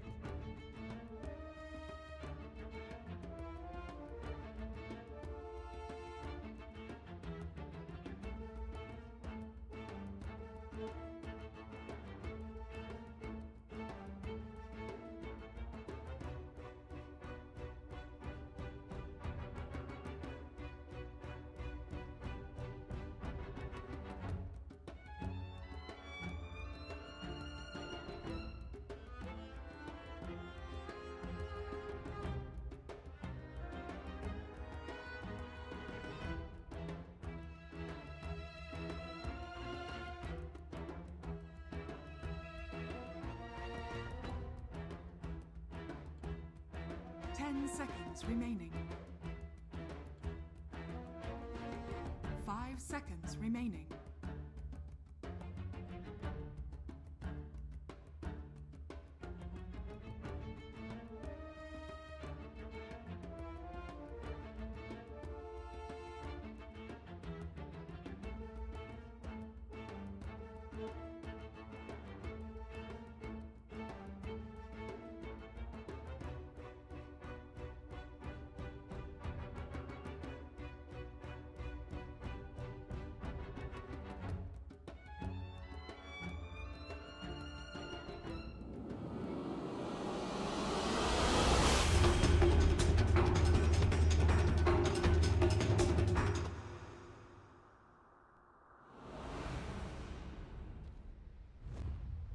This one, Vici J versus Faceless, and both of those teams have been trading off series. They've been getting a loss apiece, and it's a situation where if Empire can trade out here, they're almost assuredly going to be able to get into that top 2 slot. not many other people contesting for the #2 spot in this group. You know, they have not played Meepo yet in tournaments. This is the first opportunity they've gotten for them. And it seems like every other team is 1-2 banded against them. So they, this is going to be the first time we'll see Empire switching up the roles between Chappie and FN. I think every single game that they played, FN has been the harder carry. Chappie's been playing Lifestealers. FN's been playing heroes like SF and stuff like that. Like, he's been the hard carry for the team.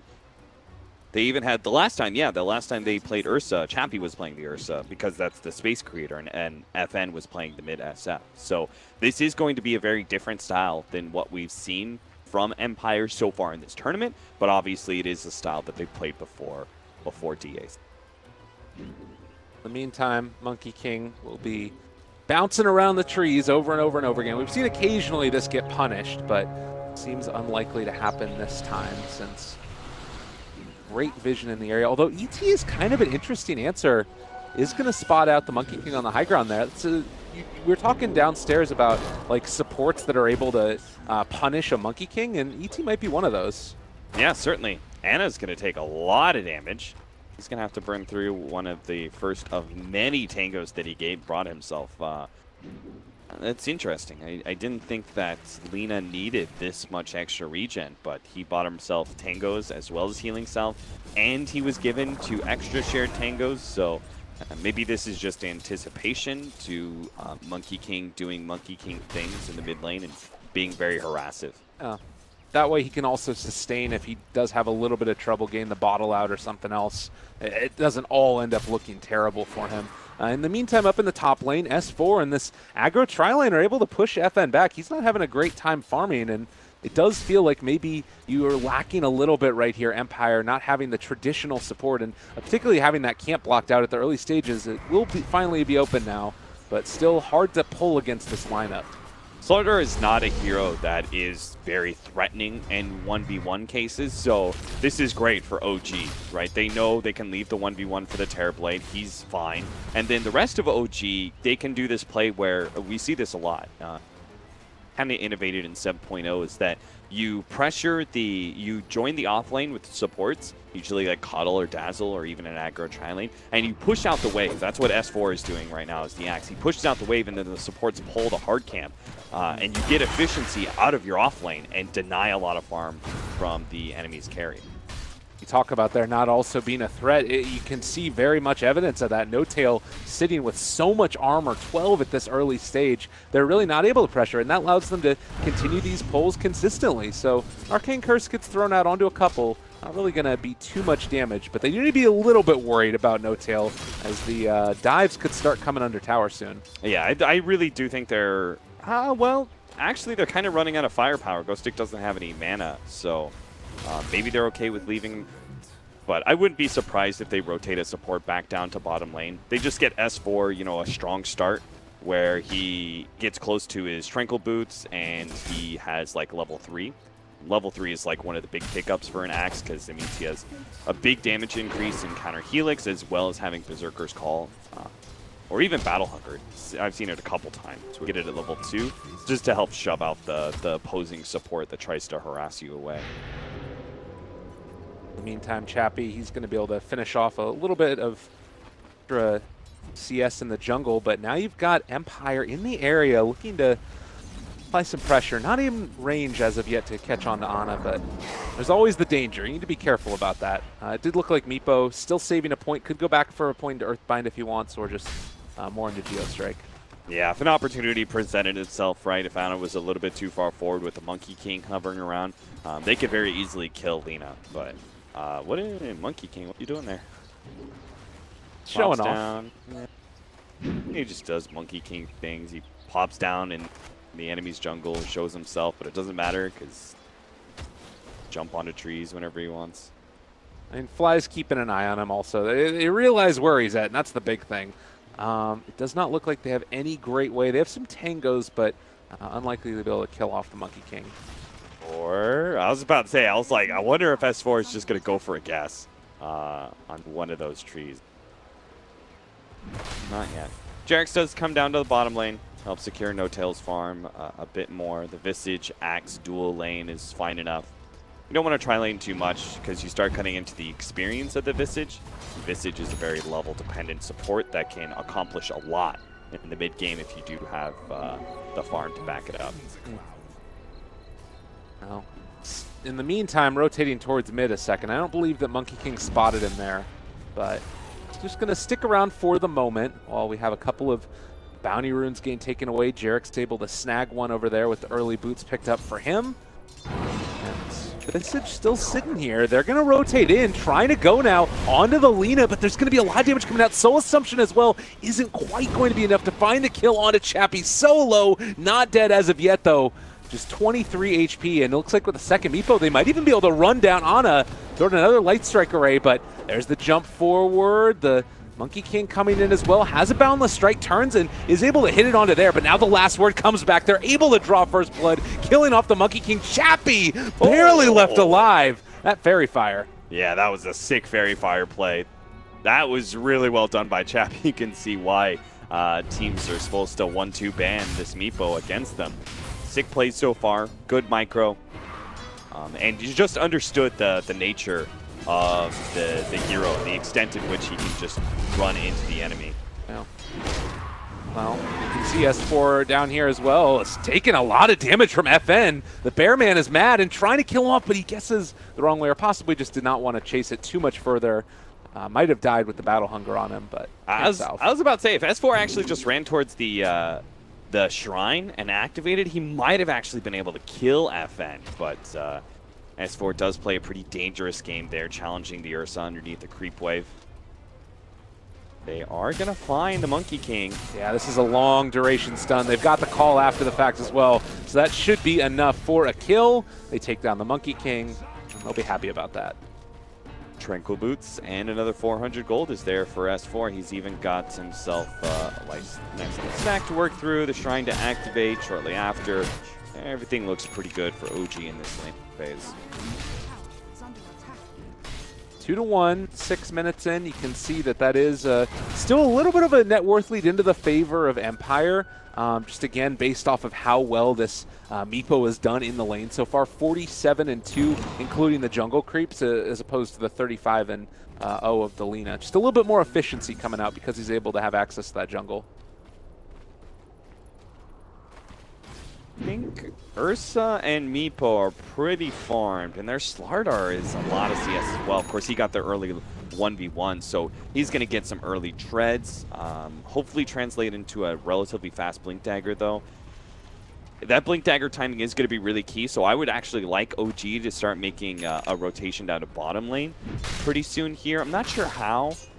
Maybe Ana makes a TP rotation, or he goes for the 8-minute rune at bottom lane and then just slides into that bottom lane for a gank, but I would like them to shove the Slardar out a little bit more. Just because that timing that we were talking about earlier, where you have to create space for the Meepo, that's going to be most effectively found through Empire's Blink Dagger on Slardar. Okay. Well, and I think that, you know, they haven't really been able to pressure that Ghost Stick Slardar yet, and it does feel like that, like you were saying, it's a pretty imperative that they do it, but I mean, does it cost them anything moving down here, or is it just like need to wait till you get the levels up on Ana and find a moment to actually go for the rotation? It's just like crime of opportunity, right? Okay. It's just like, you know, if you see the opportunity, you should head down there. King R. Good. Time. Quick little dunk. They'll be able to take that one down. Mid lane, he did have the ET move in, going to scout out to see if anything was going on over in Roche, maybe expecting that there could have been a play in that direction, but Meepo's just still farming away, building towards that first Dragonlance, and almost going to have it completed now. Yeah, I'm kind of surprised they checked out Roshan, because I don't think Meepo can do it yet. I think he needs the third Meepo and Dragonlance before you can really do Roshan with E. This is a big play. This is great. Great timing for this. Light Strike Array just randomly. No, they got him. They had the bit ward down. I don't know why. They must have had a sentry just to see if there was a ward placed out for the Meepo.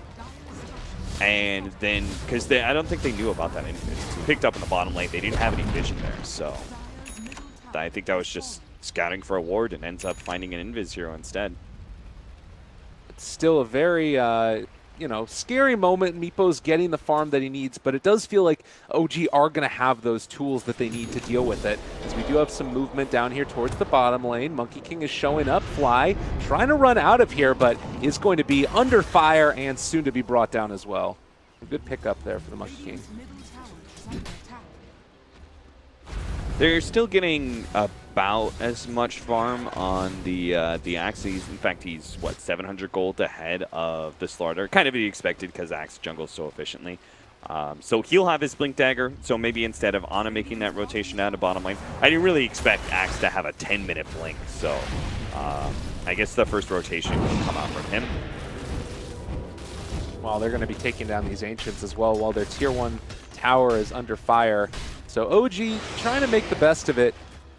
Would you say right now that Empire are the ones that are able to more effectively take the team fights? It's until that Blink Dagger comes up? Until that Blink Dagger, sure, because Ursa is so strong, but not anymore. Oh, well, Boundless Strike. They still are able to catch here onto the Slaughter as well as the Monkey King, and now Light Strike right comes through as well. They're starting to bring Ghost Tick low, and he is going to end up possibly burning down to this Soul Assumption to finish it. S4 grabs his Blink around the same time here, so, oh, Jarex runs into 2. It won't matter, though. Should be fine here. They juke the other direction. Still dealing a bit of damage. Well, Ana will force her back with Light Strike, right? Actually, Blade. You can just execute that guy at any point, but holds on to it for now. Maybe that's for the best, with the Meepo actually still lurking around the corner. What I liked about what Empire did is they seemed pretty clear as a team what to do with Meepo strategies, that the 3-man push into the bottom lane, if you force multiple rotations by OG all the way down there, right, it's a lot of distance to get back into where Meepo's usually farming. This whole entire jungle area is usually where Meepo's at, these 2 areas. So those are the 2 cores you want to create space for right now. So I think that was a smart little play there by Empire, putting those heroes down to bottom lane and then backing up kind of at the right time, too. We keep on seeing these movements, too, by OG in towards the Roche pit just to check to see if it's getting taken because Ursa's playing off the map in those areas that you were just talking about as well. So it feels like right now, OG, they're just very cognizant that that's something that could be happening and want to shut down any access that they might have to it. Kind of, I mean, it works out okay for Empire, though, because they're not actually moving in to go take Roshan. They're trying to win a team fight first, I would imagine. It is coming at a hefty price, though. They're losing a lot of their outer towers. Mid tower and safe lane tower gone by 11.5 minutes. And No-Tail's even going to put a good chunk of damage onto this tier 2, it seems, as nobody from Empire wants to rotate over. They're kind of baiting out FN right now with this fresh Blink Dagger picked up by Chappie, but no one from OG is taking the bait. Instead, it's a smoke up. This was not scouted, I don't believe, by OG, and well, the wraparound is coming. Chappie looking for that initiation. There is an Invis rune picked up for Ana, though, so we should be fine. Oh, no. Oh, that's really unfortunate for them, and now the counterplay comes out. The big Axe Call Global is there as well, though, and they are going to be able to run him down. Nice combination coming in from FN, able to find that kill. Ghost Stick in the meantime. They're going to try and run him towards the south side. Chappie takes down Fly over here. Ana going for the kill on Meepo. They are going to be able to connect onto it. So comes out of the Invis in time to use that Laguna Blade. Good thing that he saved it. And it looks like Ana trying to run away again, but you have Ursa up on the high ground. They're chasing him down. He's going to be able to find that kill 4 in the end. We're going to end up dropping across both teams. Yeah, great use of the global silence there. S4 found a decent initiation, but there was no follow-up. He couldn't get enough spins to execute anybody, and he obviously didn't have Culling Blade because of the global. So he jumps in, but there's no follow-up whatsoever.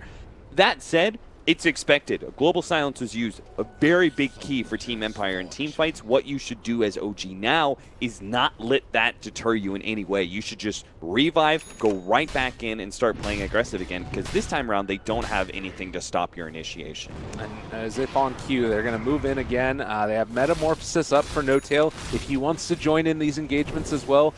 Is there a point where you could start seeing OG think about like trying to rush Roshan if Global Silence was down and maybe you get a little bit more items on these heroes?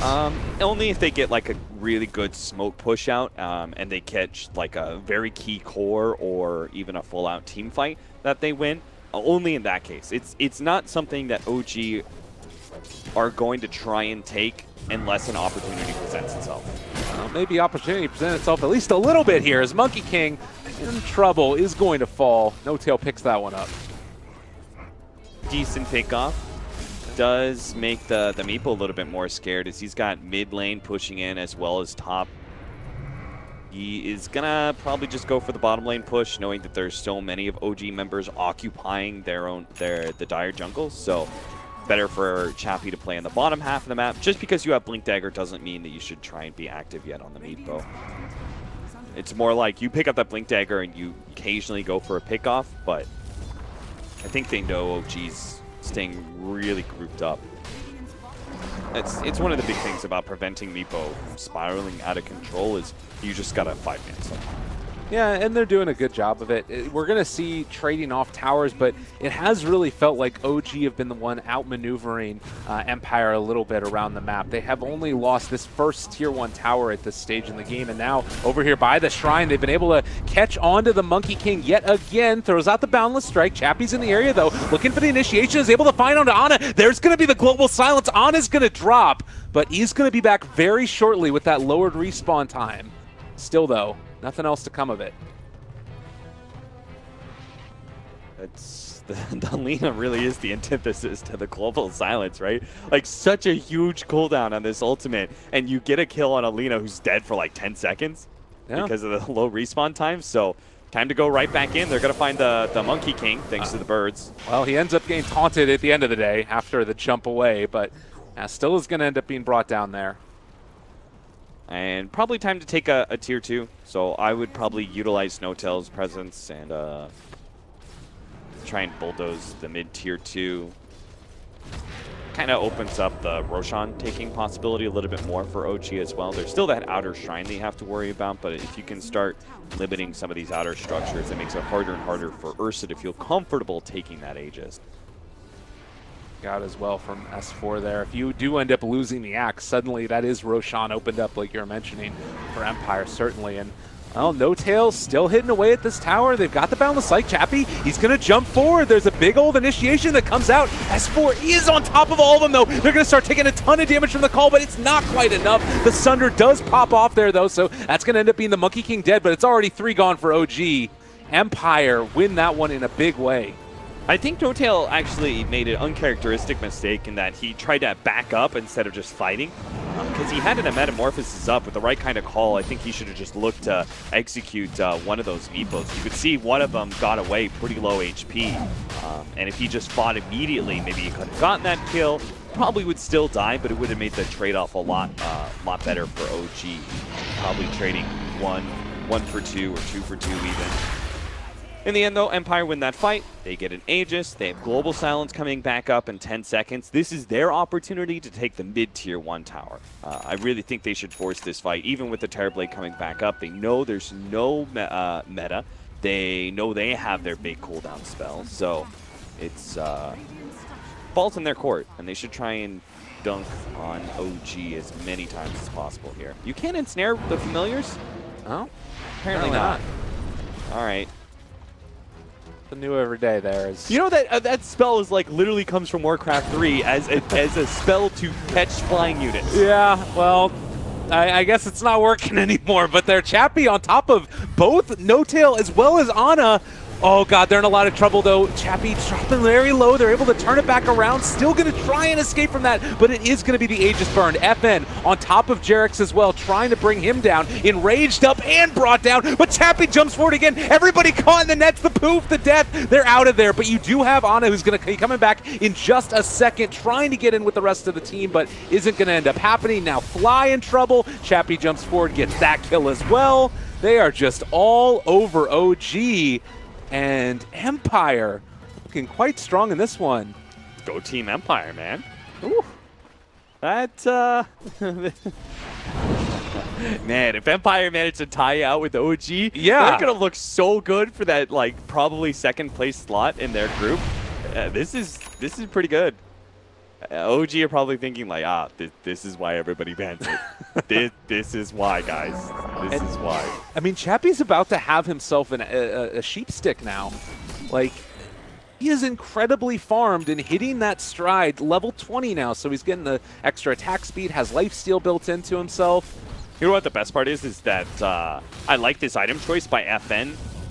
Well thought out. Blink Dagger, he got the initial Morbid Mask right because you always need that as an Ursa.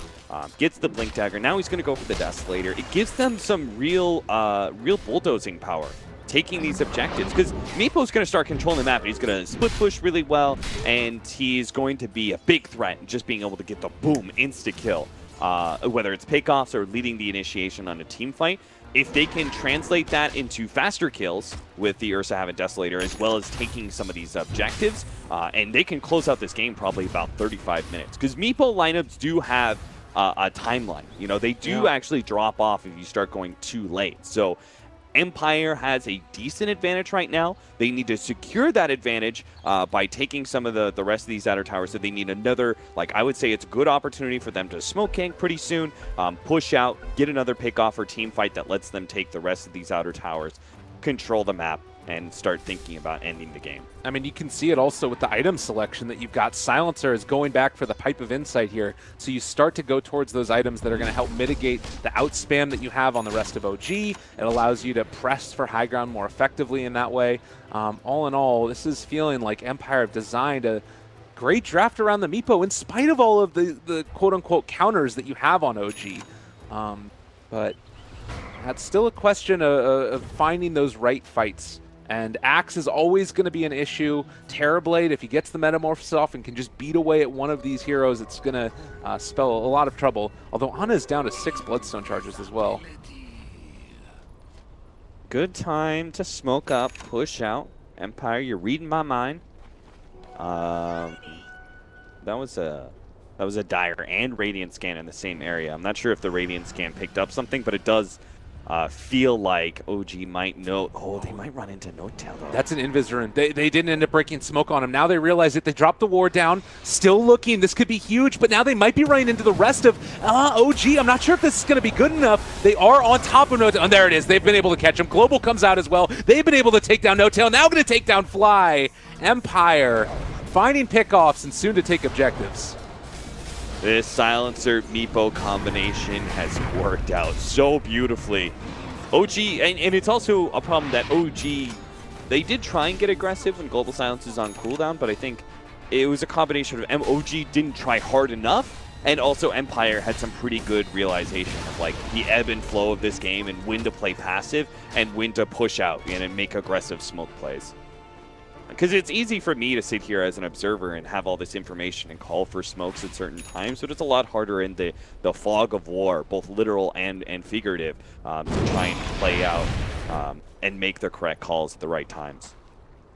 And I think that also it's that same type of thing, thinking about item selection too. And oftentimes people think about like a Meepo going for an Aghanim Scepter. I really like the choices that he's made here. Foregoing it, it's something that we've seen more and more people do with Dragonlance becoming popular. Now immediately going into the Sheepstick with the Blink Dagger as well. It's worked out beautifully, and they've constantly got the answers that they need. Next great item choice is the Aghanims on the Ursa. You can pop that while you're called by the Axe, or say like an Elder Titan Stomp is unavoidable or something like that. You want to make sure that you can always pop this in Rage when you need it. So great choice there. As far as OG goes, though, it's not like they're totally out of the game. Meepo is one of those heroes that a Meepo strategy looks, unstoppable until that one team fight happens, Right. where they finally are able to blow up the Meepo, and then just this huge wealth of gold and especially experience goes back into the favor of OG, and very quickly the tempo, just like the wind will go out of your sails with the Meepo lineup. So OG are not entirely out of it, though. They are kind of close to being down and out. I think another bad team fight. This could be the right initiation here. Oh, good Force Staff away. Well played by No-Tail up on the high ground. That's going to keep him alive. A huge call. They're on top of him, able to take down the Meepo. That was so needed. And now Monkey King going to drop as well. OG pick up a huge couple of pickoffs. Woof. There goes that win we were talking about. OG now take full control. They've already got top lane pushed out. You can push down mid and probably just try and go high ground. Because Meepo has such a long death time because he gets high level so early on in the game, and it's very abusive. Meepo is level 23. Yeah. So that's the thing, is like one misstep. I am very surprised they're not trying to go high ground. Maybe they're giving respect to the Meepo, assuming he has buyback or something like that. But they could have been a lot greedier, honestly. And maybe it's also, like you were talking about, the same way that one team fight turns it around for OG, you throw that back away with a Meepo buyback, and suddenly all of that ground you've made up is lost in a second. Maybe, but I think like OG's lineup is one of those lineups you can lose 3 team fights for every 1 that you win. Okay. You know, it's actually more about the Meepo lineup, right? You just cannot afford to lose very many team fights as a Meepo lineup here. Well, they're on top of No Tail yet again. The lift up from Jerax, this might actually spell his doom. He is going to be caught there. They get the Sunder off, so bringing FN very low, even through the Rage. It's a pretty nice play, and it does look like Ghostic has Blink up in a second. No, it's going to be broken. They're on top of him and should be able to, well, maybe find the skill. You have the turnaround that's coming in. There's the Crush. They're able to take down one, but now you got Meepo that showed up. Ana is off on the other side of the engagement, and it looks like they are going to be able to slow No Tail for the moment. Chappie, another instance in Blink in 3, 2, 1, but they get the Crush nonetheless. There's No Tail going to get sheeped, going to get caught, going to get killed, but S4 again shows up. They drop down, not the Meepo, yo. Chappie is going to end up falling to fly at the end of it, but you have Ghostic there still trying to get away, but the Grave Chill slows him too much, and they're going to bring him down as well. OG take another team fight, and that one hurts a hell of a lot more for Empire. I heard that momentary hiccup from you where it was like, the Lina didn't Laguna Blade on Meepo, and I was just like, I was with you on that one. I was like, wait, what? You didn't try and pop the Meepo? But hey, it all worked out, right? They got the spins. The Visage came in and finished off that one low HP Meepo that they needed to kill, and boom, OG, they like, look at the way the net worth graph like dropped so dramatically. Yeah. You know, it was like 7,500 gold lead, and they had 15,000 experience lead at that point in time, and it's just up and up. 2 team fights, 5,000, probably like 6,000 gold and experience gained for OG over the last 5 minutes. And it's also hitting the stride with Ana now, where you have the Boots of Travel as that 3rd item, which honestly makes her almost a newish type of hero, because you have the low respawn time, and then you can immediately get back in the fight. And I think that we saw a game a little bit earlier. It was the, I'm not sure who it was that was playing on the mainstream, but they had the OP Lina suicide to heal up Burning to stay alive. Yeah, that was cool. Yeah, you can do the same type of thing in this instance and immediately be back in the engagement because of those bots. Yeah, we've already seen there was that mid-fight. Empire won it, but it was like they killed the Lina first after the Meepo initiated, and poof, poof, poof, and they did a bunch of AoE damage. And Lina, of course, you know, pretty squishy, and you want to target her first. They focused her down, and she just healed everyone else up. And it was like, you could see that effect, and that effect's going to be more potent later on to the game when you're struggling to actually pop these heroes. Stick there, S4 waiting for his initiation, but already FN on top of him, not going to be able to blink in. They take down that axe, the call, not going to save his life. Jerax gets a nice stomp off. No Tail has already gone into Metamorphosis. They're turning to fight, able to take down Ghostic, maybe going to be able to find a little bit more as well. Jerax does have another stomp in 2 seconds, but can they make it hit? It looks like it's going to happen. Chappie possibly going to drop again. No Tail aggressively force-tapping forward, and they find the kill. Monkey King going to be the only one that can run away, but King are gone as well. No Tail on a spree, and Empire does not have the answer. They know about Monkey King in the jungle, in the trees, but they're just not even going to worry about. There's better objectives in mind. First and foremost, Roshan, then go from there. 70 seconds on the clock for a Meepo, and you'll probably have a, well, I'm not sure if they'll have Metamorphosis long enough to go high ground, but they can at least get some good control of the map with this extra life. So OG, it seems like there's going to be no, I'm not even going to say miracles, we'll just say upsets. It seems like, at least for this game 1 for Empire, OG struck back really hard in mid-game. They just knew, like, they could kind of outfight Empire, I think, just because their lineup and the way it looks. They just kind of let Empire make certain initiations and always counter-initiate very nicely. Jerax in particular with that. Yeah, that's, and like the maxed out natural order at this point is we are going to see the Silencer get taken down yet again. That combination of just burning through all of the mana instantly and then afterwards having No Tail on top of him, it's a pretty cool response to the Meepo. Looks like Ana's going to turn into a right-click hero now. I mean, with the other Titan, I guess there's no need for the Aghanim Scepter against the Meepos, so he's going to go for a Hurricane Pike. That'll give him a little bit of more distance against the Meepo as well, and then obviously Lina becomes decent right clicker before, and then with the talents it's even better now. 150 attack range, plus 50 damage. You just want to try and translate this hero to a glass cannon physical damage. We've seen how effective the Force Staffs can be too. Even once the Sheep Stick comes out, you've got all of these saving mechanisms. Yeah. The 4% from the Fiery Soul stacks, it's really big. You get 40 attack speed from the Fiery Soul stacks, and then you also get another 4% movement speed bonus per stack as yeah. well. So Lina's just like, blah, blah, blah, blah, blah, you know, a machine gun over there, yeah. and is running at max movement speed all the time. Yeah. That is, got the lone druid treatment, definitely. Yeah, for sure. In the meantime, that's going to be hard. Like, Meepo's such an initiation-focused hero, right? But there's only so far Blink Dagger can get you. Yeah, and maybe it's, again, talking a little bit of just about losing that momentum for a moment. It definitely felt like there was that time where they could have gone, but those two pickoffs in the jungle where this went a little bit too deep. It's up, suddenly switching back around, and now every damn person has a Force Staff. Basically, or Hurricane Pikes as well. They can still, Empire can still do something here. They still have the big combination, Global Silence and Poof. Even if it's not as effective as it once was, the right initiation can win it for you. You know, just bursting down the Terrorblade, getting the Scythe on him, and bursting him down. And our Ursa is still decently strong. They really need BKB on him, though. That's the problem, is that OG drafted such a fight lineup. Kind of makes me think about the way EG did with that Lifestealer and Poker, right? Is that they just had such strong team fight, and no matter how much split push and stuff you have in this current meta, you can't end the game without a team fight. Period. You have to beat the team in a 5 versus 5 before you can end the game. And it sounds like kind of trite. It sounds like, well, yeah, duh, that's Dota. But honestly, in previous metas, you could actually literally rat your way to victory or something like that. But this is very much a team fight era. Yeah, which personally I like a little bit more as well. Oh yeah, for sure. It's very entertaining. And then pops the Enrage with the Aghanims. Is going to be pulled back in a second time, though. Eul Scepter after that happened, and I mean, it's not going to end up mattering. He's still so squishy once that Enrage is down. So, another nice pickup, and OG ready to storm high ground. They have literally a Force Staff on every hero on their team now. And if you have like an initiation that comes in from Chappie, they're just going to be kited away. Not really great answers. Ana hitting from low ground, incredibly far away. There's one Force Staff use, another Force Staff use after the fact. Go stick. Man, you weren't joking about that. Yeah.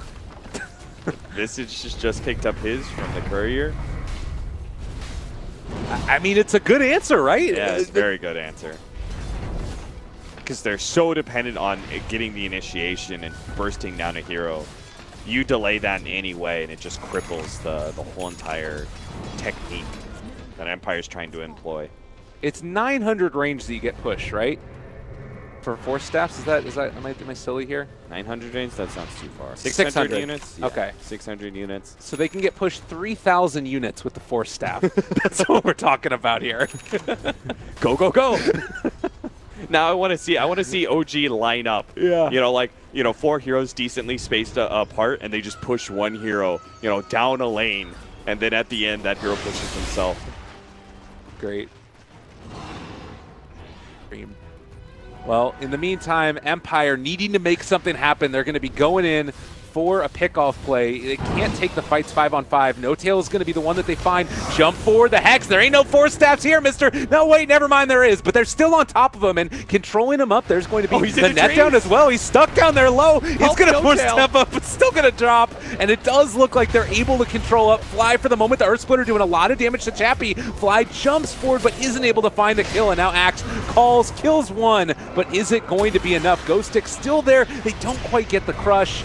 Chappie is back in here. He sent back a couple Meepos. Can go in for another round if he wants to. Has the Blink and the Hex available. Looking for Ana. Is going to be able to jump forward, catch it. The Force Step actually hit the Meepo instead of Lina. So that means that they are going to be able to take her down. And now S4 also in some trouble here. The chase forward by the Bear. Empire may have found the answers that they needed. still being kited away by this Force Staffs, but it's not enough. There isn't an answer, and there's no buyback either.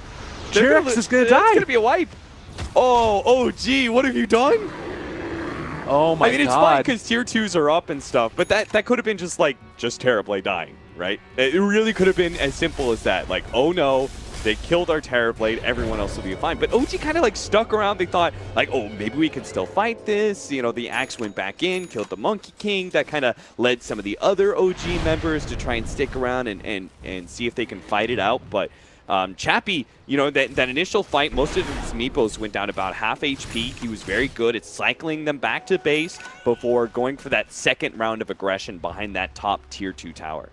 And the other thing is that and part of the reason it's working is because he got that level 25 400 health. Yeah. Like we saw that a couple of those meepos got quite low. That would have been a kill, I think, in the previous engagements. But so many great talents on that hero, and he's also been able to build back in towards a Scotty. What do you think is the next big item for him? Some people go like the E-Blade. I've seen Heart a long time ago.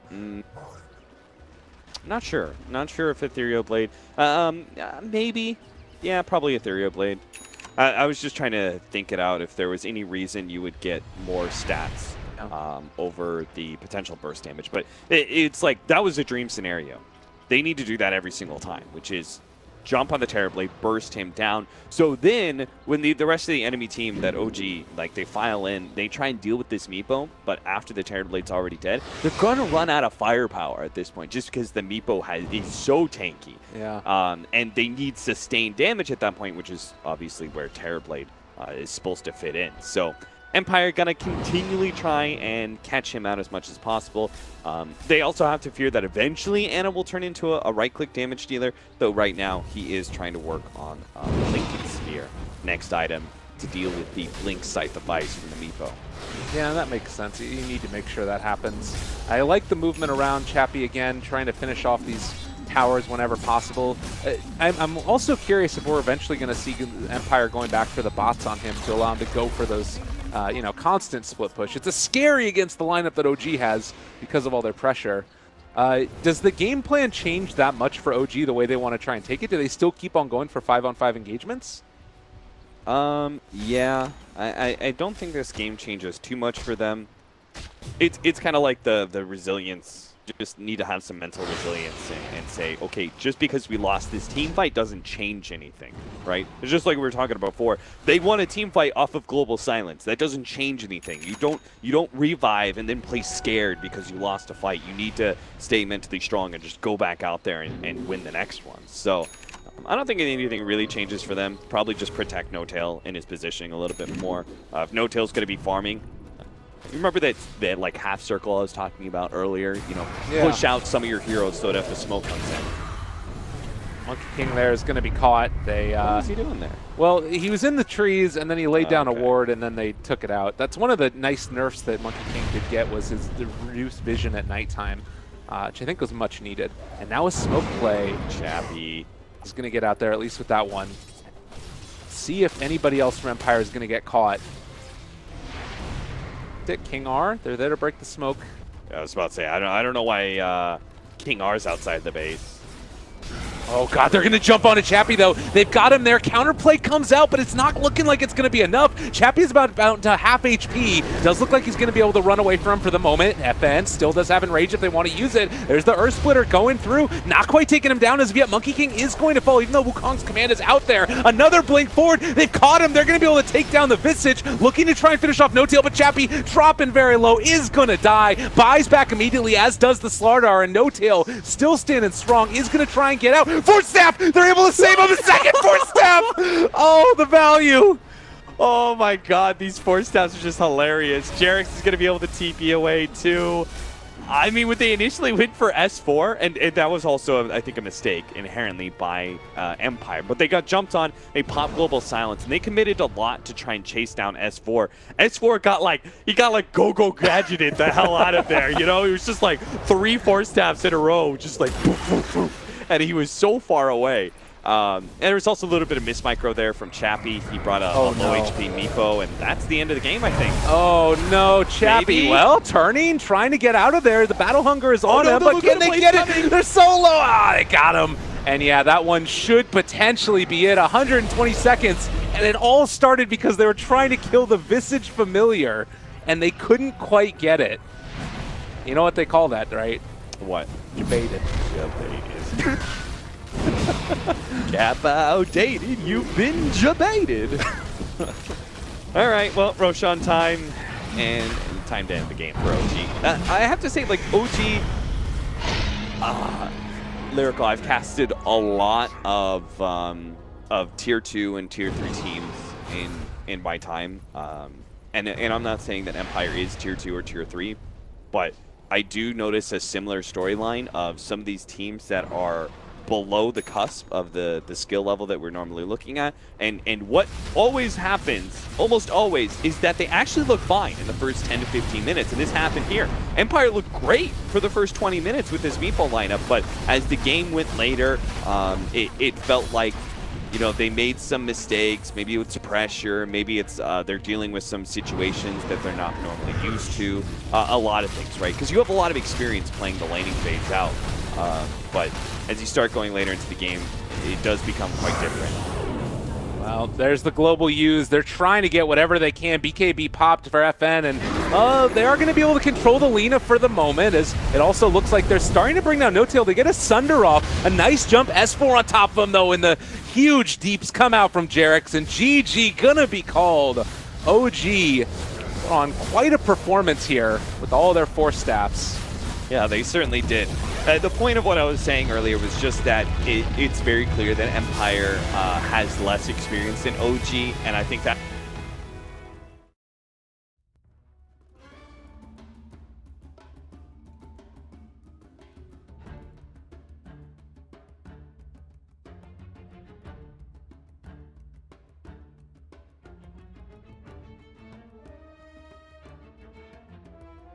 OG's turn to ban.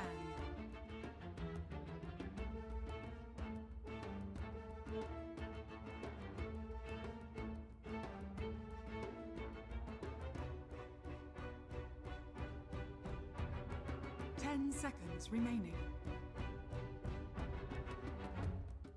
5 seconds remaining.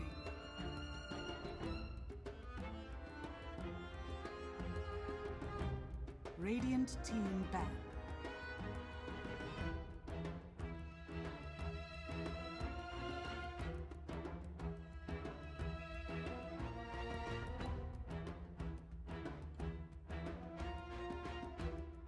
Seconds remaining. 5 seconds remaining. Reserve time.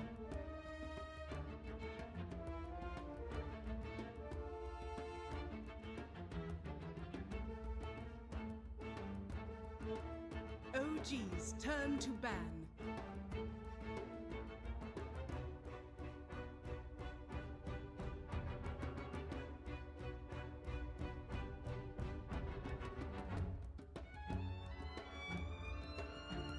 Seconds remaining. 5 seconds remaining.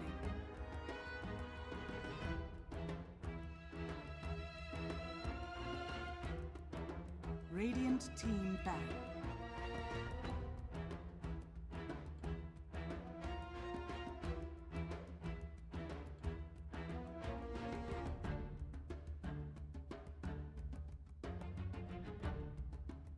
Seconds remaining.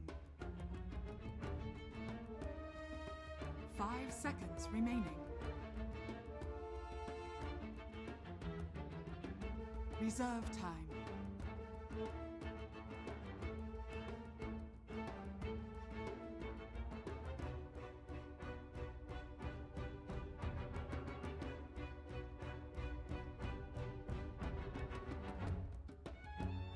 OG's turn to pick.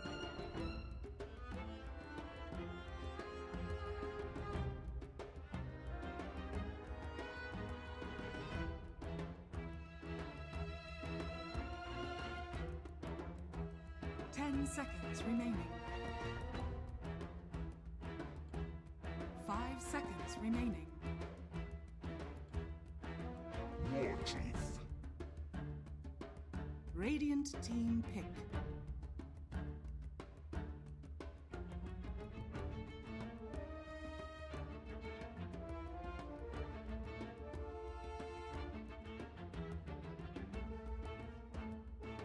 Ten seconds remaining. Quick. Shall warlord. OG's turn to pick.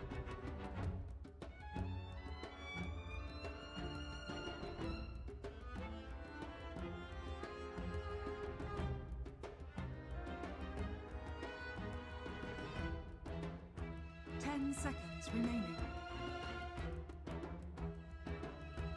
5 seconds remaining. Visage. Radiant team ban.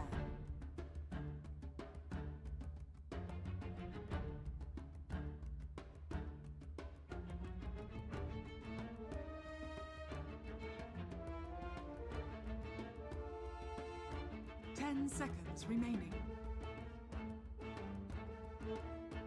5 seconds remaining.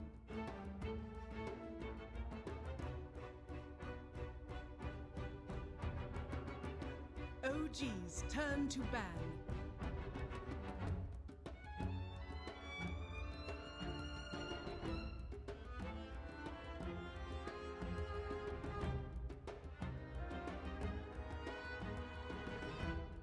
Seconds remaining. 5 seconds remaining. Reserve time.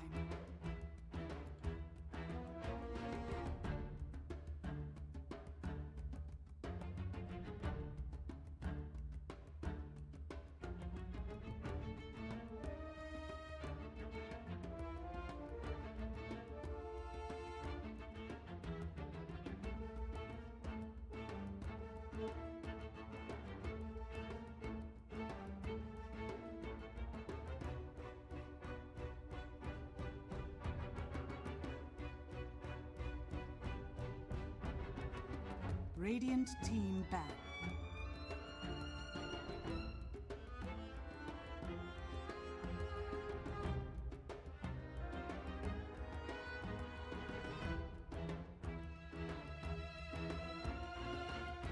Seconds remaining. 5 seconds remaining.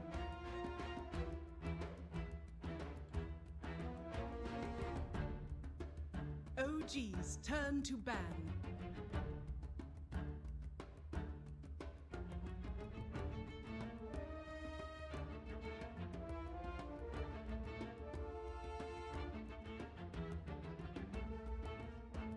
Seconds remaining. 5 seconds remaining. Reserve time.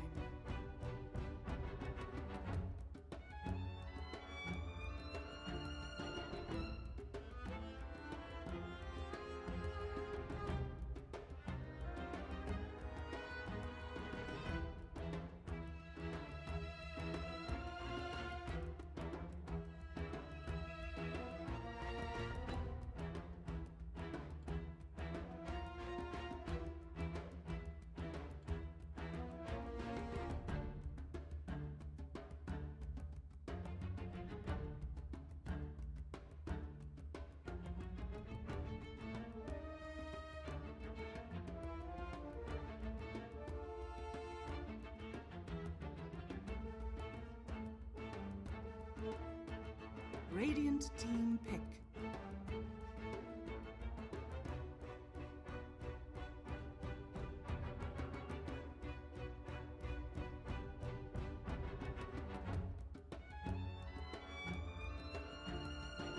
Seconds remaining.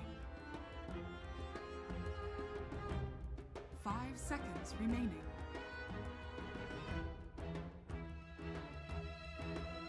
Reserve time.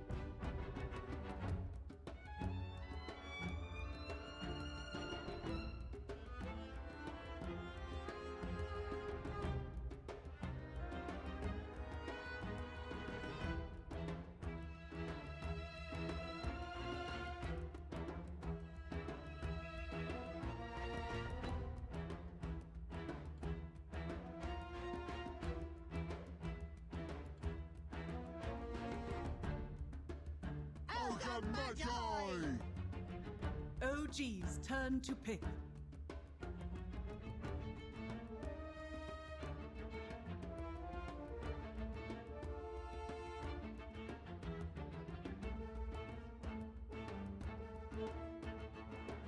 Ten seconds remaining. 5 seconds remaining.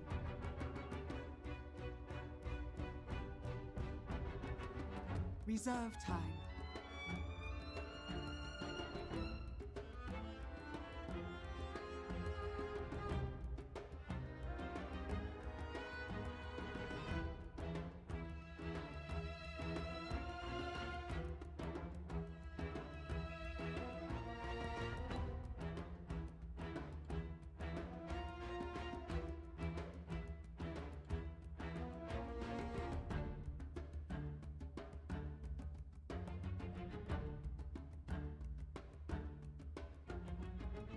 Ten seconds remaining.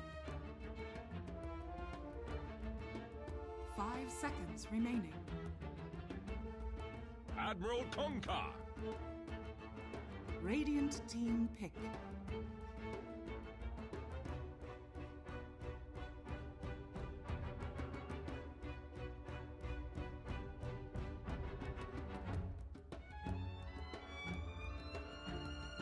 Ten seconds remaining. 5 seconds remaining. Reserve time.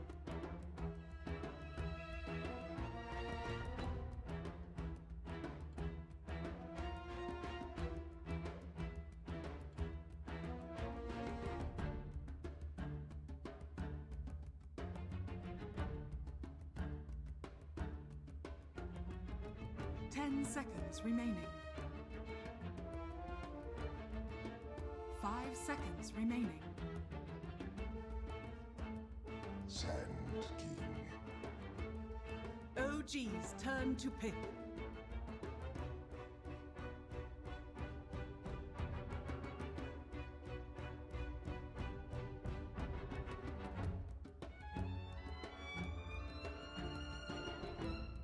Ten seconds remaining.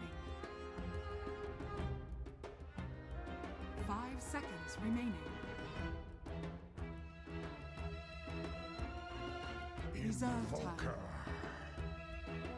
Radiant team ban.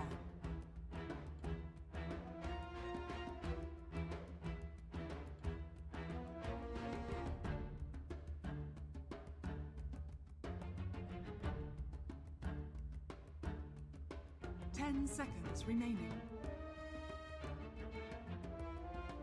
Seconds remaining.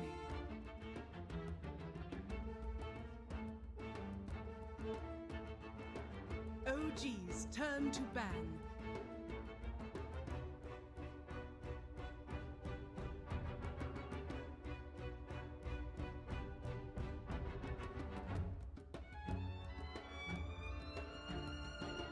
Ten seconds remaining. 5 seconds remaining.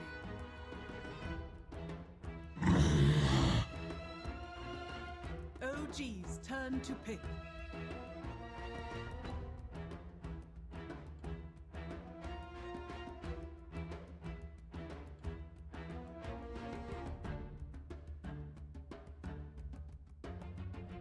Ten seconds remaining.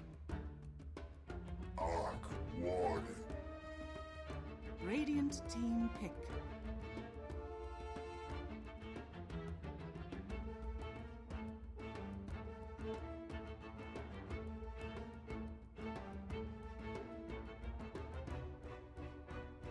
Meatball!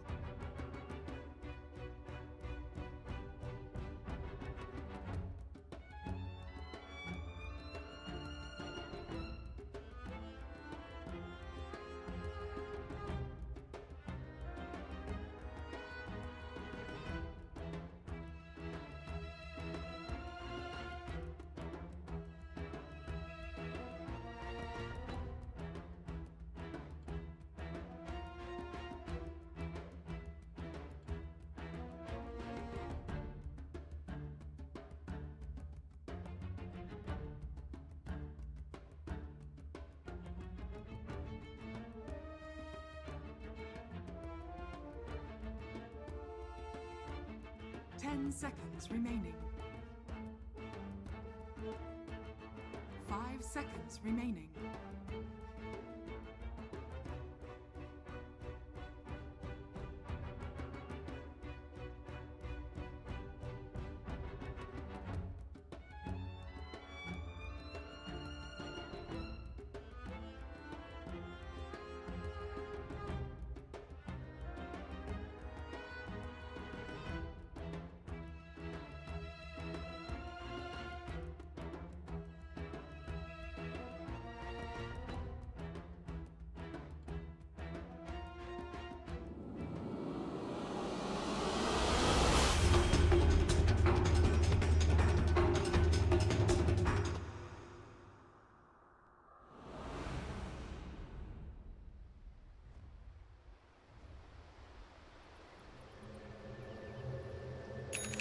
Tail going to be playing the Arc Warden. This is a hero that's seen a lot of changes to the way that he's been played.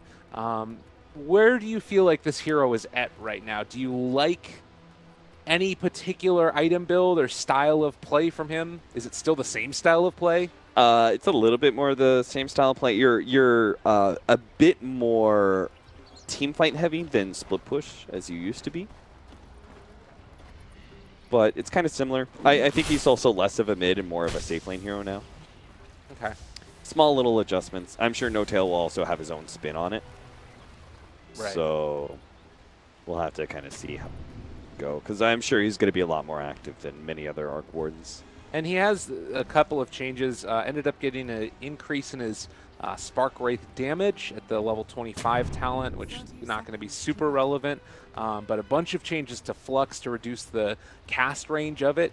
It scales up with levels, and I think that that's still something that you're probably going to want to max early just to be able to have that presence in the laning stage. But the big one that changed, I believe, a patch or two ago was the increased sort of uptime of Tempest Double, where now it's around more often, but it lasts for less time, if I'm not mistaken, that's the way it works. Or they might have switched it around, but basically you're able to have it more often. Yes. I believe you are correct in that regard. It's definitely lower duration than you're on the money there. It does mean that you just can't like throw out this Tempest Double and should basically just sit in the fountain and farm with it a whole bunch. I think the downtime, even if it's up more often, I think the downtime is larger than it used to be. Okay. Whereas, but you know, before it was like you almost always had a Tempest Double and it was always farming and split pushing for you.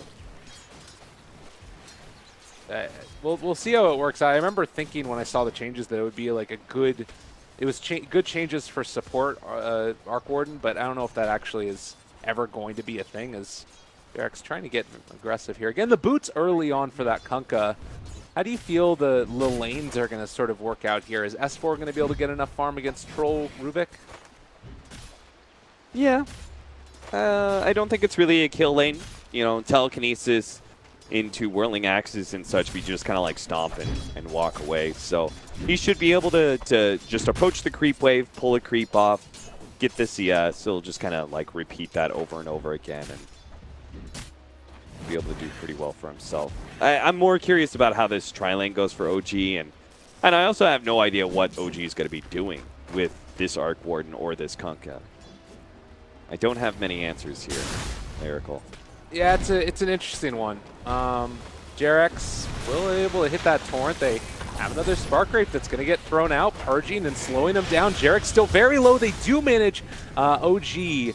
End up losing one, and now possibly going to be able to take him down. The Tail in some trouble. They aren't going to be able to quite bring him down, though, and it looks like Ghost Stick trying to run away, has to dodge away from that Spark Wraith, as the Torrent's not going to connect. King R in the bottom lane managed to find the kill onto S4. There is going to be the Purge, bringing him down, bringing him low, but Ghost Stick not going to fall.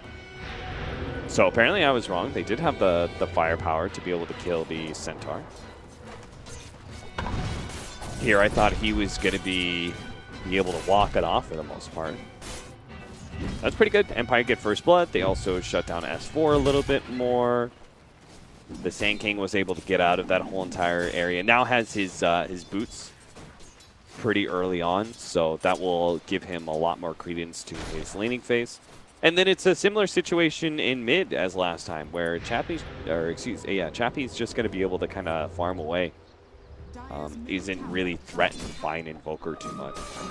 Yeah, and if he needs to, you can send one of these back, heal back up after the fact, and go about your business. Ogre rotating back between top and bottom, or top and mid. Doesn't really have to stay in lane too much, although he does need to be a little bit careful at the very least, as Jarek's going to be slowed down. Torrent going to connect. They get the burrow strike as the Torrent stun came through, but still in some trouble now. They're going to X-Go Stick, run away on Jarek's. That is still going to be chased down by the Ogre, and it looks like they're going to be able to find a kill there. Ghost Stick also going to fall, so a 1-for-1 exchange. Yeah, this is still okay for Empire. Trading 1-for-1 in a 2 versus 3 scenario is not bad, especially given that you know King R and FN are being quite successful so far and keeping S4 down. As you can see, they're just chasing him all the way to the tower, lining up that damage. And it means FN will miss some CS here and there, but well worth it in order to zone S4 out of the lane entirely. And they're trying to get the pullback to push him to the other side of the river, which would have been a kill, but didn't quite work for them. Ana still having a decent time against the Meepos. A little bit of issues here and there. 19-3 versus 28-1, but some of that's going to be the jungle CS as well. Meepo continues to have a decent time. As far as looking at what the Invoker is trying to find, it's still just going to be like the passive laning stage and throwing out Sunstrikes whenever he gets an opportunity to. Yeah, and this is going to be one of those opportunities at top right now. Looking for the kill, Fly in trouble, right clicks going through. They are going to be able to find that kill. Ogre soon to drop though, it's Jarek that picked up that kill and now turned on to Ghost Stick as well. The Flux not doing anything because he was standing next to those creeps and turns to try and kill it off. Is going to be able to get a couple of the caustic procs, not quite enough to find a kill though. Jarek survives. Oh wow. Got off Ghost Walk. Ana almost died to the gank of King R and Chappie. The whole entire time I was just like, where's the Sunstrike? You know, we just kind of set up this idea that they were going to be able to go on something and give Ana the extra Sunstrike kill, but it seemed like he was being pressured a bit with the Rubik rotating out of bottom lane. Always able to give a troll 1v1 because he always wins it.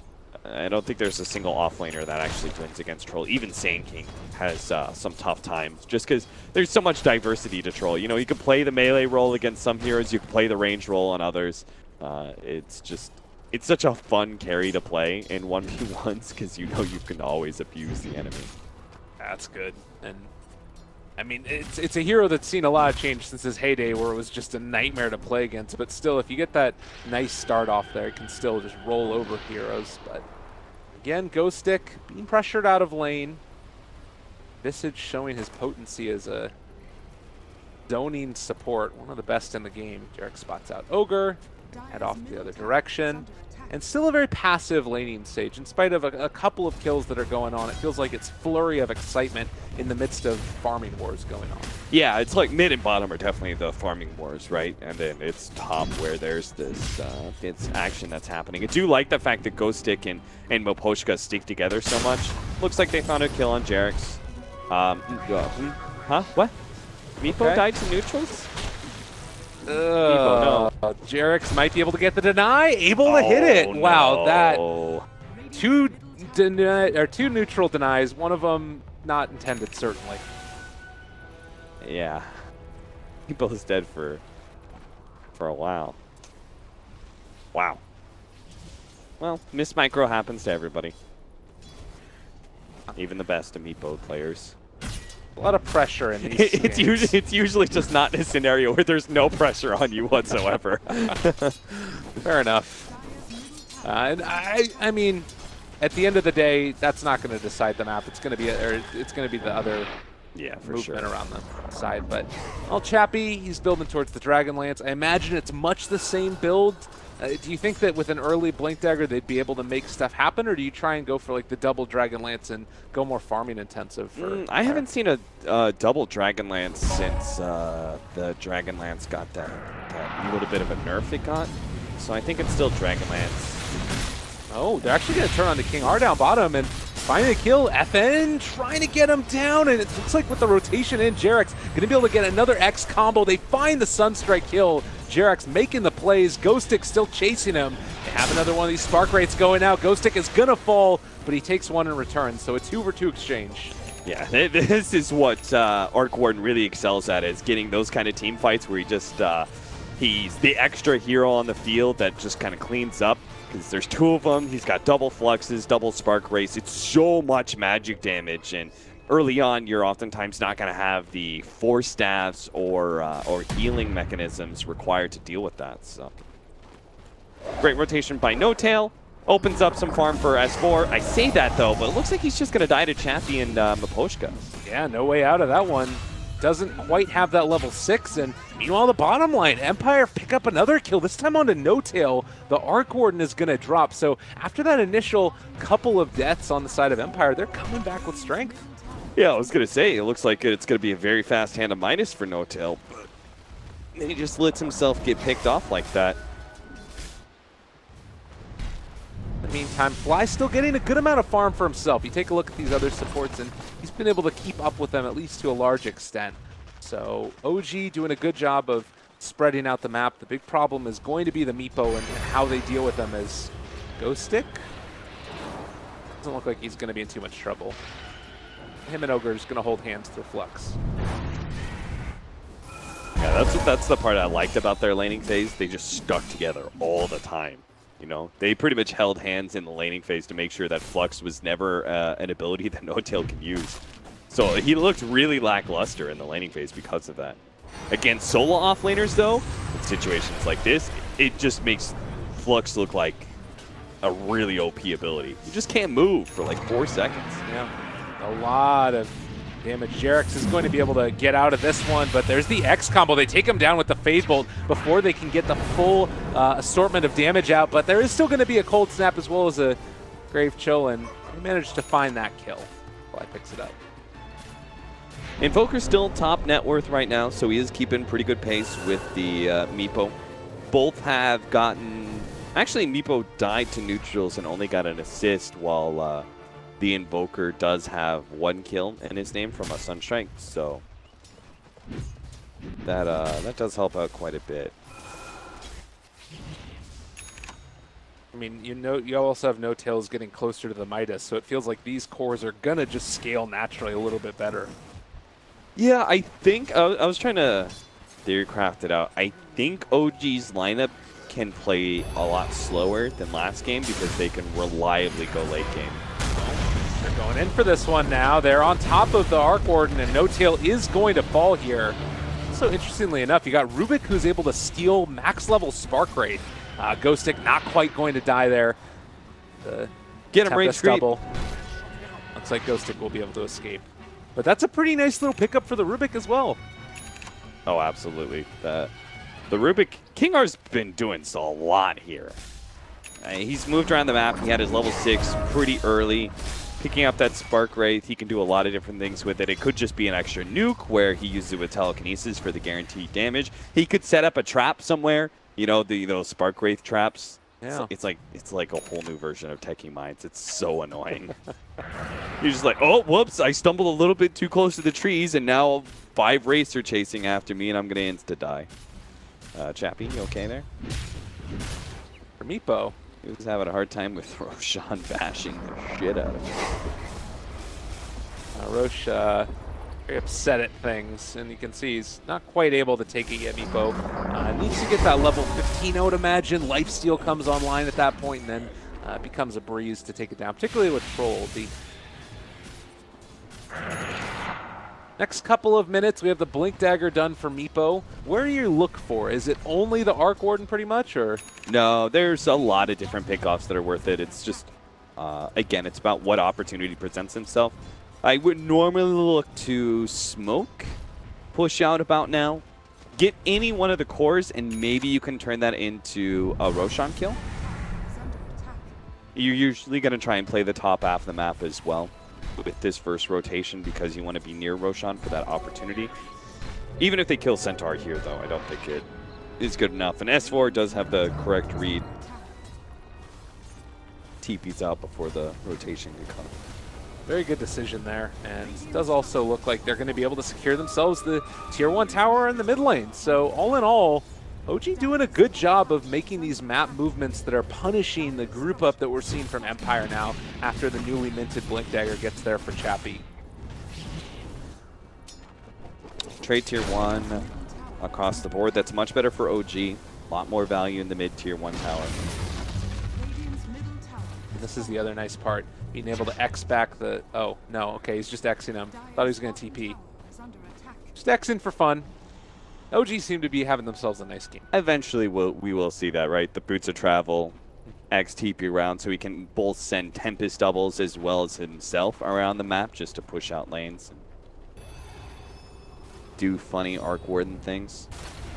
Yeah. Talked about the Midas there.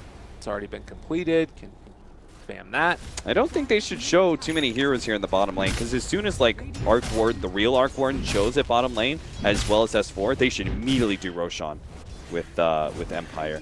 I guess they did have the Visage Familiars in there, so they kind of feel like they have enough heads up to make the TP rotations, which they're doing now. Yeah, they are going to move into this area. Stampede is up for the Centaur as well. They're going to throw out the boat right at the start. A really big combination. Oh, God, but now S4 gets another stomp there. The epicenter is going to be enough to find the kill onto him. Everybody else on the side of Empire is very low, though, and does look like they're going to back out for the moment. It was like both the ship as well as the Sunstrike were just a little bit too shallow in that Roshan pit, and Meepo's just sitting there on the back lines. He would have died. If he got hit by ship and Sunstrike, there's no way he lives, but Jarex takes a step too far forward, gets caught. That's now 2 heroes down. The Familiars also refreshing right now, so this should be free Empire Roshan. And Rubik also stole the boat in that last fight as well, so Ooh. You have a lot of extra damage mitigation on Empire you wouldn't otherwise be able to have. Another ability that combos pretty well with Telekinesis. So, give the Meepo Coco's Rum. That's really annoying. I really like what we're seeing here out of Empire. It's the same style of Dota that we had in the last game, and I don't know if I like OG's draft as much this game as we saw last game. Last game, it felt like it was very focused what they were trying to accomplish. This game, it's like, we're going to get really farmed, unless there's something else that I'm missing here. No, I think there's similar objectives here for Empire Game 1 and Game 2. Now, another big stun that comes out, and they are going to be able to bring down Mapushka fairly low. He is going to die to that meatball, but they call it off now. Empire's going to back. I think the difference is that Troll is a better secondary carry going later on to the game for Empire, so they have a little bit more of a plan B, but I still think a Meepo draft is ultimately a Meepo draft, and it's centered around him. And then OG is a little less active. You know, the last game, if they have the same kind of heroes, there's no way that they give up Aegis like that, right? They would probably win a team fight for the lane if they had last time. Jarek's quick thinking. Will X himself back, and then afterwards just go for a TP after the boat, staying alive. Rotation down to bottom lane, they want to try and catch Ana with Ghost Stick. He doesn't have his Blink Dagger yet, but he looks like he's got the positioning. Just going to be a TP after the Ghost. Gets it, no! He gets right, too. Oh, that hurts. And now up here in the jungle, oh, they almost got him. No tail. Sentry too. Oh, come on, guys. The Ghost Walk is gone. Oh, no. Ah, man. Just a little bit faster, maybe. It was a close almost kill as well on the Arc Warden in the jungle by Meepo. Oh, really? Yeah, they almost caught no tail. Maelstrom is the first Arc Warden item pickup that really does give you a lot of pushing power and really speeds up his farm quite a bit. It's like a Radiance on Alchemist or Naga Siren. Finally gives the right clicks. A lot more viability in clearing through creep waves. Looks like another group up for a smoke as well. And, well, maybe not. Okay, everybody's just going to head off the other direction. They said they don't want to smoke at that point. Can you use the Maelstrom to also fight, or is it pretty much just exclusively like... No, it's also a fighting item. Okay. It's like when Furions pick it up, right? You do a lot of right-clicking in team fights, so it's value both to split push and clear through waves, as well as giving you extra oomph in the fights to come. Still a bit of an awkward spot here for Jarex. Not quite going to be able to get ran down, but they have the Sunstrike and the kill off there on Mapushka. Again, going to drop. So, the life of an ogre. Bloodlust things and die a lot. You just gotta, like, when you're an ogre, you just play the front line constantly. Anybody makes a rotation towards your heroes, they should always have to go through an ogre first. Because who cares if you die? You're a walking bloodlust machine, you know? Yeah, it's true. I mean, the hero's just not changed all that much in the time since that's sort of been the case, and continues to be that way. He's big, dumb, and derpy and enables others. What he does. I mean, there's worse things to be in this world. True, true. Jarex, again, going to be the one that possibly gets jumped on here. They steal the Invis rune away, lift up, steal and gush again. Now they found another. They're onto the Visage. He's going to drop. The boat comes out. S4 and OG maybe are going to overstep their bounds a little bit, use the Stampede, but they've been able to contain and now bring down S4. Are back at it. They've got the Aegis ready to go. Hana's on top of him, but now they've caught him. Chappie's there, is going to be able to bring down this Invoker. So 3 dead for OG. Maybe, well, that's actually just going to be the Tempest double. Still getting off all of these summons. It's familiars, right? It's like a half an extra hero. That's an extra 200 gold, so. Chappie, maybe a little bit of hubris, and I thought he was going to be able to get the perfect tornado to make sure that Chappie couldn't blink forward as he ages, but that was actually wrong. He does get the original Meepo to blink forward on top of Ana, gets the ensnare that ensures the extra kill. But there was pretty quick reaction there from Jarex in particular. He actually made it to the first life of Chappie, only traded for Visage. Similar to last game though, OG should not be they shouldn't be discouraged by losing a team fight because that was an Aegis fight. Much like losing a Global Silence fight. It doesn't mean that you're actually losing the game. It just means that there was a brief power spike for Empire. They took advantage of it. And, well, I'm not going to say OG should go out and fight because I think with this Arc Warden hero, they still want to farm. You know, something I just also noticed, the magnetic field being laid down to defend the towers. I think that's what the Troll Warlord was meant to do, was be this tower-taking hero where you don't have to put yourself in danger. But if you lay it down, obviously you don't want to stand in the magnetic field if it's laid down behind the tower. So that allows them to defend their towers a little bit better than they would have otherwise, because, you know, you can't siege safely as effectively. Yeah, when it comes to pushing high ground, it's particularly annoying. You already don't want to go very deep into the base. You'd much rather siege from a range form. But if that does get thrown down, then you have to go into melee form, and you probably have to go a little bit like forward, even like further, just to be able to get into the bubbles. So that is going to be very obnoxious for Empire to deal with. But hopefully, if you're Empire, you're not in that scenario. Right, exactly. And this is one way to make sure that you don't end up gaining that scenario. FN going to drop it. He pops the BKB, turns the fight onto S4. They use the Stampede stolen by Rubik to run down the Centaur. And the rest of OG says, we need to get the hell out of Dodge. They're going to be able to Hex and, well, not really do much more to that Tempest double, but good play. Yeah, 6 steal from King R. Man, he's Rubik. It's so good. I forgot about that ESL 1 Manila game until you mentioned it. Showing off again here and almost to the Blink Dagger for himself. They really need to start carrying Dust or a Gem on Ghost Stick. This is the second time that they have walked away from a potential kill on Ana. And now they lose King R because of it, so... I mean, they might still end up losing the Rubik there, even if they do decide to go fully on Ana, but yeah, it's a tough one. Initiators, get counter vision. If there's a possibility that a hero on the enemy team can go invis, you should have vision for it. I mean, Ogre has it. He's you know, he runs around fast. Well, this is going to end up running into some issues here. He bloodlusts himself and runs in fast so he could die quicker. Oh. Yay! It's a sad life. Oh, no. Ogre's going to a field trip to the underworld. Yay! Oh, jeez. Yeah, it's sad. I think that the hero is like, it's great when it works out, and you have some games where he makes an impact. He's like, he can, you know, say I bloodlusted, I won mid for my mid player, but more often than not, he just ends up dying a lot. He's the one that needs the respawn talent. Does he have one? That would be amazing. Can you imagine like a level 10? Oh my god, I would probably shoot myself if I had to play that ogre in a pro game. And I'm just like, I don't even get the breaks of dying. I'm just always dying all the time. It would be, that'd be the ultimate highlight hero, right? Yeah, definitely.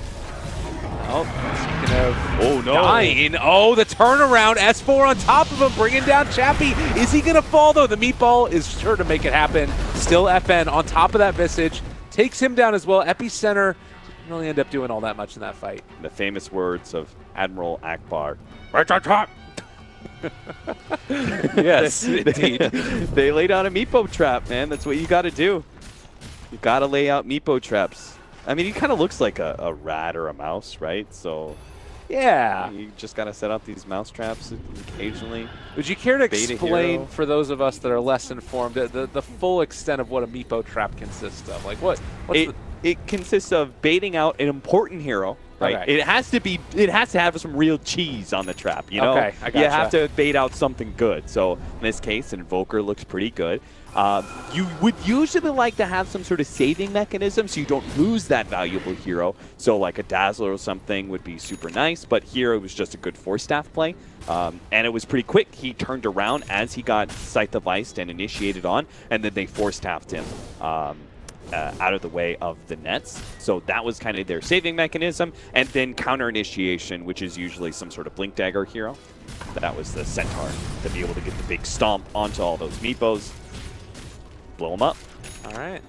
And I guess that's the way it works. Make it work. Sanjin done now as well. The BKB there for Mr. FN himself. Lyrical, as Ben Wu likes to say, for veggies, teamwork makes the dream work, baby. Teamwork makes the dream work. I like that. That sounds like a Ben Wooism. Yeah.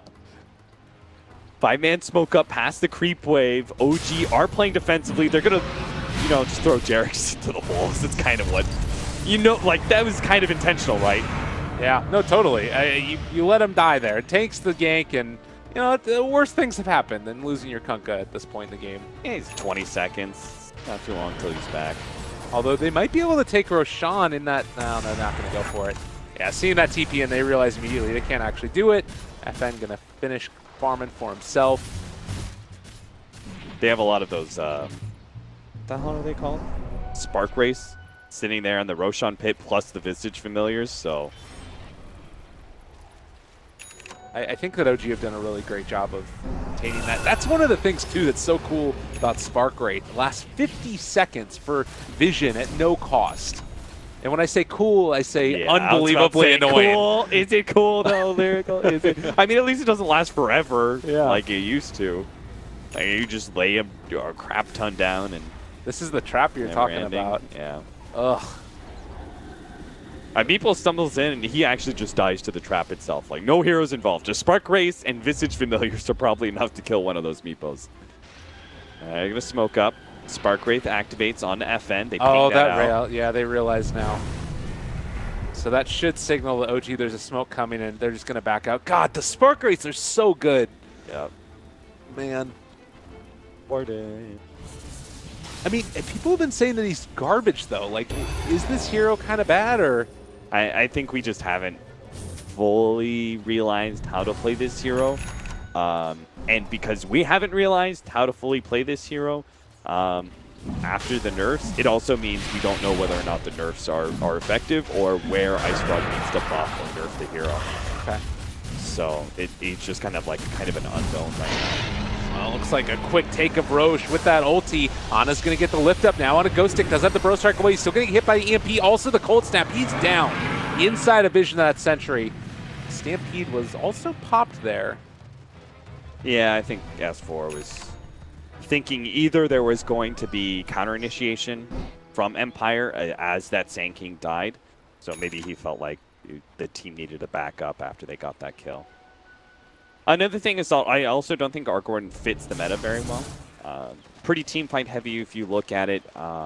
Full committal by multiple heroes, it kind of ignores Magnetic Field and Flux and those sort of things. He's much more of a split pushing and individual pick-off hero. If you look at many of the cores that are run right now, they're all very effective team fighters. Invoker, SF, Lifestealer, I guess in some ways Ursa. These are the cores that you look at that are pretty popular right now. Magnus. Well, I mean, and Cappy, you're talking about it, though. You've got still, though, the very low cooldowns, which he has been able to build into slightly. Like the Tempest double, it's going to be always up a little bit. So in some ways, if you can make it work, and if you are able to get that tempo moving more quickly through some fashion, there's a place for him in the meta, and that's possibly what OG are trying here. Yeah, and also maybe, again, I do think OG is sitting so pretty in the group. Like, they won this first game against Empire. They beat a Meepo strategy when they were a little bit behind, and they've got 6 points already. That they're probably thinking, like, we can kind of, you know, mess around. Not mess around. I don't want to say that because it feels like OG's disrespecting them or something. But I do think that they want to try out some of these strategies that they've employed in scrims that are more experimental in officials and see really how it feels to them. Like No Tail's getting good information about like how it feels to play an Arc Warden and like what are some of the good and bad things. Yeah. Kind of flesh that out a little bit more than you already had. I will say that Empire is still, we're talking in some ways as if OG is the ones controlling the game, but it feels like Empire are actually the ones that are doing it. You've got Ana that's very far up in the network, has his Aghanim Scepter and is building back now towards the Octarine, but you do still have a fairly substantial lead into the favor of Empire, and if they won one big fight with the sheep stick down on Meepo, this type of thing, you could see a really huge swing into their favor and taking objectives off of it. Yeah, I do still think that OG has better late game, but I don't think it's very clear cut. Empire should still feel like maybe it's a 60-40 past 45 minutes. Because Meepo usually tops out at like 35-40, depending on how well you farmed. So after that, 45, 50 minutes usually where Meepo's strategies start going downhill. But going past that time, I think it's always kind of 60-40 to the favor of OG. It all comes down to how well Ana plays on the Invoker, honestly. Yeah, and I guess the other problem is he doesn't have that Lincoln Sphere. He's going for the Octarine, as we mentioned, so there is going to be this vulnerability. Also, KingR ended up picking up X marks the spot for himself now, and is going back for an Aghanim Scepter. Already has the point booster done. If he gets that, there's a lot of good spells to steal in this, particularly thinking about the Invoker, all of his kit. Yeah, if he could steal Stampede, super good steal. Boat would obviously be pretty cool. Yeah. You know, the group up vacuum ghost ship that it does, but I'm not sure what else past that, really. I guess Visage Familiars. I don't think he's ever going to steal the resummon. But yeah, I don't think so. If that ever happens, that, you know, Fly probably messed something up. Chappie waiting for these birds. We'll be able to not get them as the resummon comes. Jabaited. Wasted 2 precious seconds of Chappie's time. Got him. Get owned. Yeah, I mean, that's the mindset you got to be in as a support. You know, it's the little victories, Lyrical. It's the little victories. You got to be like, yeah, that guy killed me 5 times, but I wasted 5 seconds. Yeah, what do you think about that? That's great. I love it. That's any little thing to throw your opponent on tilt. Yeah, I mean, that's just like, you got to have these little mindsets about as a support player because you know you're just lesser. You literally are just lesser of a person, oh my God. of a hero. I'm sorry, I'm not saying as a player, but I'm saying like if you think about it, right? Like as the game pushes to like 35, 45 minutes, the percentage of your impact versus Core's impacts, right? So you're just lesser of a hero, and so you got to be like, you got to look up at those giants on the other enemy team, those guys with like 20,000 plus net worth, and you're shaking your fist at them, and you just got to take the small little victories that you get. See, I don't know what you're talking about. When I play Wisp, I have a big impact when I relocate into the enemy team. By yourself? No, with my carry. Oh, so you suicide him. Exactly. I got you. That is a big impact. Maybe not a positive one, but... Look at Jarex over here. Going to drop the boat. They scout it out, realize they could be there. Good. Not again! Oh, I mean, again, from our vision, it looks like you should be able to get it, but clearly blind. Yeah, I mean, that guy, I'm saying not again because, like, that guy just... That's twice now he's come so close. Yeah, he's just totally. like... That's like, he's a foot away from the enemy. He's like, you know, less than 100 range. Wishing he was Slardar. What are Dota measurements, by the way? What do you call it? You just call it range? A range. I like the 100 range. You have 100 range. That sounds right, but it also sounds incorrect. Yeah. Tier 1 tower going to drop in the top lane. These objectives have just sort of passively been falling throughout the game. It feels like OG have just been keeping the lanes pressured. Arcana is starting to keep the pressure on now. Going back for the Dragon Lance as well. Meepo's going to deal with it, but I'm kind of feeling like maybe... I know Ghostic doesn't want to show too much on the map, but I do think he occasionally needs to pop out and push out one of these waves. He just did that mid, so he does kind of agree with me. Good opportunity, though. They just pushed out top. As long as they don't get caught with this Meepo. Oh, Chappie. Yeah, all right. They bring in the rest of them. All right, they're good. Meeposhka is going to trade TP out. Oh, Jesus. Yeah, look at this guy. Taking a lot of DPS from Flux, but it's not going to be the death of him. So able to escape. Empire, it was starting to look good for a little while, but now again those gears, they're slowing down more and more as the game goes on. I think they're about to get a good opportunity. They were grouping up earlier like they wanted to go for a smoke. They just killed the Tempest double. And Meepo doesn't... the problem is he feels so threatened by this Ana Invoker. Like, right now would be the ideal time... from what we know, for him to push out top and get that lane going, and they could probably get all the lanes pushed out over the river, and that gives you really good cover for your smoke aggressive gank, right? The aggressive play that you want to be able to make.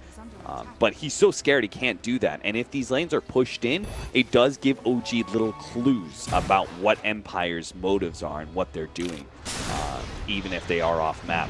Illusion bait. Yeah, nicely done.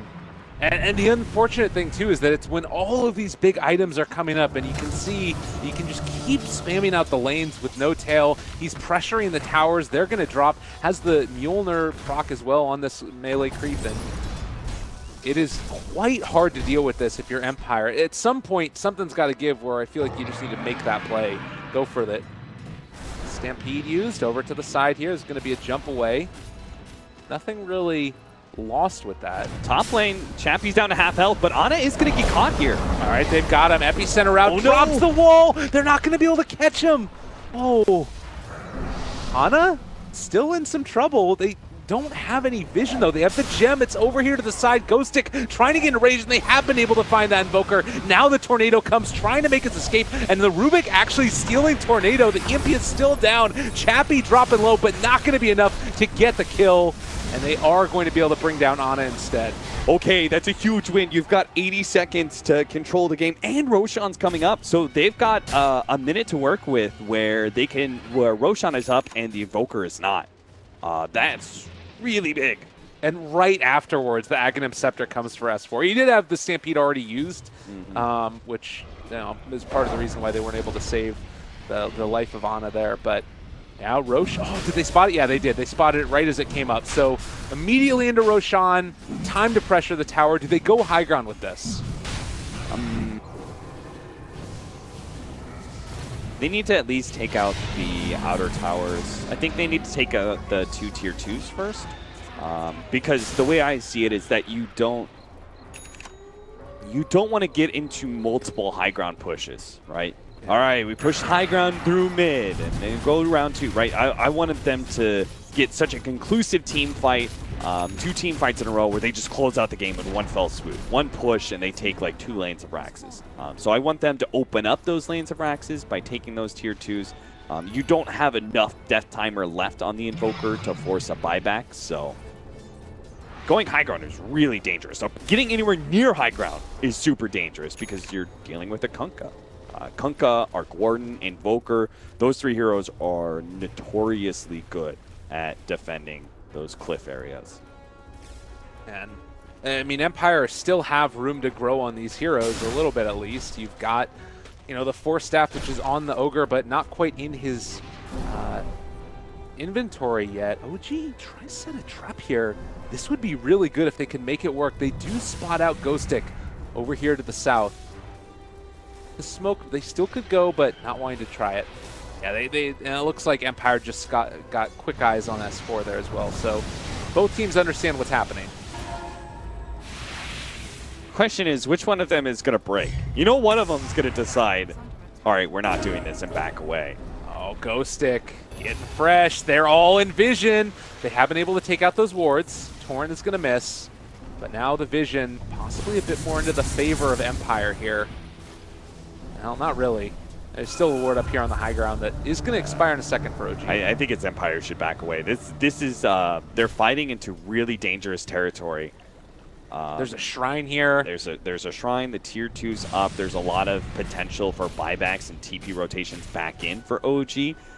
So that's them offsetting the extra life for the Meepo, right? So I don't think the Aegis is an advantage if Empire take a fight in that area. So they should try and reset and get a better opening. It looks like they actually want to go through the secret shop area with this smoke and catch them from the left-hand side rather than just going straight down lane. And look at FN. They're all here, and he's baiting this out. It is just the Tempest double. You want to get more than that with this kill, and it looks like they might be able to do it. Fly is the one that's showing right now. If they could catch him at the very start, it'd be huge. They have the vision placed down as well from this ward over here. The boat is going to go out, so giving everybody a lot of run buff. Chappie getting contained. They've got the X onto him. What's the answer? How do you get him out of here? He's going to end up dropping, but they will still have another round of the Meepos. There's going to be the counterplay now. Rubik stealing away a spell, and looks like they're going to try and go for another round. The Meepo, it's going to drop. They're going to be able to kill off Chappie. He is dropping oh so low. Is it going to be enough? They have taken him down. FN also in trouble. They've killed off the Sand King. Going to be able to run down Maposhka in a second. Jarex has found FN. The hoof stomp, the right clicks, the punches. Empire's dreams evaporating before our very eyes. Whew, good defensive play. Once again, OG with the 4 staffs. You know, like that initiation all gets spoiled because Jarex gets off a really good 4-staff save combined with the boat. Totally stalls up their initiation with the smoke play. They also had the positioning-wise, right? I think OG had a decent idea of what was happening there, and again, they kind of threw out one of their supports to be the one that kind of tanks the gank. Now, it's going to be OG's turn to try and force something, see if they can force the buyback out of Empire, and then just retreat, especially if they can get this tier 3 tower as well. Unlock those shrines. Still, God, it's so hard to deal with for King R. He did finish off his Aghanim Scepter, so they will have that at the very least. Wow, it's kind of surprising. For this early in the game, Empire valuing their buybacks more than their Raxes, and I think that's a very mature decision because I agree with them. Yeah.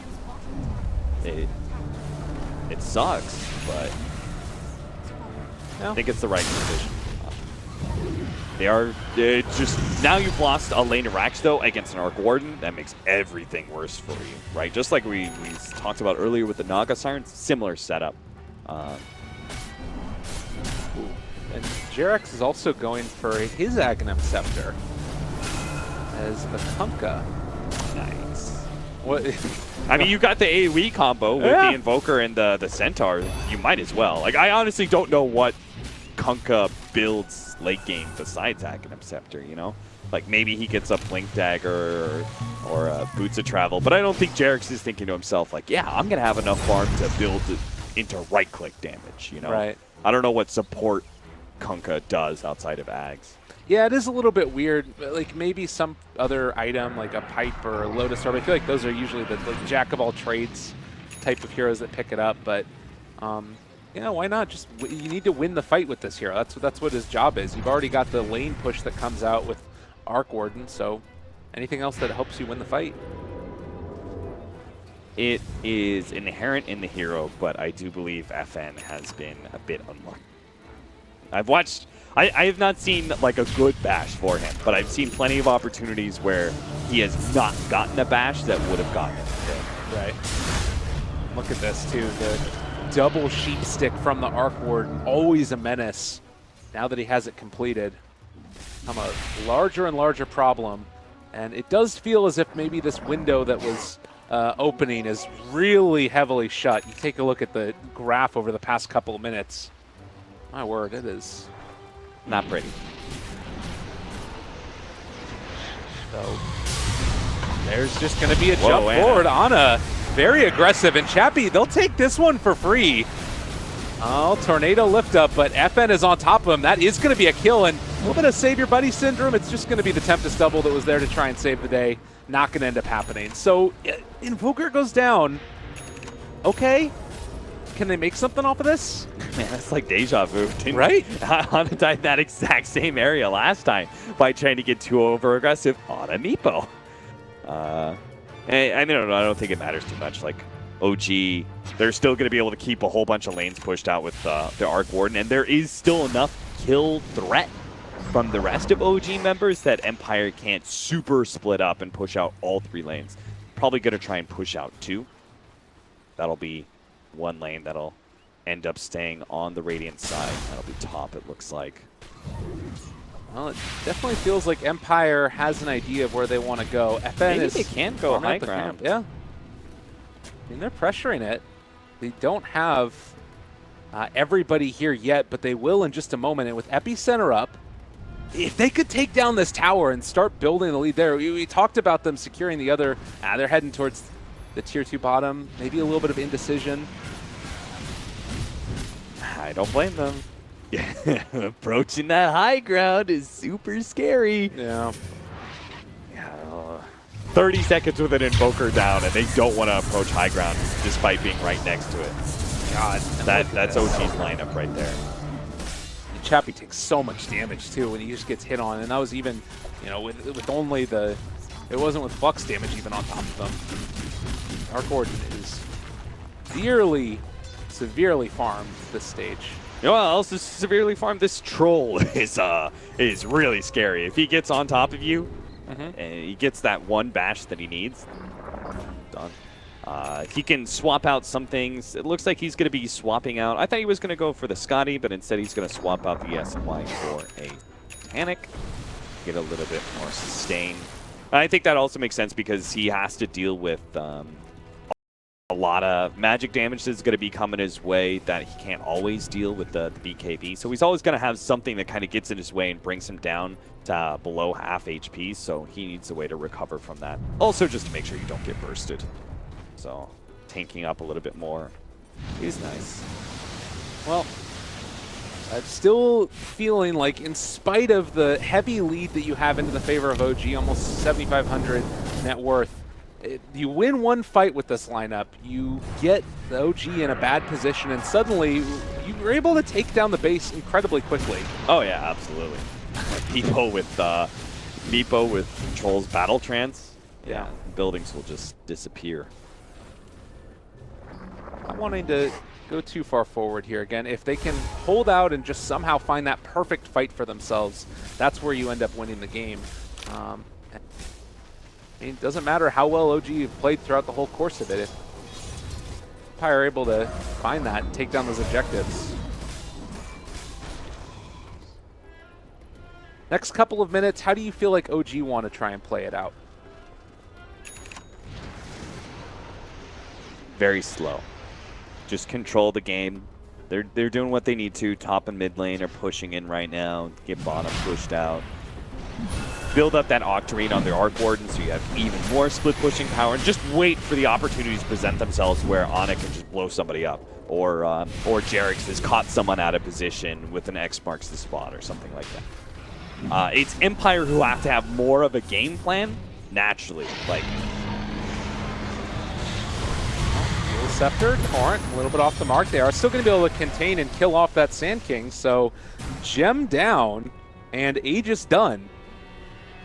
Still do a buyback on the Sand King, though. Yeah, he's got buyback. He also has a really low death timer. Yeah, because the minus 30-second respawn time at level 15. He wants that level 20, though. 120 gold per minute would be nice for a drawn-out game like this. Look at that, man. Does so much damage. Eventually. He hasn't gotten his level 25 yet. I'm kind of interested. Does he go the magic resistance? Because I think you normally don't, but right, gets a late game Invoker. It might be worth it. Yeah, totally. Your BKB charges start running a little bit low. He's down to 5 seconds at this point. He can survive through it. He still is going to get kited, but wouldn't necessarily blow him up every time. Do you have any other 25s that have come up? Meepo obviously has gone for the 400 health again. Yeah, we'll still wait to see what that troll is, but possibly the final countdown for Empire. That was my final countdown. I liked it. Thank you. Yeah, Scythe, Octarine. There's like still a lot of growth in OG. Oh. Wow, that was really close. Still a lot of growth in OG, though, you say. Yeah, it's just like you don't need to rush things too much, though. They're moving fast across the map trying to catch Empire right now. They've almost got him. Oh, they got the X. They pulling him back in. The boat as well to push him. Chappie finally going to get caught out. Buyback is going to be there, but it hurts to have to spend it. Most certainly does. It's what we were talking about, right? Like, just split push and like get all the lanes pushed in until you see an opportunity like that. And once OG spotted it, they moved real quickly. Yeah. Catch him out. Now, here's a question. Base race. Is there any chance that we see that happen? Like, could Empire try and keep this bottom lane pushed out and just say, screw it, we're going to be going for the tier 4s? Is that something with this lineup that they could aim towards? I don't think Empire's experienced enough to be able to make that kind of call. Okay. You have to have a lot of experience and a lot of understanding of everything that's going on in Dota in order to make the call for a risky play like that. To just, you know, oh, it's all TP bottom, let's just go for the base race, you know? So more often than not, less experienced teams will just stick with what they know, which is team fighting. Oh, there's going to be another pullback. The X marks the spot, able to keep that Centaur alive. Tempest doubled, still doing some damage. No BKB popped as of yet from FN. Might need to use it now as he's out of mana, but not deciding to go for it. Instead, Sunstrike coming in isn't going to be able to quite bring him down either. So OG maintaining control of Empire's base. This is just a catastrophe to walk into. All of the Tempest doubles, throwing out the Spark rates, and S4 gets a hoof stomp onto 3.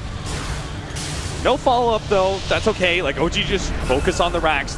Oh, Ghostic actually went in with his Epicenter. He's going to die from that one. FN is able to take down the Tempest double again, but this is Meepo still dead for a little while. They also are going to end up losing King R. Everybody is dropping inside the base. My goodness. Chappie now jumps in. They've actually got the boat out and perfectly controls that one Meepo. They're going to blow it up pretty quickly. All right, Chappie's going to end up falling in just a second. Ghost Scepter not able to keep him alive. Buys back immediately. Needs to get back into the fray, though. Can they bring down Ana? Right click's coming in from FN. It's not nearly enough. Fire Blast as well. It's going to be able to bring him low, but that is just the Aegis. No Tails Tempest double is still there, and S4 with the hoof stomp. They're going to keep control and keep running at Empire, who just do not have the answer that they need. Tornado lift up and Sunstrike to strike them down. Chappie is gone, Ana unstoppable, and it's looking like OG are ready to die fountain. They don't give a damn anymore. Yeah, there's just no way FN by himself can be the damage dealer to push back OG, so they're just going to dive into this. Fountain doesn't matter, force the GG. And the Meepo pickers are down. Empire try and pick Meepo twice against OG and are slap boxed down pretty quickly. OG maintain their perfect streak through Group A. I don't think that anybody is surprised. Does this change your impression of Empire at all? Or do you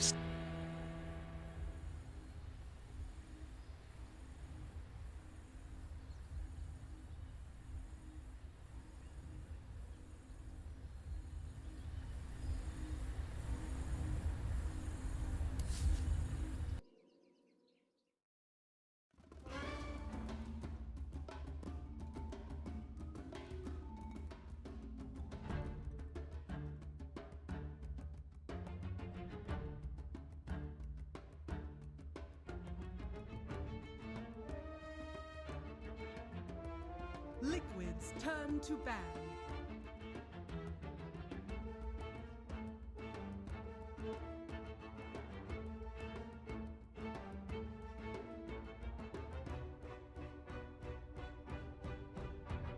Ten seconds remaining.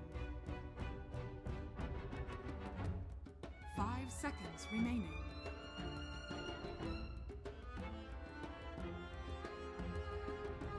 Dire team ban.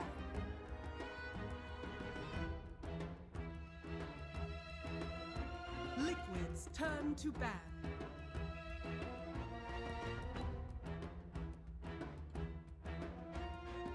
Dire team ban.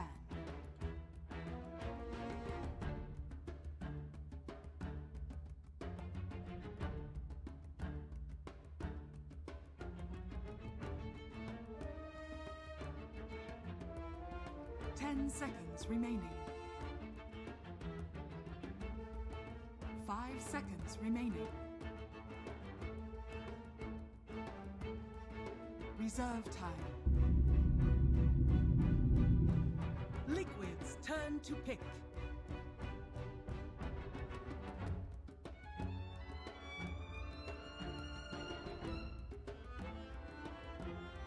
Behold the horn of Magnus. Dire team pick.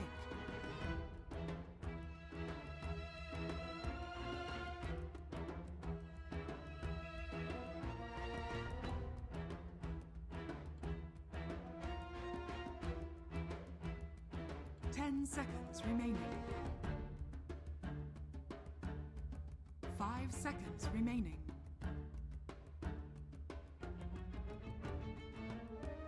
Reserve time.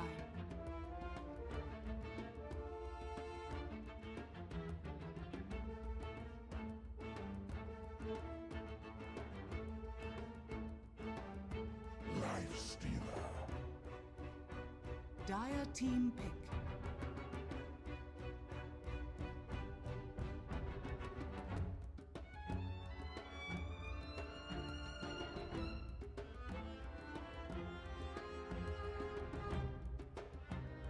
Seconds remaining.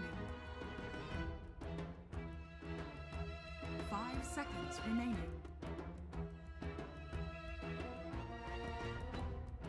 Winter Wyvern.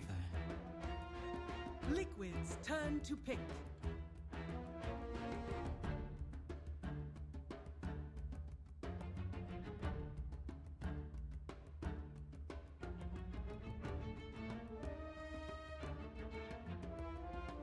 Seconds remaining. 5 seconds remaining. Reserve time.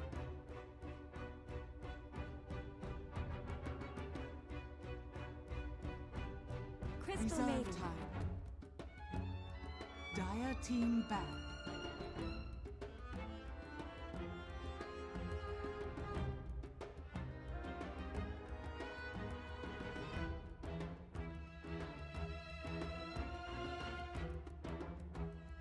10 seconds remaining. 5 seconds remaining.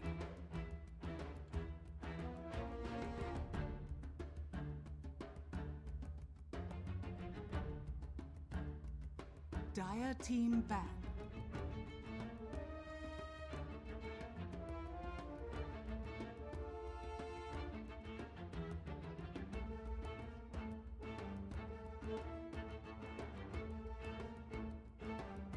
Seconds remaining. 5 seconds remaining.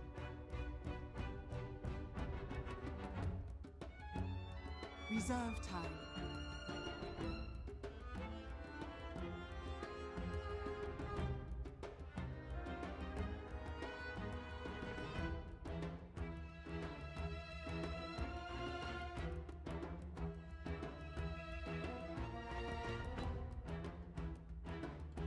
Liquid's turn to bat. Dire team pick.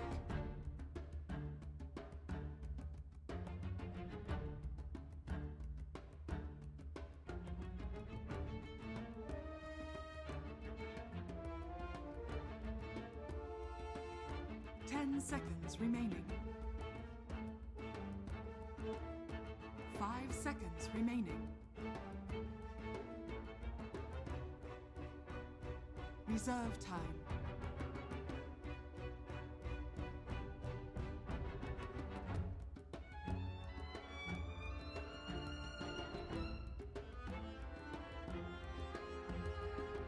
Earth Shaker.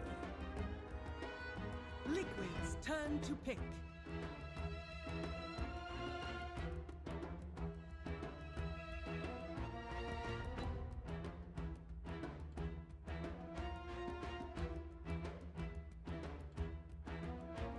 Seconds remaining. 5 seconds remaining.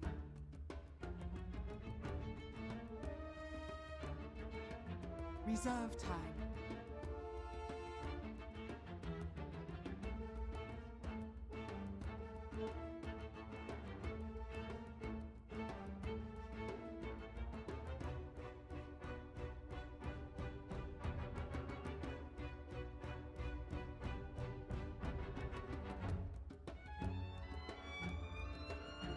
Legion Commander! Dire team pick.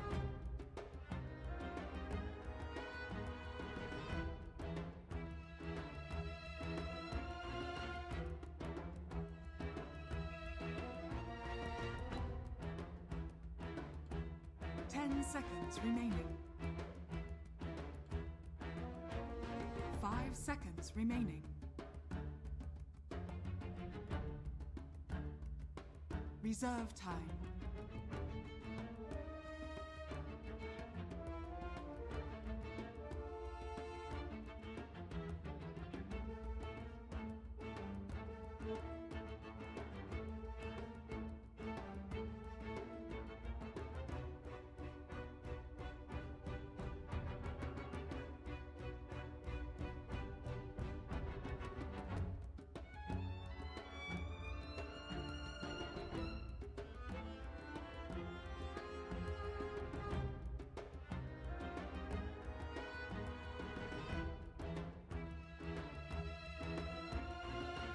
Elder Titan.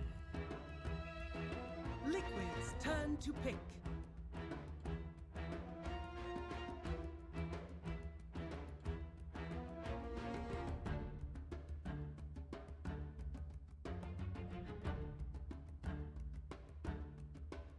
Seconds remaining. 5 seconds remaining.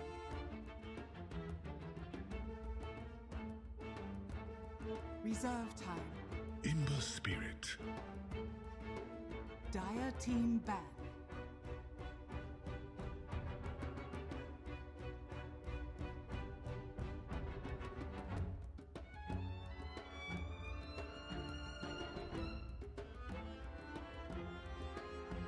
Seconds remaining. 5 seconds remaining. Reserve time.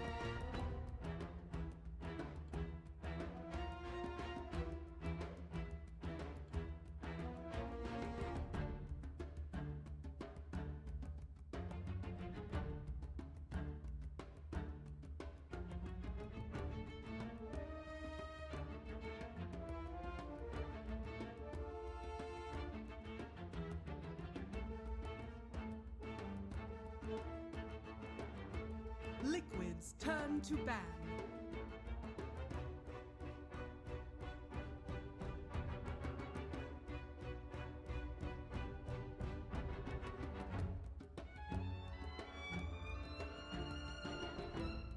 Seconds remaining. 5 seconds remaining.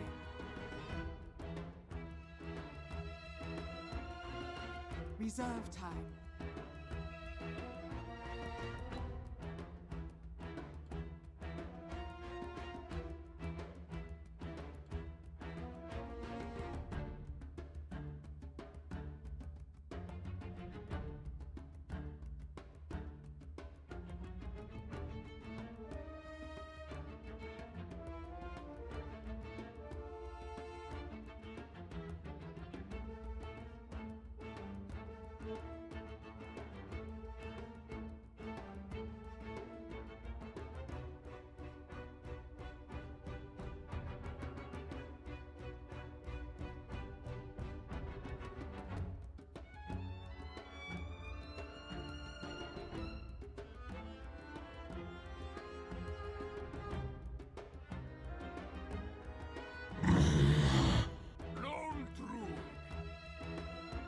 Dire team pick.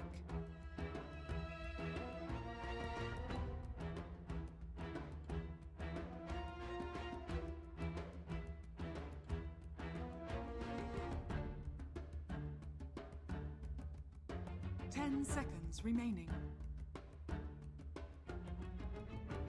5 seconds remaining.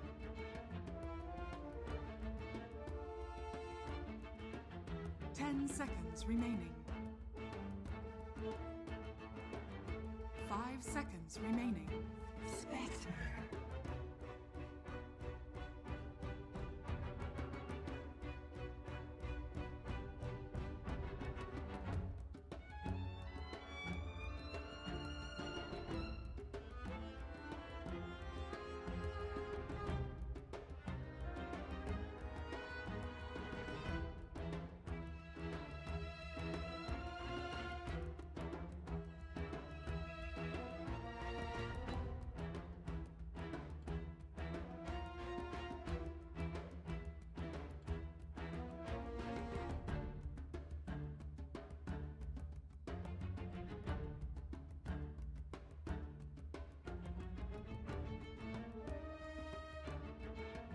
Ten seconds remaining. 5 seconds remaining.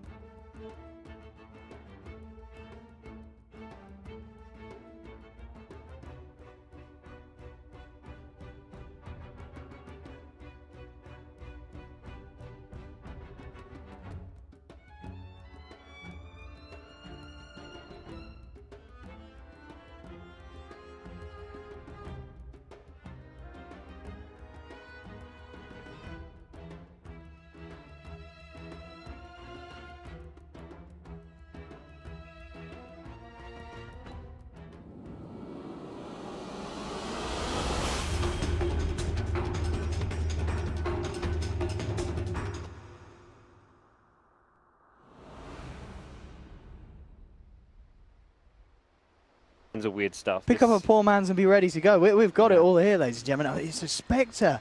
Eternal Envy. Baffling people once more. And it could be brilliant. We saw, actually, personally, maybe some of the people watching the stream too earlier, MP's earlier game, where they already pulled out some crazy stuff. We saw Aoi come out with an Enchantress, which was, it caught us all off guard. And it certainly caught IGV. Spoilers, if you haven't watched that game, close your ears. It was a stomp. And it's an entertaining stomp of that as well. I would go back and watch that show, especially if you're an MP fan. But for now, of course, you want to stick here and get ready to watch this one. So, wow, here we go. Getting ourselves ready for the matchup. We'll be able to introduce both of the lineups here. We can see Liquid preparing themselves. And Liquid, in terms of what we've got, it's what the panels certainly expected. GH will be playing the Magnus. On the Amber Spirit, Matuma Man on his Lone Druid, Mind Control on the Core Legion. Kuroki. What's going to be, it seems like that very kind of solo support really. I mean, Magnus, GH needs items, it feels like. Kuroki, he's going to have a pretty much 4 cores that he's carrying this game as the support on the backlines. That was kind of how the last game they won worked, where Miracle was playing 4 position Sand King, GH was mid Naga, and like there was Kuro down at like 4K net worth, while everyone on his team was at like 30K net worth. So it seems like the Liquid order has been readjusted. Kuro supporting the world. It kind of feels like a lot of teams have just adjusted how like player roles fit in their team. Like we've seen from MP, you mentioned the AUI Enchantress, where it's like, well, why is AUI playing a jungler? We saw it with Liquid, where they put GH in the mid lane out of nowhere. So very kind of unconventional stuff, not like in terms of drafts, in terms of players, where they're going, what heroes they're playing. Be strange. AUI's got Full Man Shield. I wonder if he's going to off lane. Lifestealer even. They've been putting MSS a lot in the safe lane, where we saw the safe lane Magnus a couple of games. Yeah, in the earlier series today, yeah. Alright, it seems like they don't, I mean, is the top lane really the safe for Dire anymore? You've got the Shrine down bottom, so it was talked about a lot with the new patch, like where is the true safe lane these days? Some of the map changes. Jungle camps, there's a Shrine you can play around, there's the shop. Down in that bottom lane, so maybe the Dire offlane is a better place, the Lifestealer. And once again, kind of going back to really the Lone Druid, I mean, gods, this was a hero that was in an amazing place. Everyone was picking it. It was first top tier picks and bans, then it got hit, and then it got hit again to the point where, as I said, everyone's pretty much avoiding it. What is it that makes this hero so hard to play, do you feel, in the pros' eyes at the moment? Because of it. Mostly it's the uptime of the Rabbit. That was the biggest nerf the hero received throughout all of the various nerfs and stuff he got.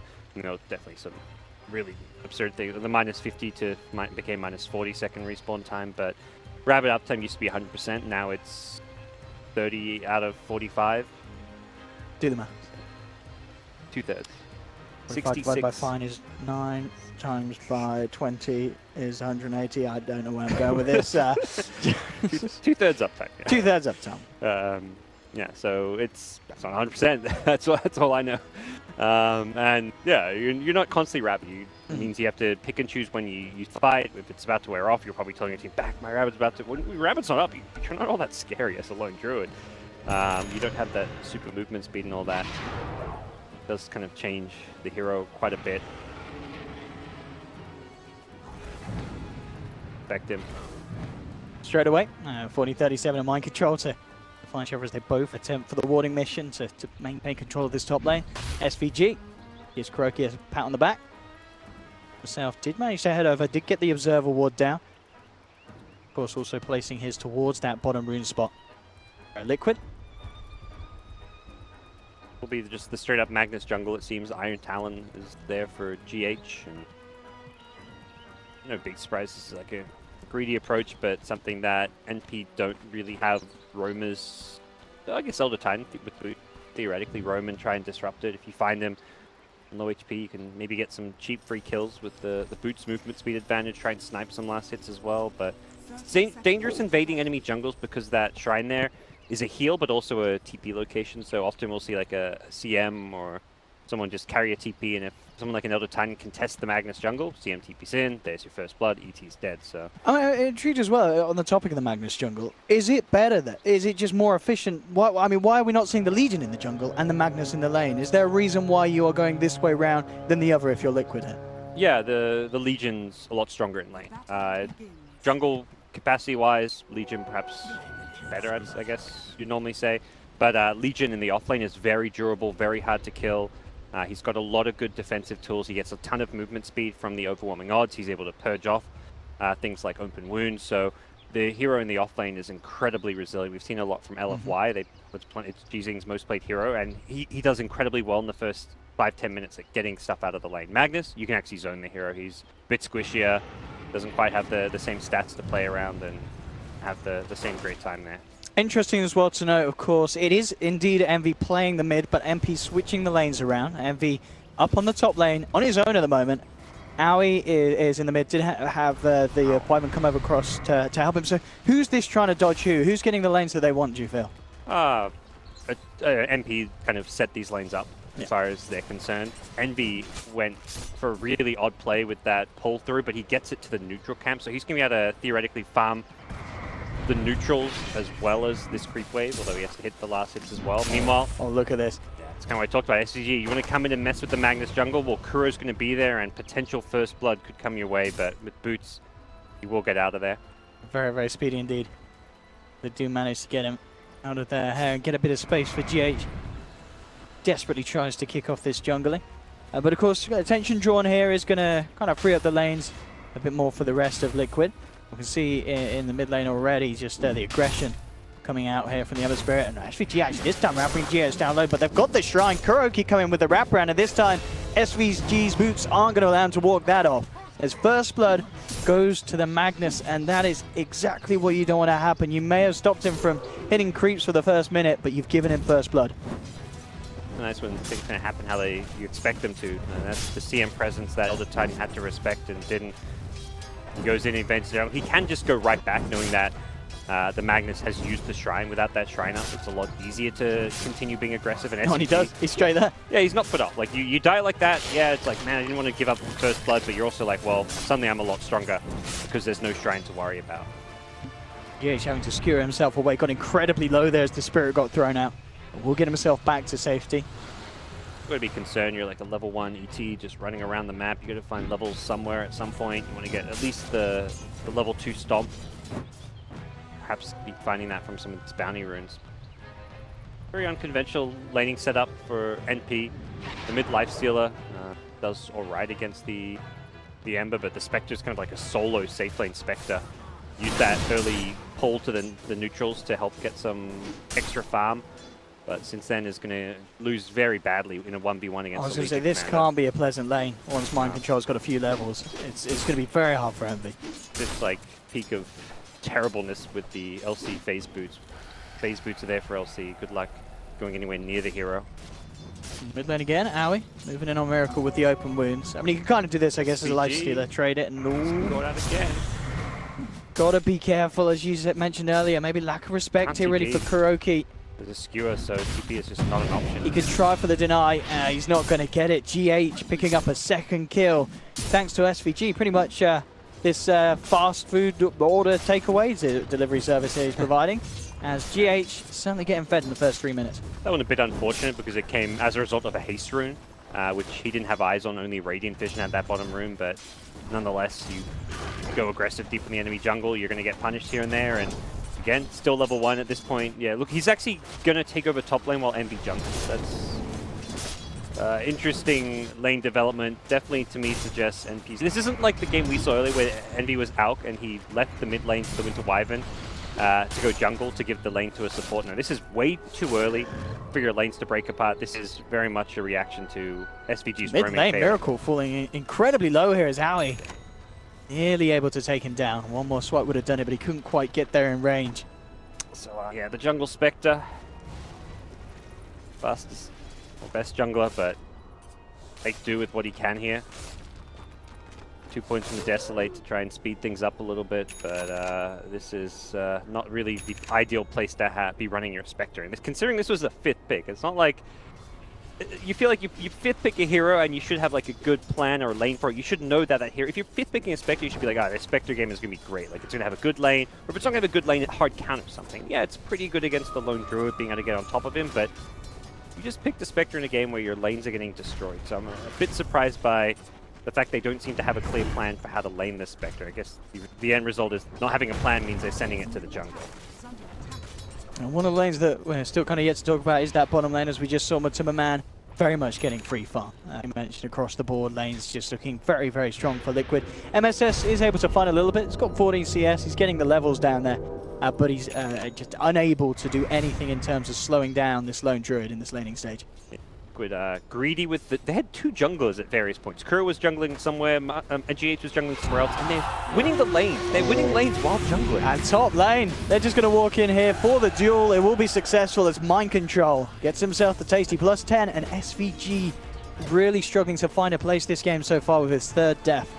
I feel like I've never actually seen a team win all 3 lanes while having 2 junglers. Like, pretty absurd. They're not even really roamers. Like, the CM are perhaps a bit of a roamer, but Magnus is a straight-up greedy jungler. You can't lose lanes if you're not in them, gods. Well, there's solo heroes in them. They just don't need supports to win their lane. That's the crazy thing. They've got 3 solo heroes.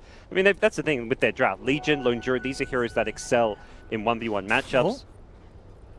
No Jewel to kill him, but Phase Boots, there's a CM, Nova into Frostbite and Envy. He should be. I mean, he's got the backup here. Oh my goodness! He's not fine. The nuke is too good for Mind Control, and he gets himself a double kill as well as they clean up 1437. Oh dear. Oh dearie me, David. You were saying Kuro's lost his mind, but whatever he's on, it's he needs to go. Yeah, he needs to go crazy a bit more often because this. I don't know. It seems like NP are allowing it to happen is what is bizarre about it, but that's always been the NP kind of motif with the laning stage early game is they're very greedy. They try and. Oh, hello. Surprise, surprise, Matuma Man. There's a lifestealer in here, and can't get him off it. So MP, he gets himself the first kill on the board with a super surprise gank down there. Yep. Lifestealer and Envy turning up. You need to get something happening. Every time Haunt's up, I feel like they just got to gank as much as Envy. Doesn't even phase boots. He's close to them, but you got to find picks somewhere on the map. You can't just try and if you're just trying to passively farm your jungle back in the game, you're going to farm slower. You're going to get picked off one by Legion duels. So every time Envy's got Haunt, he's probably going to be telling his team, go find a pick off for me. I'll Haunt in. Even if you're trading kills, you got to do something here. Very early use of the Infest as well, but. You gotta try and salvage this absolutely atrocious laning stage. Mind Control's gonna have the fastest phase armlets for a Legion offlane you can imagine. Very good for the Liquid side, even with that kill onto the Lone Druid. I mean, top lane, you see SVG's maybe thinking of getting into some sort of a position, but the 2 of them, they surely don't have the firepower to bring down this Legion. It's absolutely massive for this stage of the game. Legion wants them. He's like, I'm considering a duel on MSS probably. SVG is there for the stomp. Duel combo breaker. KingCharlie in the neighborhood as well, certainly ready to help out Mind Control if the occasion arises. 7, sneaks some bounty runes, a Miracle with the danger rune, the haste. Picked up, this is a great rune to get an Ember 8 minutes in. Pushing for kills, and he knows someone's around his jungle. Bounty rune went missing, and I think they just had eyes on Wyvern. Oh, meanwhile, top lane gods, they do end up getting the opportunity to close in for another duel. 301 victories now, Mind Control racking up on the Arcana, second one this game. Experienced man. He is having probably one of the best starts I've seen Legion have in a while. Insanely fat. No one's going to be able to really fight him. Very good at just like going head to head with a lifestealer with when you've got that fast armlet. He's not going to be afraid of AOI at all. You know, the armlet toggle through any kind of damage if he's ever low against the lifestealer. Yeah, he's got a 9-minute armlet phase with another 500 gold. Be bad for NP. So the solution's going to be, yeah, just continuing to gank with Haunt, infest ganks, as much as neither lifestealer nor the Spectre has like any kind of items that you'd normally expect them to have before they start rotating, like no armlet yet, just phase boots, no urn or anything on MB. You've got look at this. Moves. This is one of the lifestealer carries you don't always think about. The Haunt infest bomb. Asking for an initiation down bottom again. Matu's. MV. I didn't. Miracles. I know. Betcha. Meanwhile, we're watching this kind of fancy footwork in the mid lane as MV just hiding in the trees. Miracle knew. Can't really kill Miracle. Haven't got the damage. He'll just remnant away. Yeah. He wants his teammates to initiate down bottom. Probably saying like, get a stomp on Matu if possible, but a lot of wasted time right now. MV walks back, probably to shrine up, and this is painful moments for both MV and Aoi. It's like it's your two cores not getting anything done unless they can find a kill. They want the big kill. They want the Legion. Oh, that is. I mean, it is a big one. It's a tough one. Yeah. MSS is going solo smoke, looking to initiate, but Mind Control is very aware of what's up. Either that or he's just going for a little shopping mission, but he's just backing off altogether. Mid lane. Top lane Mind Control has walked into MSS now. And okay, there we have. There's the jump in. Have they got the damage to bring him down though with the Echo Sound? They're throwing everything at him. Mind Control just brings Envy down low. Can he get himself out with the armlet toggles? Here we go, boys and girls. He walks it off. Horn infest. Echo Slam. He doesn't give a damn. And now here comes Miracle with the wraparound. Takes down Envy. Matuma Man's turned up as well on this top lane. They'll look to run down Aoi. They've got the route. They do have an RP if they feel it's necessary. And they'll almost certainly continue to dive this. Kuro's turned up, the whole gang of Liquid, ready to finish off MP as they bring down Aoi. MSS, he's in a hell of a lot of trouble as well. GH, is he going to go green? No, GH, he's a sensible boy. He's not doing any diving today. They'll let the Earthshaker live. But Aoi and Envy, we pretty much witnessed them just spend a whole 2 minutes doing nothing and then dying. Yep. They kind of have to go for a big kill. It just seemed like the safer kill was to find the Lone Druid, which is where, like, even just Winter Wyvern trying to initiate with an Arctic Burn Slow may have been enough. But again, both kills are very hard. Lone Druid has Savage Roar. Legion Commander has the early Armlet. Once he hits all 3 heroes with overwhelming odds, he gets a huge movement speed buff, so he's going to outrun you. He purges off the open wounds. You had to stop that one Armlet. I mean, they didn't have a way to stop him Armlet toggling is their thing, so they just had to have enough damage to burst him before he could Armlet toggle. Once he gets it off, game over, gank's done, you're not getting the kill, and Liquid, very quick to respond, have well and truly punished you in that move. Yeah, Liquid will start taking more objectives. They kind of know that everything's going well for them in this game. Midas rush for GH on Magnus, like, why not? You're crushing the lane, you could get a blink, but you don't need a blink on him. Even Mind Control's going straight into a Sanj, more survivability. The BMS and Y build. Adam's received some buffs. It has, yeah. Oh, it's like a 5% extra on the prop rate. The prop rate. It's like gone up like 20% or something over a couple I think it's of patches. 40% now.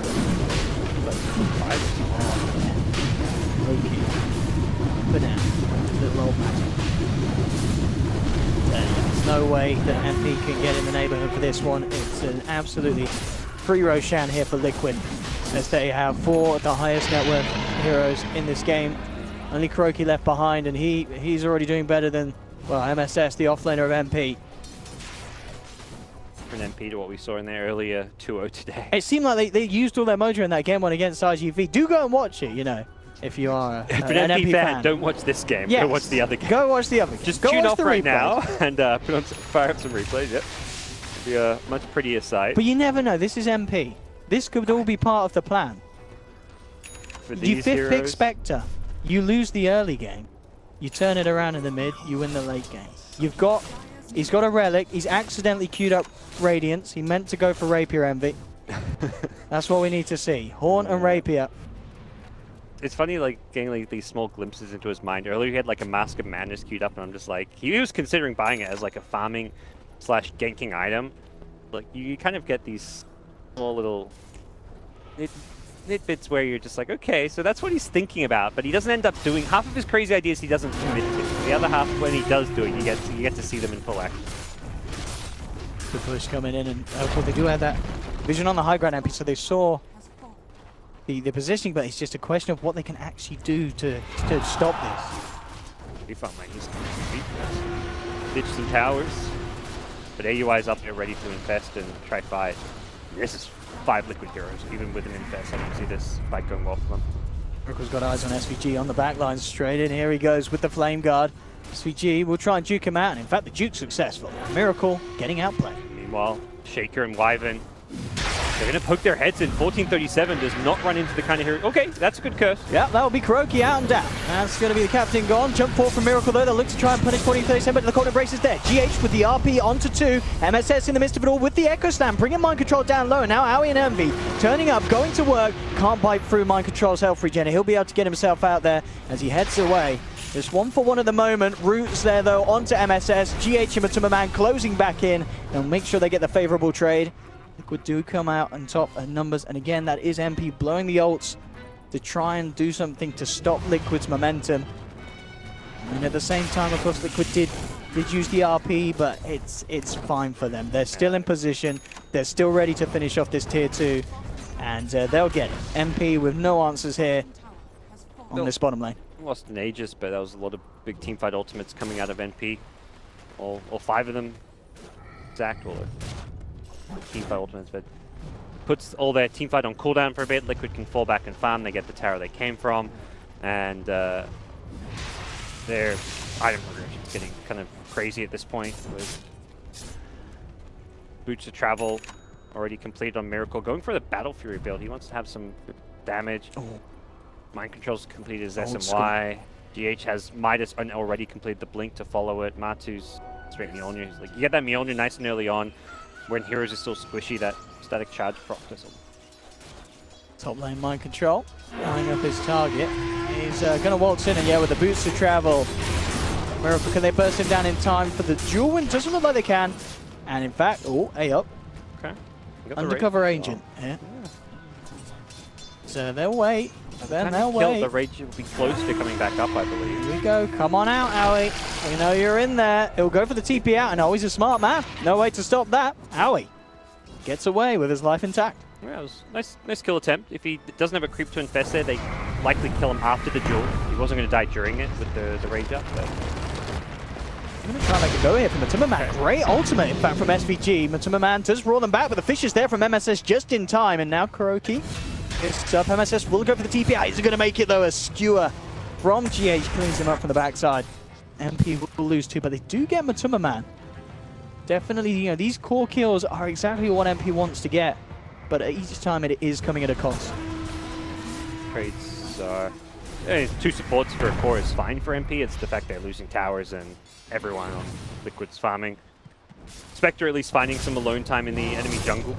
Gets up to like 2k gold. It's just such a big jump to Radiance. This is probably the biggest hurdle in playing like heroes like Spectre or anyone that needs to buy Radiance is that build-up is terrible. Like, it's so hard to get that. That's why only like Alchemist is like probably one of the few Radiance heroes that played these days, because it's one of the few heroes that can safely farm it in the jungle at a very fast rate. There is not one of the heroes that particularly excels in flash farming, so it's going to be a slow climb to that, and you kind of just have to wonder like how much further ahead can Liquid be before that Radiance is even done. Can they even take a lane of Rax before Radiance is done? Will they win the game before Radiance? It's still an iron that Spectre feels like we're not going to win without, so there's no point getting like a Blade Mail or Diffusal. Perhaps if like a high ground push comes and he's got like 3k gold, we'll just say, screw it, I gotta defend, let's get a blade mail. But for now, he wants to at least try and go for it. Oh, Miracle's found him. Even acknowledge Eternal Envy. BM there. He's like, look at this Spectre. Oh. Wants to be noticed. Top lane GH. Got that blink minus. So it was looked to be a cooldown for a little bit too long, my liking. And more than anything, like if Spectre farms a Radiance this game without Liquid taking any like major objectives, namely racks, I don't think it matters because you've got 4 cores who are going to still be more farm. This lineup can easily beat a Radiance farm Spectre with farm across 4 heroes. Like we've got Magnus who can theoretically go for a Silver Edge Blade, going to break that Spec passive. Even without it, you've got big team fight lockdown, an initiation where you can just blink RP Spectre, take her out of the fight. Ember scales with magic damage very well against Spectre because it's on a BKB carry. So Druid's going to do plenty of damage output as well. Legion, you've got Jewel for the lockdown. Plenty of survivability and mind control. I just don't think this line cares if Spectre. Spectre could have a Radiance now and they wouldn't care all that much because of how farmed everyone on their lineup is. Smoke there from Liquid. Let's see if they could get in position for an RP. Dual follow-up. NP and D just playing very reserved at the moment, keeping it safe, keeping up on the high ground, just farming the waves as they come in. Of course, is giving Liquid pretty much free reign of the entirety of this map. Yeah. Liquid's farming enemy jungle, both enemy jungles. Not really farming their own jungle just because it's such a passive play stream farming, although Martu's getting some pieces of it here and there. Tiny scraps of farm. Bigger and bigger. You're looking at over 1,000 net worth per minute advantage going their way. 20 minutes in and the net worth lead is over 20k. That's the biggest kind of stomps you can really see. I mean, it was kind of weird that we're seeing the opposite side of the spectrum because in that, you know, for the MP fight, the MP versus IGV game, we were like, this is the biggest stomp we've seen on DAC, and then MP were like, no, we'll show you a bigger one. And then they picked 5th pick Spectre and jungled it. But I feel there's still ways they can come back into this. You can't lose entire faith. Envy's close to that relic. You can choose to believe that, Owen. Allowed to believe it. I believe that every game is equal, gods. And up until that foul, the Ancient Falls, each team has a 50% chance to win. Totally, yeah. Not out of it yet. Balanced gameplay, you know. All bless the Ice Toad. Comeback gold and stuff like that. I'm sure Dota, no one really knows what happens in 7.0x patches anymore. Win a fight, kill some core heroes, suddenly Spectre's got not just Radiance but a Manta, and yeah, it's not over. That's for sure. Dota's a very weird game in that way where even the biggest elites can be lost, but yeah, he was coming around there, but they have that sentry out. They knew he was out.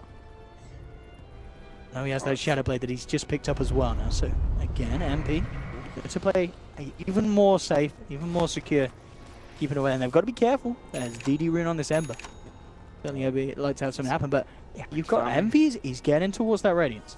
Yeah, he's just getting it. Looks like he'll farm it up. He's farming with AUI just because imagine if the team fight breaks out, they want to have that infest bomb. Radiant ward on the high ground, like it's actually right by it. There we go. There we have at the moment the comparison. It's not actually too. I mean, Matsuma Man, to be fair, he used to be the one that has been targeted successfully by him. AUI's winning on kill damage, kill participation. You know, he was doing okay there in some categories. Oh well, I mean he was. But now he's in a lot of trouble. Miracle and Matsuma Man, Kuroki surrounding him. He gets rooted up by the bear. Now he's down. Take the small. Yes. Space create. MV moving across. It's very, no jungle very to farm here though. He's probably like, sweet, I found a jungle. He's got a bounty rune, guys. Nice, at least there's something. That is a win. When you move over there onto the enemy half, you're like, you're just going to stand here for 30 seconds, wait for it wait for the camps to respawn. He's going to go to the other jungle and there's like, there's no jungle to farm. Oh, hello! MSS turns up in town and hello, Matumba Man. He's straight to the graveyard. He's out for 50. Miracle, though, his teammates have been rustled. He wants to look for some revenge. He's straight in, diving the base. Looking for SVG. Blinks forward, will get the kill as he picks up a second on the sideline. MSS just holding close to that cliff wall, praying that they don't see him, but it's not going to work. Miracle jumps in, breaks down the trees with the remnants, and 4 are suddenly dead on NP. Liquid They had their boy Matuma Man covered, and they made sure that they got their vengeance. He's kind of been the punching bag this game in that he's pushed down towers, but often the few kills MP have gotten, they've been key kills, have been when they've gone. He's 3 of the 4 deaths, but every time he's died, his team have gotten a lot in return. Done. Bad game to be a support.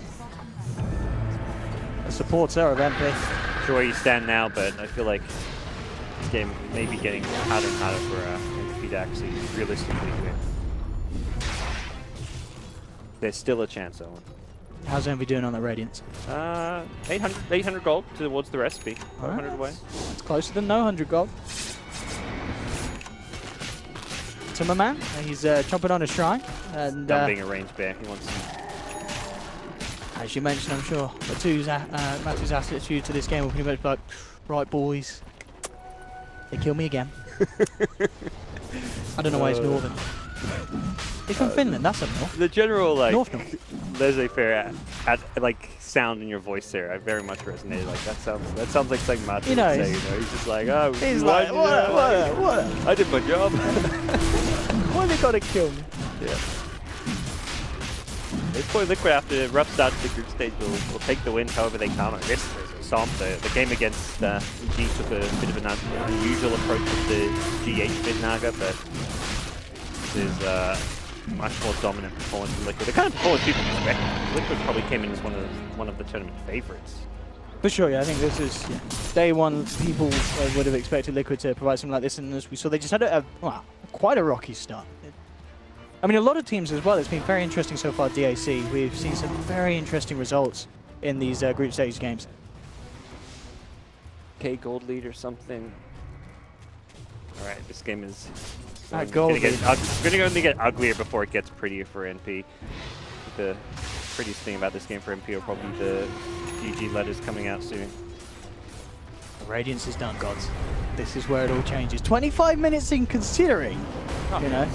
Not the fact that it's not where Envy is in terms of farm, it's where Liquid are. It's 420, you know, it's time for Envy to blaze it up. He's got the kit for it. And up top, let's see what we can do. Well, 1437 is going to be out. The Haunts used, jump in from MSS with the Echo Slam, bring a mind control down low, but it's not enough to kill him. Miracles on the back lines, chains onto 2 Remnants out. They have managed to put the edges on mind control. In fact, a huge ult from SVG clips through Matuma Man, cleaving him apart, but there's GH in with the RP. Miracle cleans up as he picks up the triple, and GG is called. It's all too much for MP, and Liquid with definitely the biggest taunt we saw. We saw one earlier with MP IGV. And as I said, MP wanted to prove that it could be better there, as Liquid were just allowed to go absolutely ham in that game. Yeah, it's crazy just how much they dominate an early game with a greedy lineup.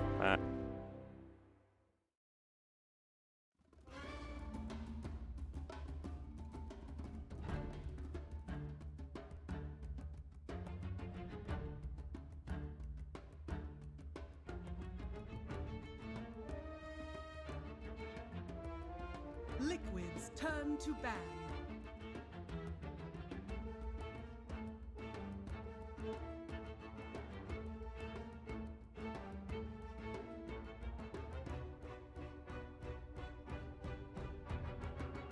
Seconds remaining.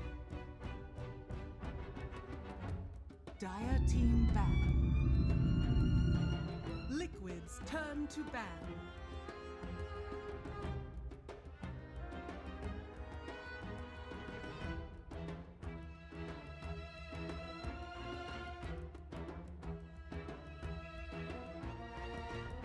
Seconds remaining.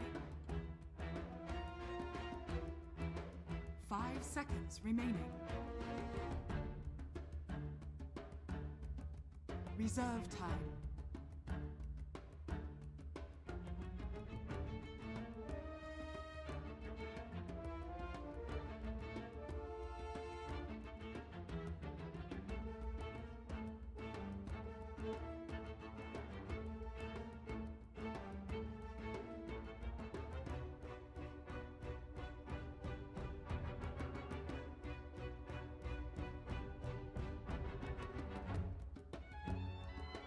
Dire team back.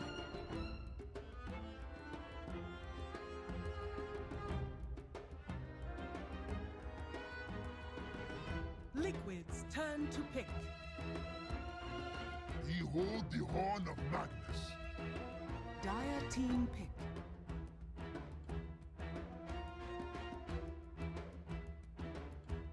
Lina. Life stealer. Liquid's turn to pick.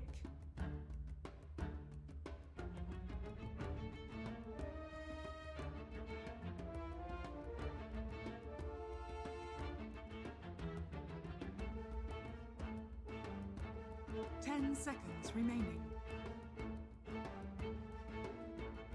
5 seconds remaining.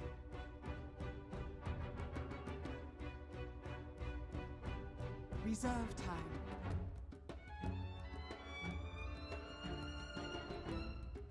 Quick. Dire team ban.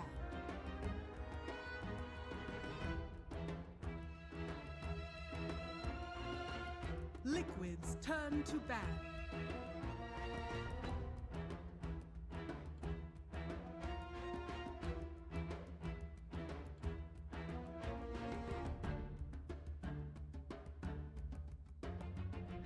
Ten seconds remaining. 5 seconds remaining.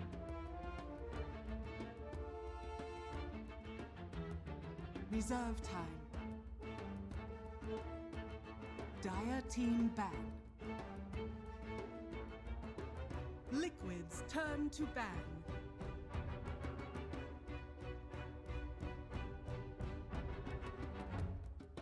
Dire team pick.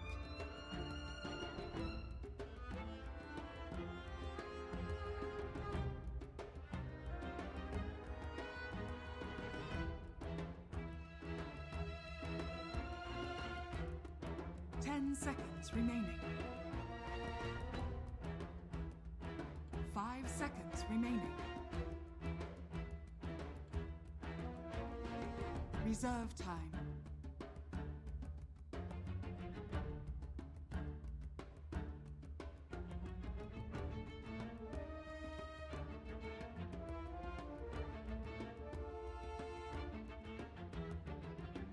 Slada. Liquid's turn to pick.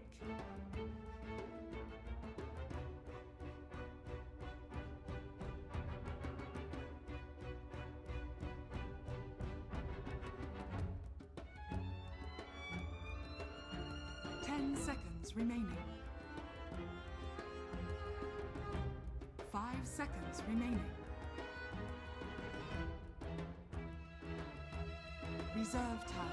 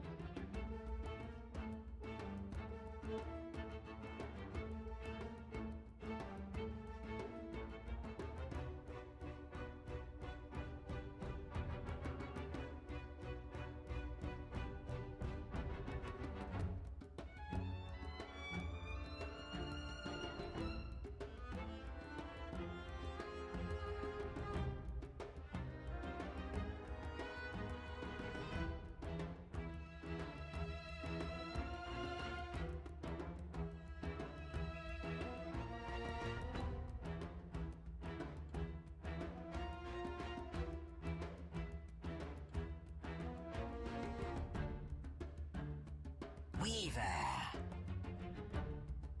Dire team pick.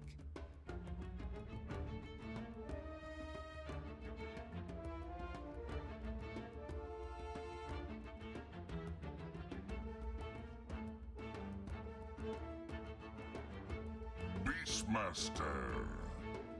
Liquid's turn to pick.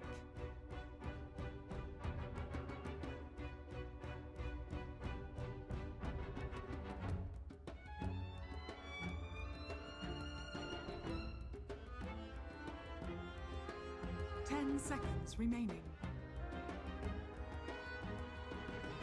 5 seconds remaining.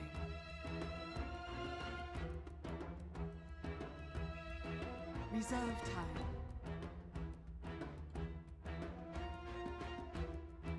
10 seconds remaining. Timber saw! Dire team ban.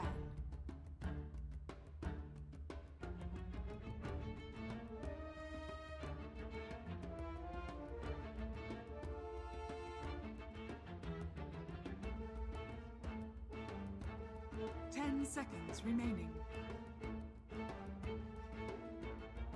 5 seconds remaining. Reserve time.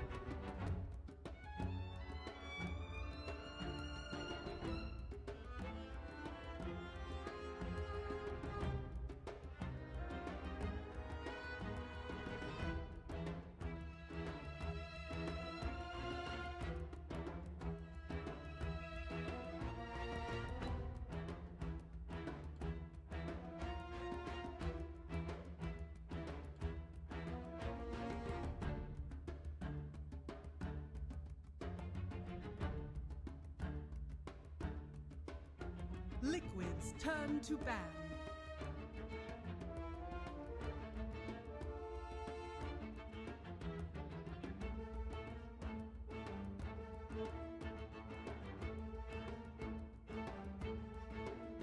Ten seconds remaining.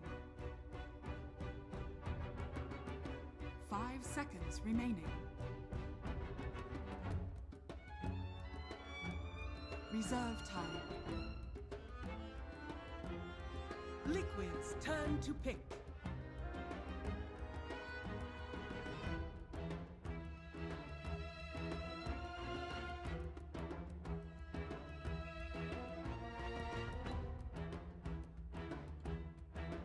Seconds remaining. 5 seconds remaining. Templar Assassin. Dire team pick.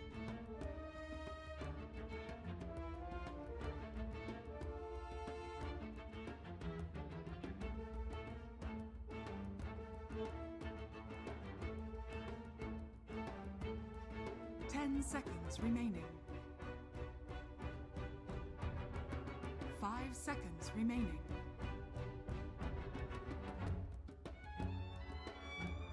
Reserve time.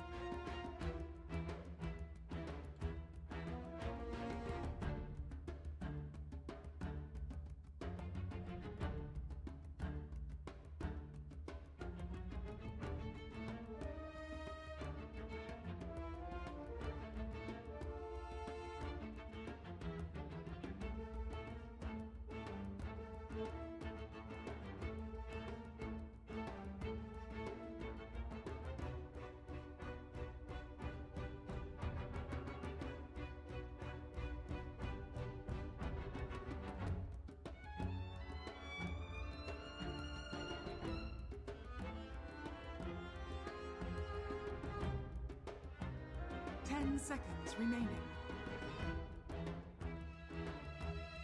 5 seconds remaining. Silencer.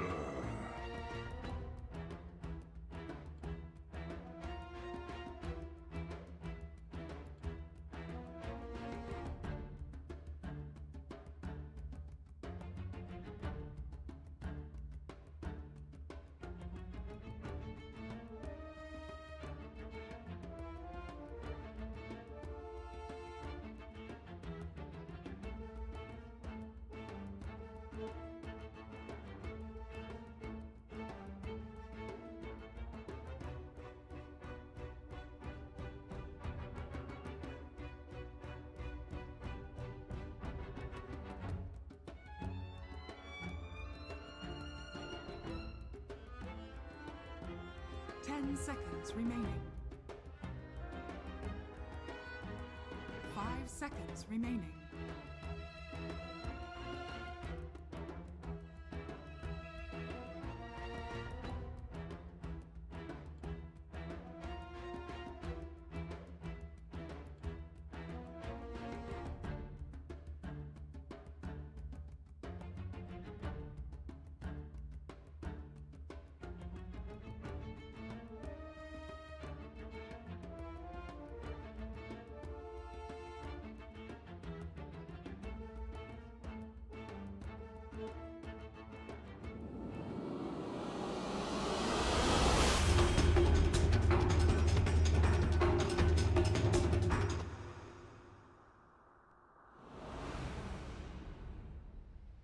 Running at safe lane. Gonna get a pretty good 1v1 matchup, but core silencer, yeah. Eternal Envy Silencer. What a treat. Yeah. Curse pretty good at breaking the refraction, at least early on in the lane stage. But definitely a good game for TA, one of the better heroes against Slaughter Lifestealer bombs, because if you've got refraction up, you block a lot of that damage coming in. We have it, ladies and gentlemen. I'm sure you never have two games like that. Not yeah, usually. you know what I mean? Yeah. I mean, it doesn't happen. Well, the game 2 you're going to react and be like, this was a major reason why this happened. Let's make sure that You even if can't- you lose 2 games in a row, you want to make sure impossible. you don't lose for the same reason. It just doesn't happen. Yeah. I'm adamant that we won't get that. We'll get a much closer match here. So the MP fans can stop watching the replays from earlier today and Absolutely, they can stop putting that stomp of MP versus RGV on repeat, and they can get stuck back in. We've got Jackie Mao on the sun, so we've got Naomi on the Lifestealer. We've got SVG, Slaughter, Silverman ready to go. The lanes, Lifestealer going down bottom, so Matu won't get perhaps the 1v1 matchup he wanted against Beastmaster. It's still a decent matchup. That's the thing where they wanted to put Matu, I think, and give more farm priority to the Timber than the Weaver, but he also doesn't really care so much about the matchup. While the Beastmaster's a good matchup, Lifestealer is also a good matchup. The Timber Sword. There's no real bad matchups for him in any lane at this point, other than if like a Silencer support was zoning him out with like Glaives or something. Maybe a mid Silencer. What MP's plan is going to be, how effective they can be at shutting down the GH jungle, or if SVG is just going to prioritize a bit more during the lanes early on. But now he is headed down bottom. And I mean, considering this mid lane, how is it? You were saying you expect this to go between the two? Totally sure. I haven't seen much Silencer versus TA. Like in my head, like Curse should be pretty good at breaking refraction. Mechanically, Miracle is like the play you'd expect to win, but good damage. Salve doesn't have refraction, so he can't just go too close. Getting some full-on harassment in. Yeah, very early Salve in the middle lane. They're ready to go in again, just with these glaives. Now that level 2's hit, Miracle will have refraction. But even with that, straight off. Himself taking a lot of damage. The creeps are moving in as well. Be careful, Miracle looking to get the side blade hits. Won't be able to cancel the salve though. Envy does get lucky with being able to salve up, so vice versa. Miracle in turn gets aggressive. Curious to see if Liquid respond to this aggro lane, because I feel like they wanted to give more farm priority to Matu, or at least give him a safe lane, good matchup, but he's being tri-laned. I don't imagine sending Rubik down there really changes all too much. It's not going to make the lane A easier, so Matu's probably just like, I'd rather just get solo XP than have a Rubik down here doing very little. Getting kept at his tower. This is a rough lane for Matu, but the outcome is that the other lanes are going well. Straight in onto MSS here. He'll go for the immediate TP out and will be successful. Just towards the tower, of course. No need to go back to base. He does save himself from death. We saw in the mid lane, quite interesting enough, that the flow of the creeps ended up being it so. The Envy's being able to maintain a bit of a balance really behind his tier 1. So we've had at least one wave that Miracle's not been able to get any of his hands on. Of course, he's a TA. He's managed to make the most of that by just going straight to the jungle and picking up some camps. But this is, of course, going to mean that Envy will get a hell of a lot of farm in this mid lane. And we can see CS-wise 15 for 2 with a 5 for 1 because of the way the momentum had ended up in that middle. The lane's even kind of pushing towards the tower. Miracle and TA isn't there for the time being, and Envy's got an Arcana rune, a great rune to have for a Silencer to throw spells. Almost certainly spam Miracle out of the lane for verse and such. Spells, Glaives. already popped his Shrine now, and has to be very careful, because he's going to be walking to a side of this. Could be first blood. Yeah, looks to be it with SVG having this wraparound. TPs will come through. Miracle does have the refraction back up, and they turn onto SVG. Miracle himself will get the first blood. Very nice turnaround. Perfect reaction from Kuro. You weren't wrong, Owen. It was the first It was blood. first blood. We meant Miracle was to get it all along. He had the follow-up refraction coming at a really good time. And that's one of those plays where a lot of people may look at it. It's not like anyone, like for a lot of players, be like, oh, he's a bit fortunate. Refraction came back up, but Miracle times that. He knows when that recast for refraction is going to be up, and nice little bait from him. Matu, who got aggro tri-lane to start, has suddenly found himself in a 1v1, which is going to be much better for him. But just giving the Lifestealer that early CS advantage makes this lane a lot more manageable. Top lane SVG has found GH here. And he's going to go for a bit of a play. Mind Control is in the neighborhood. GH, of course, very close to the Shrine. And yeah, SVG knows. Can't really go full in. The Shrine will be more than enough to keep GH safe. And SVG himself maybe a little bit scared now. He's deep in enemy territory. He's worried about potential wraparounds. GH starts to head towards him. Looks like, yeah, Miracle's not going to be coming over. So SVG is A-okay. Kuro the mid lane, since Miracle probably tells his team I can farm faster in the jungle. Here's actually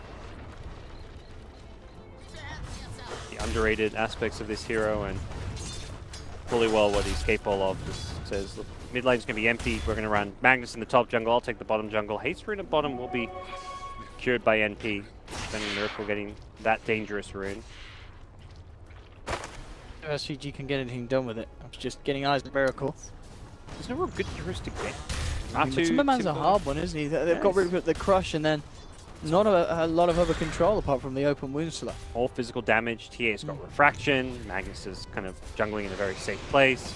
Weaver's got an escape. Every lane is, it's a similar story to last game where Liquid have drafted these lanes that can't really be, they can be pressured for sure, but they're not going to be like able to be easily ganked or anything. Dude, at least SVG's just trying to be a nuisance here for Miracle, but Miracle still picks up the CS. Camp, you know. It's going to be fine.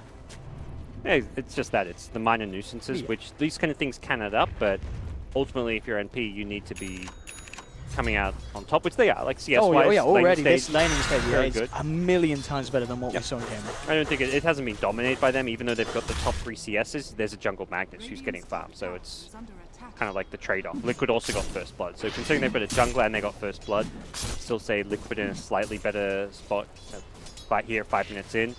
Miracle has been forced into the jungle a bit, but if anything, you're kind of looking at that like, well, that means Kuro's going to get faster 6 on Rubik. It's just greater farm and experience distribution.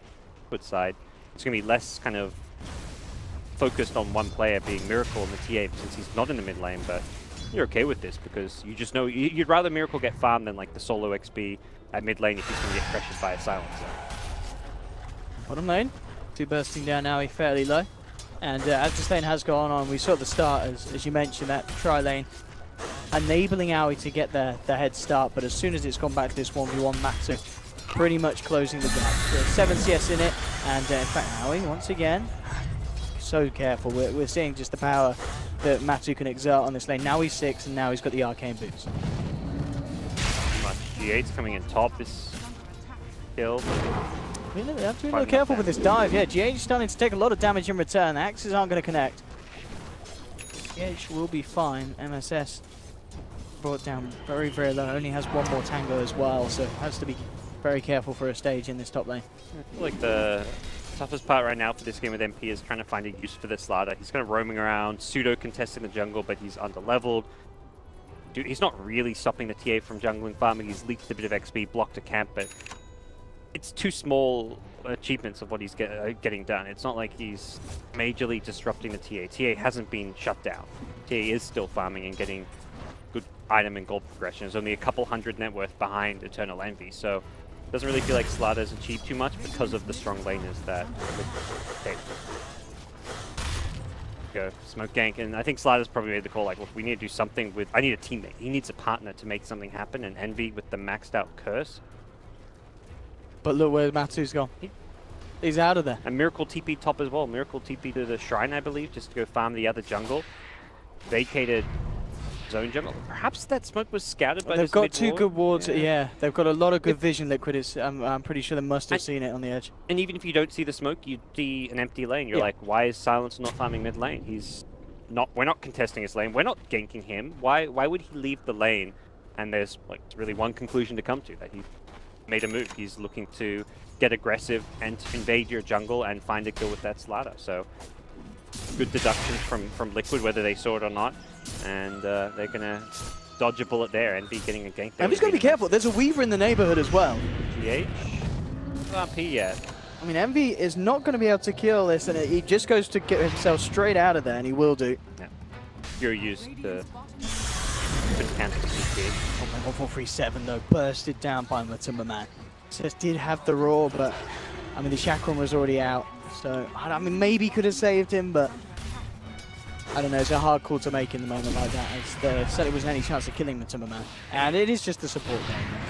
He worries about Miracle's farm being thrown away as he finds a triple ancient stack to work on, kiting these around, making sure he doesn't get rooted or anything, and very straightforward for a TA to farm these ancient stacks. Got to fight them around a little bit, but can't do that as Miracle will get fast treads, and he is top of the net worth. It's one of those things where you can draft something like a Silencer and have a good laning matchup, and but that only lasts like 4 or 5 minutes. Once the TA decides to just go jungle, kind of like the Alchemist, like you can beat the Alch in lane CS-wise, but he's just going to fall back, Iron Talon jungle. TA does the same thing, not with an Iron Talon, but it's the same concept where you just stack camps, you farm jungle very fast, efficiently, and you once give it by the 10-minute mark, you're suddenly on top of the net worth, despite having that rough lane. I mean, what is the plan really for Envy? We saw with Envy Silence, they really wanted to try and make something happen, and they were unable to. I mean, he's up top. I mean, this is just one of those core heroes that it's very hard to justify sitting back and farming on it. Yes. You need to make sure that the power of it is felt in these early stages of the game. They wouldn't do smoke moves, like the first smoke with the Slider failed. It looks like he may look for a smoke with the Beastmaster now. Problem is he's been missing off the map for a long time. Like jungling with the Beastmaster here is nice bit of extra cash and all, but it's more time where Liquid's like, well, these two heroes are missing. Are they smoke ganking us? What are they doing? And I think more importantly, they saw them at the top lane grouped together. They had the ward there, yeah, great, NPD ward, but they also get vision of Beastmaster and Silencer at that top bounty rune, so they know fully well where those heroes are on the map. They also scout Beastmaster's smoke, so like at that point you're saying like these heroes are here, we could go smoke, let's play cautiously. Miracle mentioned just continuing to farm. Of course, going to be looking for the Desolator first this game rather than the Blink Dagger. The Ancients, they were trying to just do whatever they can to slow down the Miracle farm, but center there, the open access, and Liquid at this point with RP up could even make moves themselves. Top lane talking about making moves once again. Matumba Man just picking up solo kills. I mean, both MSS and 1437 in this lane just seeming to be unable to control this Timbersaw that is absolutely getting out of control. It's going to be a very good Bloodstone timing at this rate. Mid lane, no messing for GH. Just drops the RP, looking to finish off Envy. They'll get it. 1437 couldn't do enough to hold them back. Light Strike Array prolongs the inevitable with that short stun. I'd say one of the best heroes, even though it's not the conventional carry. Played a lot of it, knows the full limits of this hero, and he's managed to recover just fine. We're not really, doesn't really feel like a Slider Lifestealer game just yet. I mean, often this combo does take some time to come online, but and they are prioritizing the SVG blink. I like this switch up from MP. Give Lifesteal the jungle, give SVG a lane. You've got to get that blink infest bomb happening because things have not really gone the way they would have hoped for in the laning stage. Liquid have just read them like a book and prevented every movement from the achieving anything.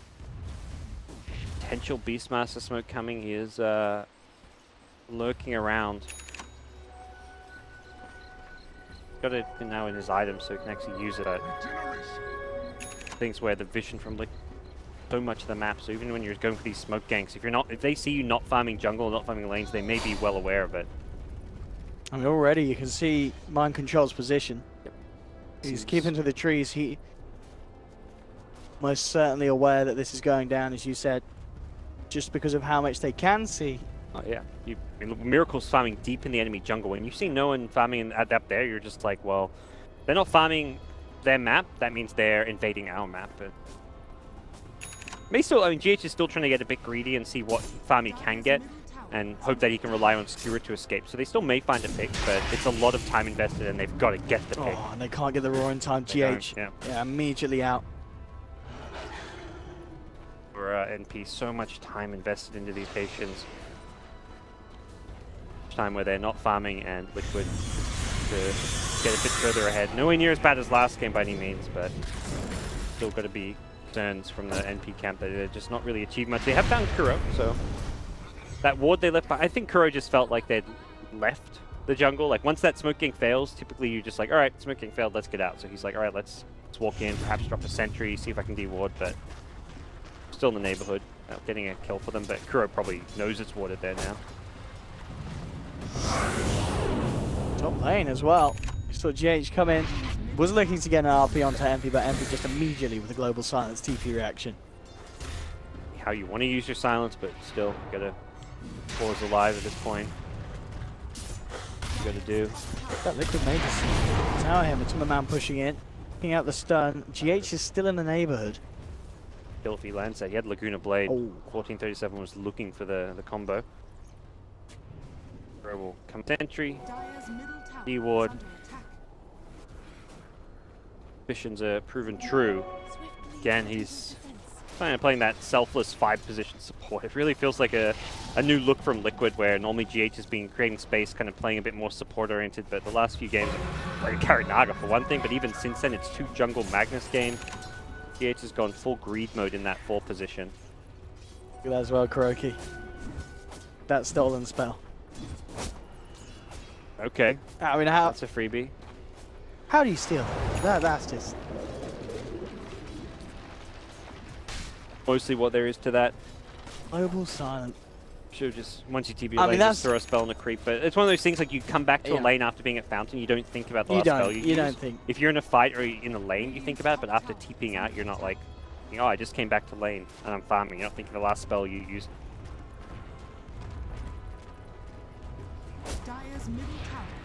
Good tool to have for Liquid if they want to take some towers, and with a Deso TA, free tier 1 mid, but pick up bottom. A lot of best bombs are online now. This is where Blink Dagger reveal. They've got to keep going every time there's a lifesteal infest, trying to find something. Kuroki will be roared up, and the MSS with the Necro books out. Be a surefire kill. Silence comes through, but of course no way that that's going to save his own life. Oh, you're going to lose it, but it does take away that tool. It's kind of nice to make sure they get the Rubik kill so that global silence skill doesn't get used elsewhere, but still Liquid getting way more out of the map. Like they got a tier 1 mid on their carries are getting a lot right now. Marshall at top, Bloodstone up very early, is Solid pushing a tower. May find himself getting caught out in a bad spot if he's not careful. Top as well, Matuma Mans. Changed the wall, they did go for the Blink Crush, but not quite hitting the point. Fairly blind. Mentioned just 100 gold. Blink Deso will be complete 16 minutes in. Silencer pick worked out. Got to transition out of that strong laning stage into good objectives, or at least some rotations. But at this point, it just feels like winning your lane for the first 5 minutes doesn't really amount to much when TA just free farms the jungle. Where there was a bit of a disconnect with what the mid-hero was set out to do and what the overall team game plan was this game. This build as well from Envy, so drums into solar flash. Lane though, we are seeing this combo from SVG and Aoi. These two have been keeping it very solid this game. Aoi's farm is up there on par with that of the cores of Liquid mid lane, though there's the power to Blink Deso T8. 2 shots and the Lina's gone. Still feels like the least important core hero to kill if you're MP.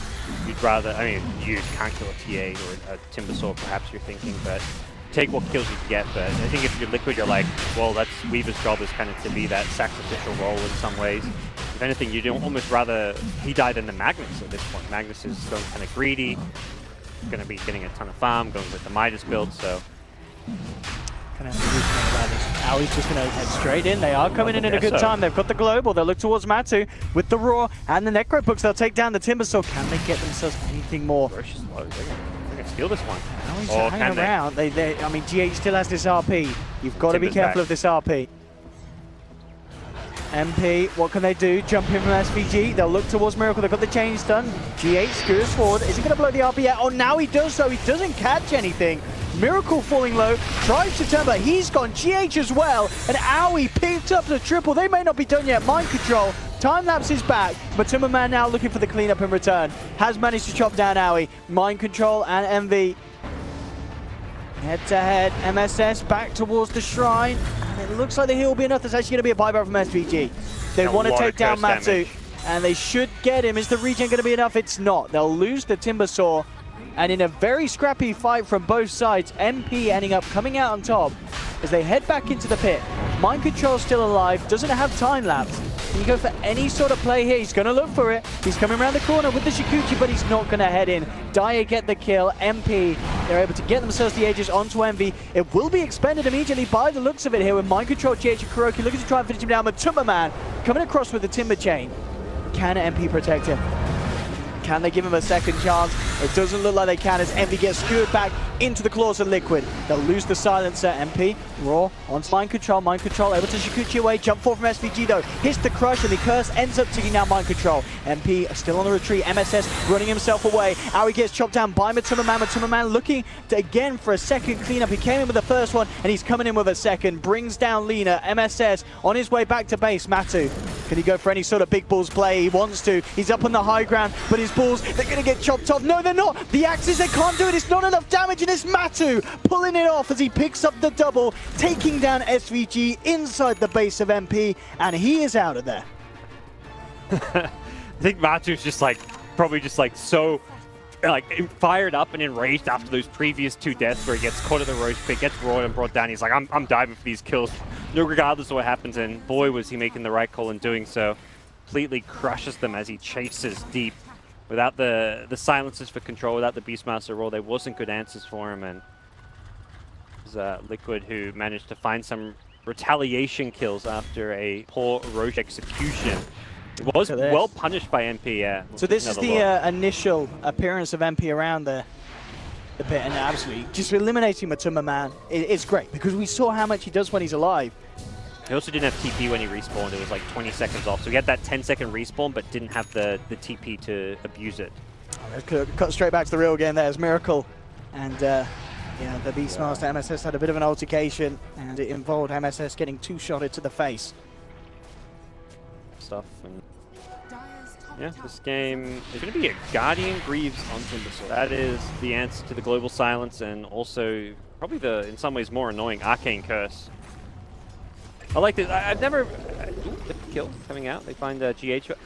The Yule Scepter as a counter Global Silence is like nice and all, but it's not like an instant counter. You have to throw yourself up in the air, and you use yourself to get a Global. You're setting up stuff like a Slaughter Crush, a Lina Stun. I've never been like a huge fan of using Yules to counter Global Silence, because if you're in the middle of a fight, it sometimes just screws yourself over. I like the Greaves approach here. It's also just going to be an item that kind of very team-oriented, allows him to dive even harder and faster. He's going to get extra HP regen, extra armor when he's low. Like a nice little, a bit more expensive. I think that's the kind of the benefit of the Yule set. This item together global, it's just not always the optimal one. Yeah, 1437 with the classic. I'm going to go into the lane as a support and see what I can get. All he gets is very, very fast, painful death. It's one time, you know, no big deal. He's already back. Power feed. Ready to go top again. 5 seconds time. Miracle nearly with the Hurricane Pike complete. The full one much on its way. Recipe short. Scary. Envy's done a lot more hero damage than the TA. That's true, actually, there. 11.4k. It's going to change, for sure. A lot of that coming just from that curse. In the team fights against like the Timbersaw, he had that curse on him for such a long time. Matu was really struggling to... I mean, he's spamming spells. He's probably just like, oh, this is what I do as a Timbersaw. Let's hope my regen can out-regen the curse damage, which wasn't always the case. But very interesting as well with this build, of course, this Bloodstone into the mech where, you know, maybe with other Timbers you would have expected like a hood to be picked up in response, but Matu thinking of the team and Well, obviously it's- getting the mech done first is going to be a bit quicker. for the Greaves to get. Yeah, converted yeah, off. yeah. I think it's less. You wouldn't get the mech if not for the upgrade. It'd be pretty. And Not you- garbage, but it'd be a pretty questionable. Would you choice. imagine? Yeah, he's going to upgrade that before going anywhere. Yeah, Yeah, he he's doesn't nearly got want it. him. He doesn't want a mech. He wants Greaves. Main situation here, but Lotus Orb is the other option, I guess, which is at a similar price point to Greaves, which you could go for, but perhaps it decides that again, like you say, this is the more team-oriented item, and that instead. Bottom lane MP looking to get a bit of pressure onto this tier 2. The wraparound will come through though from Liquid. GH, RP at the ready. I'm on Beastmaster. He may get jumped if he's not careful. It's going to be revealed first. Well, Maximum Man will reveal the plan. TH straight in with the skewer. Finds Owie on the plot sidelines. In fact, RPing up the Lifestealer, but they've lost Miracle. The controls there from MP. They're able to nuke him down. Matuma Man in response will find Lina. MV turning up the fight with the curse, the glaze, bringing Matuma Man down low. SVG comes in with a crush, cuts off Matuma Man, and they've found themselves 2 massive kills. 2 cores out on the side of Liquid. MP get the tower. Well positioned by NP there. Like the smoke pops and Liquid didn't see anyone. They had vision problems that fight. If they have vision to get a jump with like a Magnus for a blink skewer, or a TA just having a blink meld strike to instantly try and delete a hero, it's a very different type for them. But when the smoke pops, they're completely blind. They don't see heroes. They don't know where to go. And the moment of kind of the couple of seconds of confusion allows Beastmaster to reposition. He roars, solo kills the TA. The leading Miracle from the fight. Key to success there for sure, but all of that came as a result of the vision advantage. Hard place to take the fight. Hard to kind of maintain any vision against this Beastmaster Gem, Necro 3, so... Bottom lane, Envy. Ooh, looking to play around GH, but he is able to blink out just before the first tick of damage hits him. See like how much physical damage MP can do.